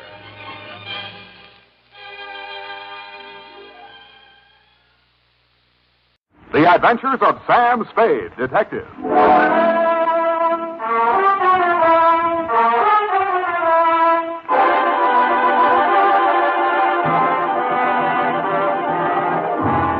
To Dr. Ludwig Zoya, 1241 Leavenworth, San Francisco, from Samuel Spade, license number 1375596. Subject, Edith Hamilton. No caper? No caper. Dear Doctor, if I owe you an apology for not keeping you informed on the progress of the assignment and for letting it drag on as long as it has, then I'll have to go on owing you, which makes us even because you don't owe me anything. The start of it was a month ago. 32 days, 8 hours, 3 minutes, and 45 seconds, to be exact. Ah, Mr. Spade. Dr. Zoya? Good to see you. Let me think. How long is it? 3 years since I visited your office. That was when you were my leading suspect in the Denhoff case. Ah, yes, poor Denhoff. It was he who pointed out that we psychoanalysts are not unlike you detectives. Uh-huh. We probe, we question, we follow up clues in order to find out what is the dark secret which has nervously disturbed the human mind. But we are limited. We have only our patients' words and our interpretations. Sometimes that is not enough. And that is why I need your help in this particular case. What case is that, Dr. Sawyer? Please do not interrupt the free flow of my thoughts. Pardon me. Naturally, my ego feels a certain resentment against my id for asking you for your help. What makes me think I need a detective? Well, my id was just asking my ego the very same question. Now, you too feel resentment. We must analyze that later. Bring me your dream material. But now to the case. Oh, yes, okay. This woman was referred to me by her physician. She has suffered a complete nervous collapse because she thought she recognized a certain person crossing a street. A person she had not seen for years. Who was that? My patient's son died under mysterious circumstances 3 years ago, and the woman she thought she saw was her daughter-in-law. Mm-hmm. It was widely reported in the newspapers at the time. Perhaps you remember it. Carter Hamilton? Carter Hamilton. Oh, Roanoke, Virginia, 1946. The mother accused her son's wife of murdering him. Daughter-in-law was hauled up before the grand jury, but not indicted. Dropped right out of sight afterwards. Good, you know that case. Well, actually, my patient is suffering from an agonizing sense of guilt. Unconsciously, she thinks that she herself murdered her son. Did she? Well, there may be something tangible at the bottom of so profound a feeling of guilt. You mean you want me to help you convince her that she really is guilty? No. That is for me. But first, we must find out. What we must find out is somebody else, whether they are guilty. What? Go all the way to Virginia, solve a crime that's been off the books for 3 years? No. The daughter-in-law is actually here in San Francisco. Well, if I remember right, she wasn't the only suspect. Well, whether she is innocent or guilty is of no importance. It is only important that we know. What? Excuse me. Yes, Miss Case. Mrs. Hamilton is here, Dr. Zoya. Oh, good, Miss Case. Send her in. This is my case. I mean, my patient. I want you to meet her. Oh, good afternoon, Mrs. Hamilton. Good afternoon, Doctor. The woman who stood framed in the doorway was a tall, commanding figure, impeccably dressed in black, with an easy $100,000 worth of black pearls wound around her neck and a black veil covering her face. She walked in ahead of you, displaying not a sign of nervousness, and stopped directly in front of me. Very deliberately, she lifted the veil, revealing a youthfully old face, deeply tanned and set off by snow-white hair. Only her enormous violet eyes showed any expression. She stared at me for what seemed like a full minute. Yes, you do. You look like the other one. Well, perhaps you had better explain, Mrs. Hamilton. My daughter-in-law, Edith, was very much in love with another man before she married my son, Carter. He jilted her. Carter was second choice. It was I who talked her into marrying him. That's why I'll never rest until my son's death is avenged. We must analyze this desire for vengeance. Oh, yes. Yes, I had a dream last night. I dreamed that Edith was dead, stabbed with the same bone-handled hunting knife she used to kill my son. Yes. Well, no. You just lie down on the couch and relax, Mrs. Hamilton. I'll be with you in a moment. Come, Mr. Spade. This is a most disturbing new development, her dream. You must get to that girl as soon as possible. Her life may be in danger. You mean the old lady is mixed up enough to take a shot at her? Here is the address. And take this briefcase. Why the briefcase? Well, there are legal papers in it regarding the Hamilton estate. They require her signature. I had Mrs. Hamilton arrange for you to take them to her instead of the attorney. I'm supposed to pose as a lawyer. While I'm there, I'm supposed to shake a confession out of her. And while I'm typing it up, I'm a bodyguard. You're getting a lot for your money, Dr. Zoya.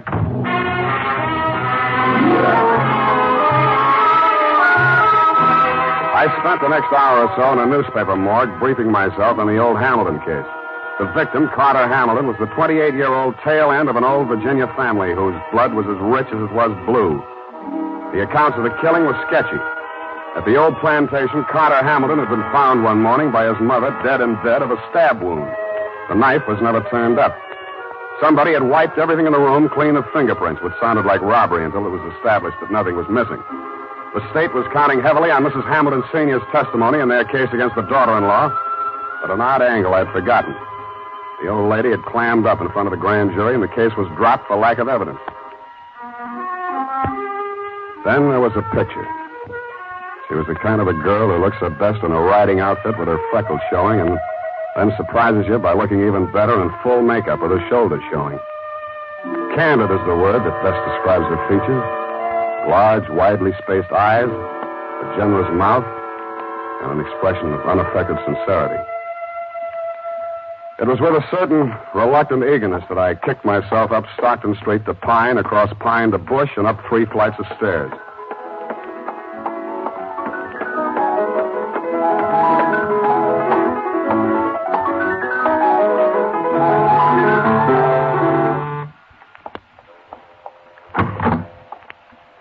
Yes?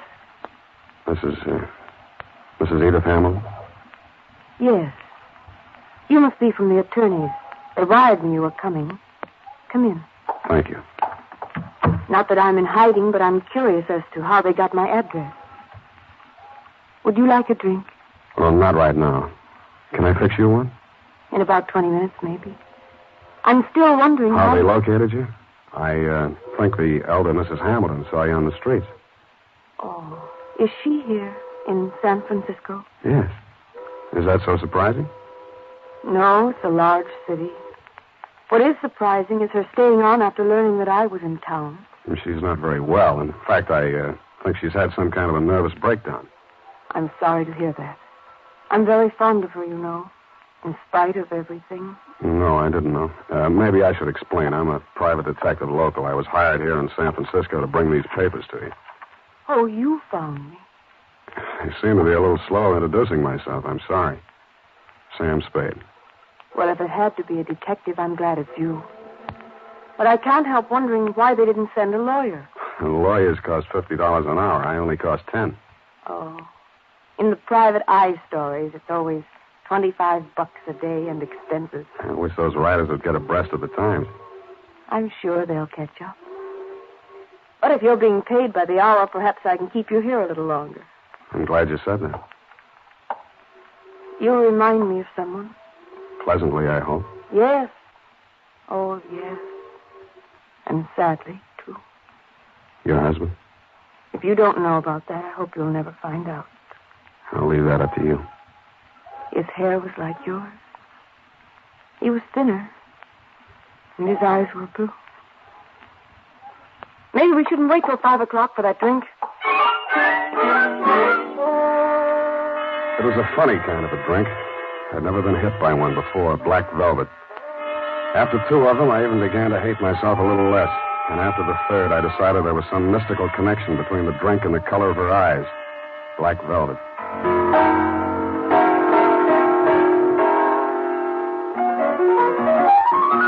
I don't know much about music, but the way she went at the piano, you knew she wasn't afraid of it, and probably wasn't afraid of anything. The pieces she played were like her, bold and at the same time delicate. Simple, but with a web of complexities in the background. Brilliant, but always colored with sadness. What's the matter? I want you to take me someplace. Where? Any place. Dinner. I don't care. I just want to go someplace with you. With you. Hey. What is it, Sam?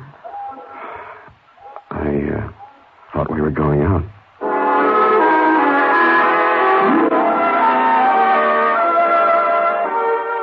I never paid much attention to San Francisco before I met her.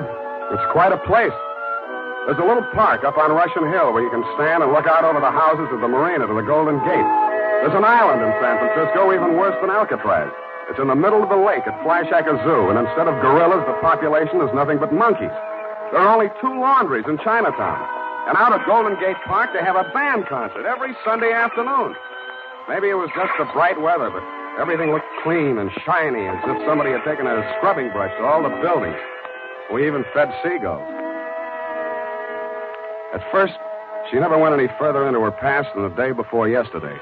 I couldn't very well charge her for the progress I was not making on the case, so when I learned that you'd sent old Mrs. H to a nursing home for a 2-week rest and Edith did not need bodyguarding for the time being, I took a job that took me down to Los Angeles for a few days. I was awful glad to get back, and not because I don't like L.A.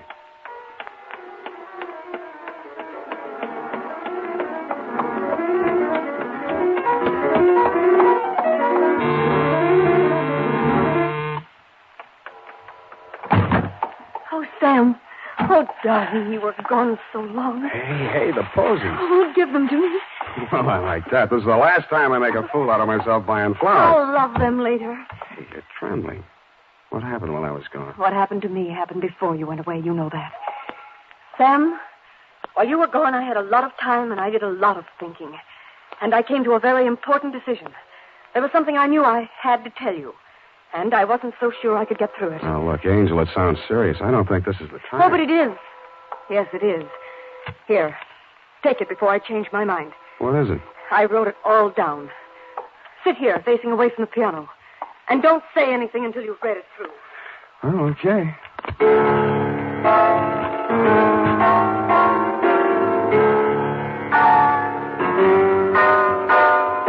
The opening sentence hit me straight between the eyes. It said, I, Edith Hamilton, of my own free will, make the following confession. It was addressed to the District Attorney of Roanoke, Virginia.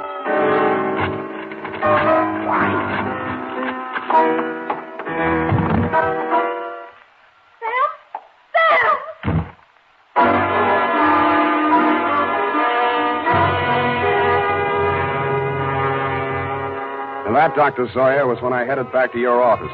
Not to have my head examined, it was too late for that, but to tell you that I was resigning, Miss Caper.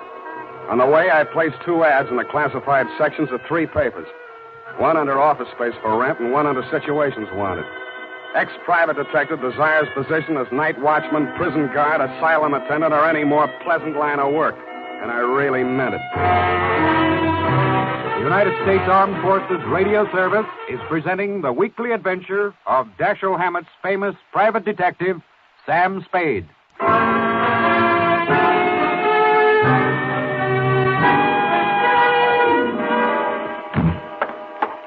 Mr. Spade, what is it? You're disturbed. Disturbed is not the word, Mr. Zoya. Is it because you've been with her a week and a half and there's yet no progress?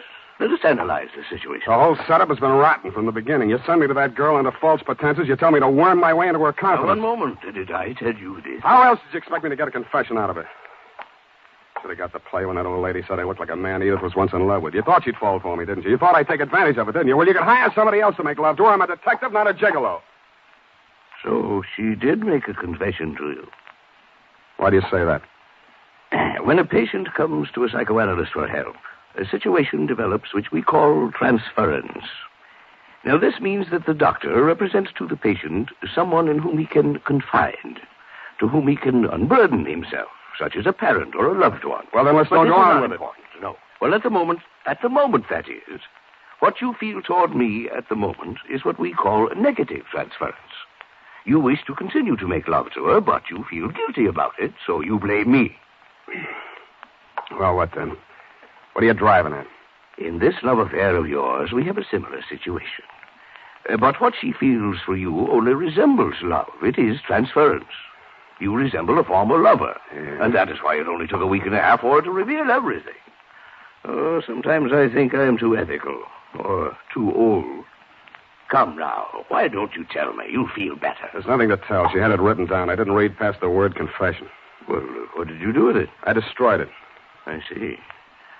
Well, now Miss what? Case. Miss Case, what is it? Mrs. Hamilton, she's...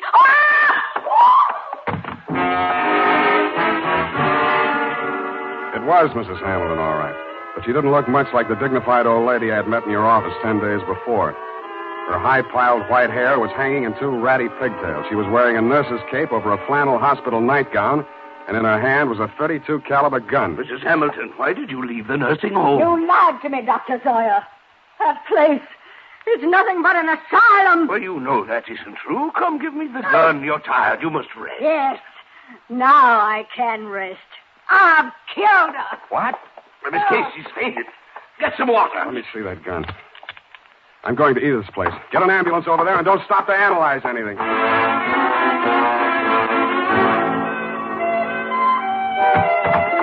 Edith was slumped forward over the piano keyboard. She was barely breathing. The old lady wasn't much of a hand with a gun. 4 of the slugs had punctured the big studio window. 1 had torn a flesh wound in her shoulder.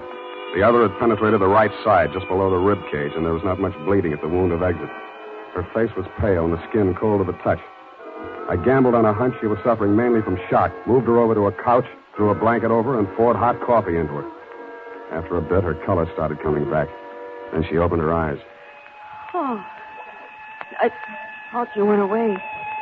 I must have dreamed it. Lie still, Angel. Don't try to talk. Oh, well, that's the... Please, don't let them know what happened. Don't... Take it easy. It's only the ambulance. I've got to save Mother Hamilton. You see, I've got to get rid of that knife, and I can't let it hang.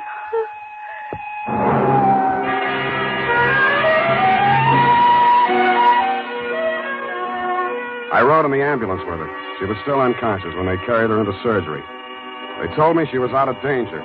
When they threw me out that night, I went back to her apartment. What she'd said about saving old Mrs. Hamilton and getting rid of the knife gave me a new slant on that confession I hadn't read. The pieces were still on the floor where I'd thrown them. It took me nearly an hour to put the jigsaw together, and when I did, it was still a puzzle. In her story of that morning 3 years ago, she confessed to finding the body before the official discovery, to hiding the knife and wiping the doorknobs and surfaces in the death room to get rid of fingerprints. She couldn't remember anything that had happened in the 8 hours between 1 a.m., when she had left her husband drinking in the library and gone upstairs to bed, and approximately 9 in the a.m., when she found herself standing over his body with a knife in her hand. I stretched out on the sofa to think it over, and then I drew a blank.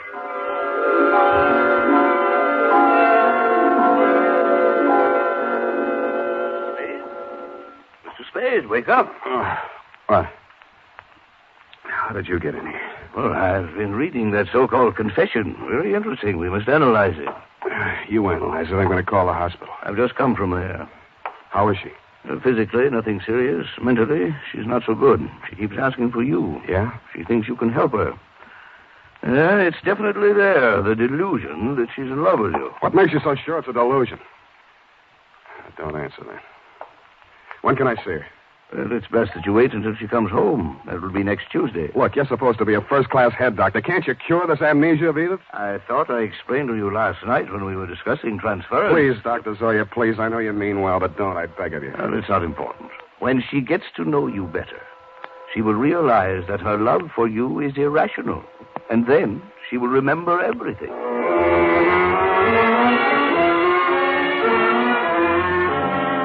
I kept myself busy like crazy until Edith checked out of the hospital. There wasn't much talk between us at first.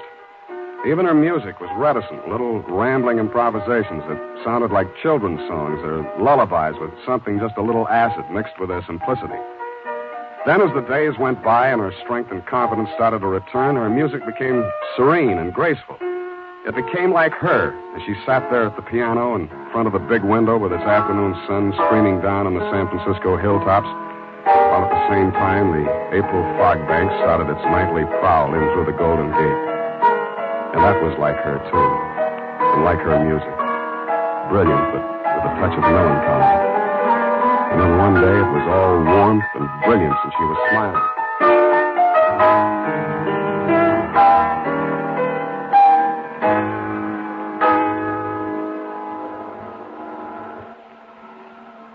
Sam? Yeah, Angel. I remember now. So that's it. I woke up this morning feeling so happy. And then I knew I was on the verge of it. Because I knew that however bad the truth might be, it was worth not remembering it. Even if I was a murderer, you'd rather know, wouldn't you? No, I wouldn't. Why? I thought I knew you so well. Darling, are you angry? Yeah. But at me? Yes, you. The first time I came here, I tried to give you fair warning. You should have figured the score when I told you I was a private detective.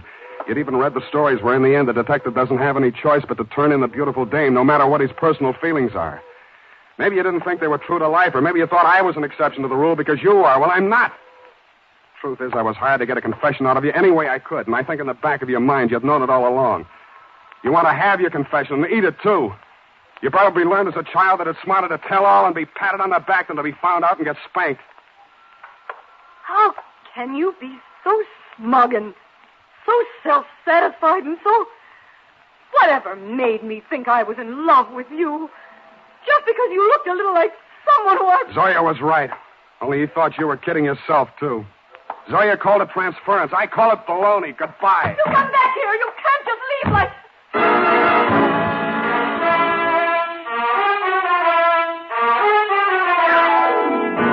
And that, Dr. Zoya, is why I never heard her confession. It turned into a lover's quarrel. But I understand she paid $25 an hour to rattle it off to you. I have before me your telephonic message. I haven't had time to analyze it, but at first glance I take it to mean that Edith was innocent of everything except destroying evidence. Motive, to spare her mother-in-law the anguish of knowing that her son was a suicide. I'm sorry, now that I know what her story was, that I didn't stay to hear her tell it. But that, as you would say, is not important. At least I cured her of that love delusion you were so worried about, even though it took a month to do it. Period. End of report. Oh, Sam, sacrificing herself so self-sacrificingly rather than shatter a mother's delusion. Some other time, huh? I'm sorry, Sam. I'll go type this up.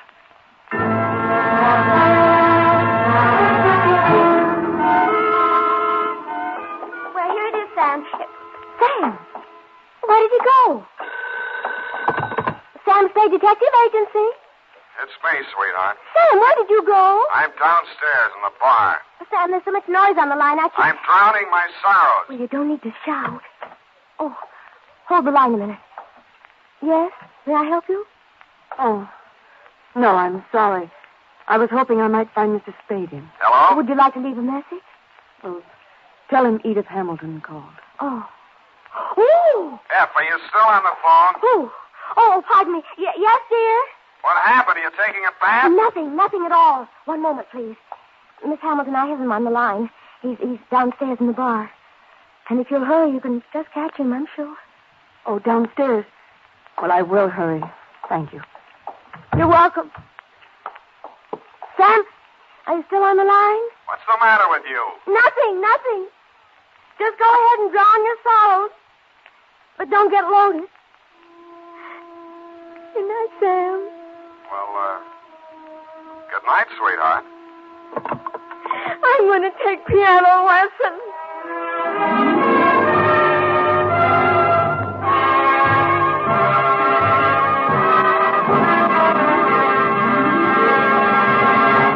The Adventures of Sam Spade, Dashiell Hammett's famous private detective, are produced and directed by William Spear.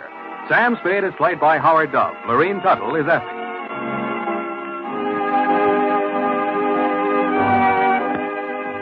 This is the United States Armed Forces Radio Service, the voice of information and education.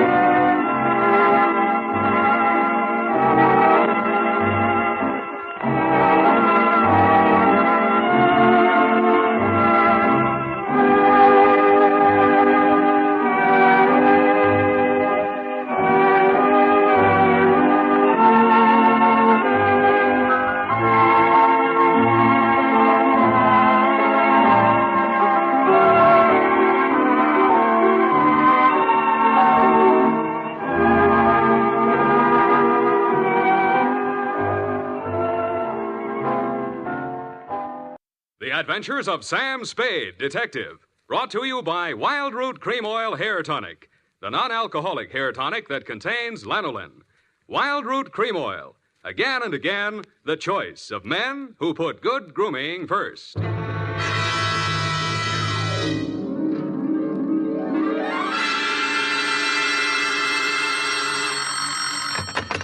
Spade Detective Agency. It's me, sweetheart. Risen from not one, but 2 deathbeds. Oh, Sam, I bet not. You wouldn't take that lying down. Oh, Effie, you made a joke. Well, you did first, Sam. I did not.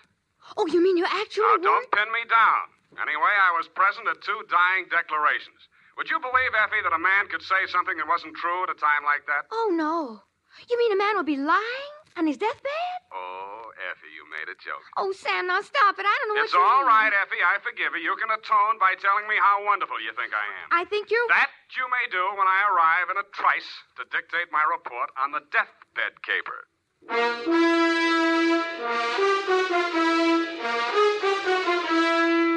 Dashiell Hammett, America's leading detective fiction writer and creator of Sam Spade, the hard-boiled private eye, and William Spear, radio's outstanding producer-director of mystery and crime drama, join their talents to make your hair stand on end with the adventures of Sam Spade. Presented by the makers of Wild Root Cream Oil for the hair. Tell me, mister, how many times a day do you have to comb your hair? Not many, I'll bet, if you groom it right, first thing every morning with Wild Root Cream Oil. For this famous hair tonic grooms your hair neatly and naturally and helps it to stay that way throughout the day. Wild Root Cream Oil also relieves dryness and removes loose dandruff. With Wild Root Cream Oil, you don't have to keep combing your hair every 2 minutes. That is, unless your gal can't resist running her hands through it. Get Wild Root Cream Oil Hair Tonic. Again and again, the choice of men who put good grooming first.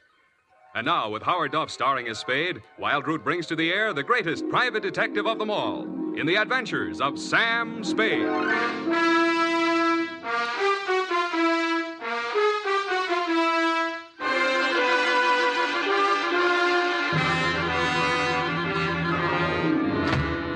Many brave hearts are asleep in the deep.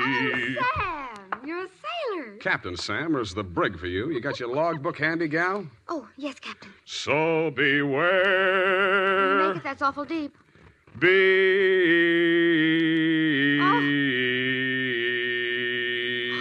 Date June 20th, 1948. Where? Oh, Sam. I have no shame. To Marin County Sheriff's Office, San Rafael, California. Attention, Deputy Woodington from Samuel Spade, license number 137596. Subject, the deathbed caper. Dear Bill, the dawn came up like thunder out of Chinatown across the bay. In San Francisco, all we could see was fog. But on your side, it must have lifted briefly because somebody named Dan Starbuck managed to find his way to a phone booth, call me, and ask me to meet him at the 3rd Street Pier in Sausalito.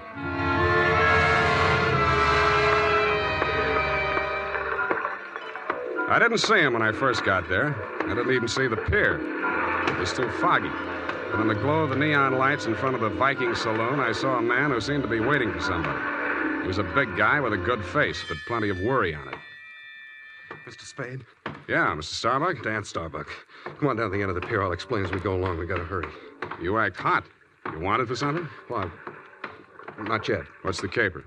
Well, my brother's out there on his yacht, the Marguerite. He's dying. When he's dead, they may call it murder. I want to be there with a witness. That's you. In case he has anything to say about who did it. Who did? They think I did. Did you? Honestly, I don't know. It happened the night before last. I went out there to see him. We've hated each other for years. We've both been drinking, and we drank some more. Then there was a fight. I drew a blank somewhere. Next thing I knew, it was around midnight. I pulled myself together, went into his cabin. Gordon was lying there with his head all kicked. I realized I was covered with blood, and I was holding something in my hand, big glass paperweight. I dropped it. I got out of there fast and swam ashore. I planned to tell you a different story, but that's it. You want the job or not?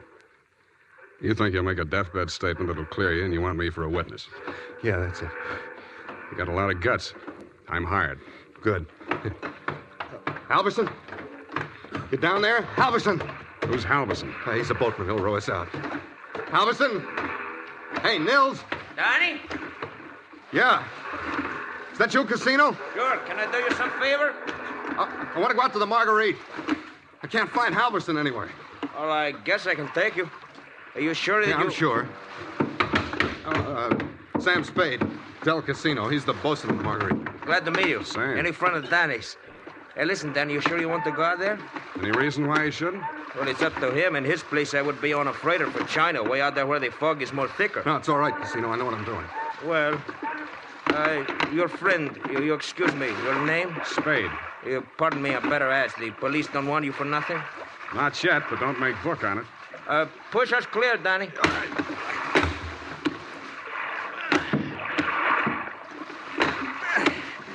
This fog is closing in, but I can still see the lights from the Marguerite. I wish we don't find her.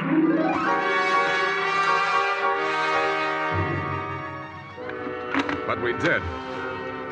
She was wearing clam diggers, an off-the-shoulder T-shirt, and was leaning against the rail as the dinghy pulled past a police launch and nestled in under the ladder of the yacht. Del? Del, is that you? Yes, Miss Starbuck. Who is that with you? Keep quiet. Del, what are they saying ashore about... Oh, I thought you... You're Mrs. Starbuck? Yes? I'm Sam Spade. I'm from San Francisco. I'm a detective. Your brother-in-law's in the boat. You captured him? He wants to come aboard. He wants to... Why? He's hoping your husband will say something to clear him before he dies. Is there any reason why he shouldn't come aboard? Oh, there's every reason in the world why he shouldn't. The police are in there with my husband right now. Yeah? The doctor says there's a possibility that he may regain consciousness long enough to make a dying declaration. Mm-hmm. If he's face to face with Dan, there's no telling what he'll say. I wish Dan wouldn't.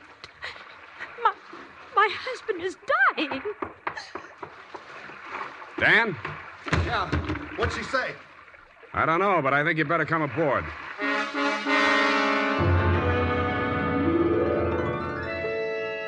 He seemed almost delighted as he swung his weight up out of the dinghy and climbed the ladder. Del Casino, the bosun, followed, wearing a puzzled expression that turned to fear as we entered the cabin. The yellow glare from the lamp swinging overhead was almost blinding to walk into out of the foggy night. The first thing I focused on was the bunk that held the dying man. His head was heavily bandaged, his skin was chalk white, and his lips were beginning to turn blue. The room was tense with waiting. Ranged around him in a semicircle were the supporting players. 2 doctors, 1 family type with a nurse, 1 police medic without, 1 sheriff with cigar, 1 police stenographer, female, with pencil and notebook poised, 9/10 of a widow, and us. At 18 minutes past 7, somebody moved. It was the dying man. The 2 doctors rushed forward, took his pulse and blood pressure. The scarf. Adrenaline 3cc, Carmine 1, saline solution. All right, Sheriff, he's conscious now, but you'd better hurry. Margaret. Mr. Starbuck, you can hear me all right? Take that down. Can you hear me? Affirmative answer. Now, Mr. Starbuck, we have to ask these questions. 1, what is your name? Please try to answer. What is your name? Gordon M. Starr. You got that? What is your name? Gordon M. Starr. That's close enough. Fill it in later. Now, Mr. Starbuck, where do you live? Where do you live? I'm dead. You got that? 1277 Marymount, Pasadena. Hey. Now, Mr. Starbuck, let's try a little harder. This is a long one. Have you been injured, and what was the cause of your injury? Yes. Hurts my... You got that? Affirmative. Now, the second part. What was the cause of your injury? Head. Hit on head. Do you believe that you're about to die as a result of your injuries, and have you no hope of recovery? I know. No hope. Now let's get to the point. Who inflicted said injuries? Hey, Mr. Starbuck, please, you haven't much time, you know. Go away. Doc, is there anything you can do? I'm afraid not. Oh, this is ghastly. Can't you leave him alone? Can't you let him die in peace? What are you afraid of, Maggie? What are you afraid he'll say? All right. All right, tell them, Gordon. It was Dan that struck you, wasn't it? He was jealous. He always hated you for marrying me. It was Dan. Now, Mr. Starbuck, I know how you feel, but we can't allow this sort of thing. Please step aside so we can finish up here. That's it. Mr. Starbuck. Doctor? Very low pulse. I'm not sure whether... Is Dan here? Here I am, Gordon. Tell him the truth. Do you identify this man, Mr. Starbuck? Yes. He's my brother. Dan. Yeah. You got that? Brother Dan, he's the one. He's lying. Gordon, you know who did it. Why don't you tell the truth? What do you got to lose now? Nothing. I'm finished. You got that? You finished me. Gordon! Gordon, not yet. Now come back. Doctor, can't you... He's dead. Well... Okay, Doc. Dennis Starbuck, it is my duty as sheriff of this county to take you into custody on suspicion of murder. And I must tell you that anything you say may be held against you. You'd better come along, too, Spade. Routine questioning, you know. Okay, Sheriff. And I don't think we'll need the handcuffs, will we, son? No, I'll go with you.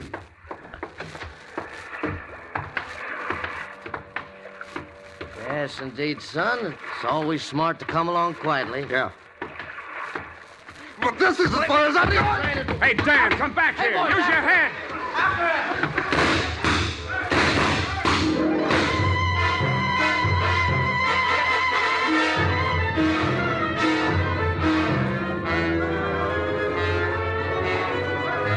only had one friend. It was the best friend in the world for a man on the land, the fog. The searchlights on the police launch spun frantically as the craft heeled around in a half circle to head him off. Instead of cutting the fog, the beams from the powerful lights bounced back from it and blinded the men behind them. After 10 minutes of that, they gave up. The sheriff had a theory. Don't worry. Between the fog and the currents, I doubt if we'll make it. We'll probably recover the body in the morning. And they did. But it wasn't Dan Starbuck's body. It was the bosun, Del Casino. And he was found in Richardson Bay, adrift in the dinghy from the Marguerite. Somebody had creased his skull with the same type blunt instrument that had been used on Gordon Starbuck. But Del hadn't lived long enough to make a dying declaration.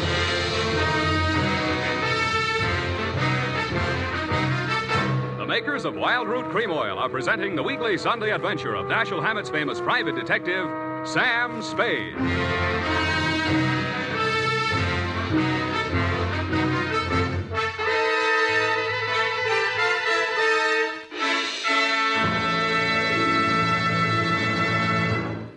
Now, here's important news on good grooming.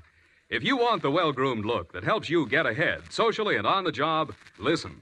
Recently, thousands of people from coast to coast who bought Wild Root Cream Oil for the first time were asked, how does Wild Root Cream Oil compare with the hair tonic you previously used? The results were amazing. Better than 4 out of 5 who replied said they preferred Wild Root Cream Oil. And no wonder. It gives you the advantages that men consider most important. Wild Root Cream Oil grooms your hair neatly and naturally, relieves annoying dryness, and removes loose dandruff.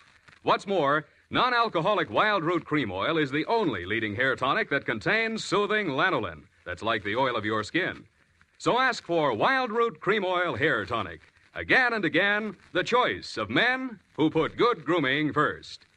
By the way, smart girls use Wild Root Cream Oil, too, and mothers say it's grand for training children's hair.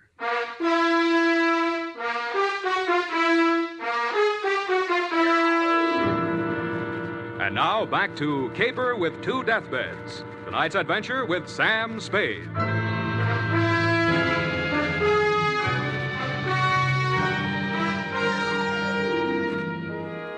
The police theory of the Del Casino killing went something like this. Casino had shoved off in the dinghy to join in the search for Dan Starbuck, had rescued him, and been maced for his pains. Also found in the dinghy, but not as yet worked into the police theory, were 2 items. 1, a waterproof wallet containing the seaman's papers of one Nils Halverson. 2, a tattoo mark on the right bicep of the deceased. A small heart with a name in it, Maggie. The brand new widow of the same name was waiting in my office when I got there the following afternoon. Hello. Hello to you, Mrs. Starbuck. What can I do for you? Mr. Spade, I know very little about the ethics of your profession, and... Well, are you still working for Danny? If you mean, do I know where he is, the answer's no. Oh. I hoped you'd say that. Why? Because I want you to work for me. Need a new bosun? You needn't have put it quite so crudely. No, I needn't. Since your work is confidential, I'll admit I've done a few things that... Well, it's all too true. My first mistake was marrying Gordon Starbuck when I didn't love him. And I should never have let myself fall in love with Dan. I certainly should have known better than to let Del fall in love with me. What about Nils Halverson?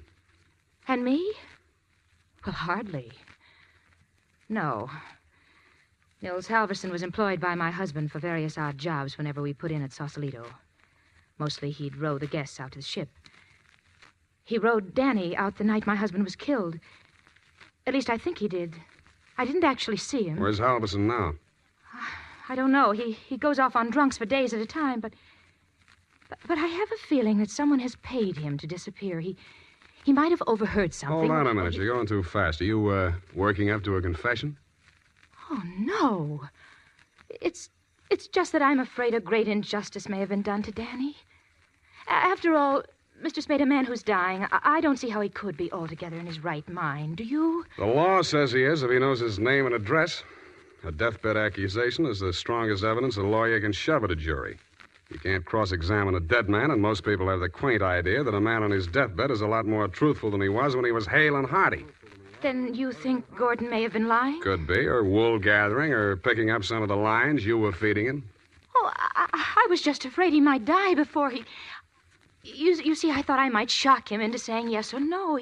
He could have said no, couldn't he? Well, make up your mind.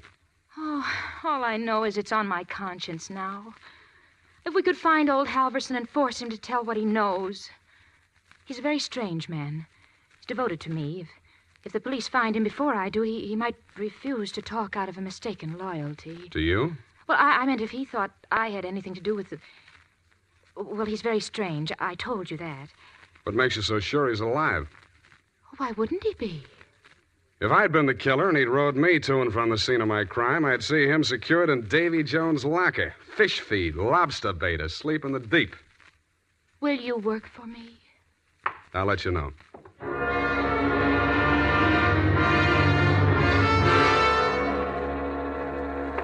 I didn't have time to get tattooed, but the rest of me was marinated enough. On my head, I was wearing a dirtied-up yachting cap, and the rest of me, I was wearing a pea jacket, dungarees, and sea boots. I was also wearing clamshell number 5 as I rolled up to the Viking saloon. Well, what'll it be, mate? Akkeviet and water. Have you seen my cousin? Your cousin? Who's your cousin, Prince Valiant? No, my cousin Niels Halverson. Niels Halverson. Oh, no. You're Niels' cousin, are you? Yeah. Well, coming from the old country? Yeah, Minnesota. By you, Minnie. Well, no, he'll be right glad to see you there. Where fair is he? I don't want to say this too loud. Yeah. Bend over there. Yeah. He's in trouble, you know. Oh? Yes, I got him holed up down below. Oh. Yeah, come on. Well, by golly, I sure been glad to be going to see my cousin Niels. Niels Halverson. Drop the act and get down there. Hey! Okay, Joe, I'll take over from here. Easy. Okay, Danny, my boy. I got his gun. But watch him now, watch him. He's full of smorgasbord. Well, Spade, you're the one person I didn't expect to see, but I'm very glad to. Yeah, I wish I hadn't found you. I wanted to find somebody else first. Halverson? Yeah. He's here. Want to see him? That's what I came for. And under here. Watch your head, low bridge. Yeah. Here we are. Where? A boathouse under the pier. Halverson used to hole in here to sleep off his schnapps. Where's he now? Over here. Uh-huh. Yeah, he's going to be a long time sleeping this one off. He'd been missing since that night. Nobody knew he was here till last night. I headed for the saloon when I swam ashore. Joe hid me out here. He could still talk then. What'd he say? I wrote it down here. But it's no help. Let's see it. It's just a jumble of words. Marguerite. Merry Christmas drink. My beautiful Helga. Row, row your boat. Now throw me back, row me back. $20 good and drunk. Fog rolling in. Good and drunk. Gonna be 5 days, no business. Oh, my head. Paint the boat. All crazy stuff. $20. Did you give him $20 to row you out? I didn't even see him. I swam out. My loving brother wouldn't have let me on board if he'd heard me arriving like a gentleman. $20. Did you frisk him? No. I'll have a look. Oh, I don't... Hey, wait. Uh-huh. Real soggy, but a 20. I don't care. I'm sticking to my story. I swam out there. I didn't give him that 20. Maybe you didn't. Maybe you didn't. You gotta believe me. I didn't even have $20. That's why I got... Shut up. What's the matter with you? What are you gonna do? Come over here, Dan. What? I don't believe a word of your story, and even if I did, it wouldn't make any difference. What are you... Shut up. You're going to stop talking and listen for a while. I stuffed a gag into his mouth and muscled him over to a piling and handcuffed him to it. He didn't even look surprised. He just stood there staring at me as if he'd lost his last friend in the world. But I wasn't looking at him as much as I was listening to those footsteps in the boards overhead. I waited for them to come back. They did. I walked across the soggy planks to where Nils Halverson lay in the shadows. Nils, I want you to answer these questions again. Now, this time, I'm going to take them down. You get lots of $20 and lots of drink. Now then, I know you don't feel so good. You don't have to talk if you don't feel like it. Just nod your head for yes and shake it for no. Okay, Nils? That counts in a court of law as long as there's a witness. Okay. Now, your name is Nils Halverson. Your address is 213 Bayview, Sausalito. That's correct, is it? Nod your head. Good. Good. That proves you're in your right mind. You know you were injured. Yeah. You know the cause of your injury. Hit on the head and thrown over the side of your boat. What? Huh? Not from... Oh, dinghy. Well, it's the same thing. All right. Now, you know you're dying. You have no hope of recovery. That's obvious, but nod your head. That's the boy. Now, Nils, on the night of the 18th, around 10 o'clock, after your usual working hours, you rode somebody out to the yacht Marguerite, in return for which this person gave you a $20 bill. This person is also the person who killed, who inflicted your fatal injuries. It is. Now, the name of that person, if you can possibly speak even in a whisper, so there can be no mistake. Can you hear me? Just say it close to my ear. Yeah? Yes. Yes, I got it. That's all. Now, I know you don't write, Nils, but make your mark here. Come on, I'll guide your hand. There. Now we're going to take... Nils. Nils. Well, anyway. All right, Maggie. Come on in and join the party. Don't try anything. The light's on you. I'm a better shot than you, and if there's a ruckus, the whole saloon will be down on us. They're all friends of Danny's, too. Stop there. Toss the gun. Okay. What's the matter, Angel? You look kind of scared. No. Just disappointed, that's all. Don't give up so easy, sweetheart. I always wanted to take a trip around the world. We might go on the Marguerite. Together. Yeah, sailing into the sunset. Sleeping with our deathbed statements under each other's pillows. Yeah, I see what you mean. I guess it wouldn't work. How much for yours, and what do we do about him? Dan? I'll take care of that. Throw it in with a deal. Okay. But I want it in writing. A little statement to the effect that I can keep under my pillow. Fair enough. Now, all I want from you is a little statement from you to this effect. That you, Marguerite Starbuck, employed Nils Halverson to row you out to the yacht on the night of the 18th, that you there overheard a quarrel between your husband and brother-in-law, and that taking advantage of said brother-in-law's inebriated condition, you sneaked up behind your husband, hit him with a paperweight, and decamped, leaving the murder weapon in Dan's hand. You then started back for shore in the dinghy, and realizing that the only witness who could testify you were aboard that night... All right. All right, I'll sign it. Okay. We'll have plenty of time to put in all the legal decorations later. I'm afraid we won't, baby. You're going to be spending all your available time at Tehachapi and points west. What are you talking about? You just made a full confession in front of a witness. You heard it, didn't you, Dan? Every word. Oh, we're fighting. Honest. An honest man. Well, I did tell a fib. Now, this is really going to hurt, I'm afraid, Maggie. You see, we didn't actually have any deathbed statement to match yours. No? No. Nils Halverson was a good deal too dead to have made a deathbed statement just now. He's been stiff for 12 hours.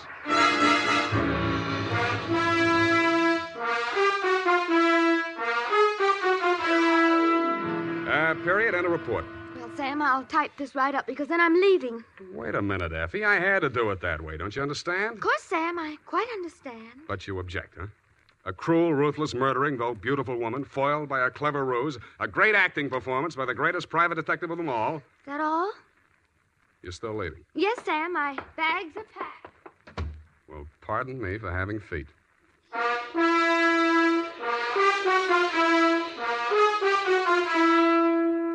There's a reason, men. In fact, there are 5 big reasons why more men every day are turning to Wild Root Cream Oil for well-groomed hair.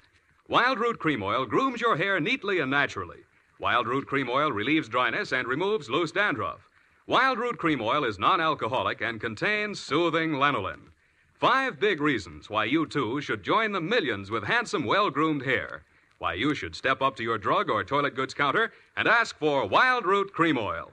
Get the big economy bottle and the handy new tube that's easy to pack when you travel and just right for the office or plant. Also, ask your barber for a professional application of Wild Root Cream Oil Hair Tonic. Again and again, the choice of men who put good grooming first. Well, here it is, Sam. Goodbye. Now, wait a minute, Effie. You can't leave like this, not without... Oh, all right. I'll talk to you while I'm putting my hat on. Well, can't you at least look at me? After all, you should give me a chance to justify... Sam, apparently you're laboring under an apprehension. Of course I am. Oh, boy, am I glad I picked the last in June and the first in July. What are you talking about? My vacation. Vacation?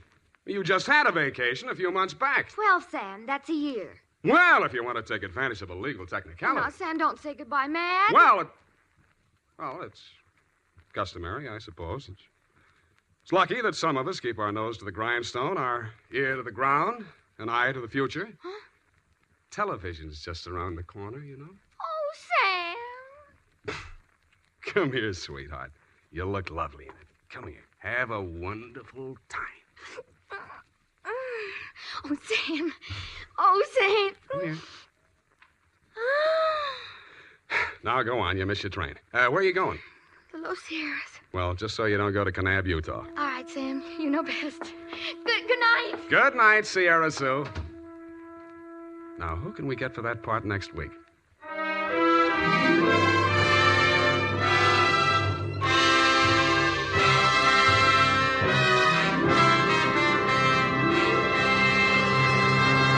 The Adventures of Sam Spade, Dashiell Hammett's famous private detective, are produced and directed by William Spear. Sam Spade is played by Howard Duff. Lorene Tuttle is Effie. The Adventures of Sam Spade are written for radio by Bob Tallman and Gil Dowd, with musical direction by Lud Gluskin. Join us again next Sunday when author Dashiell Hammett and producer William Spear join forces for another adventure with Sam Spade, brought to you by Wild Root Cream Oil. Again and again, the choice of men who put good grooming first.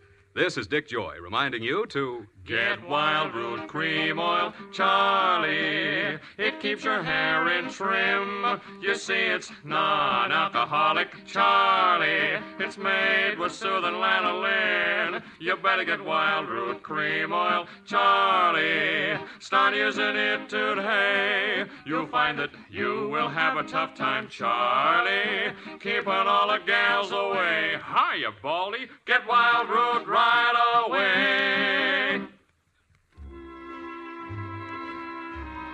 This is CBS, the Columbia Broadcasting System.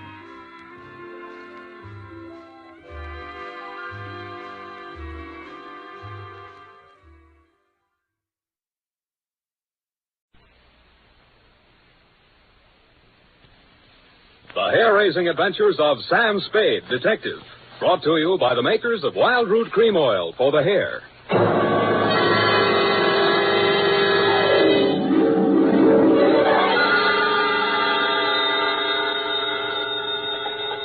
Sam Spade, Detective Agency. It's me, Effie. Oh, Sam, I've been worried about you. Sid Weiss was just on the phone, and he says digging up a corpse without a permit is against the law. It's all right, Effie. I just dug him up to say hello and put him back again. Oh, Sam. I'll be down in a couple of minutes to dictate my report, sweetheart.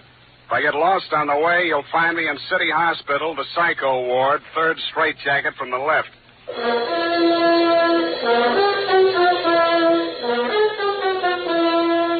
Dashiell Hammett, America's leading detective fiction writer and creator of Sam Spade, the hard-boiled private eye, and William Spear, radio's outstanding producer-director of mystery and crime drama, join their talents to make your hair stand on end with the Adventures of Sam Spade.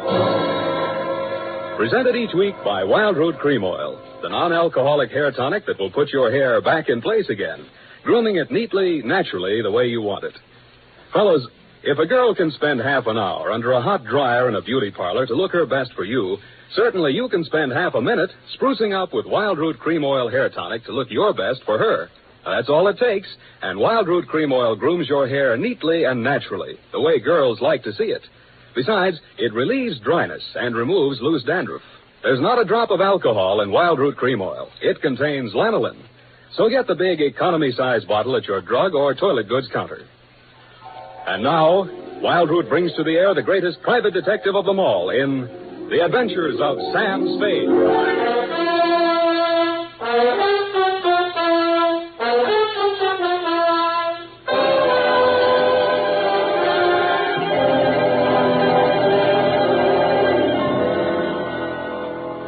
Date, August 2nd, 1946. To Mrs. Gregory Denhoff. Subject, death of Dr. Denhoff. I was sitting in my office with nothing to think about except a horse named Corkscrew Jr. My secretary, Effie Perrine, came in and said there was someone outside. I didn't look up from the dope sheet, so she said it again. Someone outside, Sam. What's he look like? Blue double-breasted custom-made suit, Countess Mara tie, hand-tailored shirt, English shoes, hand-trimmed Van Dyke. Get me a blank check and send him in. Okay, Sam. Please come in. Mr. Spade will see you now, sir. Thank you. You are Mr. Spade, Sam Spade. What can I do for you? I'm Dr. Gregory Denhoff, a psychoanalyst. I need your help. Lie down, doctor, and tell me all about it. I see you might also be noted for your sense of humor as well as your discretion. Who told you I was discreet? A man named Nicolaitis. Well, you tell Nicolaitis I think he's cute, too.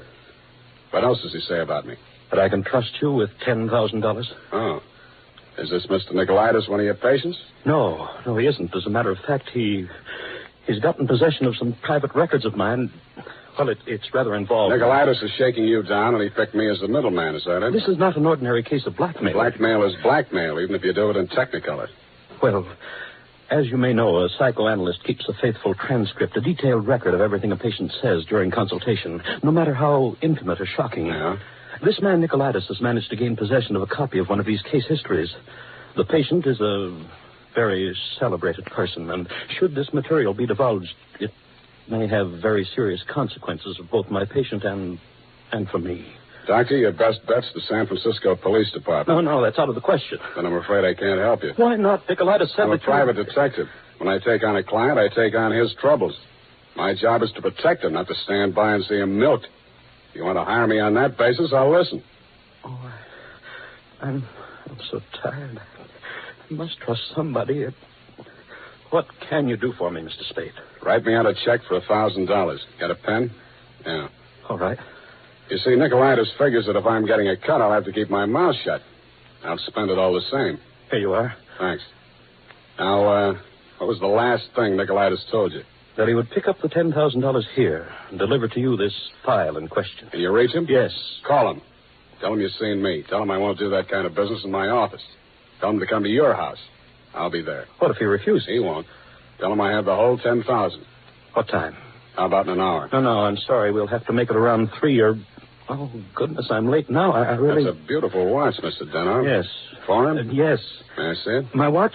Why, really, Mr. Spade, I'm very late. I have so many things to do, and I have to be at the Majestic Theater well before the matinee starts at 2:30. How are you going to see me at 3 o'clock if you're going to the theater? Oh, I'm not going to stay for the performance. Well, Mr. Spade, till 3 o'clock then. Oh, my office is in my apartment. The address is here on my card. It's the penthouse. Penthouse, huh? Okay, doctor, I'll come formal. I'll wear the top to my bathing suit.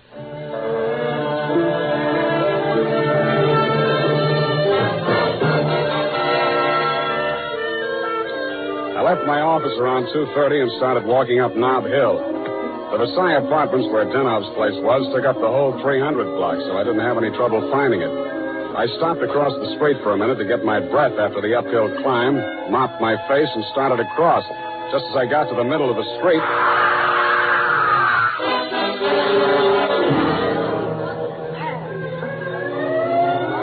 The crowd was packed in so close around I couldn't see who'd done the Brody, but I had a pretty good idea. The cops had the sidewalk roped off and guards posted at the building entrance. It took me maybe 20 minutes to elbow my way through and show my credentials. Sergeant Levine had the front door, so they let me in. Lieutenant Dundee of Homicide met me at the door of the penthouse. Hiya, Sam. What do you want? I want to see Dr. Denhoff. The doctor's dead. Dead? Yeah. He's my client. They can't do this to me. How? Hit a Brody out the window. What are you here for? To see his wife. Okay with you? Why not? She's inside. Thanks. Mrs. Denhoff, please. With all due respect for your grief, I must have the keys to the cabinet where Gregory kept his confidential files. You realize that you wished me to take charge of his patients and that I am responsible. All this police and so on. We must get those files out of here as soon as possible. Yes? My name is Spade. I am Dr. Zoya. I was poor Dr. Denhoff's oldest friend. If there's anything... I'd like to see you, Mrs. Denhoff, alone. But you police have already asked her so many questions. You see, she's not in the... I'm not with the police. I'm a private detective. I was working for Dr. Denhoff. A private detective? He was in trouble, you see. You see, Dr. Sawyer, the police won't believe me. Mr. Spade, you'll tell them. You'll tell them he didn't commit suicide. Well, Mrs. Denhoff, I guess that takes care of everything here. It's clearly suicide. Oh, idiots. Blind, stupid idiots. Suicide. My husband, he treated suicides. He would never... No, please. It will be all right, my dear. I'm sorry. She's hysterical. If I had the time, I would... Tell them. Please, Mrs. Denhoff. The undertaker has been arranged for burial at 7 o'clock, Beit Israel Cemetery. Now, please, the key to Gregory's file. Here, take it and go. Go ahead, all of you. Okay, we'll call you now. Oh, I'm so sorry, gentlemen. This hysteria, a simple traumatic condition. If I only had the time. Who can I turn to? Who'll help me? You think it's pleasant? You think my husband would rest if they said I committed suicide? What shall I do? What shall I do? What shall I do? Oh, you... Dr. Zoya didn't have the time, neither have I. You think it's murder? Who do you think killed your husband? To name someone. That's a very serious charge, Mr. Spade. Goodbye, Mrs. Denhoff. Constance Brent. You mean Constance Brent, the actress? Yes. Yes, she was his last patient this morning. She had threatened to kill him before. How do you know? My husband said so. To you? Well, he'd written it down on his notes on her case. Once before, she'd almost pushed him from that same window. How about your husband and Miss Brent? Oh, I knew she was falling in love with my husband. That always happens. They call it a transference. But in this Your case... husband told me Miss Brent was acting in a play this afternoon over at the Majestic. Yes, Midsummer Night's Dream. But she was here. I know she was here. Miss Ray, the receptionist, was coming back from lunch when she heard voices arguing inside. And she was sure it was Miss Brent's voice. Show me the doctor's case history on Miss Brent. I can't. It's missing. As soon as it happened, I went to the files. I meant to show it to the police. Who could have taken it? Constance Brent was the last one in that room before he died. Yeah. When did you see Nicolaitis last? Nick, who? Skip it. Where can I reach you in case... For the next couple of hours, I'll be at the Majestic Theater. I want to see how good an actress this Constance Brent is.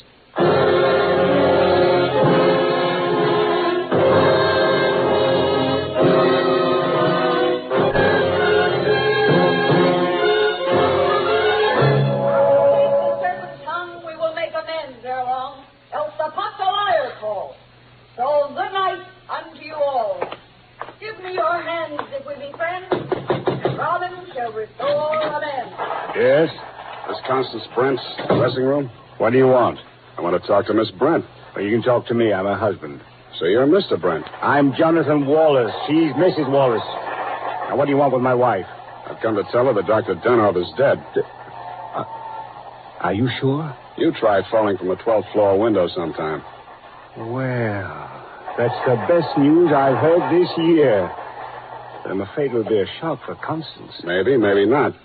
She was the last person to see him alive, as far as anybody can make out. Are you from the police? No, I'm from the insurance company. Claims investigator. What do you want to see Constance for? The policy wasn't made out to her, was it? No, made out to his widow. But she can't collect. Police say it was suicide. Oh, that settles it. This is the last time I take a Tanya. Stand around while Puck talks his head off. Who is this person? Darling, I'm afraid this is going to be a shock. This man is from an insurance company.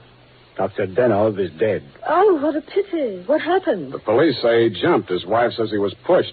She also says that you, Miss Brent, might have been the pusher. Oh, now, really, it's too absurd. How like a wife. What time did your play start this afternoon, Miss Brent? Matinee at 2:30, always.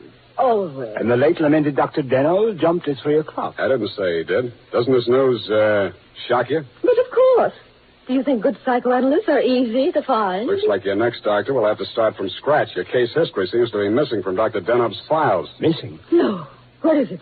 Has a man named Nicolaitis been in touch with you? I've never heard of him. Chances are you will. Does he have Dr. Denhoff's notes on my case? Could be. This is frightful. Hot reading, huh? You seem to know this person, Nicolaitis. Get that file for me, and I'll pay you well for it. Just a minute, my lovely Titania. We don't know who this man really is. He might even be Nicolaitis himself. Let me see your company credentials. Now, what do you know? Somebody picked my pocket. My wallet's gone. I thought so. All right, you tell me who you are. I'll call the police. Oh, no, Jonathan. No police. Let's get off the merry-go-round. My name is Spade. You'll find me in the phone book under S. My office is open until 6 o'clock. And if a man answers, don't hang up. It'll be me.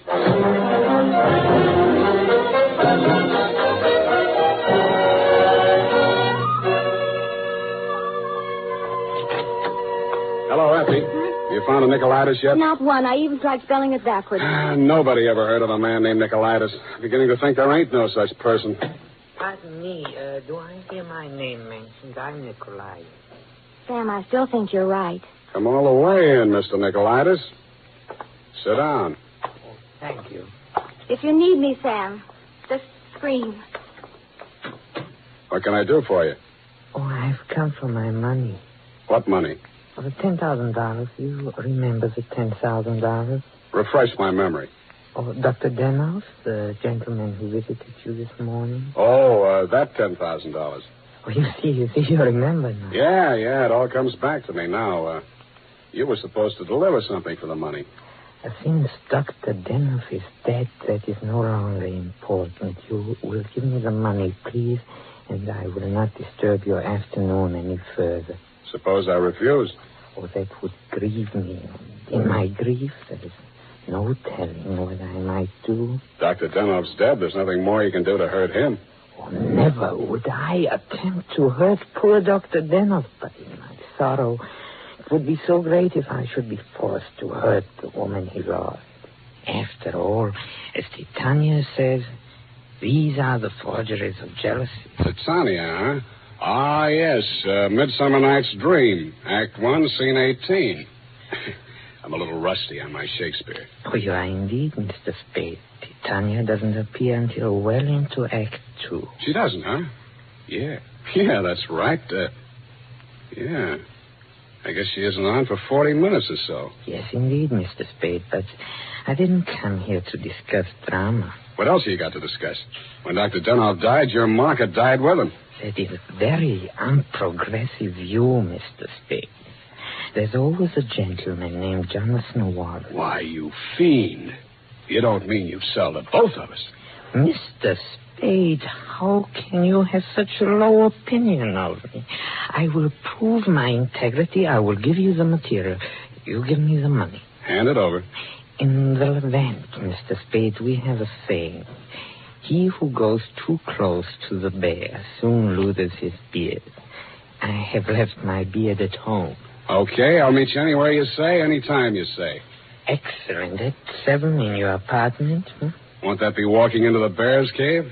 In the Levant, Mr. Spade, we have a saying. Private dicks do not kill people in their own apartments.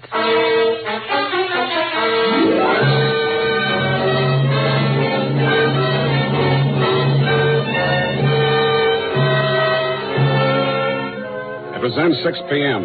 I called Effie for messages. She told me that you had been phoning frantically, Mrs. Denhoff. I still had maybe 30 minutes before Nicolaitis was due at my apartment, so I breezed on up to your place on the hill. We had a very interesting chat. Remember, Mrs. Denhoff? Looking back on it, that was probably the most interesting conversation we had. Funny, I can't remember much of anything you said, but it was so cozy there in your place.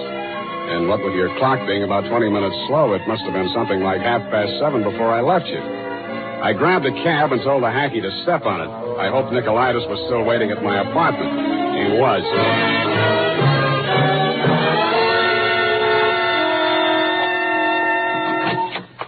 Mr. Nicolaitis, I'm sorry to be late.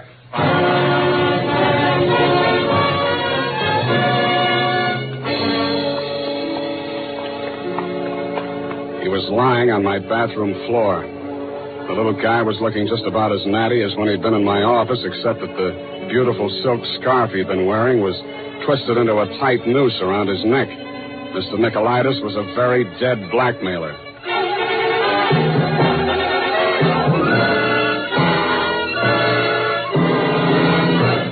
The makers of Wild Root Cream Oil are presenting the fourth in a new series of programs bringing to the air for the first time The Adventures of Dashiell Hammett's famous private detective, Sam Spade.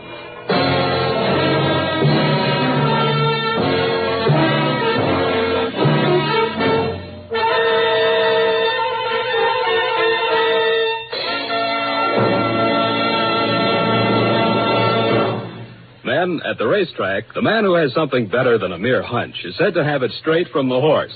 Of course, that's a humorous expression, but it shows how to get facts. Go straight to the real source of information. And that's why we went straight to hundreds of men in metropolitan New York to find out what men really want in a hair tonic. And their answers show that Wild Root Cream Oil has all 5 advantages chosen by this impartial consumer jury of men. 1, Wild Root Cream Oil grooms your hair neatly and naturally, never leaves it sticky or greasy. 2, Wild Root Cream Oil relieves annoying dryness. 3, it removes loose dandruff. 4, it's non-alcoholic. And 5, it contains soothing lanolin. Remember, no other leading hair tonic gives you all 5 of these important advantages. Is it any wonder that 4 out of 5 users in a nationwide test preferred Wild Root Cream Oil to all other hair tonics they'd tried? So next time you visit your barber, ask for Wild Root Cream Oil and get the big economy-size bottle of Wild Root Cream Oil at your drug or toilet goods counter. And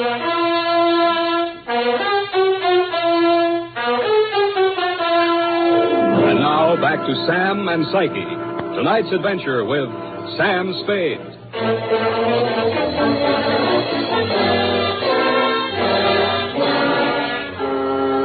His eyes were open, and he seemed to be looking right at me as I bent over him. The finger marks in his throat were too blotchy to be of any use. Pretty soon, Lieutenant Dundee and Sergeant Polehouse came in and walked over behind me. We all stood there for a second, and then Polehouse bent down and closed those eyes. You know him, Sam? His name is Nicolaitis. That's all I know about him. What did he come here to your place for? I don't know. You invited him?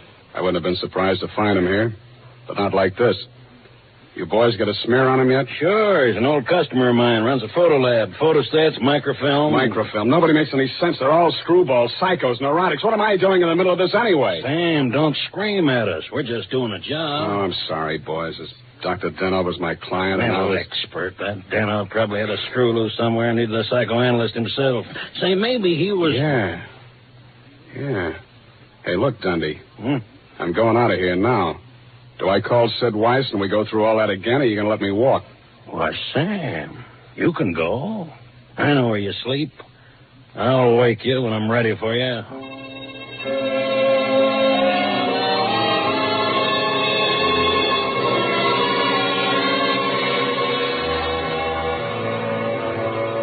Well, Mr. Spade? I want some answers, Dr. Zoya, and you're the guy who can give them to me. I'm listening.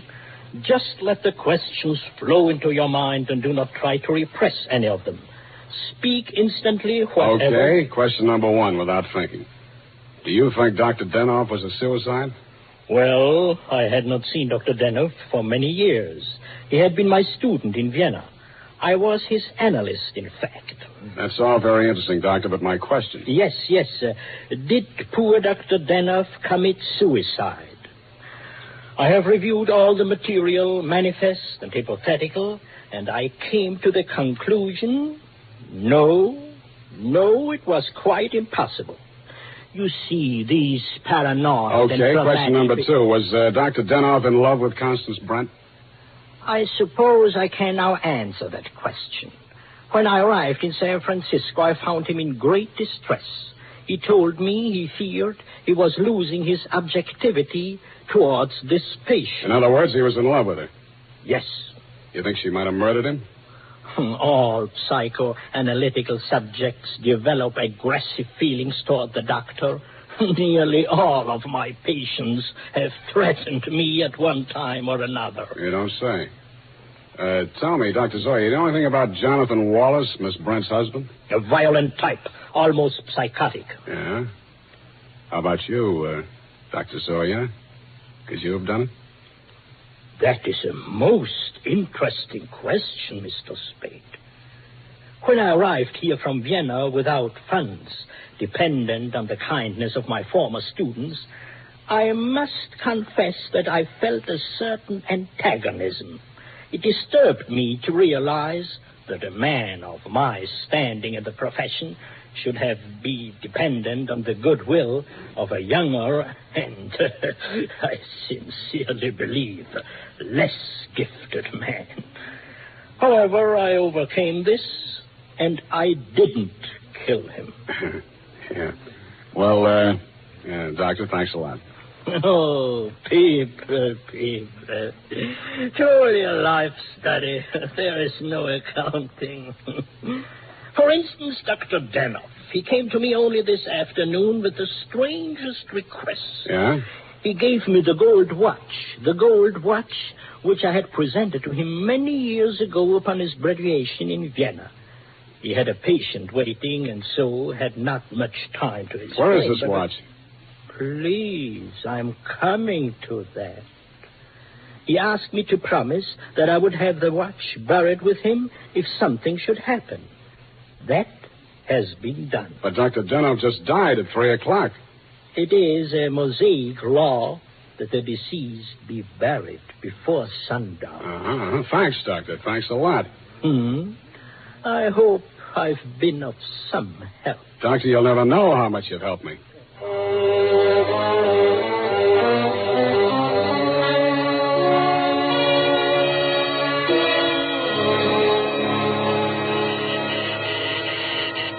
Who is it? Spade.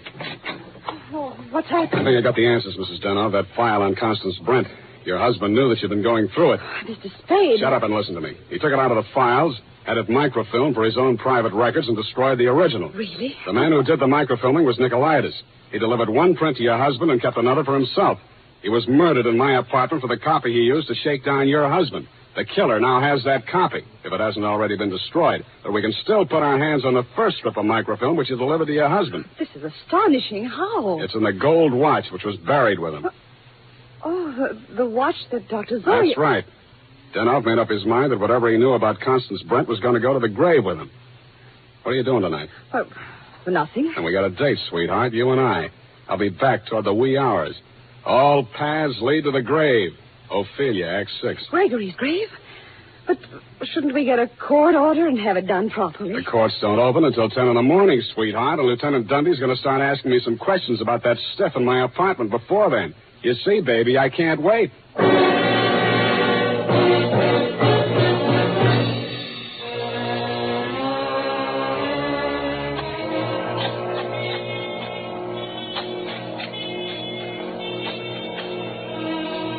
Mr. Spade, we shouldn't be doing this. If I'm wrong this time, it won't be wasted effort. I'll crawl into the grave myself and pull it in after. Here. I struck it. Give me that crowbar, Mrs. Denhoff, quick. Oh, dear. Oh, dear. Put that flashlight in here, sweetheart. You look the other way. Yeah, here it is. Look. What, Mr. Spade? What have you got? The watch. Here, put the flash on it while I open it. Here's my nail file. Pry off the back. Thanks. That does it. Here's the film. All right, Mr. Spade. Give me that film. Well, if it isn't the second gravedigger from Hamlet, Mr. Constance Brent. Stop clowning and hand it up to me. You better do as he says, Mr. Spade. We've both got guns. I was expecting that. Took you a long time to get here, Mr. Wallace. How did dear Constance make out as Lady Macbeth? Just give me that film. Stop being an idiot, Wallace. The cemetery is crawling with cops. Put that gun away before you drop it and break your foot. Come up out of that grave, Spade, or you'll stay there forever. Okay, Dundee. All right. Get those hands up, everybody. Go ahead, Dundee. Make the pinch. Okay. Sam Spade, I arrest you for body snatching, violation of graves under the Civil Code number... No, you fool. You're supposed to arrest Mrs. Gregory Denhoff and Jonathan Wallace for the murder of Gregory Denhoff and Pericles Nicolaitis. But I... Oh, yeah. No, you don't.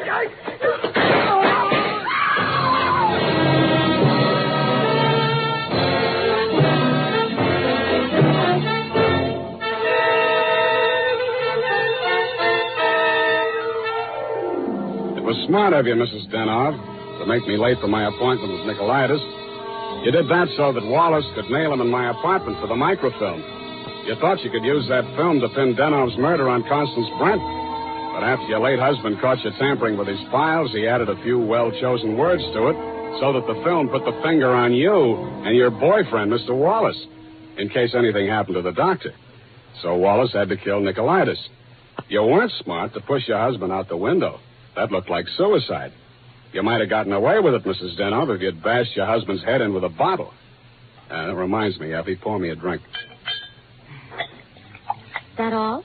Sign it, put a special delivery on it, and send it care of the matron to Hatchapee Prison. Go on, have one yourself. Oh, thank you. Here's how.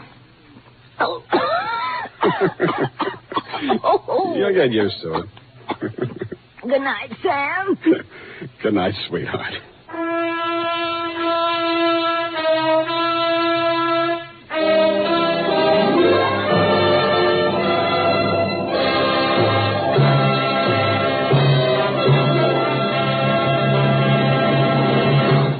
Wild Root Cream Oil presents The Adventures of Sam Spade, Dashiell Hammett's famous private detective, produced and directed by William Spear. Then, on these warm August days, the sun beats down on your hair, may leave it looking dry and brittle. That's why, now especially, you need Wild Root Cream Oil. This grand non-alcoholic hair tonic has just what it takes for summer grooming. It contains lanolin, the soothing oil that's so much like the oil of your skin. Wild Root Cream Oil keeps your hair neatly in place, gives it the handsome, successful look that helps you get ahead on the job. And Wild Root Cream Oil removes loose, ugly dandruff and actually relieves annoying dryness. So tonight, take the famous FN test. Check your scalp. Signs of dryness or loose dandruff tell you need Wild Root Cream Oil right away. Sam Spade is played by Howard Duff. Fred Essler was Dr. Zoya. Lorene Tuttle is Effie. Don't forget, next Friday, the three masters of the art of hair-raising, Dashiell Hammett, William Spear, and Wild Root Cream Oil, join forces to bring you another hair-raising adventure with Sam Spade. Smart girls use Wild Root Cream Oil, too, for quick, good grooming and to relieve dryness between permanents. Mothers say it's grand for training children's hair. Dick Joy speaking. This is ABC, the American Broadcasting Company.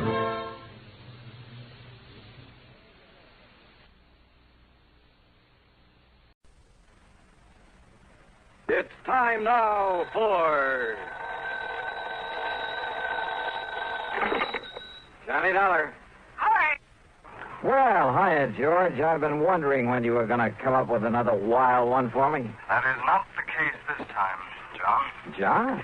Tell me, how is your, have you had a security clearance lately? Well, sure, in connection with that rocket fuel case I handled.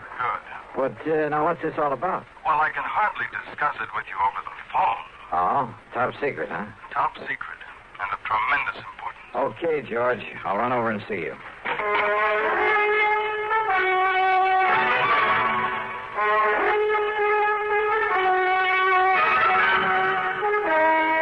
CBS Radio brings you Bob Bailey in the exciting adventures of the man with the action-packed expense account, America's fabulous freelance insurance investigator. Yours truly, Johnny Dollar.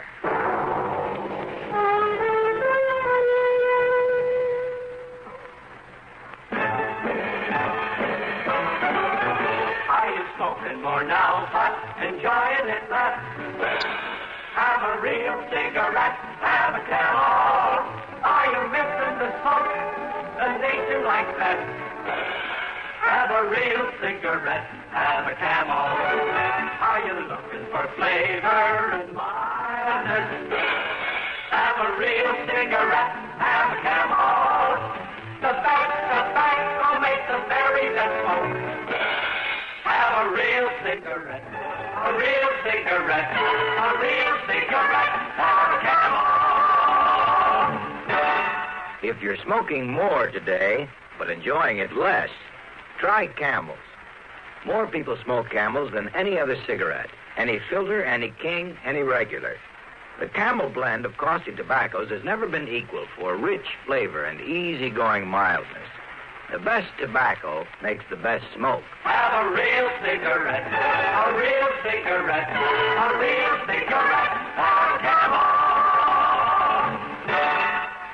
And now, Act One of yours truly, Johnny Dollar.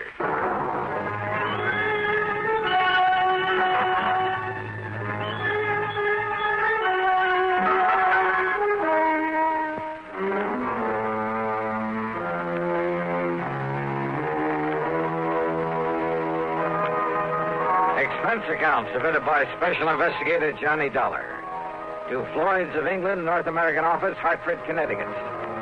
following is an account of expenses incurred during my investigation of the missing missile matter.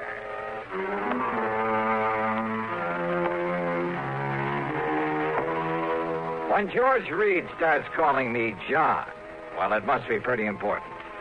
So expense account item 1, $1.25 for a taxi over to the square on the office of Floyd's of England. We'll use this rather isolated office in the back so as not to be disturbed. Yeah, okay. Or overheard. Now, if I seem to be somewhat vague about this whole thing, I assure you it's only because of my own rather limited knowledge of... Well, sit down, Joe. Oh, yeah. Well, you can hardly expect me to investigate something unless I know what it's all about. Well, John, out on the West Coast... Oh, come off this John stuff, will you? I'm sorry, Johnny. But now listen. Yeah, shoot. Out near Los Angeles, in North Hollywood to be exact, is a small plant that operates as the Smithwick Paint Remover Company. Oh, what's so all-fired mysterious about that? Not one drop of anything even faintly resembling paint remover has ever been put out by them. Huh? Actually, that name is only a blind, a cover-up. Yeah? For what? An outfit that might better be called the Smithwick Missile Development Company. Government stuff, huh? Johnny, they have no official connection with our government whatsoever. But unofficially? That's the sort of question we never ask. So far as anyone knows, our government simply doesn't recognize them, gives them no support, financial or otherwise. So far as anyone knows. Which means they receive no protection from Uncle Sam either. So Floyd's of England writes the insurance? Precisely. Under orders from our top brass. Well, what's happened out there? What's the trouble? Johnny, it appears from what Smithwick told me on the phone that one of their missiles is missing. Oh, well then. What? Yes. Oh, now look, George, I heard of a guy who mislaid a bass drum once and somebody who had an elephant stolen. Johnny. Oh, one of those missiles? Oh, wait. Hey, maybe he was talking about one that got lost in outer space. But then why send for me? They have nothing whatsoever to do with the firing of those things. But don't you... A small plant out there, did you say? Yes. Oh, then it simply doesn't make sense. Now, George, Johnny, all I know is what Dr. Smithwick told me over the phone. Now, I agreed to have you go out there immediately. He'll be waiting for you there whenever you get there. Well? Okay, George, whatever you say.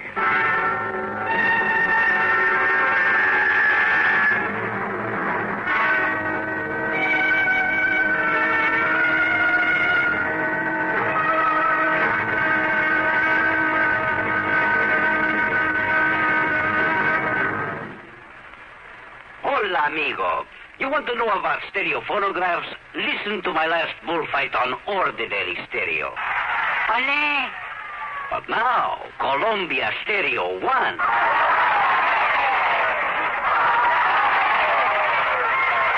Ah, there is a corrida de toros. Real lifelike, magnifica. There is such a big difference in stereo phonographs. With most, all you get is a couple of speakers shooting in different directions. But with Columbia, hombre, you get fantastic stereo projection. What it does is to send circles of sound sweeping through every inch of a room. You are surrounded with live sound, live feeling, live passion. Ole! Ole! How they cheered me. Ask your Columbia phonograph dealer to demonstrate Stereo 1 by Columbia. Prices start as low as $39.95 for portables, $129.95 for consoles. El Picador! Who let that bull out? And now, Act 2 of yours truly, Johnny Dollar and the Missing Missile Matter. Expense account item 2, $8 for a plane to New York. Item 3, $176.25 for a 707 to Los Angeles. I arrived about 6 p.m. Pacific time.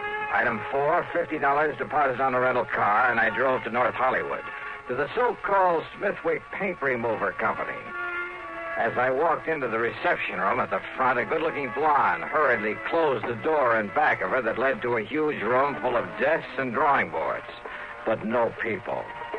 Yes, sir. Oh, my name is Dollar, Johnny Dollar, and I'm here. Johnny Dollar, the insurance investigator. I'm sick. My name's Gloria, Johnny. Gloria Snowden. Miss Snowden? Will you just call me Gloria, huh? Why not? But look, I've come to see Dr. Smithwick. He... Oh, that's too bad, Johnny. He isn't here. Is what? Well, he left very suddenly late this morning for Washington or someplace, I guess. Oh, no, that's funny. After asking He for asked me me to be... to be sure and stay here until you came, and... Gee, I didn't think it was really going to be you, Johnny.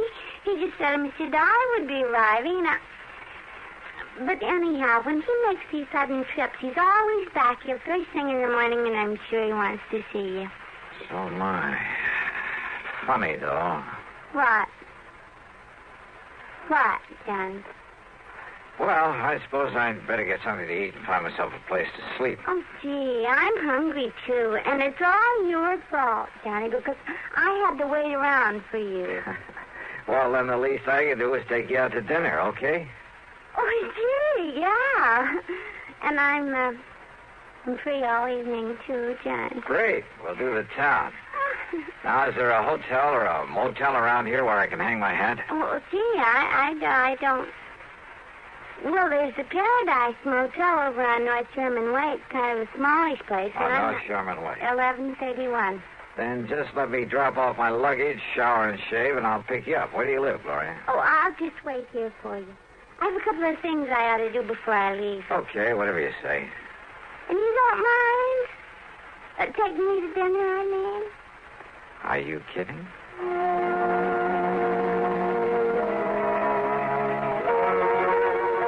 Funny. All this big emergency, all this hurry. The man who'd sent for me was off somewhere else. I should have asked for directions because it was over half an hour before I finally found the Paradise Motel. It was hardly the place I would have picked, but oh well.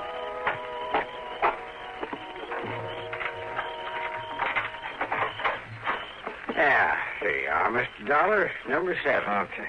This be satisfactory? Yeah, sure. Because if it ain't, I got other vacancies. No, this'll be all right. Uh-huh. Anything you want, I'll be in the office. Well, I could sure use a few ice cubes. Oh, brought your own jug, huh? Have them for you in the jiffy. Good. Now, let's see. Shirts will go in here, I guess. Huh? That's about the fastest service I ever heard of. Mister, you certainly don't waste any... Hmm? Hello? Somebody out here looking for...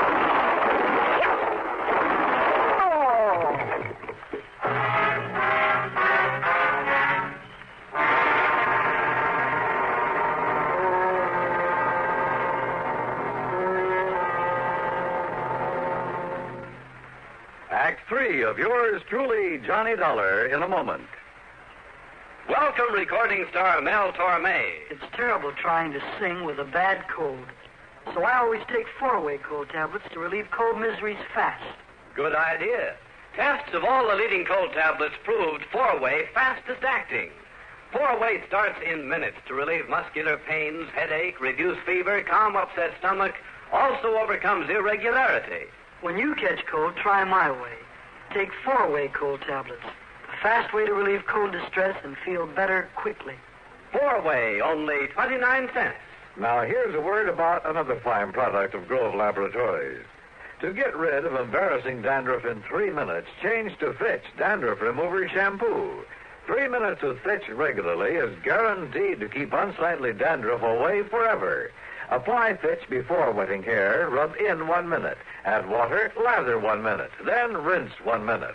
Every trace of dandruff goes down the drain. 3 minutes with Fitch and embarrassing dandruff's gone. At the same time, Fitch can brighten hair up to 35%. Get Fitch Dandruff Remover Shampoo today. And now, Act 3 of yours truly, Johnny Dollar.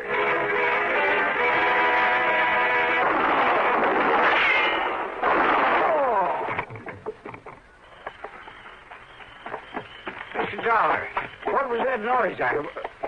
Well, you been hurt?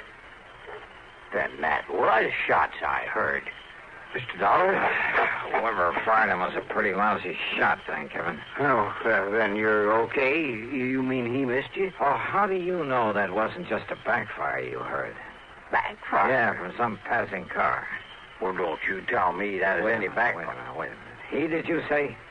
Well, yeah. Well, did you see him? Get a look at him.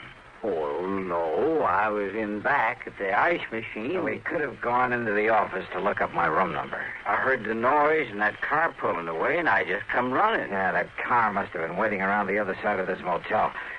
Now, look, mister, what'd you say your name is? Barnwell. Jed Barnwell. And, Mr. Dollar, I'm going to call the police. No, don't. Huh? Well, now, I realize you're a special investigator, some kind of... That's right. And I don't want you to call the police in on this, not yet. But now, look... That's an order. You got the authority? Not only that, but, look, I want to rent another room from you. Oh, you mean you'll pay for both of them? That's right. You have another vacancy?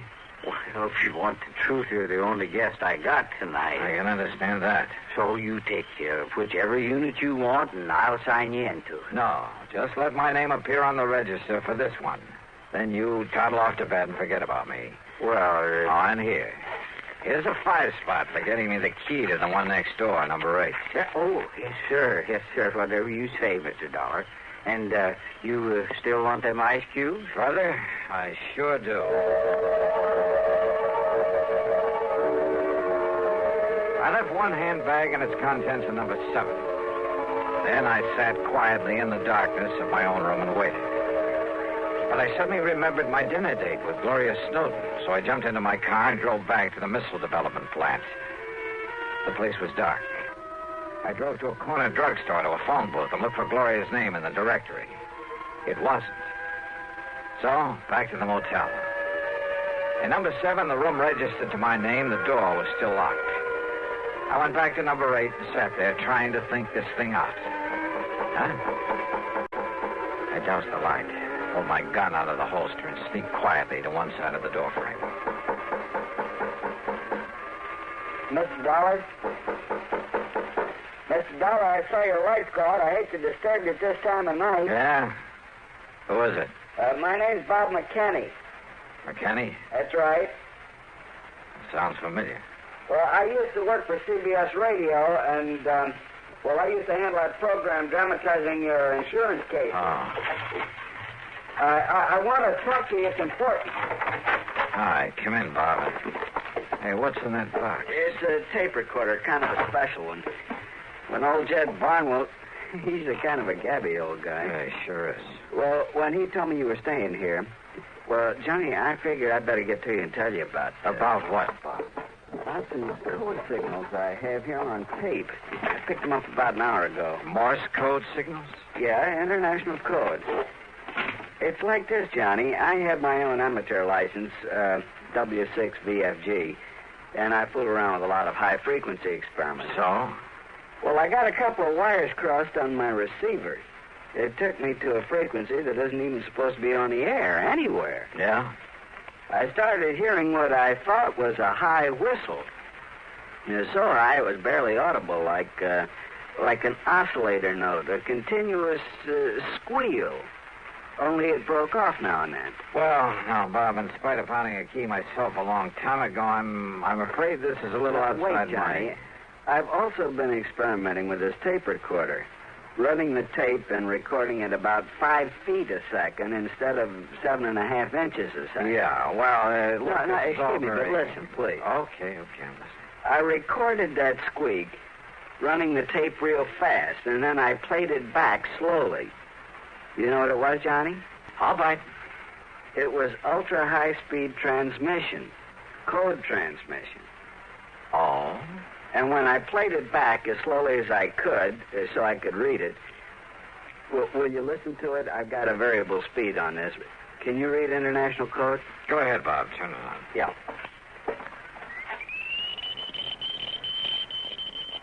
Oh, can't you slow it down a bit? Maybe by holding back on the reel.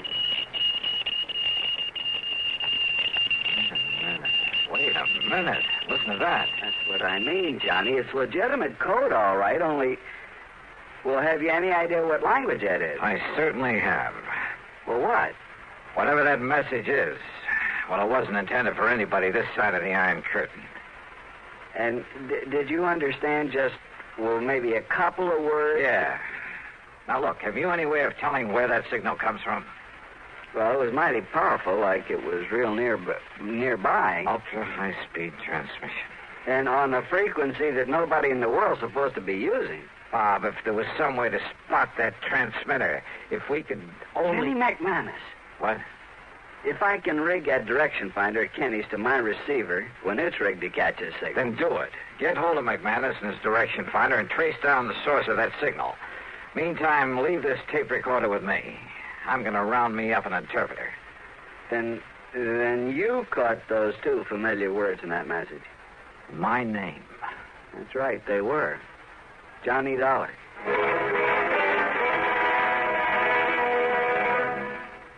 Act 4 of yours truly, Johnny Dollar, in a moment.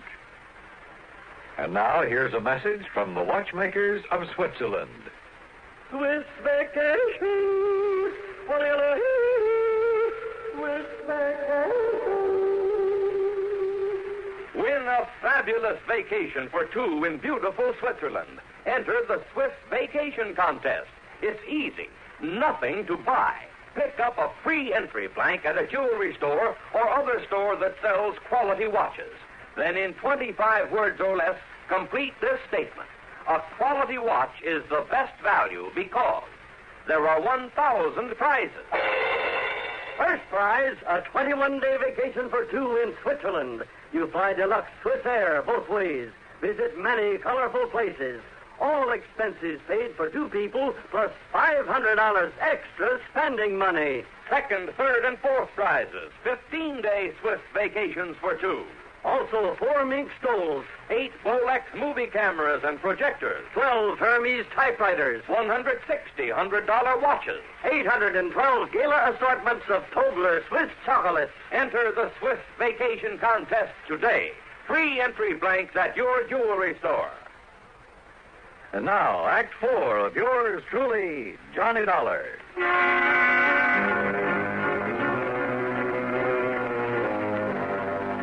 Two familiar words and that high-speed code message that Bob McKinney had intercepted.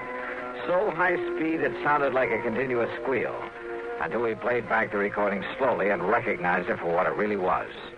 A secret message in that foreign language. Those two words were my own name, Johnny Dollar. My one good police contact there on the West Coast was Lieutenant Harry Golden of the Homicide Squad. Sure, it was out of his line. It was the middle of the night. But he rounded up Alan Orloff, an interpreter, sent him over to see me. It was nearly 8 a.m. by the time I transcribed the code message. And then when Orloff finished translating it... Mr. Dollar, do you see what this means? I certainly do, Orloff. But not only the threat against you, sir, because you are working on this very case. I know. But the sender of this message has somehow got hold of secret plans for a missile, a space rock. Orloff. Has copied those plans, is holding them for an agent of this other government to pick them up later on today. Which means that somehow I've got to locate the sender of that message. But how? And it must be done immediately before we contact with this other agent. I know. Then don't you see, Mr. Wait. Yeah? Who is it? Bob McKinney. Oh, Bob. What'd you find out? Johnny, that secret transmitter's right here in North Hollywood. It's been working ever since I talked with you, up until just about an hour ago. Here's the address and the name of the person who owns the house. Good. Only the antenna must be set up in the attic or something. What do you mean? There's no outside antenna to show there's a transmitter working there. And, of course, using that frequency that nobody would ordinarily be able to pick up. If it hadn't been for my dumb luck in receiving an ultra-high-speed transmission. Did you record any further messages? I got them right here on tape, on this recorder. Good. Then while you transcribe them so Mr. Orloff can translate them, I'm going to the address you have on this... Huh? Kind of figured the name of that sender might surprise you. Surprise, huh? That is the understatement of the week. I'm going over to that missile development outfit. And I hope and pray Dr. Smithwick is there now.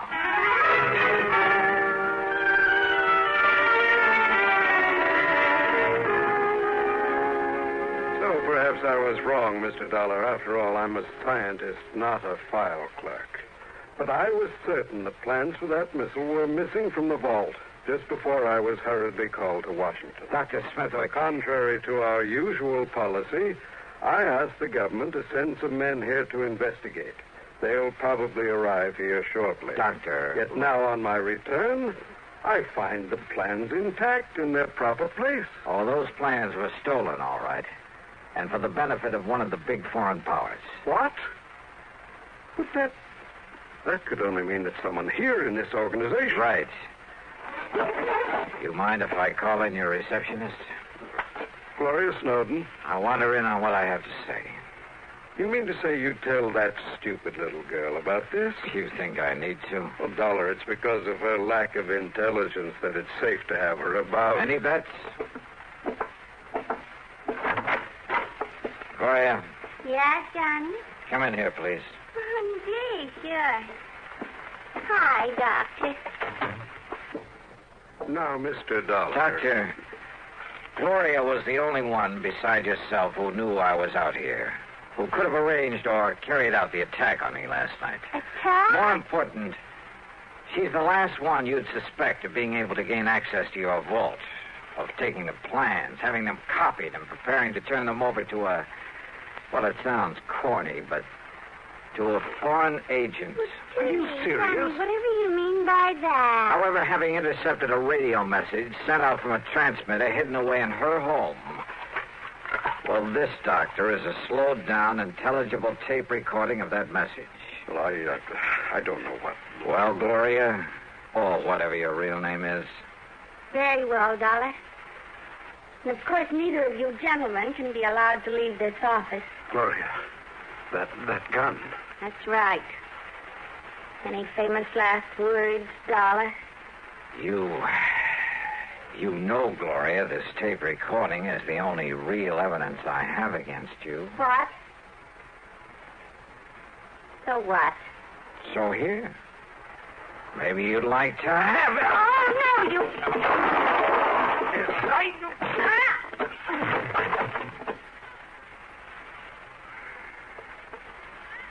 Mr. Dollar. Yeah, Doctor. And maybe those G-men you sent for will keep the date she made with her contact. The one supposed to pick up those plans from her.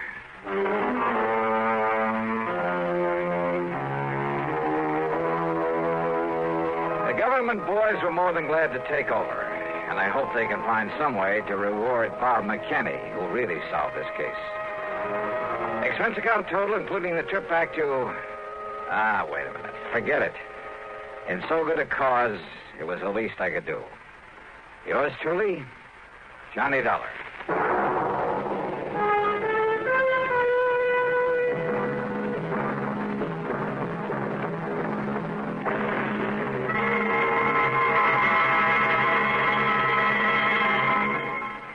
Our star will return in just a moment. Constipation is something people don't talk about much, but it can be a problem for anyone, even doctors. And when constipation occurs, it's interesting to see just what doctors consider important about a laxative they might use or recommend. Well, a majority of the doctors we heard from had this to say: a laxative should be effective, gentle, as close to natural acting as possible, and a medicine that can be used with complete confidence. Now, X-Lax has been popular with many doctors and millions of people over the years because pleasant-tasting chocolated X-Lax is effective. Overnight, it helps you toward your normal regularity. X-Lax is gentle. Next morning, it gives you the closest thing to natural action. And that's why many doctors and millions of people use X-Lax with complete confidence. X-Lax, the laxative that helps you toward your normal regularity gently, overnight.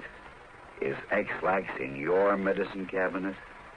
Now, here's our star to tell you about next week's story. Next week, the most beautiful and dangerous girl I've ever known. Join us, won't you? Yours truly, Johnny Dollar.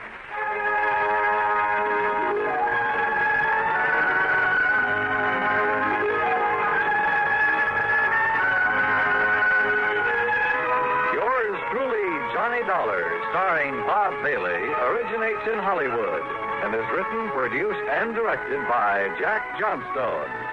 Heard in our cast were Virginia Gregg, G. Stanley Jones, Horace Lewis, Harry Bartell, Don Diamond, and Bartlett Robinson.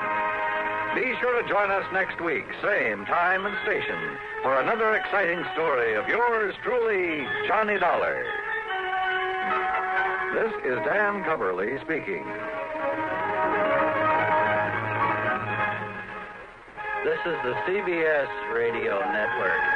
And this is Radio 59 WROW. From Hollywood, it's time now for... Johnny Dollar. Hillary Fuchs, Johnny. How's your time these days? Time to live, time to die, you know. What's up? A claim on a $100,000 policy. I want it investigated. 100,000? What kind of policy? Straight life. You sound worried. I am. I think we're going to be taken this time, Johnny.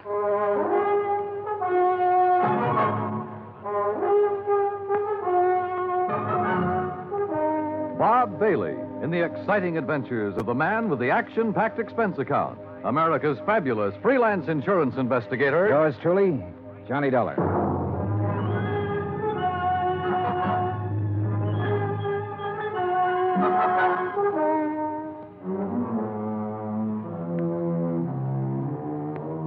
Expense account submitted by Special Investigator Johnny Dollar to Continental Insurance and Trust Company, 657 North Spear Boulevard, Hartford, Connecticut. The following is an account of expenses incurred during my investigation of the Desalles matter. I'd heard of Dave Desalles. I guess everybody in this country's heard of him at one time or another. Desalles Television, Desalles Radio, Desalles Electronics, Desalles Appliances, racetracks, theaters, Desalles this and that. But up until the time I talked to Hillary Fuchs about the case, I had never put a man behind the name. Expense account item 1, $2, 2 drinks for Hillary Fuchs and myself. We had them in his office out of my bottle over his desk. Just plain worn out with it. Stuck. Ooh, that's some water. Oh. But I'll tell you this. I'm not going to make a present of $100,000 of stockholders' money to anybody. I wouldn't do that either. Drink your drink. Here's to war. Salute. Now, while that's settling, maybe you'll settle down and tell me what it's all about. Dave Desalles. Know him? I've heard the name, yeah. Well, he's dead. Drowned 4 days ago out on the coast. So? Did you ever see our K policy series? I've heard of it. Well, the premium's about triple a normal life policy. It's designed only for people with big money. Sure. But it's got a feature that makes those people with money look at it a long time. Uh-huh. This clause isn't anything more or less than the old accident clause paying double indemnity. Broken down, we aren't taking much of a chance. The incident statistics are with us. All right, I'll look it up if I need it. Okay. 3 months ago, we insured Dave Desalles on one of those K policies. 4 days ago, he fell off the back of a yacht and drowned, and we're hooked for $100,000. What? Accidents happen. You betcha, all the time. But I'm not sure it was an accident.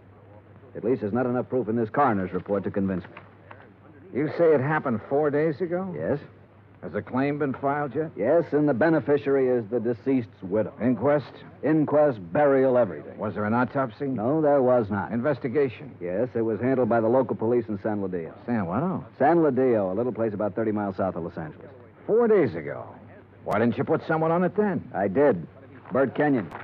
Here's his last report. No evidence available to dispute coroner's verdict of accidental drowning. Recommend claim be honored. Kenyon. Sounds like cold turkey to me. It may sound that way to you, but I still don't like it. I want it warmed up. Now, look, Bert Kenyon knows his way around. And he can miss like anyone else. I want you to go out there and work with him. Cover it all again. Get at Desalles' widow. She stands to gain most by his death. Maybe the two of you can come up with something. Well, what do you do about the claim? Deny liability on the grounds that the accident is not proven. Hillary, you will be sued. I'll take that chance. Fuchs was an old chance taker who had been raised in the insurance business. The kind of man who gave a claim every kind of test, and if it still passed, he sat down and smelled the paper it was written on. And if he didn't like that, he'd take his chance. Expense account item 2, $138, plane fare to Los Angeles. Item 3, $3. A telegram to Bert Kenyon advising him of my arrival, which turned out to be at 1 o'clock in the morning, 10 minutes ahead of a fog that blanked out the whole area at the airport. Johnny Dollar. What? Oh, hey, Bert. How are you? Johnny, good to see you. Yeah, good to see you. Come on, I got a car. Well, have you got a cigarette? I ran out 2 hours ago. Sure, man. Here you go. Well, good to see you. Good to see you, boy. The last time I saw Bert Kenyon was July, a year ago, in Dayton, Ohio. He was there working on an arson claim for the National Underwriters. Before that, I'd run into him in Denver, Portland, and Chicago. And we'd worked together for 2 weeks in New Orleans on the San Antonio case. He sent me a Christmas card every year. I sent him one. We were as close and as far apart as two friends can be. When I saw him this time, he looked tired and thinner. And he lit one cigarette after the other. You'll like San Ladillo, Johnny. Yeah? How's the hotel? Oh, old Spanish job. Big rooms, fireplaces, smells kind of damp all the time. You get used to it. Are you tired? Yeah. Well, tell me about the claim, Bert. Nothing to tell. Routine so far. Oh, Fuchs was pretty worried about it. He doesn't like the coroner's report. You know, Fuchs, worry. That's what he gets paid for. Oh, that's what we get paid for, too. Okay. On the face of it, I'd question the claim right away. Just on the 3 months period alone, I'd question it. You still think it was an accident? I think we should pay up and shut up. I'd like to have met this Desalles guy, Johnny. Stocks and bonds and pretty blondes. He sure had them all. Wait till you meet Mrs. Desalles. Wait till you see the layup. Boy. And Fuchs worrying about a $100,000 claim. Do you know how much Desalles' widow is worth? $8 million. $100,000 means about that much to her. Not that much. Peanuts. You want to hear something funny? Real funny? Go on. Desalles bought that policy one day at the racetrack at Del Mar. Yeah, because an insurance broker gave him a tip on a horse. Yeah. I can just see Fuchs worrying about his $100,000 and finding out about that part. How did you find out about it? Mrs. Desalles, she told me the story. What about her? Now, what about her? She's the beneficiary. Well, I told you, $100,000 doesn't mean a thing to her. Why would she kill him for $100,000? Why not? Fuchs sent you out here to take over because he thinks I lost up, didn't he, Johnny? He sent me out to see if I could give you a hand. He wants us to cover the whole thing again. Wouldn't kid an old pal, would you? I'd never try, Bert. I bet you wouldn't. I just bet you wouldn't. In another 10 minutes, we were in San Ladillo, a sprawling little town built around a natural harbor. The houses looked expensive, the boats even more expensive. Kenyon pointed out one house on a hill, a 3-story affair with an acre or so of lawns around it. He explained it was the Desalles home. I checked into the San Ladillo Hotel and got a good night's sleep. Next morning, Bert Kenyon and I went over to the statements of everyone who had been on the yacht the night Desalles went overboard. Then we went out and interviewed everybody again, including Mrs. Desalles. It's getting awfully dull. You understand we have to do this. All right. Dave and I were having drinks with a few friends. He said he felt like getting a little air. He went up on deck. A few minutes later, someone was looking for him. Mr. Burke. It might have been. Well, that's what's on your statement. All right. Mr. Burke. We couldn't find Dave, and then I remembered he was on deck. We went up there and saw his hat floating on the water. We looked around. We didn't see him. I sent one of the crew to call for help. They fished him out an hour or so later. You were never on deck until then? No, I wasn't. Who are they? You said they fished him out. Police. Someone. I don't know. There were a lot of men.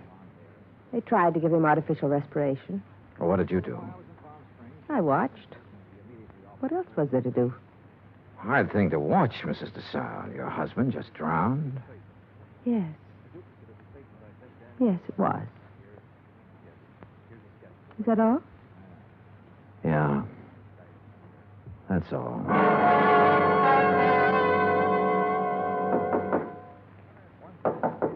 Come in. Hi. Oh, what's all this? Thought you'd be in bed. Just going over the reports again. Well, what do you think? Oh, I don't know.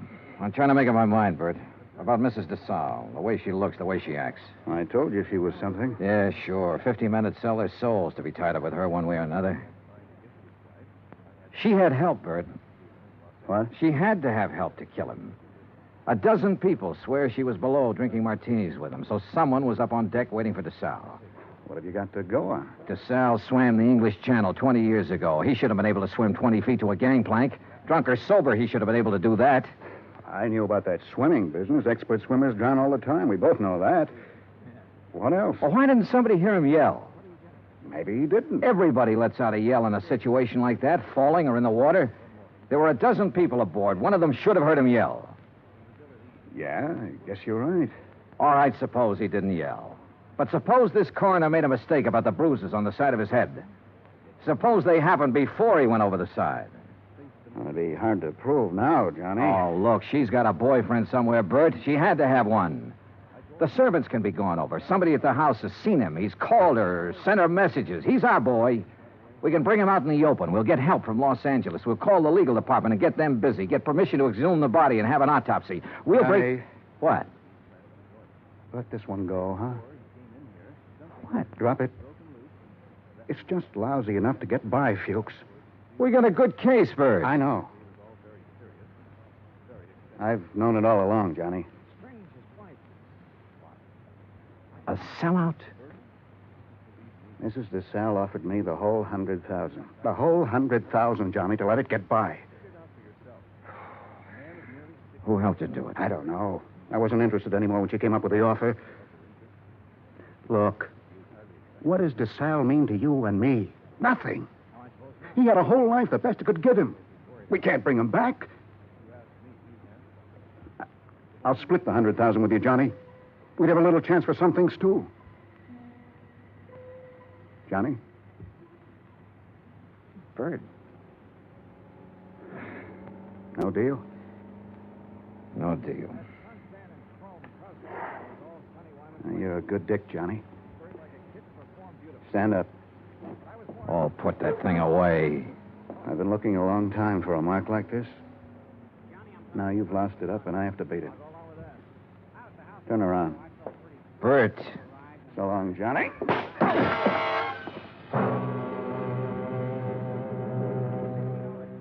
I went down to my knees trying to hold onto the desk. I saw him stand there a minute, like he might want to help me. And then he was gone. I did everything I could to make my feet, but my legs wouldn't work. And then it was all over.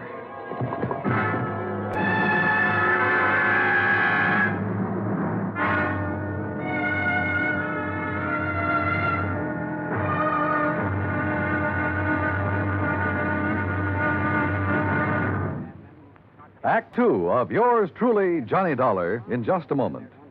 Democracy. What does it mean? The word itself is of Greek origin. Demos meaning the people, and kratos meaning authority. Thus, in a democracy, the people have the authority to rule themselves. But where does the authority come from? The authority comes from the people themselves. They put it in their constitution, and the constitution can't be changed by anyone except the people. That puts the supreme power of the government of a democratic country right in the hands of the people, and the people elect their representatives to run the government. In that manner, democracy gives everyone equal representation in the government. Democracy provides mankind with its greatest legacy of freedom. Now, Act two of yours truly, Johnny Dollar, and the Desalles matter.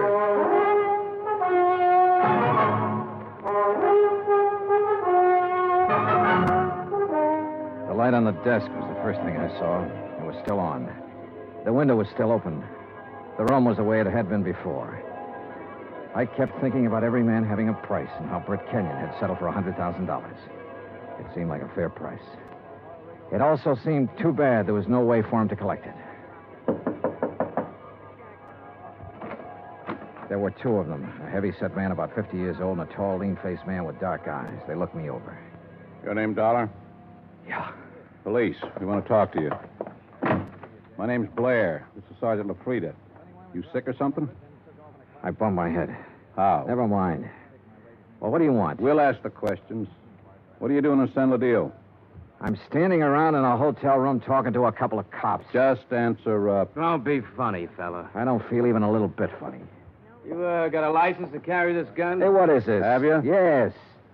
Your meat-handed friend ought to put it down or it might go off. Been fired, Tom?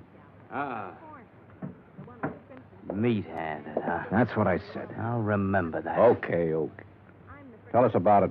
Tell us what you're doing here. And don't waste a lot of time doing it. I'm an insurance investigator. Tell this goon to back away and undouble his fist or I'll break a chair over his head. Are you going to try to be tough, baby? I'm going to try to find out what this is all about. You want me to pop him open to see if he's as tough as he sounds? Behave yourself, Tom. Let's see something that says you're an insurance dick. Top of the dresser. Bring it over, Tom. Sure.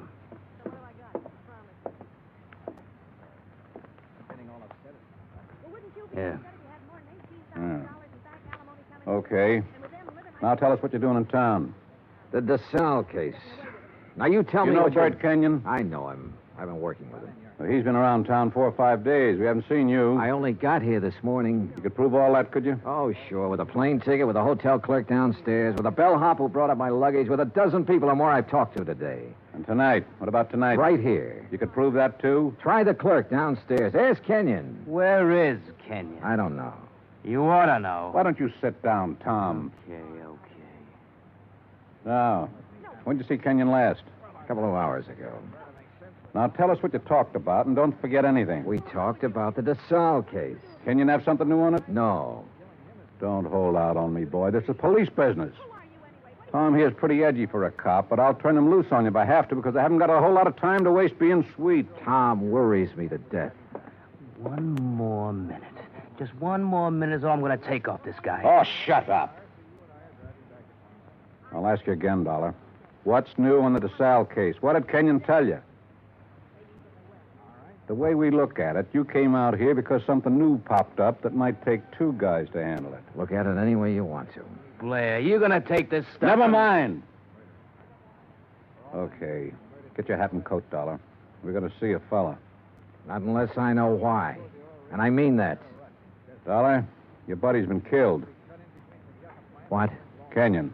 Somebody shot him up an hour ago.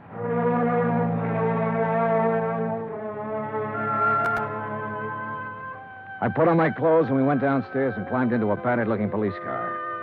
Tom LaFrida drove. I sat with Blair in the back seat. No one said anything. A half a mile out of San Ladillo, we turned onto the main highway and drove to a spot about 2 miles away, all-night filling station. There were a couple of highway patrol cars there, an ambulance, and men in dark suits who looked the way policemen always look. Wait here. Keep an eye on him, Tom. Sure. Be just a minute. He's a soft old gink. I suppose you're hard. I know how to handle pinballs like you. Before we're through, you and me, we'll have it out.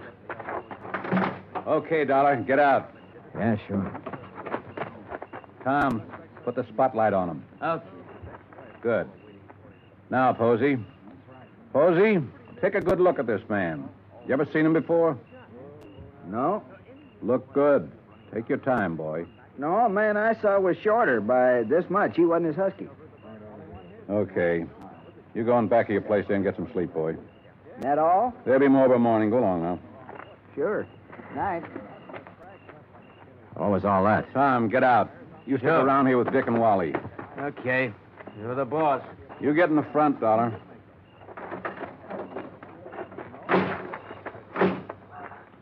You're lucky Posey didn't recognize you. I suppose I am. Why? An hour ago, Posey's pumping gas. He hears 3 or 4 shots off in the dark. Then a car starts up and gets out of there real fast. Then Posey sees your pal Kenyon stagger out across the highway, full of lead. Kenyon drops dead right in front of the station. That's him they're mopping up now. We had half an idea you might have been the man beaten in the car. That's a dumb idea. Yeah, he was shot close up, like it was somebody he was just standing talking to. An old friend. You're an old friend of his. Blair, you got it all wrong. Huh? We haven't been friends for 3 hours. His full name was George Blair. He'd been on the Los Angeles force 12 years.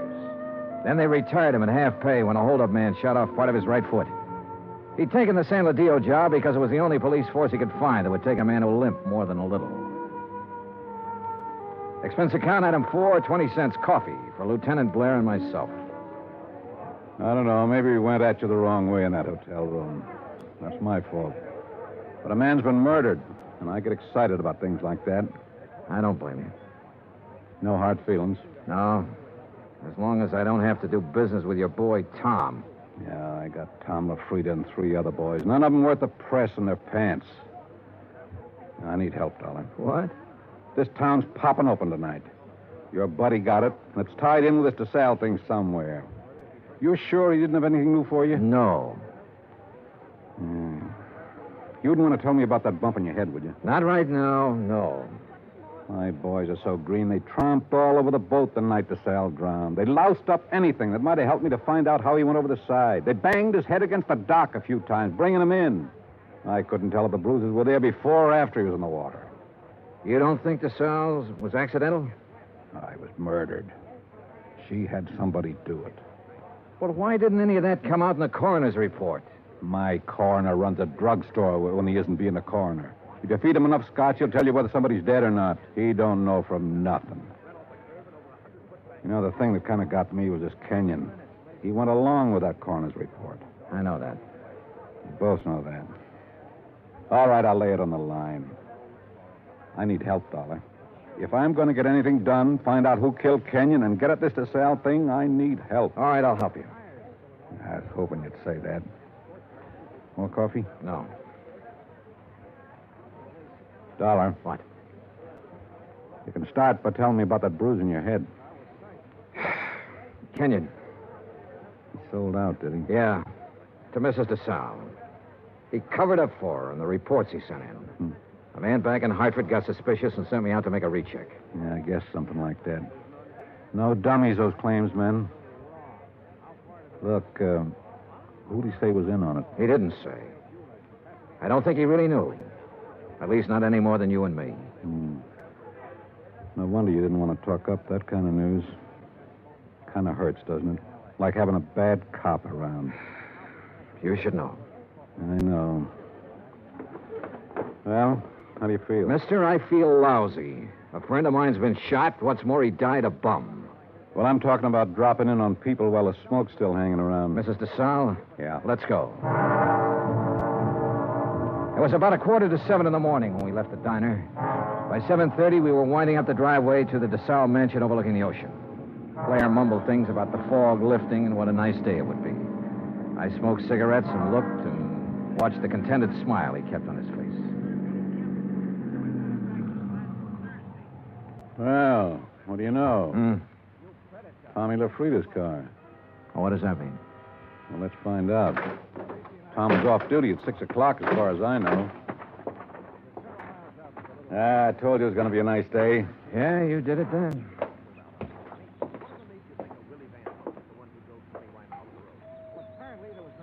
Nice place. The only thing nicer is Buckingham Palace. Mr. Desalles picks up all these little knickknacks when they probate that will. The boat down there, everything. Nice. Yes? Mrs. Desalles, please. At this hour of the morning. She's still asleep. Yeah, we kind of guessed she might be in bed. You tell her the police are here and want to talk to her. Police? Now, you got it. Yes, sir. Just a moment. That's you, Blair? Hello, Tom. I'm waiting to see her, too. Thought she might have a little something to say that'd help in that Kenyon killing and be willing... You remember Mr. Dollar? Mister? That's what I said, Tom. What is this? He's giving me a hand. You trust him. Better than I do you. Kind of a crack is that? No crack. Just that you're always talking when you ought to be listening.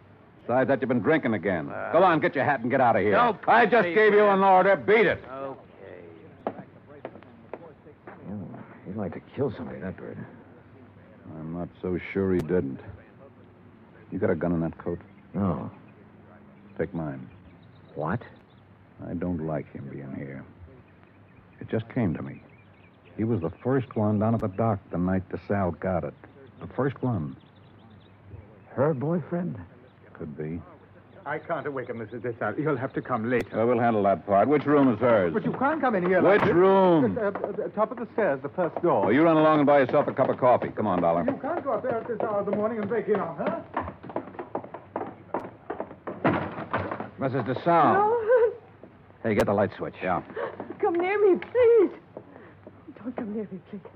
Please. Oh, please, I won't tell. I won't tell anyone. Mrs. Desalles, I just... Beaten up. Good Lord. Please. Oh, please don't. Look, Mrs. Desalles, we aren't going to hurt you. Tell us who did this to you. Tell us why. Tom LaFrida? Was it Tom? Tom helped you get rid of your husband, is that right? We know that's right. Now, what about Kenyon? Tom killed him. LaFrida killed him. Why? He wanted money to get away. Tom said it'd be easier to kill him off than let him go. Tom did this. Yes. Why? He said people would be around to see me. Not to talk about anything. Not to talk about anything. This is George Blair. Get an ambulance over to the Desalles place, fast. He said he loved me. He never loved anything in his life. You big, fat pig. Turn around and get it. I'll warn you, Tom. Dollar's got my gun. He's next. You look at mine. You all right? Okay, here's one in the ceiling. You? Okay. He's gone. What made him, Dollar? What made him? All these knickknacks. And her.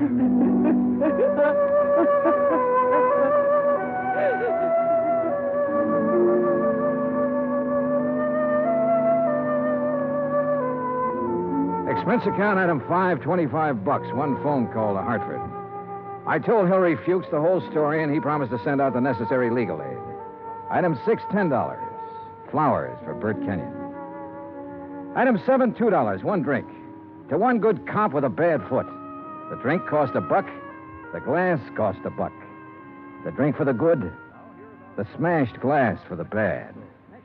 Oh, yeah, it was hammy, but it made me feel...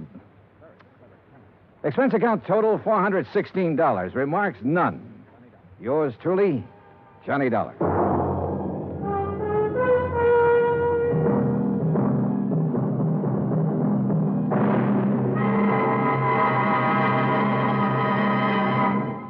Now, here is our star to tell you about next week's story. Next week, one of the sweetest old characters I ever met. And with him, one of the cleverest killers. Join us, won't you? Yours truly, Johnny Dollar.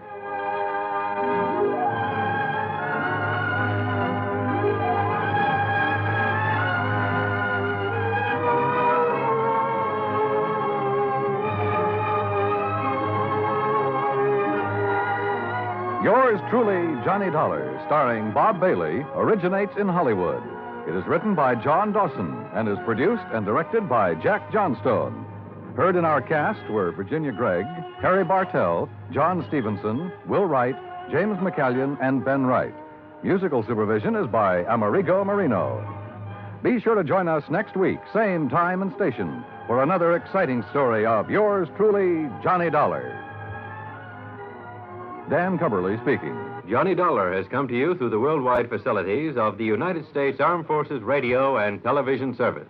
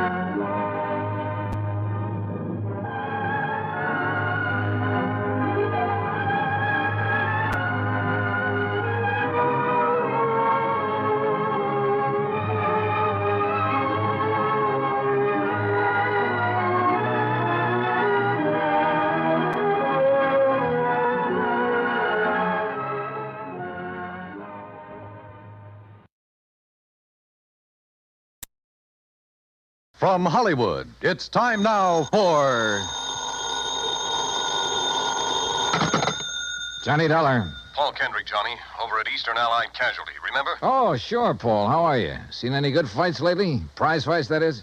Yeah, the championship bout at the stadium over in Mulville last week. Were you there? No, I had to miss it. But it didn't miss me. Huh? The minute Georgie hit the canvas in that fourth round, it cost me $50. Johnny, do you remember Al Coronado? Are you kidding? I've watched that boy come up from the Golden Gloves. Well, he fought in one of the preliminary bouts. I know. I lost on him, too. $20. Come on over, will you? And I'll tell you why the company may lose $50,000 on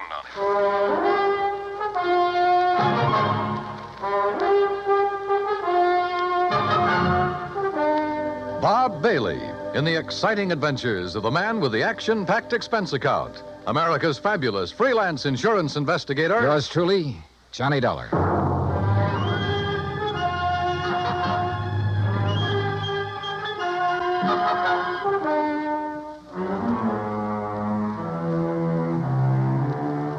Expense account submitted by Special Investigator Johnny Dollar to Eastern Allied Casualty Insurance Company, 422 Spidal Building, Hartford, Connecticut. Following is an account of expenses incurred during my investigation of the Squared Circle matter.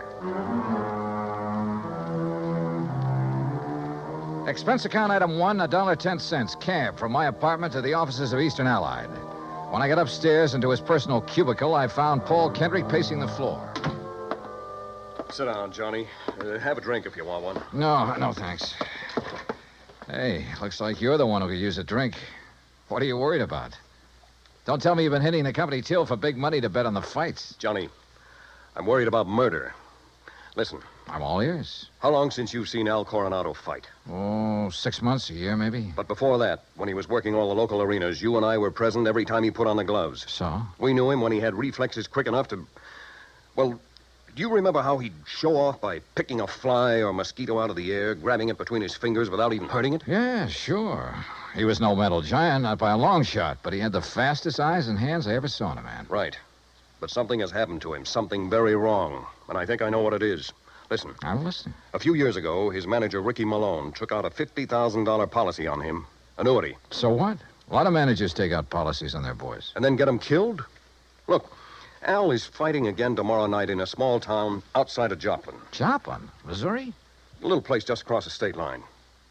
Johnny, I want you to be there. You mean as a sort of bodyguard? I want you to see the fight, that's all. See Al Coronado fight.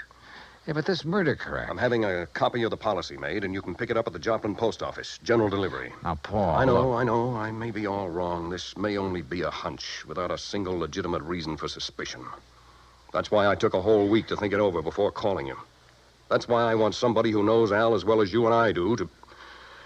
Look, will you go down there and see him? Well, We'll pay the freight. Pad your expense account, anything you like. Oh, now that's an attractive But do offer. it, Johnny. Will you?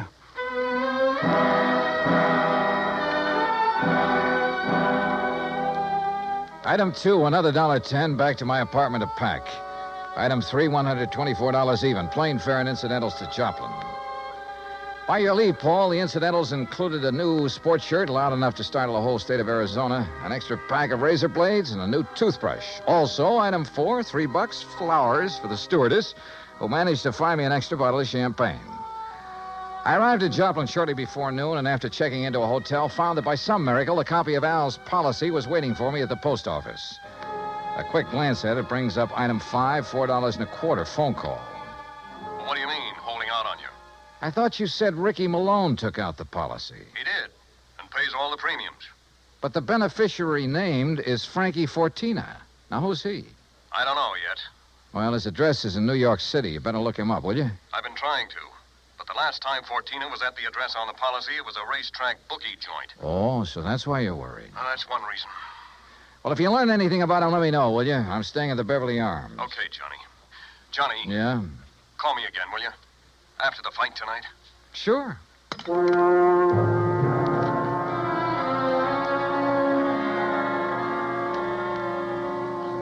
I was tired, so I had a big lunch. That's item 6. Went up to my room and slept.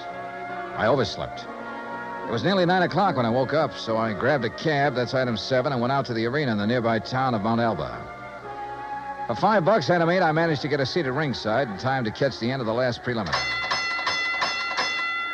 The winner in 1 minute, program told me Al was scheduled for the main event against some local boy named Rafe Cummings. I never heard of him, and I doubt if anybody outside of Tucson ever had.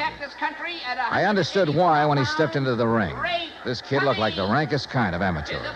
Strong, sure, and in good condition, but clumsy. He almost tripped over his own size 15 feet. And it was no act to fool an opponent either. Al, when he came in, looked as good as ever. He gave me a quick glance of recognition, though I'm sure he knew nothing about me except possibly my name. At the opening bell, he came out fast. All the old speed and timing were there. Faint weave and flick out that light, but punishing left. Same old pattern, same old... Wait a minute. Those quick left jabs were only landing about 1 and 4. As though he touched Cummings only when the clumsy ox happened to walk into him. But because of his speed, Al took nothing but a few light ones on the body. He kept his face well out of reach. Oh, yeah, his timing was perfect, but his aim was terrible. Every time he shot out his fist, he was 3-4 inches wide. Then a funny thing happened. At the end of the round, when Al went back to his corner, and remember, Rafe had only tapped him a few times on the body. When he went back to his corner and started to sit down, he almost missed the stool. Would have if one of the seconds hadn't aimed it under him. Funny.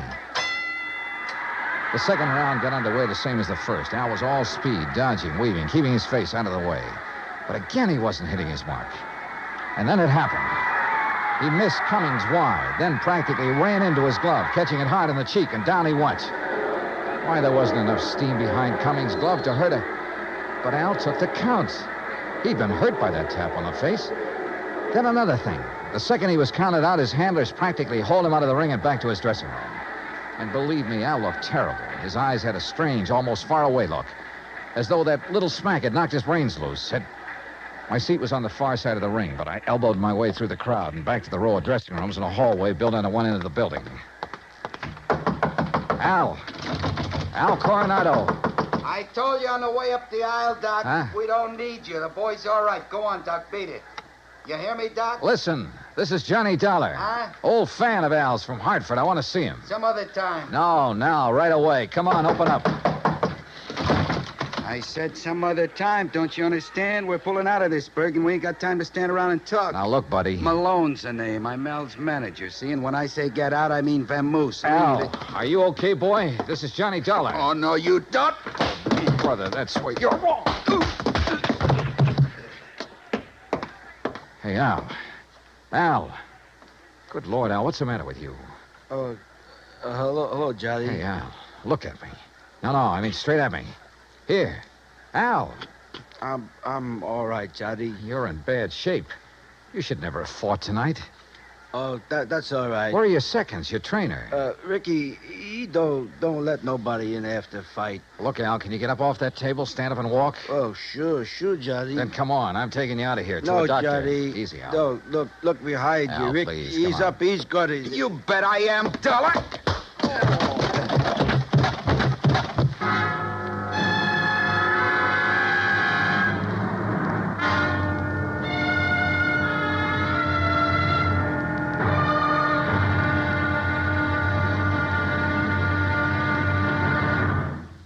Act Two of yours truly, Johnny Dollar, in just a moment. Each Monday through Friday evening, most of these same stations bring you the Amos and Andy Music Hall. Variety entertainment at its best. For top songs, informal visits with top stars, and for a never-ending supply of fun, turn your home into the Amos and Andy Music Hall 5 nights a week. Now, Act Two of yours truly, Johnny Dollar, and the Squared Circle Matter.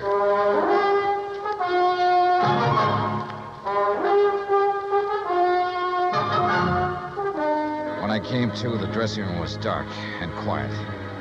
After carefully falling off the table where they'd left me, I groped my way to the light switch, stumbling incidentally over the remains of the chair Ricky Malone had used on me. It was well after midnight, so I left by the dressing room window. The second I reached my hotel room, I put through a long-distance call, hoping Paul Kendrick would be in bed. He was. Yeah, hello?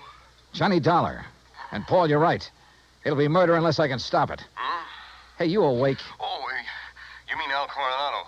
What's happened, Johnny? Plenty. And listen, that boy is more than punch-drunk. He's had a brain injury of some kind. I'll bet on it. That's what I was afraid of. The tap on the face that knocked him out tonight wasn't enough to hurt a kitten.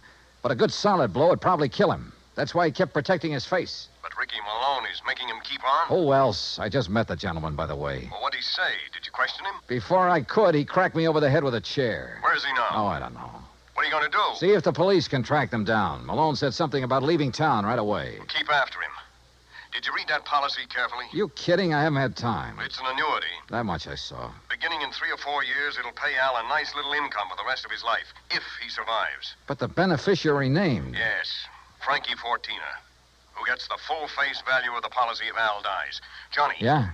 I got a rundown on Fortina. You said he was a bookie at one time. That was the least of his crimes. He has a record as long as your arm. As I see it, he owns Al Coronado. Then you're probably thinking what I am. Al hasn't been doing so well lately. He's taken a big drop in class. Isn't making the purses he used to. You know that? Yes. The ANBA keeps a complete record. So with this injury to his brain, the only way Fortina can clean up on him is by seeing him dead. That's right. Well, what about medical examinations before these fights? Ricky Malone could bribe his own mother, especially in some of the towns where Al has been fighting lately. Yeah, it's possible, of course. Also, what you and I believe is wrong with Al is one of the hardest things in the world to detect. Yeah, I must admit he looked great when he entered the ring. Okay, Paul, one thing's in our favor. Neither Al nor Ricky Malone knows who I am, outside of being a fight fan. Just so Fortina doesn't learn different. Where is Fortina, by the way? I don't know. So, Johnny, whatever you do, be careful.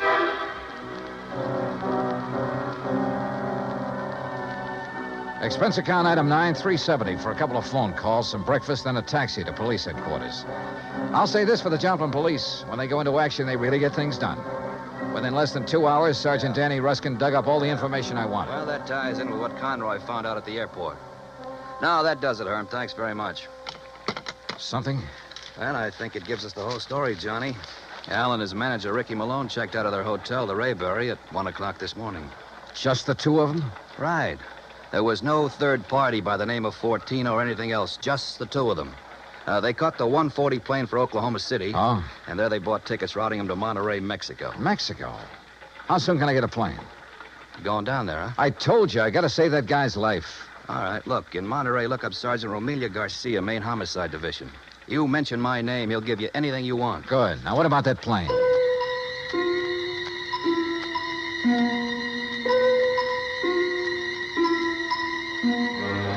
The deal on plane connections turned out to be bad.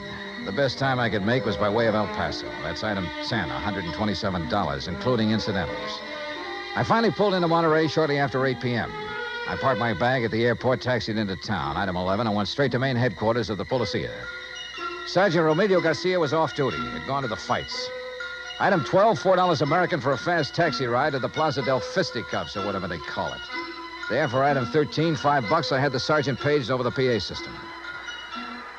After 2 or 3 minutes, a short, stocky, important-looking figure in police uniform strode up to the door. Senor Johnny Dollar? Yeah, that's right, Sergeant. How are you? You Americanos. Now, what is so important I must leave the excellent fights to talk with you, huh? The possible murder of an American fighter right here in your own ring. So what is that to be excited about? Something that happens all the time. It's because the Mexican fight is more better than the Americano fight.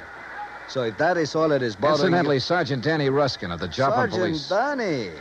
Why do you not say so at the beginning? Well, you didn't give me much of a chance. How is it, my good friend, Sergeant Danny? Pues it's too long IFC here. Yeah, well, look... Excellent man, Sergeant Danny. When I have trouble with one of our Mexican nationals who escape across the border and go all the way to Missouri, Joplin, it's Sergeant Danny who... But you have a problem, huh? Yeah. A fighter named Al Coronado. Coronado. Oh, but of course, tomorrow night he is fighting here, and he will lose. Why do you say that? Come, look. Here on the, what you call, a billboard, a picture of the man he is to fight. So, El Toro Negro. That sounds more like the name of a bull than a... Holy... See, big man, is he not? Is this picture real? 240 pounds, senor. But Al Coronado only weighs in at 181. See? El Toro, big man. And Senor Dollar, he is a killer. Our best. 3 men he's knocked out of the ring. But nobody hurts him, so no wonder you worried. Sergeant, unless you and I can stop it, that won't be a fight tomorrow night. It'll be a premeditated, cold-blooded killing. Oh? How so?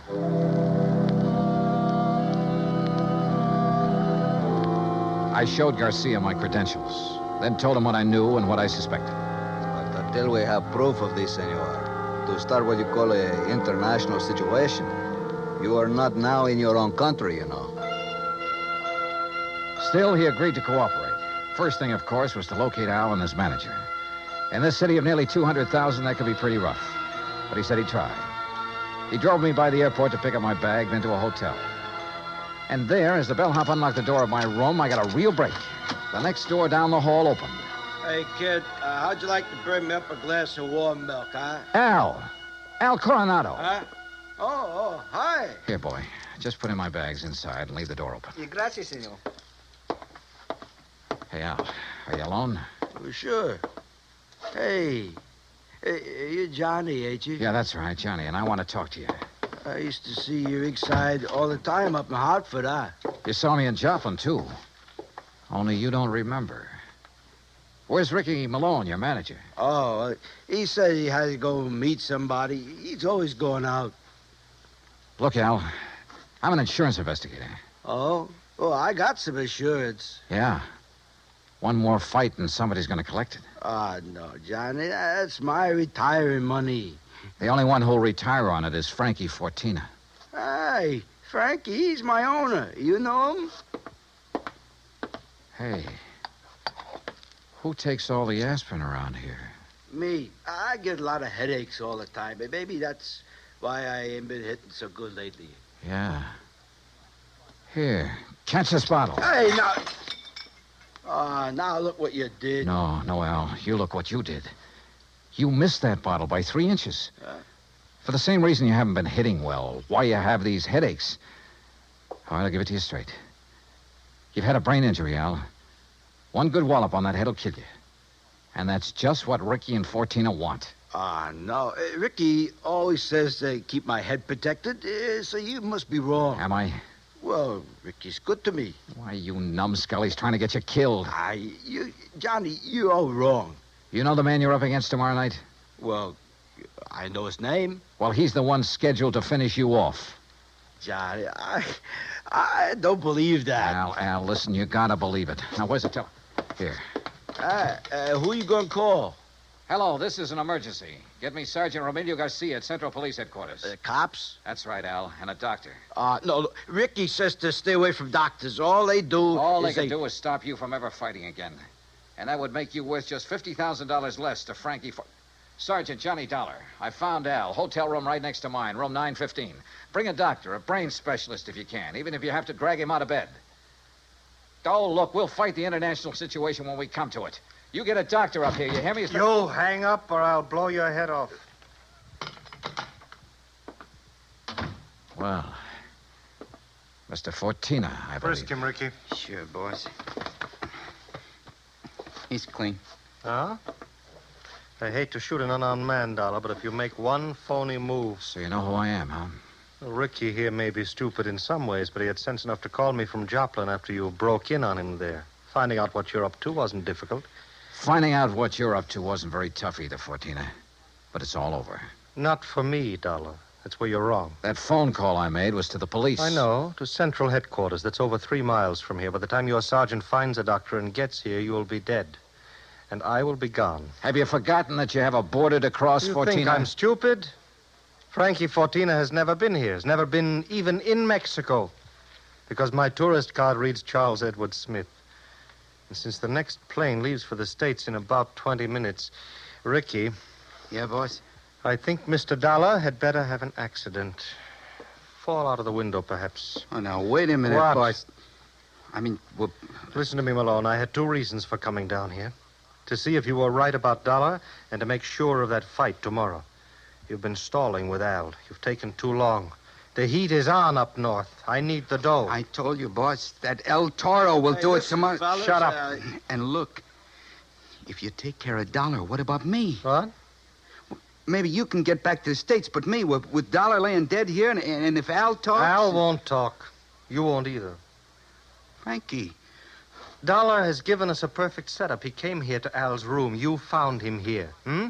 You had a fight. Dollar ends up in the street below. But what happens to me Haven't then? I always taken care of you in the past when you were working for me? You know what will happen if you ever try to cross. No, All right, listen, all right, Frankie. all right. I have contacts down here. I have plenty of them. I have lawyers, good ones. It's going to be self-defense, pure and simple. But what if Al talks? I told you before, Ricky. You've taken too long with him. Frankie, listen. While I hold this gun, you're going to take care of Al, too. The way you should have a long, long time ago in his fights. I don't understand. No, listen to me, Frankie. You listen. I can't You've been do in it. this whole thing just as deep as I have, and deeper. Because you're the one who's kept Al fighting. You've paid off all those phony medicos. You set him up for this El Toro tomorrow night. You'll do it, Ricky. No. Then I'll use the gun on all three of you. Frankie. You're out of your mind, Fortina. Am I? It'll still look like a fight between you and Ricky. Boss. Al just happened to get hit accidentally by the gun that will be found beside your body. Boss. Hmm? Boss, I'll do it. You bet you will. I'll do anything you say if you just help me get out of it. Okay. Go ahead. Dollar is first. And, brother, if you think it's going to be It's easy... either the window or this gun, Dollar. So far as you're concerned, I don't care which. Go on, Ricky. Okay, Just remember, boss. your own life depends on it. You bet I... All right. Play dirty, will you? The window, Ricky. The window, I said. Remember, it's your own life, Ricky.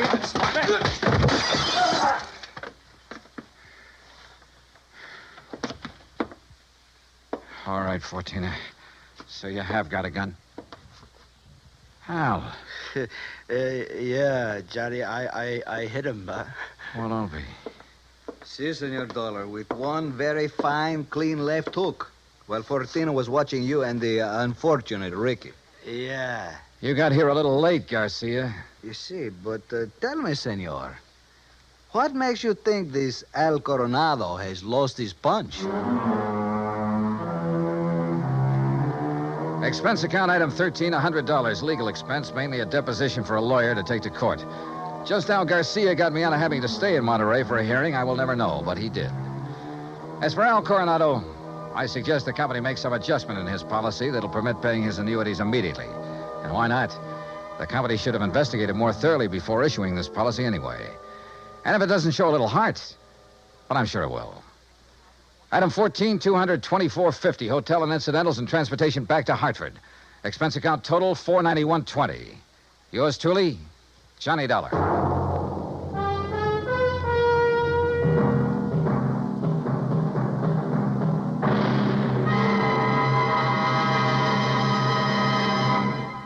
Now, here is our star to tell you about next week's story. Next week, a fast trip to the West Coast to an impossible case involving an impossible man.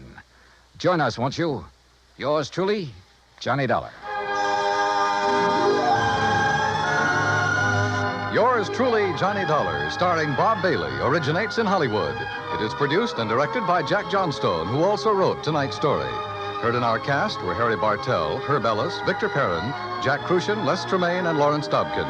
Musical supervision is by Amerigo Marino. Be sure to join us next week, same time and station, for another exciting story of yours truly, Johnny Dollar. Stay tuned for 5 minutes of CBS News, to be followed over most of these same stations by the FBI in Peace and War. Dan Cubberly speaking.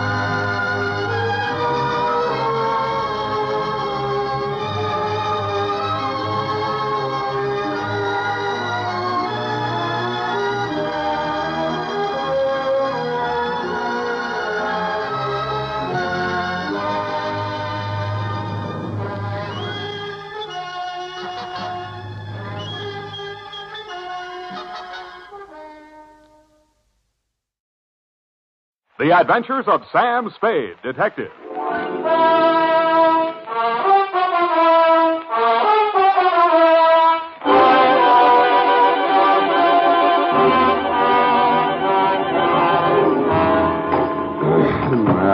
date. To Deputy Sheriff Bill Woodington, Marin County Sheriff's Office, San Rafael, California. From Samuel Spade, San Francisco, license number 1375596. Subject, the Battles of Belvedere. Dear Bill. By this time, I should have known better, and I did. Per square mile, there are more screwballs in your stamping ground across the bay than should happen even to me. But Belvedere Island is very small, and I'd always been very curious about it. I can see it from my office window. A little green hump rising out of the water just around the corner from the Golden Gate Bridge and connected to the mainland by a narrow causeway. But I got there the stylish way.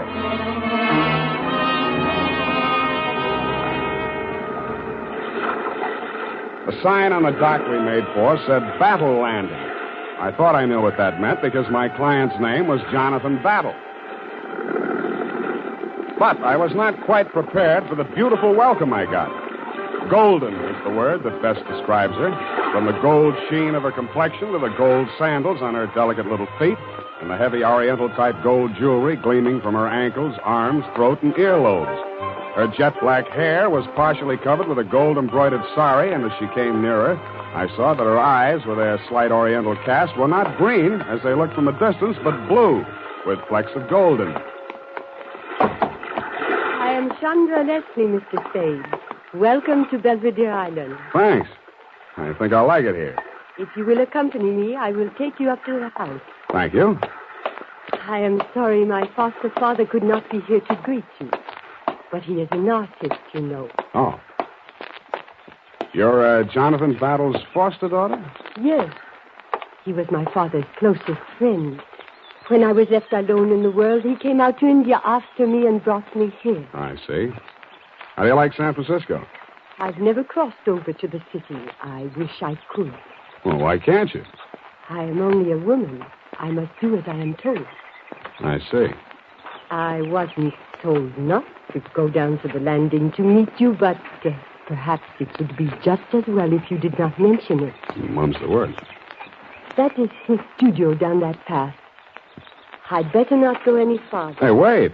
Will I see you again? That is for you to say.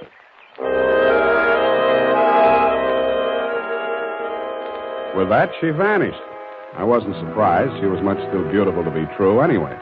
What did surprise me was what I saw through the big studio window at the end of the path. A man stood with his back to me, daubing paint on a big canvas. Across the room from him, two models were posing. They both looked familiar. I couldn't remember then who the dark-skinned, beturbaned male giant squatting with a rifle between his knees resembled. But the feminine one in the Oriental dancing girl-type pose was a dead ringer for Chandra Leslie, the girl who had just left me going in the opposite direction. I couldn't figure how she could have gotten in there so quickly. And if she was too good to be true, how could she be too? The answer proved to be absurdly simple. Interruptions? Nothing but interruptions. If I ever finish this picture, it will be a miracle, even if I live to finish it. Just look what I'm forced to use for models. Wax dummies. That one is a good likeness. That girl, where is she? I can never find her when I want her. Always out chasing birds somewhere. And that dark-skinned fellow just disappeared. Had to copy him from memory. He looks familiar, Mr. Battle. Who was he? I never asked him. Just came wandering out of the woods one day, soliciting odd jobs, and there he was, exactly what I needed for the figure of the Sikh soldier in my painting. Sikh soldier? You mean he wasn't well? Oh, no, Mr. Spade. Sikh, man. Sikh, S-I-K-H, as in India. Oh, foolish I me. can see you're interested in my work. Have a good look at it. See here?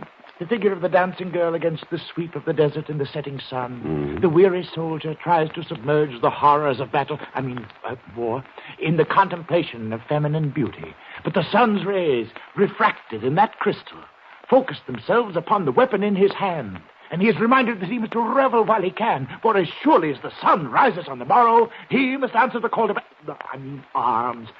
Great conception, isn't it? My son's idea. Yes. Well, exactly why did you ask me to come over, Mr. Battle? Mr. Spade, supposing you knew a man who had committed the crime of murder in order to realize a reward beyond the wildest imaginings of the Occidental mind. Well, Suppose, then, that just as he had that dream within his grasp, you had snatched it away from him. Me? Suppose, further, that your enemy had then devoted his life and his fortune to searching you out.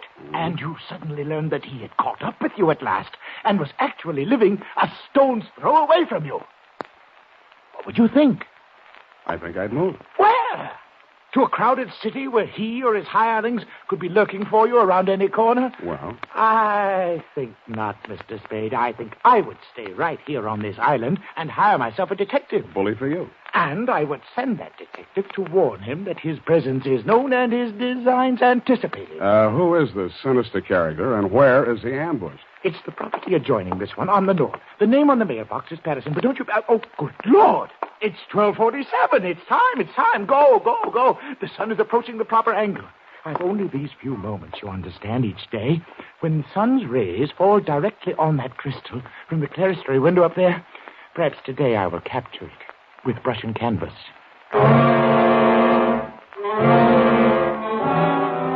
He hurried back to his place before the easel and started messing with his palette, squinting intently at the waxed models in front of him. There were still a lot of questions I wanted to ask him, but this was obviously not the time. I left quietly and closed the door behind me. Quietly. Hey, you. Wait a minute. Yeah? I think you're a detective. You don't like detectives? Hard-boiled type, huh? James Kane, Raymond Chandler. Dashiell Hammett, please. Who are you? I'm Bob. Oh, Bob, son of Battle, of course. Yeah, but if you think I haven't heard that gag before... Good, then it shouldn't bother you. Oh, I don't mind. What kind of crazy line did the old boy hand you? How crazy is it? He's been acting half batty ever since he started painting that picture. Nothing but an excuse for not finishing it. And why? Why? Because it's too lousy to show. Oh, I didn't think it was that bad. He does. If you ask me, he's leading up to some kind of a publicity stunt, hoping that'll sell it. He's just making a sucker out of you. That's okay with me as long as he pays for it. Well, you'll get a few days out of it. Well, if you need anything, let me know. All right, Sonny. Right now, I could use the telephone. It's up there in the main house. Help yourself. Oh, but if you're hoping to run into my beautiful stepsister, save yourself the climb. She went over to the next-door neighbors for lunch. Uh-huh. Your father mentioned them. Who are they? Somebody she knew in India named Sherry. Yeah, well, not Captain Sherry. Yeah, retired. Captain Theophilus Sherry. Captain Theophilus Sherry. Twice before in my wild, unpredictable career, I had crossed the path of and swords with Captain Sherry, and we had both lived to regret it. I wondered which one of us the third time would charm. I knew one thing for certain. With Captain Sherry on Belvedere Island, it would be a good idea for the natives to apply immediately for more life insurance. Not that he was any great criminal mastermind, but people just had a way of dying while he was in the vicinity. This time, instead of waiting for the mountain to come to Muhammad, I decided to move Muhammad off Belvedere Island, altitude 352 feet. But I didn't even make it as far as the mailbox before something stopped me.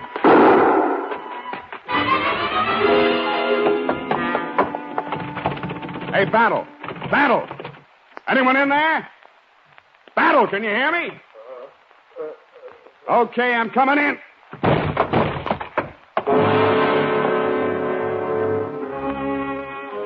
He was dead before I got to him. The front of his artist smock was so gouged up with paint it was hard to tell which red was which. I finally located the wound. A large caliber slug had torn through him after entering just below the breastbone. It was a locked room puzzle. The one door bolted from the inside, the windows locked and unbroken, no marks of tampering. In fact, no possible way for the killer to have made his escape. I didn't know it then, but he hadn't.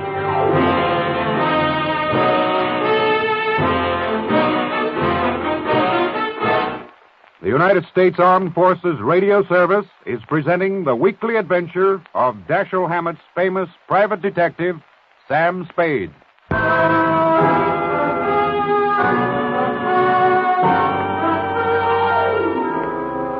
After I'd phoned you, Deputy dear, I went back to the studio to pit my wits against that locked room puzzle.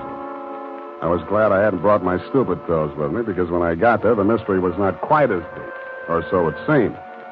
The first time around, I'd made very sure the room had been just as I left it, up to and including the two wax dummies, but I hadn't given them the fingernail test. And now I blushed to say that one of them, namely the giant-sized, dark-skinned, but turbaned Sikh, that had been squatting with a rifle between his knees both before and after the murder, was now resting under a studio couch.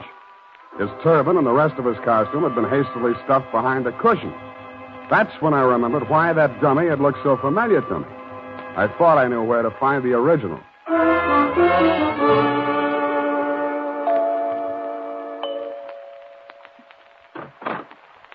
Hello, Marcus. Where's Captain Sherry? You go home. Thanks. I won't. Out of my way. Master will not allow. You will have to hurt me. Okay, Marcus, I always do. Let's get that part of it out of the way. Oh, delight. Very delight. Now I break you back, I think. Hey! Now, stop kidding. Hey, Sherry, where are you? Call him off! He's out there. Oh, Martha, stop being naughty. Put him down. Not that way. I said put him down, not drop him. I say, old fellow, I'm frightfully sorry my man here. What? Oh, it's you, Spade. Yeah, Sherry. Here, let me help you up. I wish you'd phoned ahead. I'd have had Marcus prepare tea. Oh, tea. Very delight. Rose petal, orange blossom. Oh, how many lumps? Thanks. I've had mine. Hush, Marcus. Yes, shut up, Marcus. Oh, imagine a man nearly 8 foot tall acting like a little child. Yeah, like a child. Come on out on the terrace. The view is extraordinary. The agent informed me that this is one of the few spots in the San Francisco area which commands the view of both Alcatraz and San Quentin. Yeah, well, you'd better enjoy it while you can, Captain, because when you're in either, you can only see the other one. I once spent a fortnight in the brig out in India, and I can tell you the prison life is not for me. Then why don't you stay away from people who get killed? I say, you mean old battle? Has it happened so soon? Okay, what's your alibi this time? I'm sure you have one. Oh, drat it, man. Why do you always commence by taking such a dim view of my activities? However, I will not allow you to goad me into letting you make a fool of yourself. As always, I shall place my cards upon the table. Face down, as always. Well, you've only to turn them up. I'll be brief.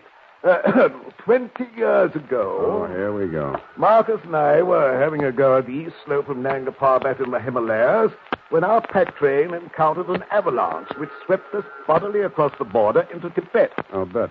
Our carriers were decimated, but luckily most of our gear remained intact. What kind of contraband were you carrying? Contraband into Tibet? Oh, I say, really.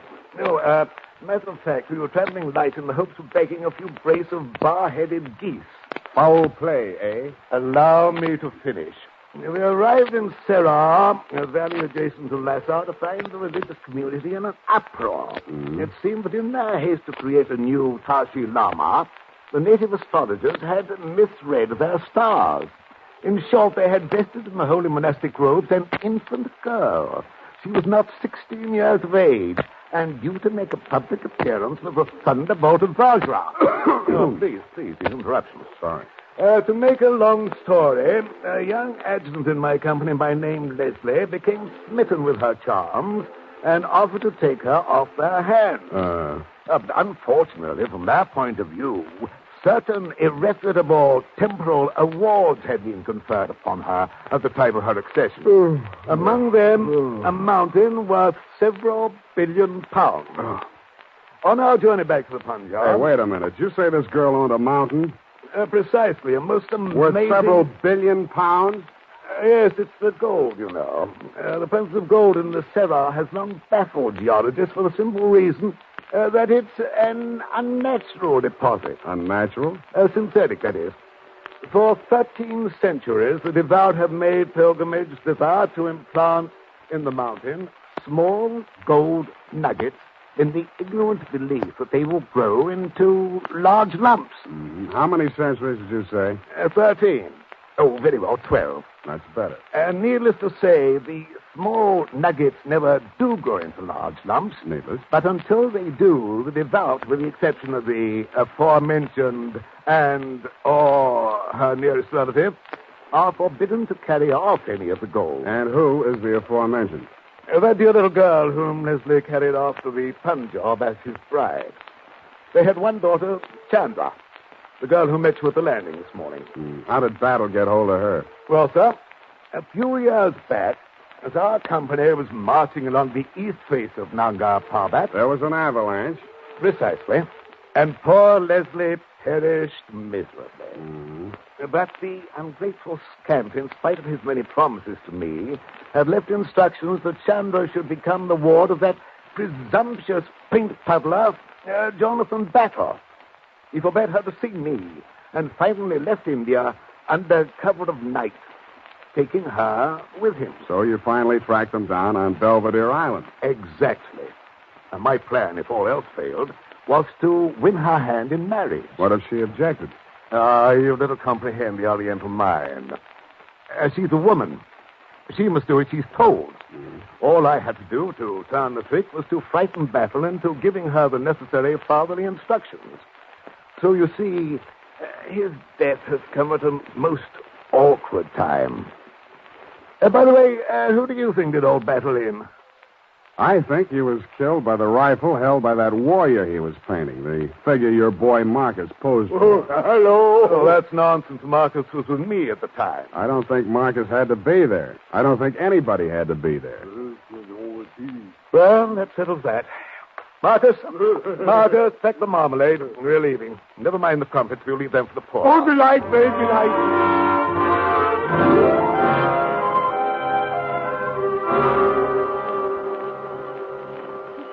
Where have you been? Oh. The police are here, and I have been all alone in the house. Where did Bob go? They took him away. They arrested him. What for? They found a pistol hidden in his room. They say it is the weapon that killed his father. Pistol? Please, you are not going to leave me alone. I'm so frightened. Being alone with my conscience. Conscience? But how could I have known what my foster father had in mind? Just what did he have in mind? Suicide? Oh, please, do not say that. Even if it were true, I cannot bear the thought that I had made him so unhappy. I did not want to disobey him, but I could not. Oh, I could not. Come on, Chandra. Don't do that. The Orientals are supposed to be without feelings. But you see, it is not true. Of course not. Please, take me to the house. Sure. And you will not leave. You will stay with me. Sure I will. You do not think I am a wicked girl to refuse to marry the man of my father's choice? If it was Captain Sherry... Oh, no. I thought you knew. He wanted me to marry his son.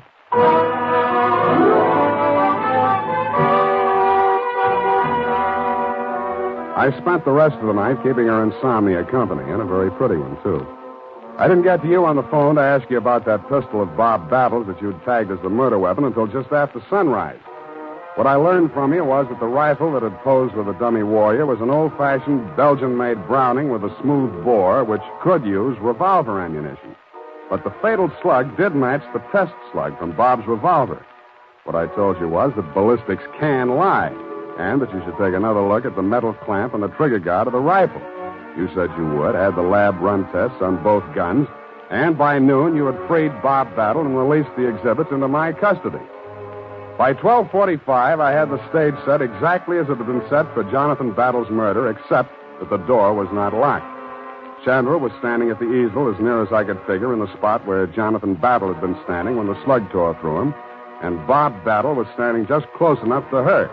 You, Deputy dear, were lurking in the shrubbery outside, observing the whole colossal spectacle. Nevertheless, I plunged unblushingly ahead toward my Agatha Christie finish. But, Sam, I do not understand. What are we waiting for? You won't have long to wait, Chandra. You must be off your nut. I've been cleared. Nobody ever suspected Chandra.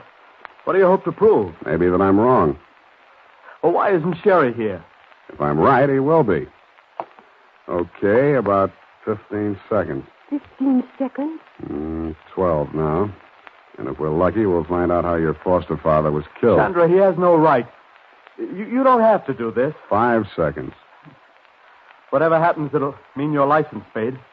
You have no right... 2 seconds. Chandra, get down! You can't, sir. Of all the high-handed, dishonest, reprehensible... How badly is she wounded? Take it easy, Captain. Oh, trusting little girl. She's all right, Sherry. If she keeps away from you, she'll stay that way. Come on, Chandra. Give me a hand. You all right? Yes. But poor Bob. Yeah, poor Bob. He only killed his own father. But why? There. Now, don't fret about it. I'll take care of you, my dear. Captain. Hands off. My dear fellow, you mistake my motives. What this poor girl needs is a father. And what better guardian than myself and my vast knowledge of the Orient and my deep understanding of the Eastern mind? Nuts. Well, Sam, I sure got to hand it to you. It worked.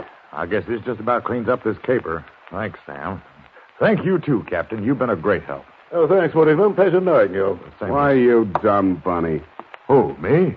Standing there, shaking hands with the most sinister international dope smuggler on the Pacific coast. Now, see here, Spade. That will take some proving. Frisk him, Bill. Go on. See what you find on him. I welcome this opportunity to prove my innocence. Go ahead, Deputy. Well, what do you know? A hypodermic kit. See? This is an outrage. You planted that in my pocket, Spade. Well, maybe. Even if I did, the deputy here will have to take you in for questioning, and that'll mean answering some questions for the federal men, won't it, Bill? Well, now, if you planted that kit, Sam... I haven't admitted it yet. You'll have to prove it, and you may not be able to before the federal men get involved. Not that Captain Sherry has anything else to hide. Well, sir, never let it be said that a royal fusilier didn't know when to blow retreat. Marcus? Master, yes. Pack the marmalade again. We're off, this time to Africa.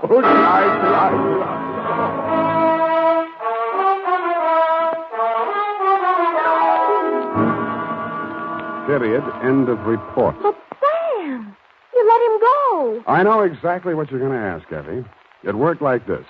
At a certain time of day, the sun rays were refracted through the crystal directly on the spring metal clamp and the trigger guard of that rifle. This caused the metal to expand, thus pushing the trigger and discharging the rifle, which had previously been aimed at the spot where Battle customarily stood while painting. But, Sam... Don't interrupt. To further confuse the issue, as well as splitting an infinitive, not to mention a hair, Bob, son of Battle, loaded the smooth-bore rifle with a cartridge containing a slug previously fired from his revolver, thus drawing attention away from the rifle and onto the revolver, which could not be placed in the locked room at the scene of the crime. Sam... Please, these interruptions. His motive. He thought his father was, in fact, going to force Chandra into marriage with Captain Sherry. Oh, that poor boy. He did love. Perhaps, but don't forget the $1 billion mountain. But he leapt in at the crucial moment and interceded with a bullet meant for her. He died for her. He undoubtedly will have, but at the expense of the state and not of my conscience. In short, I loaded that rifle with a blank cartridge. He was not dead when he hit the floor, merely in a dead faint. Oh. No please, no applause. Business as usual. Go type that up. I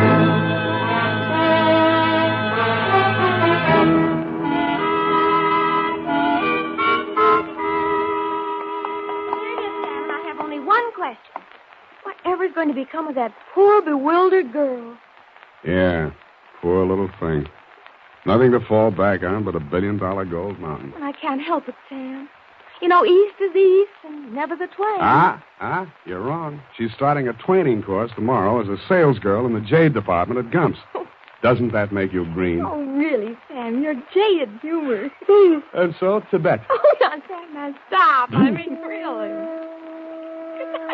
Murder, eh? Good night, sweetheart.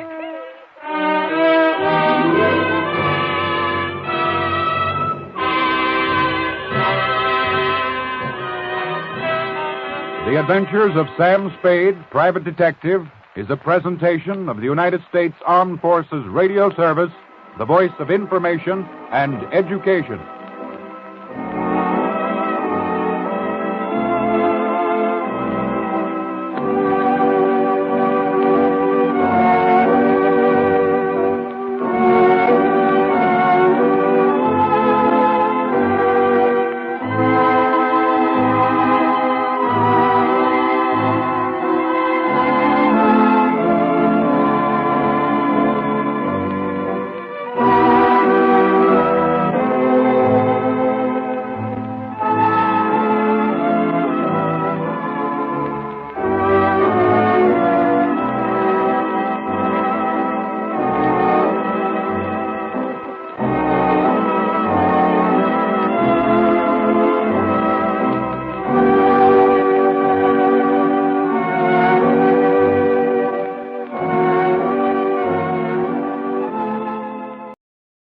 From Hollywood, it's time now for Johnny Dollar. Fred Norwood, Northeastern Indemnity Association. Oh, hello, Fred. I haven't heard from you since that case down in Managua, Nicaragua. Got another nice long trip lined up for me? I'm afraid not this time. But if you can leave right away, I wish you'd run down to Baltimore for us. Baltimore? That depends. Depends on what? How free I can be with my expense account in the seafood department. Chicoteague oysters, soft-shell crabs, terrapin soup. Johnny, if you can get us off the hook on this one, I'll okay your expense account blind. Big one, huh? Over 100,000. Murder? Arson? $111,421 missing from a safe. Wow, and you're liable for it if it isn't recovered, huh? For the full amount. But who'd keep that much cash in a safe? Outside of a bank, that is. The Trillingham Tobacco Company. But why? Better get the details from August Trillingham, if you'll take this on. On a freewheeling expense account? Freddie, I'm your boy.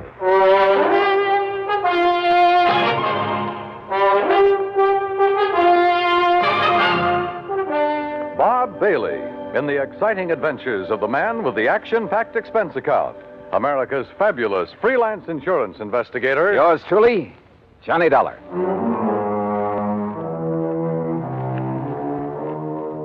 Expense account submitted by Special Investigator Johnny Dollar to the Northeastern Indemnity Association, Hartford, Connecticut.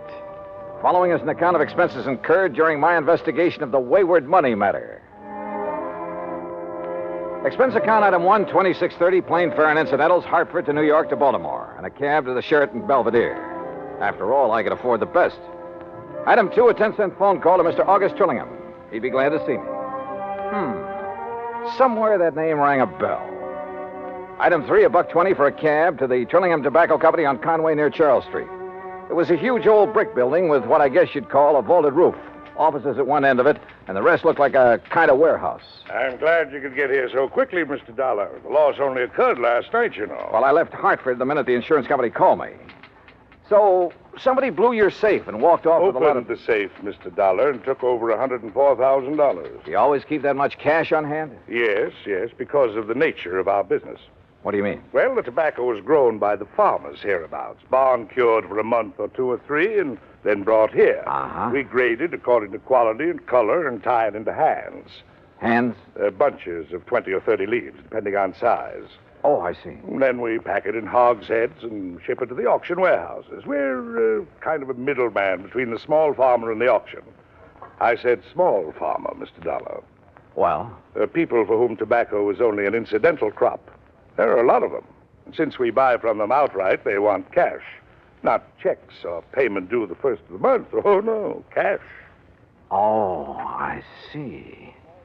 And you're always gambling on what you'll be able to get at the auctions. That's right.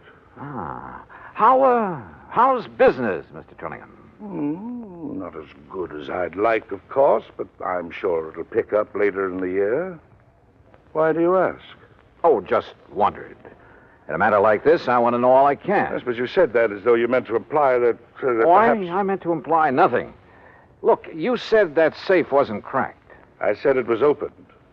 And I'm sure I know by whom. You what? Well, then why send for me? Well, after all, the liability is now your company's. Well, who did it? For years, we've had a bookkeeper.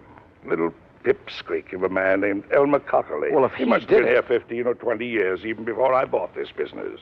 You haven't always owned it? Oh, no. I made my money during the late 20s, Florida real estate. Oh, yes. Seems to me I've heard something about your success down there. I retired, traveled around till the mid-40s, and then decided to get back into the swing of things, and I bought this business. Yes, okay. Now, about this Elmer Cockerly. Oh, a mild, timid, ineffectual sort of little man. And I suppose after 20 or 30 years of this dull, routine job, after seeing and handling so much money all the time... Yeah, I see what you mean. Well, anyhow, at tax time, I decided to have the accounting firm of Hanley, James, Chadwick, Kermer, and Wormsbecker go over our books, just as a matter of course. And? It was then that Elmer Cockerly suddenly discovered that some of the records were missing. I see. Things balanced out at the end of the year, mind you, but those 3 or 4 months were missing.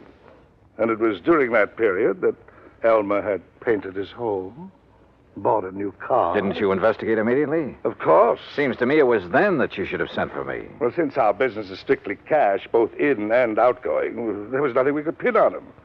What's more, he was as concerned as I was, apparently. And after all, since things finally balanced out, but I wonder. Yeah, I should think you would. And now, since he's the only other person who could open the safe... What does he say about this robbery? He didn't come in this morning. I called his wife. She hasn't seen him since he left for work yesterday morning. You know where he lives? Yes. Do you have a description of his car, license, and so on? Yes, I have. Okay, Mr. Trillingham. I'll notify the police from here. Then I'm going out to his house to see what I can learn there. May I use your phone? Of course. Yeah, it wouldn't be the first time a timid soul had finally felt his oats, had run off with company money. And usually that type was hard to find. The methodical mind always planned things well, including a getaway. Item 4, 80 cents, taxi to a car rental agency. Item 5, $50 deposit, and I drove to Elmer Cockerly's home, a few blocks off Wilkins Avenue, west of town. I wondered why the old fella had done it. Sometimes the why can be the best clue as to where to hunt for a man. And you know something? A good part of the why became very clear when the door of Elmer's house was opened.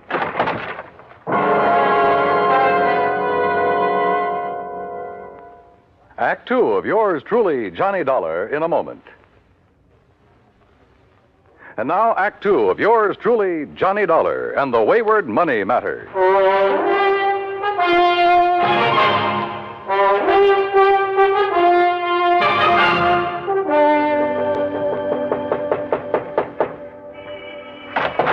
Yes, what do you want? Mrs. Cockerly? I'm Mrs. Cockerly. Who are you? Johnny Dollar, insurance investigator. Insurance investigator? I haven't even filed a claim on Elmer yet. Oh, you think your husband is dead, Mrs. Cockerly? Well, of course he is. You think for a minute he'd walk out on me? That's why you think he's dead? Ain't that enough? You've talked with Mr. Trillingham this morning. Of course I have. He wanted to know where Elmer was. I wanted to know where Elmer was. Neither of us knowed, so that was that. So when they find his body, I'll collect his insurance, and that'll be that. And I won't have that helpless little worm around underfoot no more. No more having to baby and nurse him and tie his tie and feed him. Mrs. Cockerly. No, sir. The only reason that little shrimp would dare not to come home is if somebody done him in. And when you find him, you can come around and pay me his insurance, and that's that. Now, if that's all you Just a minute. Just a minute. Did Mr. Trillingham tell you that over $100,000 was taken from the safe at the office? No. Elmer didn't do it. I know he didn't. Do you? Working his fingers to the bone year after year, handling all that money, and him and me just scraping along. Why, if it wasn't for beneficial finance helping us along now and then, I don't know what we'd have done. Yeah, well, look. I told him more than once if he wasn't such a spineless little mouse, he'd help himself to some of that money. They'd never miss it, being a cash business like it is, and Lord knows he deserves some of it. What'd he say to that? Scared him. Made him angry. So I'd keep rubbing it in. Great marriage you two had. Sometimes he'd scream and yell like a baby. He dared to scream at you? I'd let him. I got so sick of him, it did me good to see him blow his top. Believe me, I told him more than once, if I was in his place, I wouldn't hesitate. Well, go ahead, he says. Go ahead. And he give me, go ahead, he says. He gave you what, Mrs. Cockerly? The combination to the safe? Yes. Yes, he did. So what of it? So maybe I went down there and robbed it last night. Well, how did you know it was last night? I didn't tell you that. All right. All right, maybe I did. I'd like to see you put it on me. Maybe I will. You think I can't use that kind of money? You think I don't deserve it after struggling all these years, caring for him for nothing because he didn't have the gumption to get what he should have? You know something, Mrs. Cockerly?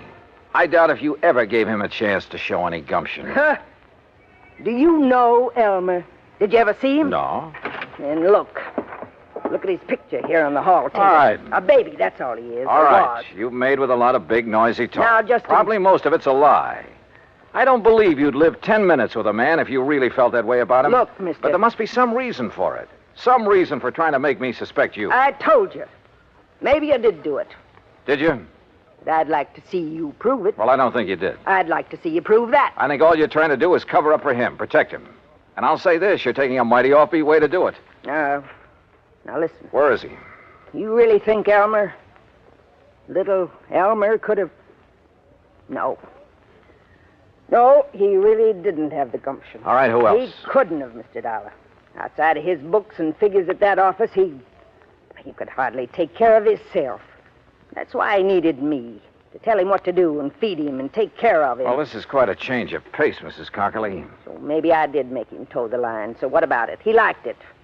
Some people are that way, just like me. I got to have somebody I can lord it over him. Anything wrong with that? Well? I don't believe a thing you said.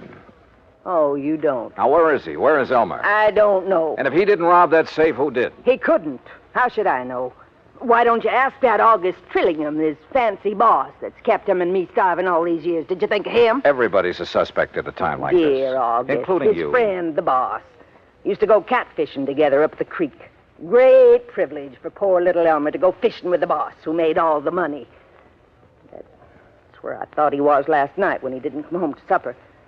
When he wasn't home all night, poor dear. All right, Mrs. Cockerly, just quit acting. Acting? Somebody stole that Now, money, and listen. apparently only 3 people knew the combination of that safe. Trillingham, your husband, and you. I tell you, go ask that Trillingham. But only one of the 3 has run out, disappeared. No. No, I'll never believe that Elmer did it. He could. Sure he could. Anybody could. Now, where is he? I don't know. I think you do. No. And you're trying to protect him. Or are you waiting to hear from him so you can join him and the money? That isn't true. Then why isn't he here, if half of what you told me is true? Because go answer the phone. Hello. Yes, I'm her. Who? Oh, just a minute. Sergeant Macklin, he says. Oh, the man I talked to at police headquarters. Here. Thanks. Johnny Dollar. This is Macklin, Mr. Dollar. Yeah, Mac. Looks like it's all sewed up. Yeah, who? Elmer Cockerly. Driver's license, identification You found the card. money? Well, what's left of it. They got the money, did they? You know what Cockerly looks like? I've seen his picture. Well, then maybe you better come out here. Where? Hance's Bridge. Hance's Bridge. That's where Yeah, Elmer used to go catfishing all the time. It's about 9 miles up the creek north of town. Okay, I'll see you there. Yeah, I want you to see if you can identify Cockerly's body. Oh, I see. Act 3 of yours truly, Johnny Dollar, in a moment. And now, Act 3 of yours truly, Johnny Dollar, and the Wayward Money Matter.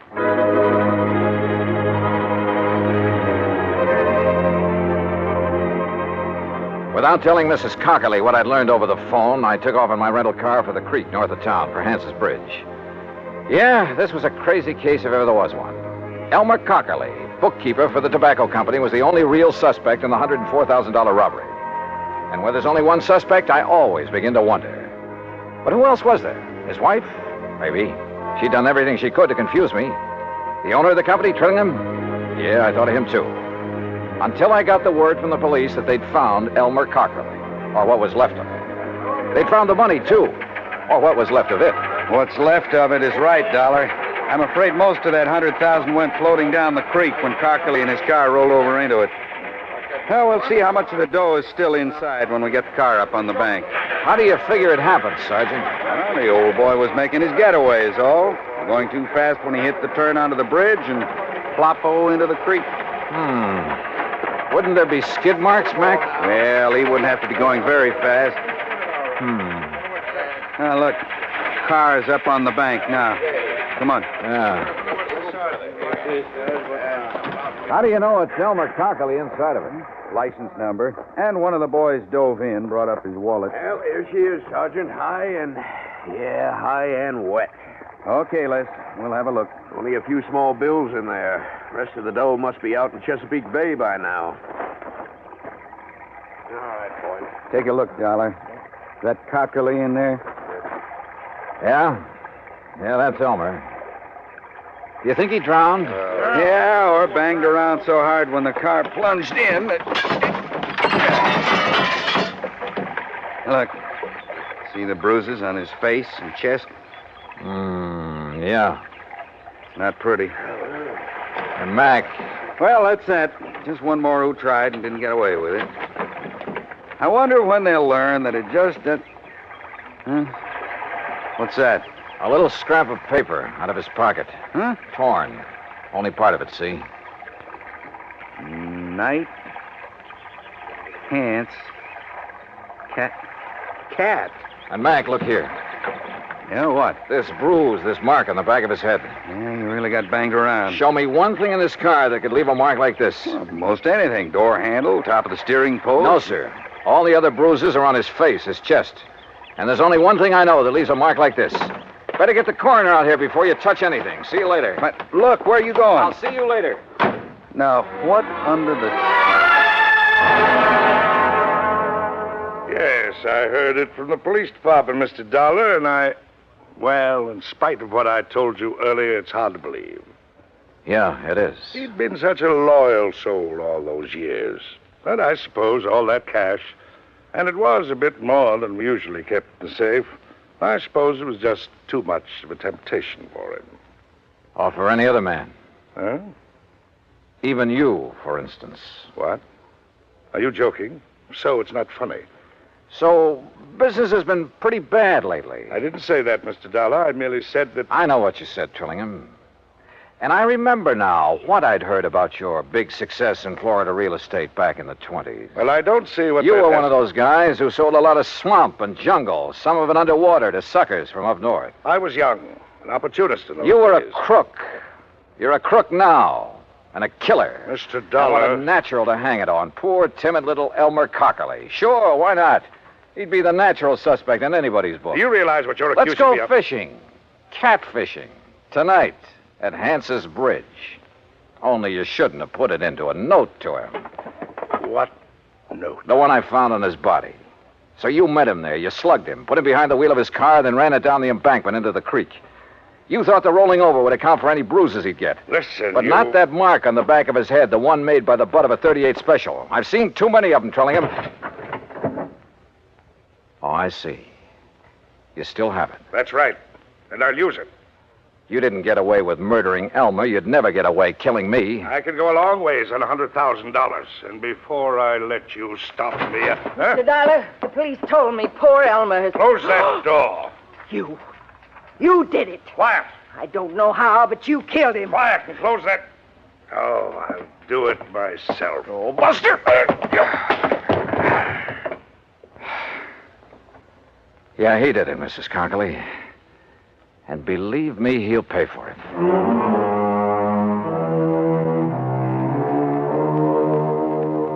Well, so ends another dirty chapter in the history of crime.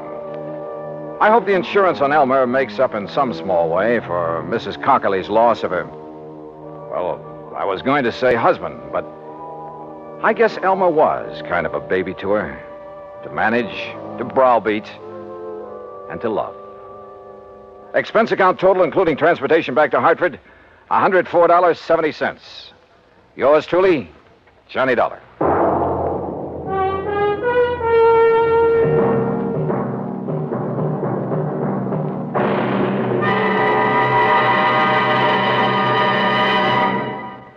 Our star will return in just a moment. Now, here is our star to tell you about next week's story. Next week, a fishing trip to Lake Mojave Resort. Fishing, that is, for a thief. Join us, won't you? Yours truly, Johnny Dollar.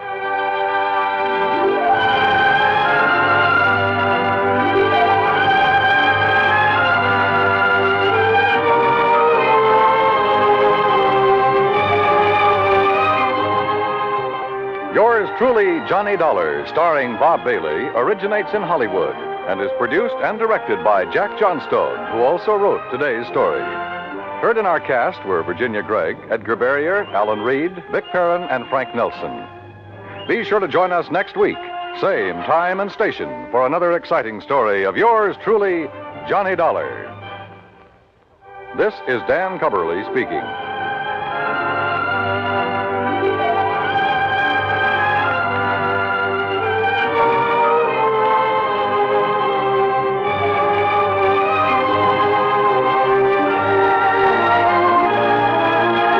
This is the United States Armed Forces Radio and Television Service.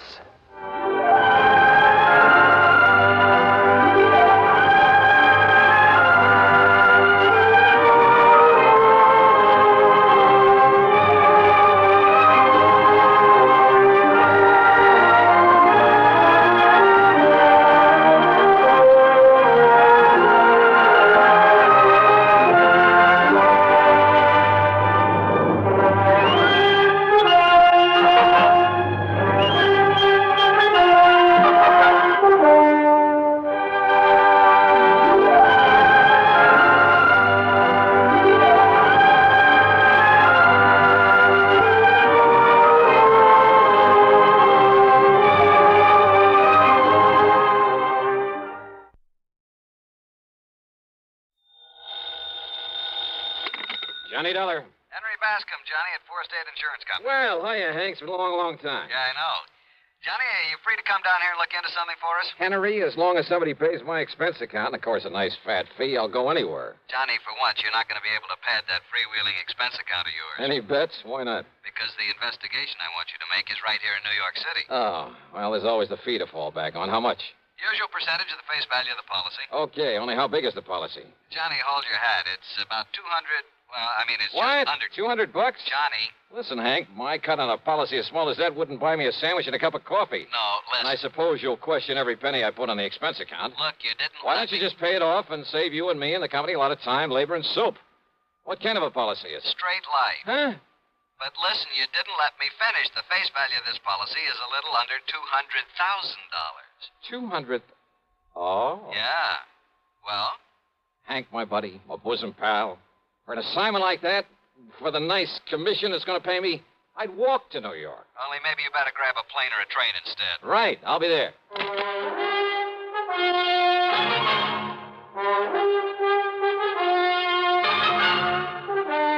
CBS Radio brings you Bob Bailey in the exciting adventures of the man with the action-packed expense account, America's fabulous freelance insurance investigator. Yours truly, Johnny Dollar.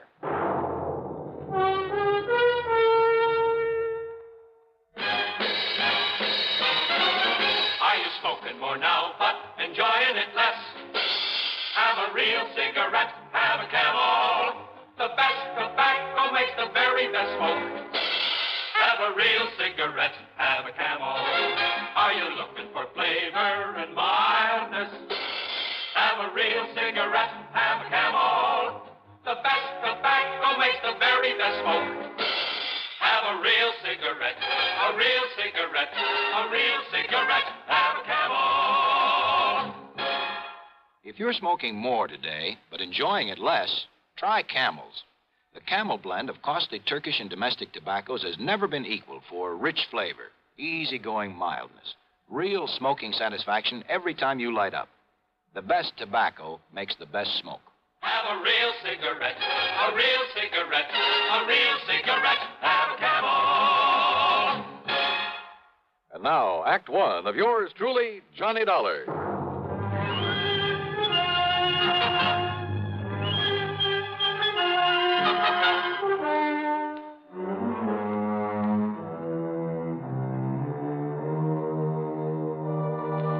Expense account submitted by Special Investigator Johnny Dollar to the Four State Insurance Company, New York City office.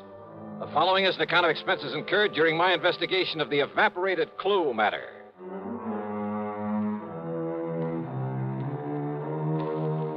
Expense account item 1, $5.25 for a taxi out to Bradley Field.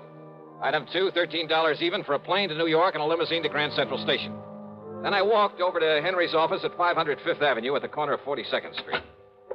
Johnny, you really made time. Sit down. Yeah, thanks.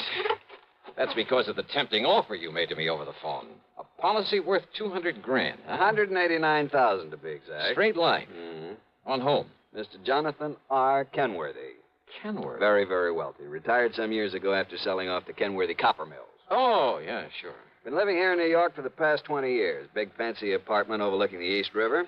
714 East 52nd Street. Expensive neighborhood. Oh, I told you he was loaded. So what happened to him? He was murdered, Johnny. Oh? Yeah. And who was the beneficiary of this nice, juicy hunk of insurance? His grandson, Carlton M. Kenworthy. And that's the answer to your next question, too. Now, what do you mean by that? I was going to ask you if you or the police have any idea who might have killed him. Yeah, that's right. And I told you, this young Carlton Kenworthy, his grandson, who is also the sole heir to all the rest of his estate. Oh, no, wait a minute. That's a pretty strong accusation, Hank. You have any proof? None whatsoever. Nor have the police. But I take it you figure that Carlton had the motive and the opportunity. And a perfect alibi. Oh? Yeah. Then what makes you think he did it? And the police, too? And the police, too. Well? Motive, Johnny. It's as simple as that. All right, keep talking. It's simply that nobody else in the world could possibly benefit by old Mr. Kenworthy's death. Well, now, Hank... Plus the fact that he had no enemies. None whatsoever, Johnny. You sound pretty sure of that. I am.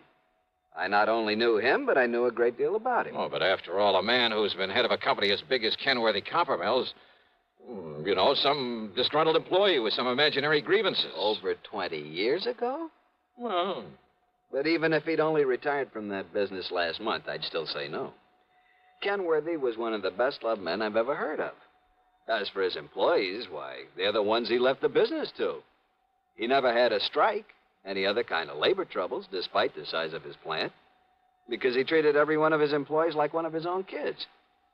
This sounds pretty unusual, Johnny, I know. But he was an unusual man. Oh, I see. But now about this grandson, Carlton Kenworthy. Well, about as useless a hunk of human being as I've ever seen. How old is he? Oh, 30, 32 or 3. What's he do for a living? Well, that's the point. He doesn't. Nor has he ever done anything. Despite the fine education, all the world travel his grandfather lavished on him. Johnny, if you want a perfect definition of a playboy, I can give it to you in 3 words. Carlton Manson Kenworthy. And he gets the whole estate as well as the insurance. He's known in every nightclub on Manhattan Island. He and that leech Alan something or other who pals around with him. Alan? Yeah, Barker or Baxter or something. Theaters, nightclubs, expensive restaurants, all the racetracks when they're open, wherever they're open. And they toss money around like confetti. Where does Carlton get it? From his grandfather, who's always sponging off. What about this pal of his, this Alan, whatever his name is? Barker. That's his name, Alan Barker. Well? He sponges off Carlton. Oh, they're quite a pair, Johnny. Well, did the grandfather approve of this kind of stuff? I don't think he really knew what was going on. According to the old man's attorney, who was a friend of mine, he was led to believe that Carlton was investing in various business ventures. Oh. The point is, the boy needed money. And the surest way of getting it, plenty of it, was by having his grandfather dead. Yeah, well, you've built up quite a case, Hank, but it still isn't enough to hang him, not by a long shot. Have the police been able to pin anything on him? Not yet, apparently. I told you he has a perfect alibi. When did it happen? Last Tuesday. Who's handling the police investigation? Lieutenant Randolph Singer at the... Randy Singer? Great. Randy just happens to be one of the best homicide men in this fair city of yours. Well, he certainly hasn't impressed listen, me. If they've got him working on it, and if you have got a case against Carlton Kenworthy, Hank, I'll see you later. Where are you going, Johnny? Over to see Randy Singer.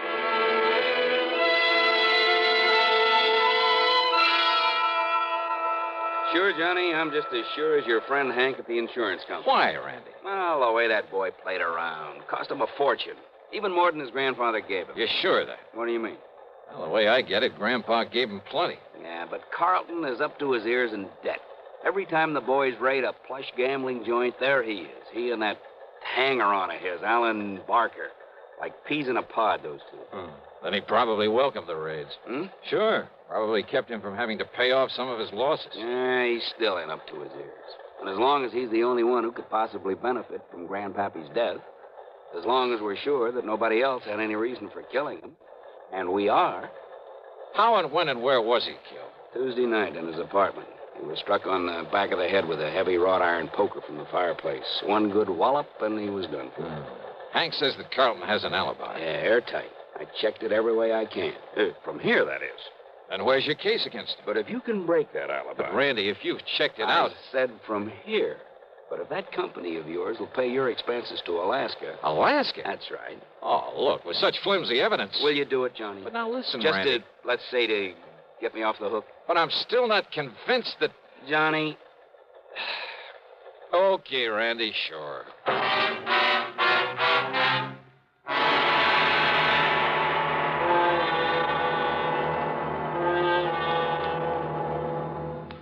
Act 2 of yours truly, Johnny Dollar, in a moment. Meet star Stuart Irwin.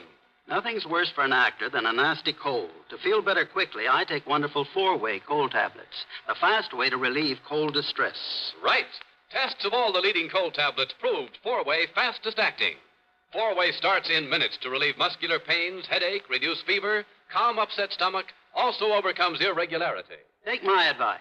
For your next cold, take 4-way cold tablets. The fast way to relieve those cold miseries. 4-way, only 29 cents.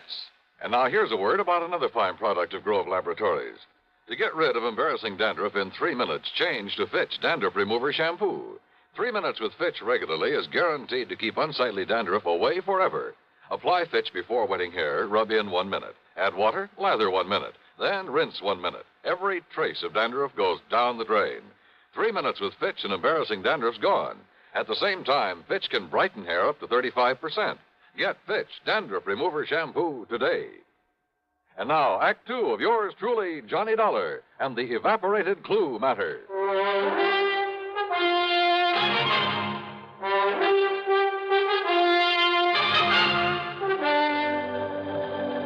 But why Alaska? Because that's where Carlton Kenworthy says he was when his grandpappy was murdered. Well, Randy, that ought to be easy enough to check out. So I did, Johnny.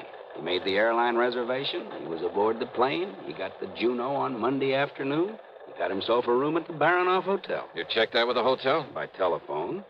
Why was he up there? Who knows? But the hotel says he was. Well, what did he do with himself? Apparently took in some of the night spots and flew on back here on Thursday morning. Checked him all the way through. And his grandfather died on Tuesday.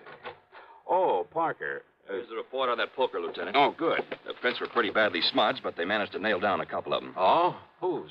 Yeah, look at this, Johnny. Yes, sir. One print from the deceased And a couple made by Carlton Kenworthy. Yes, sir. And why not, Lieutenant? Huh? Kenworthy. After all, as I told you several times, I've often made up the fire for my grandfather there in his apartment. So is there any reason why my fingerprints shouldn't be on that poker that was used to kill him? Hmm?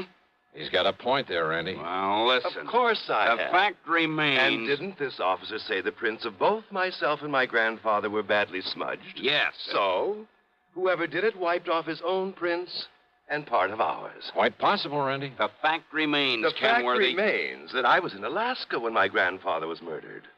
Why, Carlton? Just a little trip, a little fun, just... Who are you? Johnny Dollar, investigator for the insurance company. Well, Dollar, I certainly hope you can accomplish more than these stupid police have. Listen of all the to me. stumbling, bumbling... Well, That's all, Parker. Yes, sir. Well, Lieutenant, that silly look on your face. Because I think you killed him. Because you're the only one with any reason But I to. didn't, of course. How could I?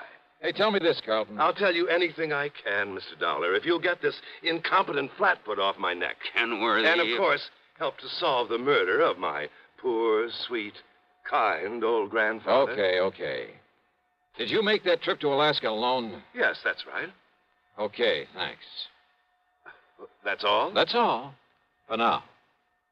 Very well. And will you keep me advised, Lieutenant, if by some stroke of luck you should happen to make some progress for a change? Get out, Kenworthy. Gladly. Just be sure you stay around, that you don't leave town. Don't be silly, Lieutenant. Why should I? Johnny, so help me, if that guy... If I have to... Okay. Just give me one thing, Randy, an address. Huh? Yeah.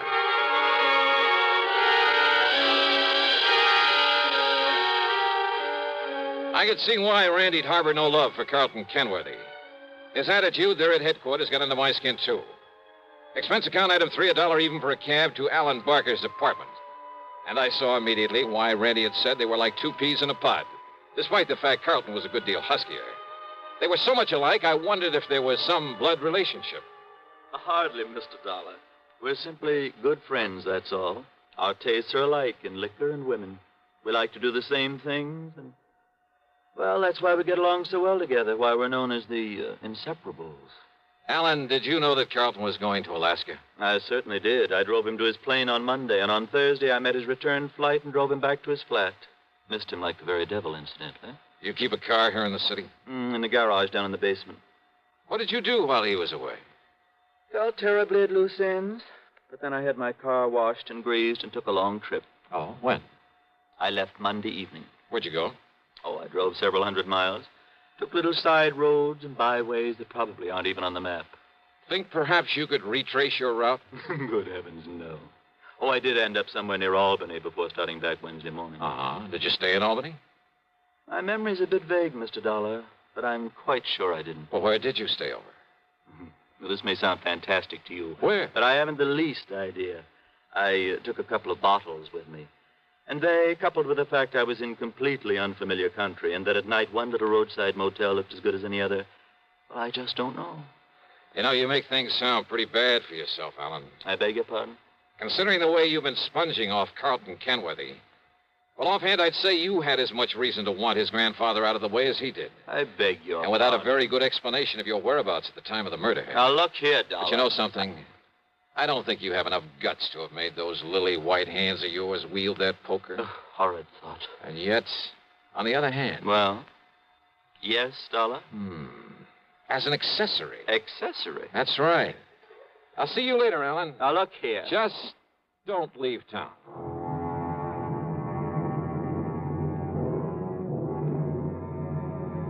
Carlton? Possibly. Alan? Well, I don't know. I don't pretend to be an expert judge of character. But I'd swear that Alan wasn't capable of killing a man. And yet, as Randy had said, unless we could somehow break Carlton's alibi. And then I got an idea. It would take time. It would be expensive. But with $189,000 of insurance involved, yeah, I decided to take a flyer. Stick my neck out all the way. We'll return to yours truly, Johnny Dollar, in exactly 1 minute. Constipation is something people don't talk about much, but it can be a problem for anyone, even doctors. And when constipation occurs, it's interesting to see just what doctors consider important about a laxative they might use or recommend. Well, a majority of the doctors we heard from had this to say. A laxative should be effective, gentle, as close to natural acting as possible, and a medicine that can be used with complete confidence.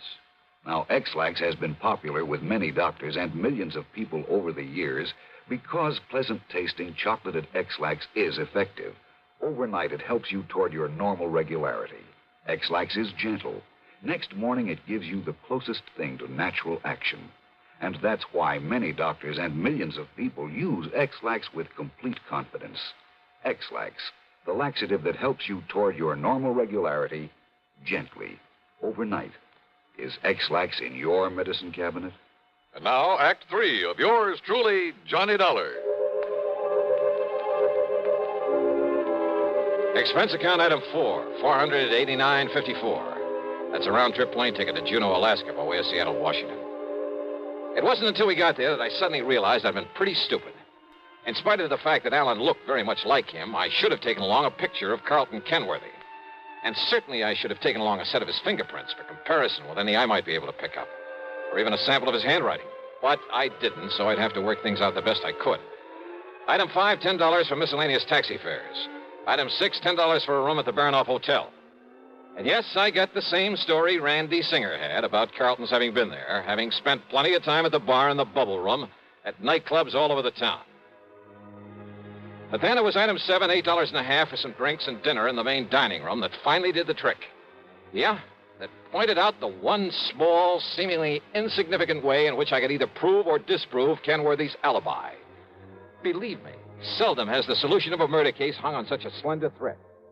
Anyhow, less than 36 hours after I'd left New York, I was back at Idlewild Airport. Item 8, 10 cents for a phone call to Randy Singer. Item 9, $7.50 for a fast taxi into 18th Precinct headquarters. Johnny, where you been anyway? Did you get in touch with Carlton? He's right here in my office. Good boy, Randy. Well, hello, Carlton. Ungodly hour to drag a man out of bed and over here. Yeah, have a bad night of it? Alan and I did do the town a bit. Have you found some lead, I believe you call it, on the killer of my grandfather? Yeah, maybe. Do you mind if I sit down? Maybe you'd better. Where were you when your grandfather was murdered? Why, I've told you, Juneau, Alaska. You know Alaska pretty well? I know nothing about it. This is my first trip and a very brief one. You stayed at the Denhoff Hotel? That's right. Check with him, and you'll find I was there on Monday, Tuesday, and Wednesday.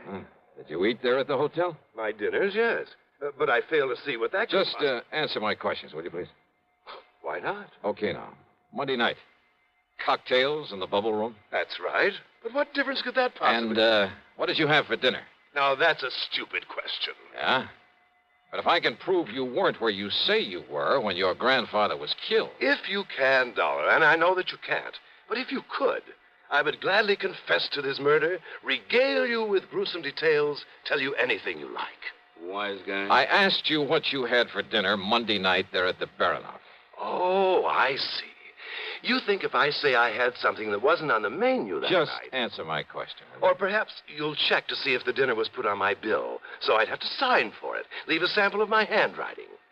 But I paid cash for everything. I asked about your dinner. Well? Dollar, of all the asinine, idiotic... shrimp cocktail, a salad, a steak, and some coffee. Get that stuff anywhere. But now, Dollar... Black? What? The coffee. Really, if this is detective work, if this nonsensical questioning... Well? No, Mr. Dollar. I had my coffee with cream and sugar. Oh, you ordered cream? I used the cream that was on the table.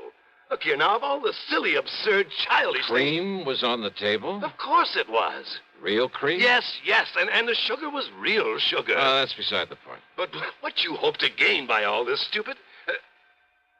Oh, you mean you solved this heinous crime without knowing about the sugar, little boy? That's right. Because you'd already told me you were never there. What?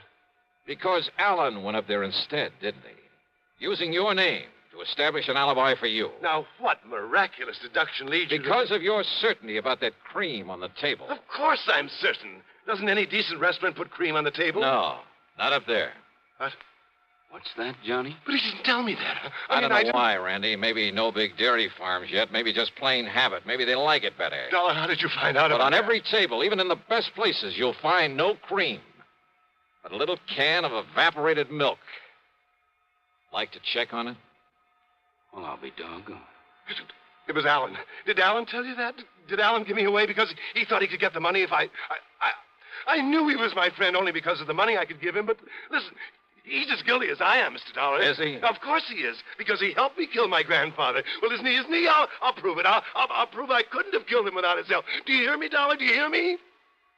You think that's going to help you in court?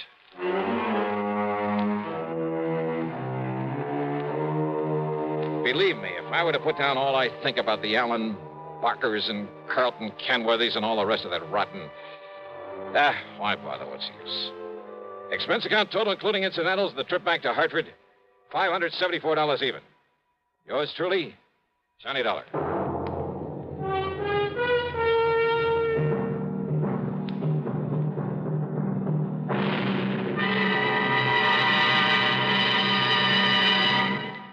Now, here's our star with a word or two about next week's program. And a welcome to a couple of more stations that have joined us. WBRK in Pittsfield, Massachusetts, and WKNY over in Kingston, New York. We're glad to have you with us. And, man, how this network grows and grows. As for next week, well, I wonder just how you'd feel sitting on top of a nuclear explosive device, knowing the darn thing may go off any second and blow you to kingdom come. I know how I feel. And I'll tell you all about it on my program next Sunday, as usual, right here on the CBS radio station that brings you all the best in programming. The story's a real cliffhanger, and I'm sure you'll like it. Join us, won't you? Yours truly, Johnny Dollar.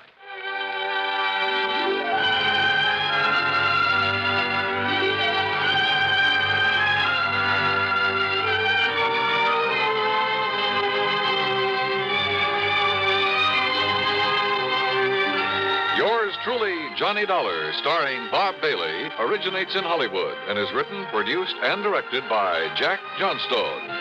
Heard in our cast were Harry Bartell, Herb Vigran, Carlton G. Young, Herb Ellis, and Jack Edwards. Be sure to join us next week, same time and station, for another exciting story of yours truly, Johnny Dollar.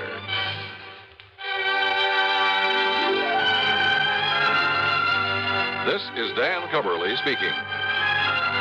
Suspense follows on the CBS Radio Network. Better buys are your reward. And Orange Motors for a Ford. Get your orange guarantee from the largest dealer in Albany. In the heart of Auto Row, Orange is the place to go. Orange Motors has the parts it's true, plus 44 years of experience too. Orange Motors, if you're wise, for better service, better buy. It's easy to have a new Ford Falcon in your garage. Orange Motors has an excellent choice of Falcons in all colors, automatic or standard shift, 2-doors or 4-door. For a nominal down payment, you can own a Ford Falcon for as low as $50 a month. Think of it, a new Ford Falcon for only $50 a month. Want one? Come to Orange Motors in Albany. Better Ford buys, used or new, at $7.99 Central Avenue. Orange Motors, if you're wise, for better service, better buy. Radio 59 WROW, first on the dial in Albany, Troy, and Schenectady.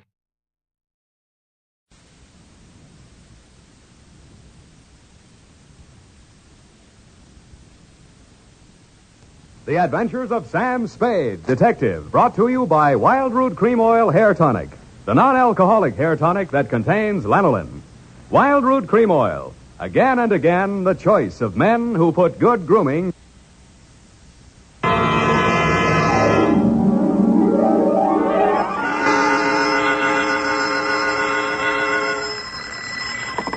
Sam Spade Detective Agency. Me, sweetheart. Oh, Sam, I got it.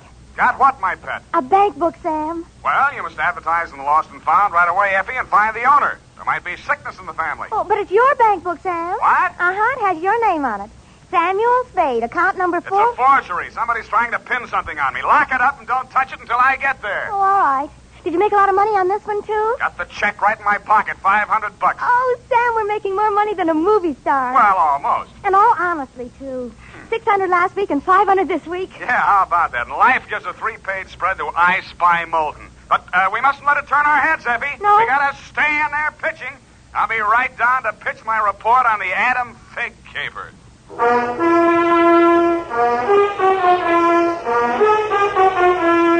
Dashiell Hammett, America's leading detective fiction writer and creator of Sam Spade, the hard-boiled private eye, and William Spear, radio's outstanding producer-director of mystery and crime drama, join their talents to make your hair stand on end with the adventures of Sam Spade.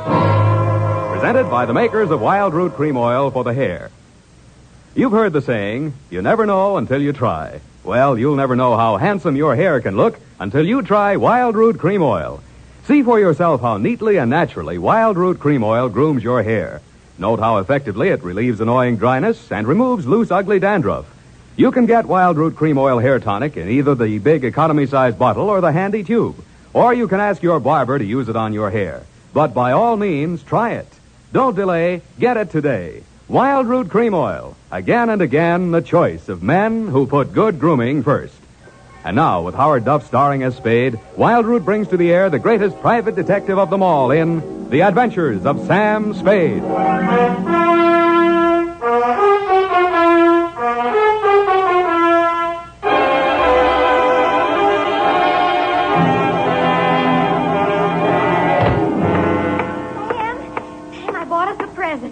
Oh, you're going to love it. Well, we gotta watch these expenses, Effie. There's always something. Yes, but this will be saving.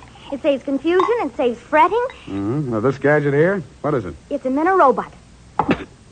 A what-a-bot? It's for busy men like yourself, Sam, so you don't have to burden your mind with petty details. You see, it has this dial on it, right here. And you drop these little cards in this slot. Mm-hmm. You don't have to worry about that. That's for me to take care of. Oh, good. Then, when you come into the office, and supposing you have an appointment with Mr. Jones at 2 o'clock, and you forgot about it, you just dial 2 o'clock, and the little card pops out. And it says Mr. Jones on it. How do I remember to dial 2 o'clock? Oh, well, maybe it's in the instruction book. But anyway, now go ahead, Sam, please. The card's right in there. Now, dial 2 o'clock. Go on, Sam. Now, let's see. Just like a telephone, Sam. Now what do I do? Well, give it time, Sam. It's thinking. You must have forgotten. Jones. Mr. Jones. Effie, do you think it's dead? Oh, Sam, I don't understand it. It was working perfectly. Well, I'll take it straight back first thing in the morning. You'll have to. It'll never find the way itself. You got your book, sweetheart? Yes, Sam. I don't understand. It was working perfectly. Well, that's all right, honey. It doesn't matter. Date October 5, 1947, to Hillary Exxon Esquire from Samuel Spade, license number 137596. Oh, honey, it's only a memo robot. Subject, the Adam Figg Caper. Dear Mr. Exxon, October 2nd in San Francisco was one of those days that you see blown off the calendar by a gust of wind in the movies to denote the time is passing. It was a day for scraping off the minutes with a fingernail file and wondering whether the display ad I'd paid for in the classified section of the phone book wasn't just a waste of money. It certainly wasn't the day I'd expect a leprechaun to walk into my office. He said his name was Adam Figg. He said he was the butler at Exxon Manor in Los Nidos. The limousine, Mr. Spade, is waiting to take you away. We mustn't keep them waiting, must we? Of course we mustn't. Who mustn't we? Why, Mr. Hillary, of course, sir. Oh, Mr. Hillary. And old Mr. Exxon. The old gentleman is very ill. Dr. Feig's office is down the hall. Turn to your right, second door. Well, I assure you, sir, that Mr. Exxon is the best of medical care. Your duty will be simple, to prevent his death. Do I donate blood or just frighten away the evil spirits? Oh, it isn't quite that, sir. Someone is trying to kill Mr. Exxon. He's a very sick man, and I'm sure he'd prefer dying from natural causes. Uh-huh. I get $25 a day in expenses. Here is an ample amount in advance.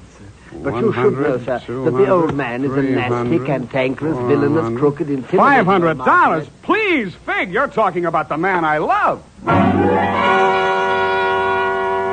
Los Nidos was at least an overnight caper, so on my way out, my lovely and charming secretary, Miss Perrine, handed me a brown paper bag which contained A, one pair of socks, darned, B, one shirt, ironed, and C, the apple which she always polishes for me the night before. We arrived at your large Southern-style mansion 2 hours later. Figg!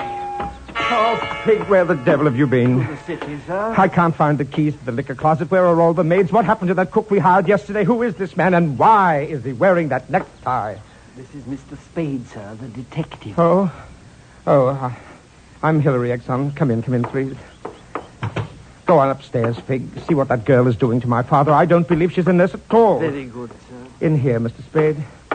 Pardon the condition of the house. The old man has been firing the servants again. Your father, you mean? Yes. Every time he gets shot at, he fires all the servants. He gets shot at pretty often? About once a year. In the fall. Uh-huh. You always hire a detective? No. Oh, dear. I'm not keeping you up, am I? No, excuse me, please. It's much worse this time. I can't get any sleep. Guns going off in the middle of the night. The whole household disturbed. When and where was he last shot at? Yesterday morning at about 1:30.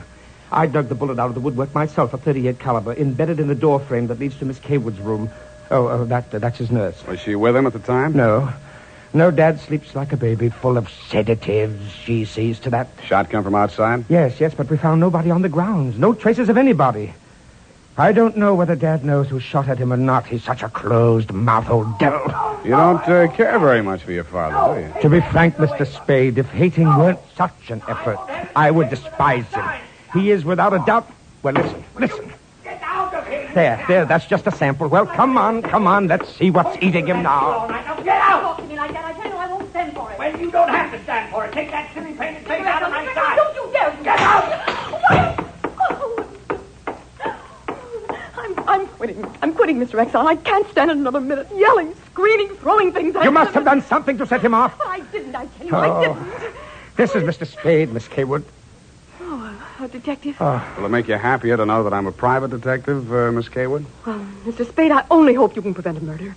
If there's any way at all that I can help, Thanks. I'll see you downstairs after I've talked to the old man. You'd better go in alone, Spade. Oh, Miss Cawood, do you have a throat spray downstairs? I seem to be congested. Oh, go away. Go away! Go away! Oh, well, wasting ammunition. Who are you? If you're a total stranger, come on in. Well, don't be afraid, son. Come on over where I can look at you. It's hard to keep my eyes open. Oh, I mustn't do that. Oh, so you're the detective, eh? That's right, Pop. If you want to take a little nap or something, I'll come back later. What did I say just now? Come back later? No. There's no reason for you to come back later. I'll say everything I have to say right now. The shot woke me. I didn't see anything. I don't know anything. I've got a million enemies. I can't remember the names of any of them. Why don't you try to remember? I could have them checked. You're wasting your time, Sonny. In my day, I've wiped out 100 men, and I'll outlive anybody who's gunning for me now. You must be proud of your past, huh? Proud? Sonny, a past like mine is the finest thing an old man can have. I've swindled my partners and betrayed my friends. I've turned state's evidence just to see my associate get sent up for 20 years. And they say my wife died under peculiar circumstances, and I got rich off her insurance. Now I'm done talking. Do me a favor, son, please. I've got to get a half hour, 20 minutes sleep alone. You'll keep them out, everybody. Please, will you? Sure, Pop. Go ahead. Go on, sleep. Oh, thank you.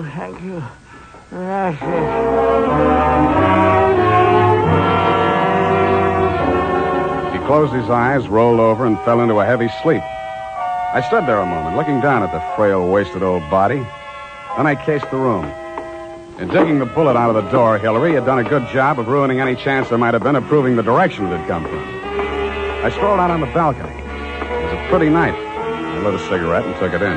Then I heard a door open and close softly behind me. Nurse Kaywood was at your father's bedside. She was filling a hypodermic from a small vial of bluish liquid. He didn't awaken when she jabbed it into his arm.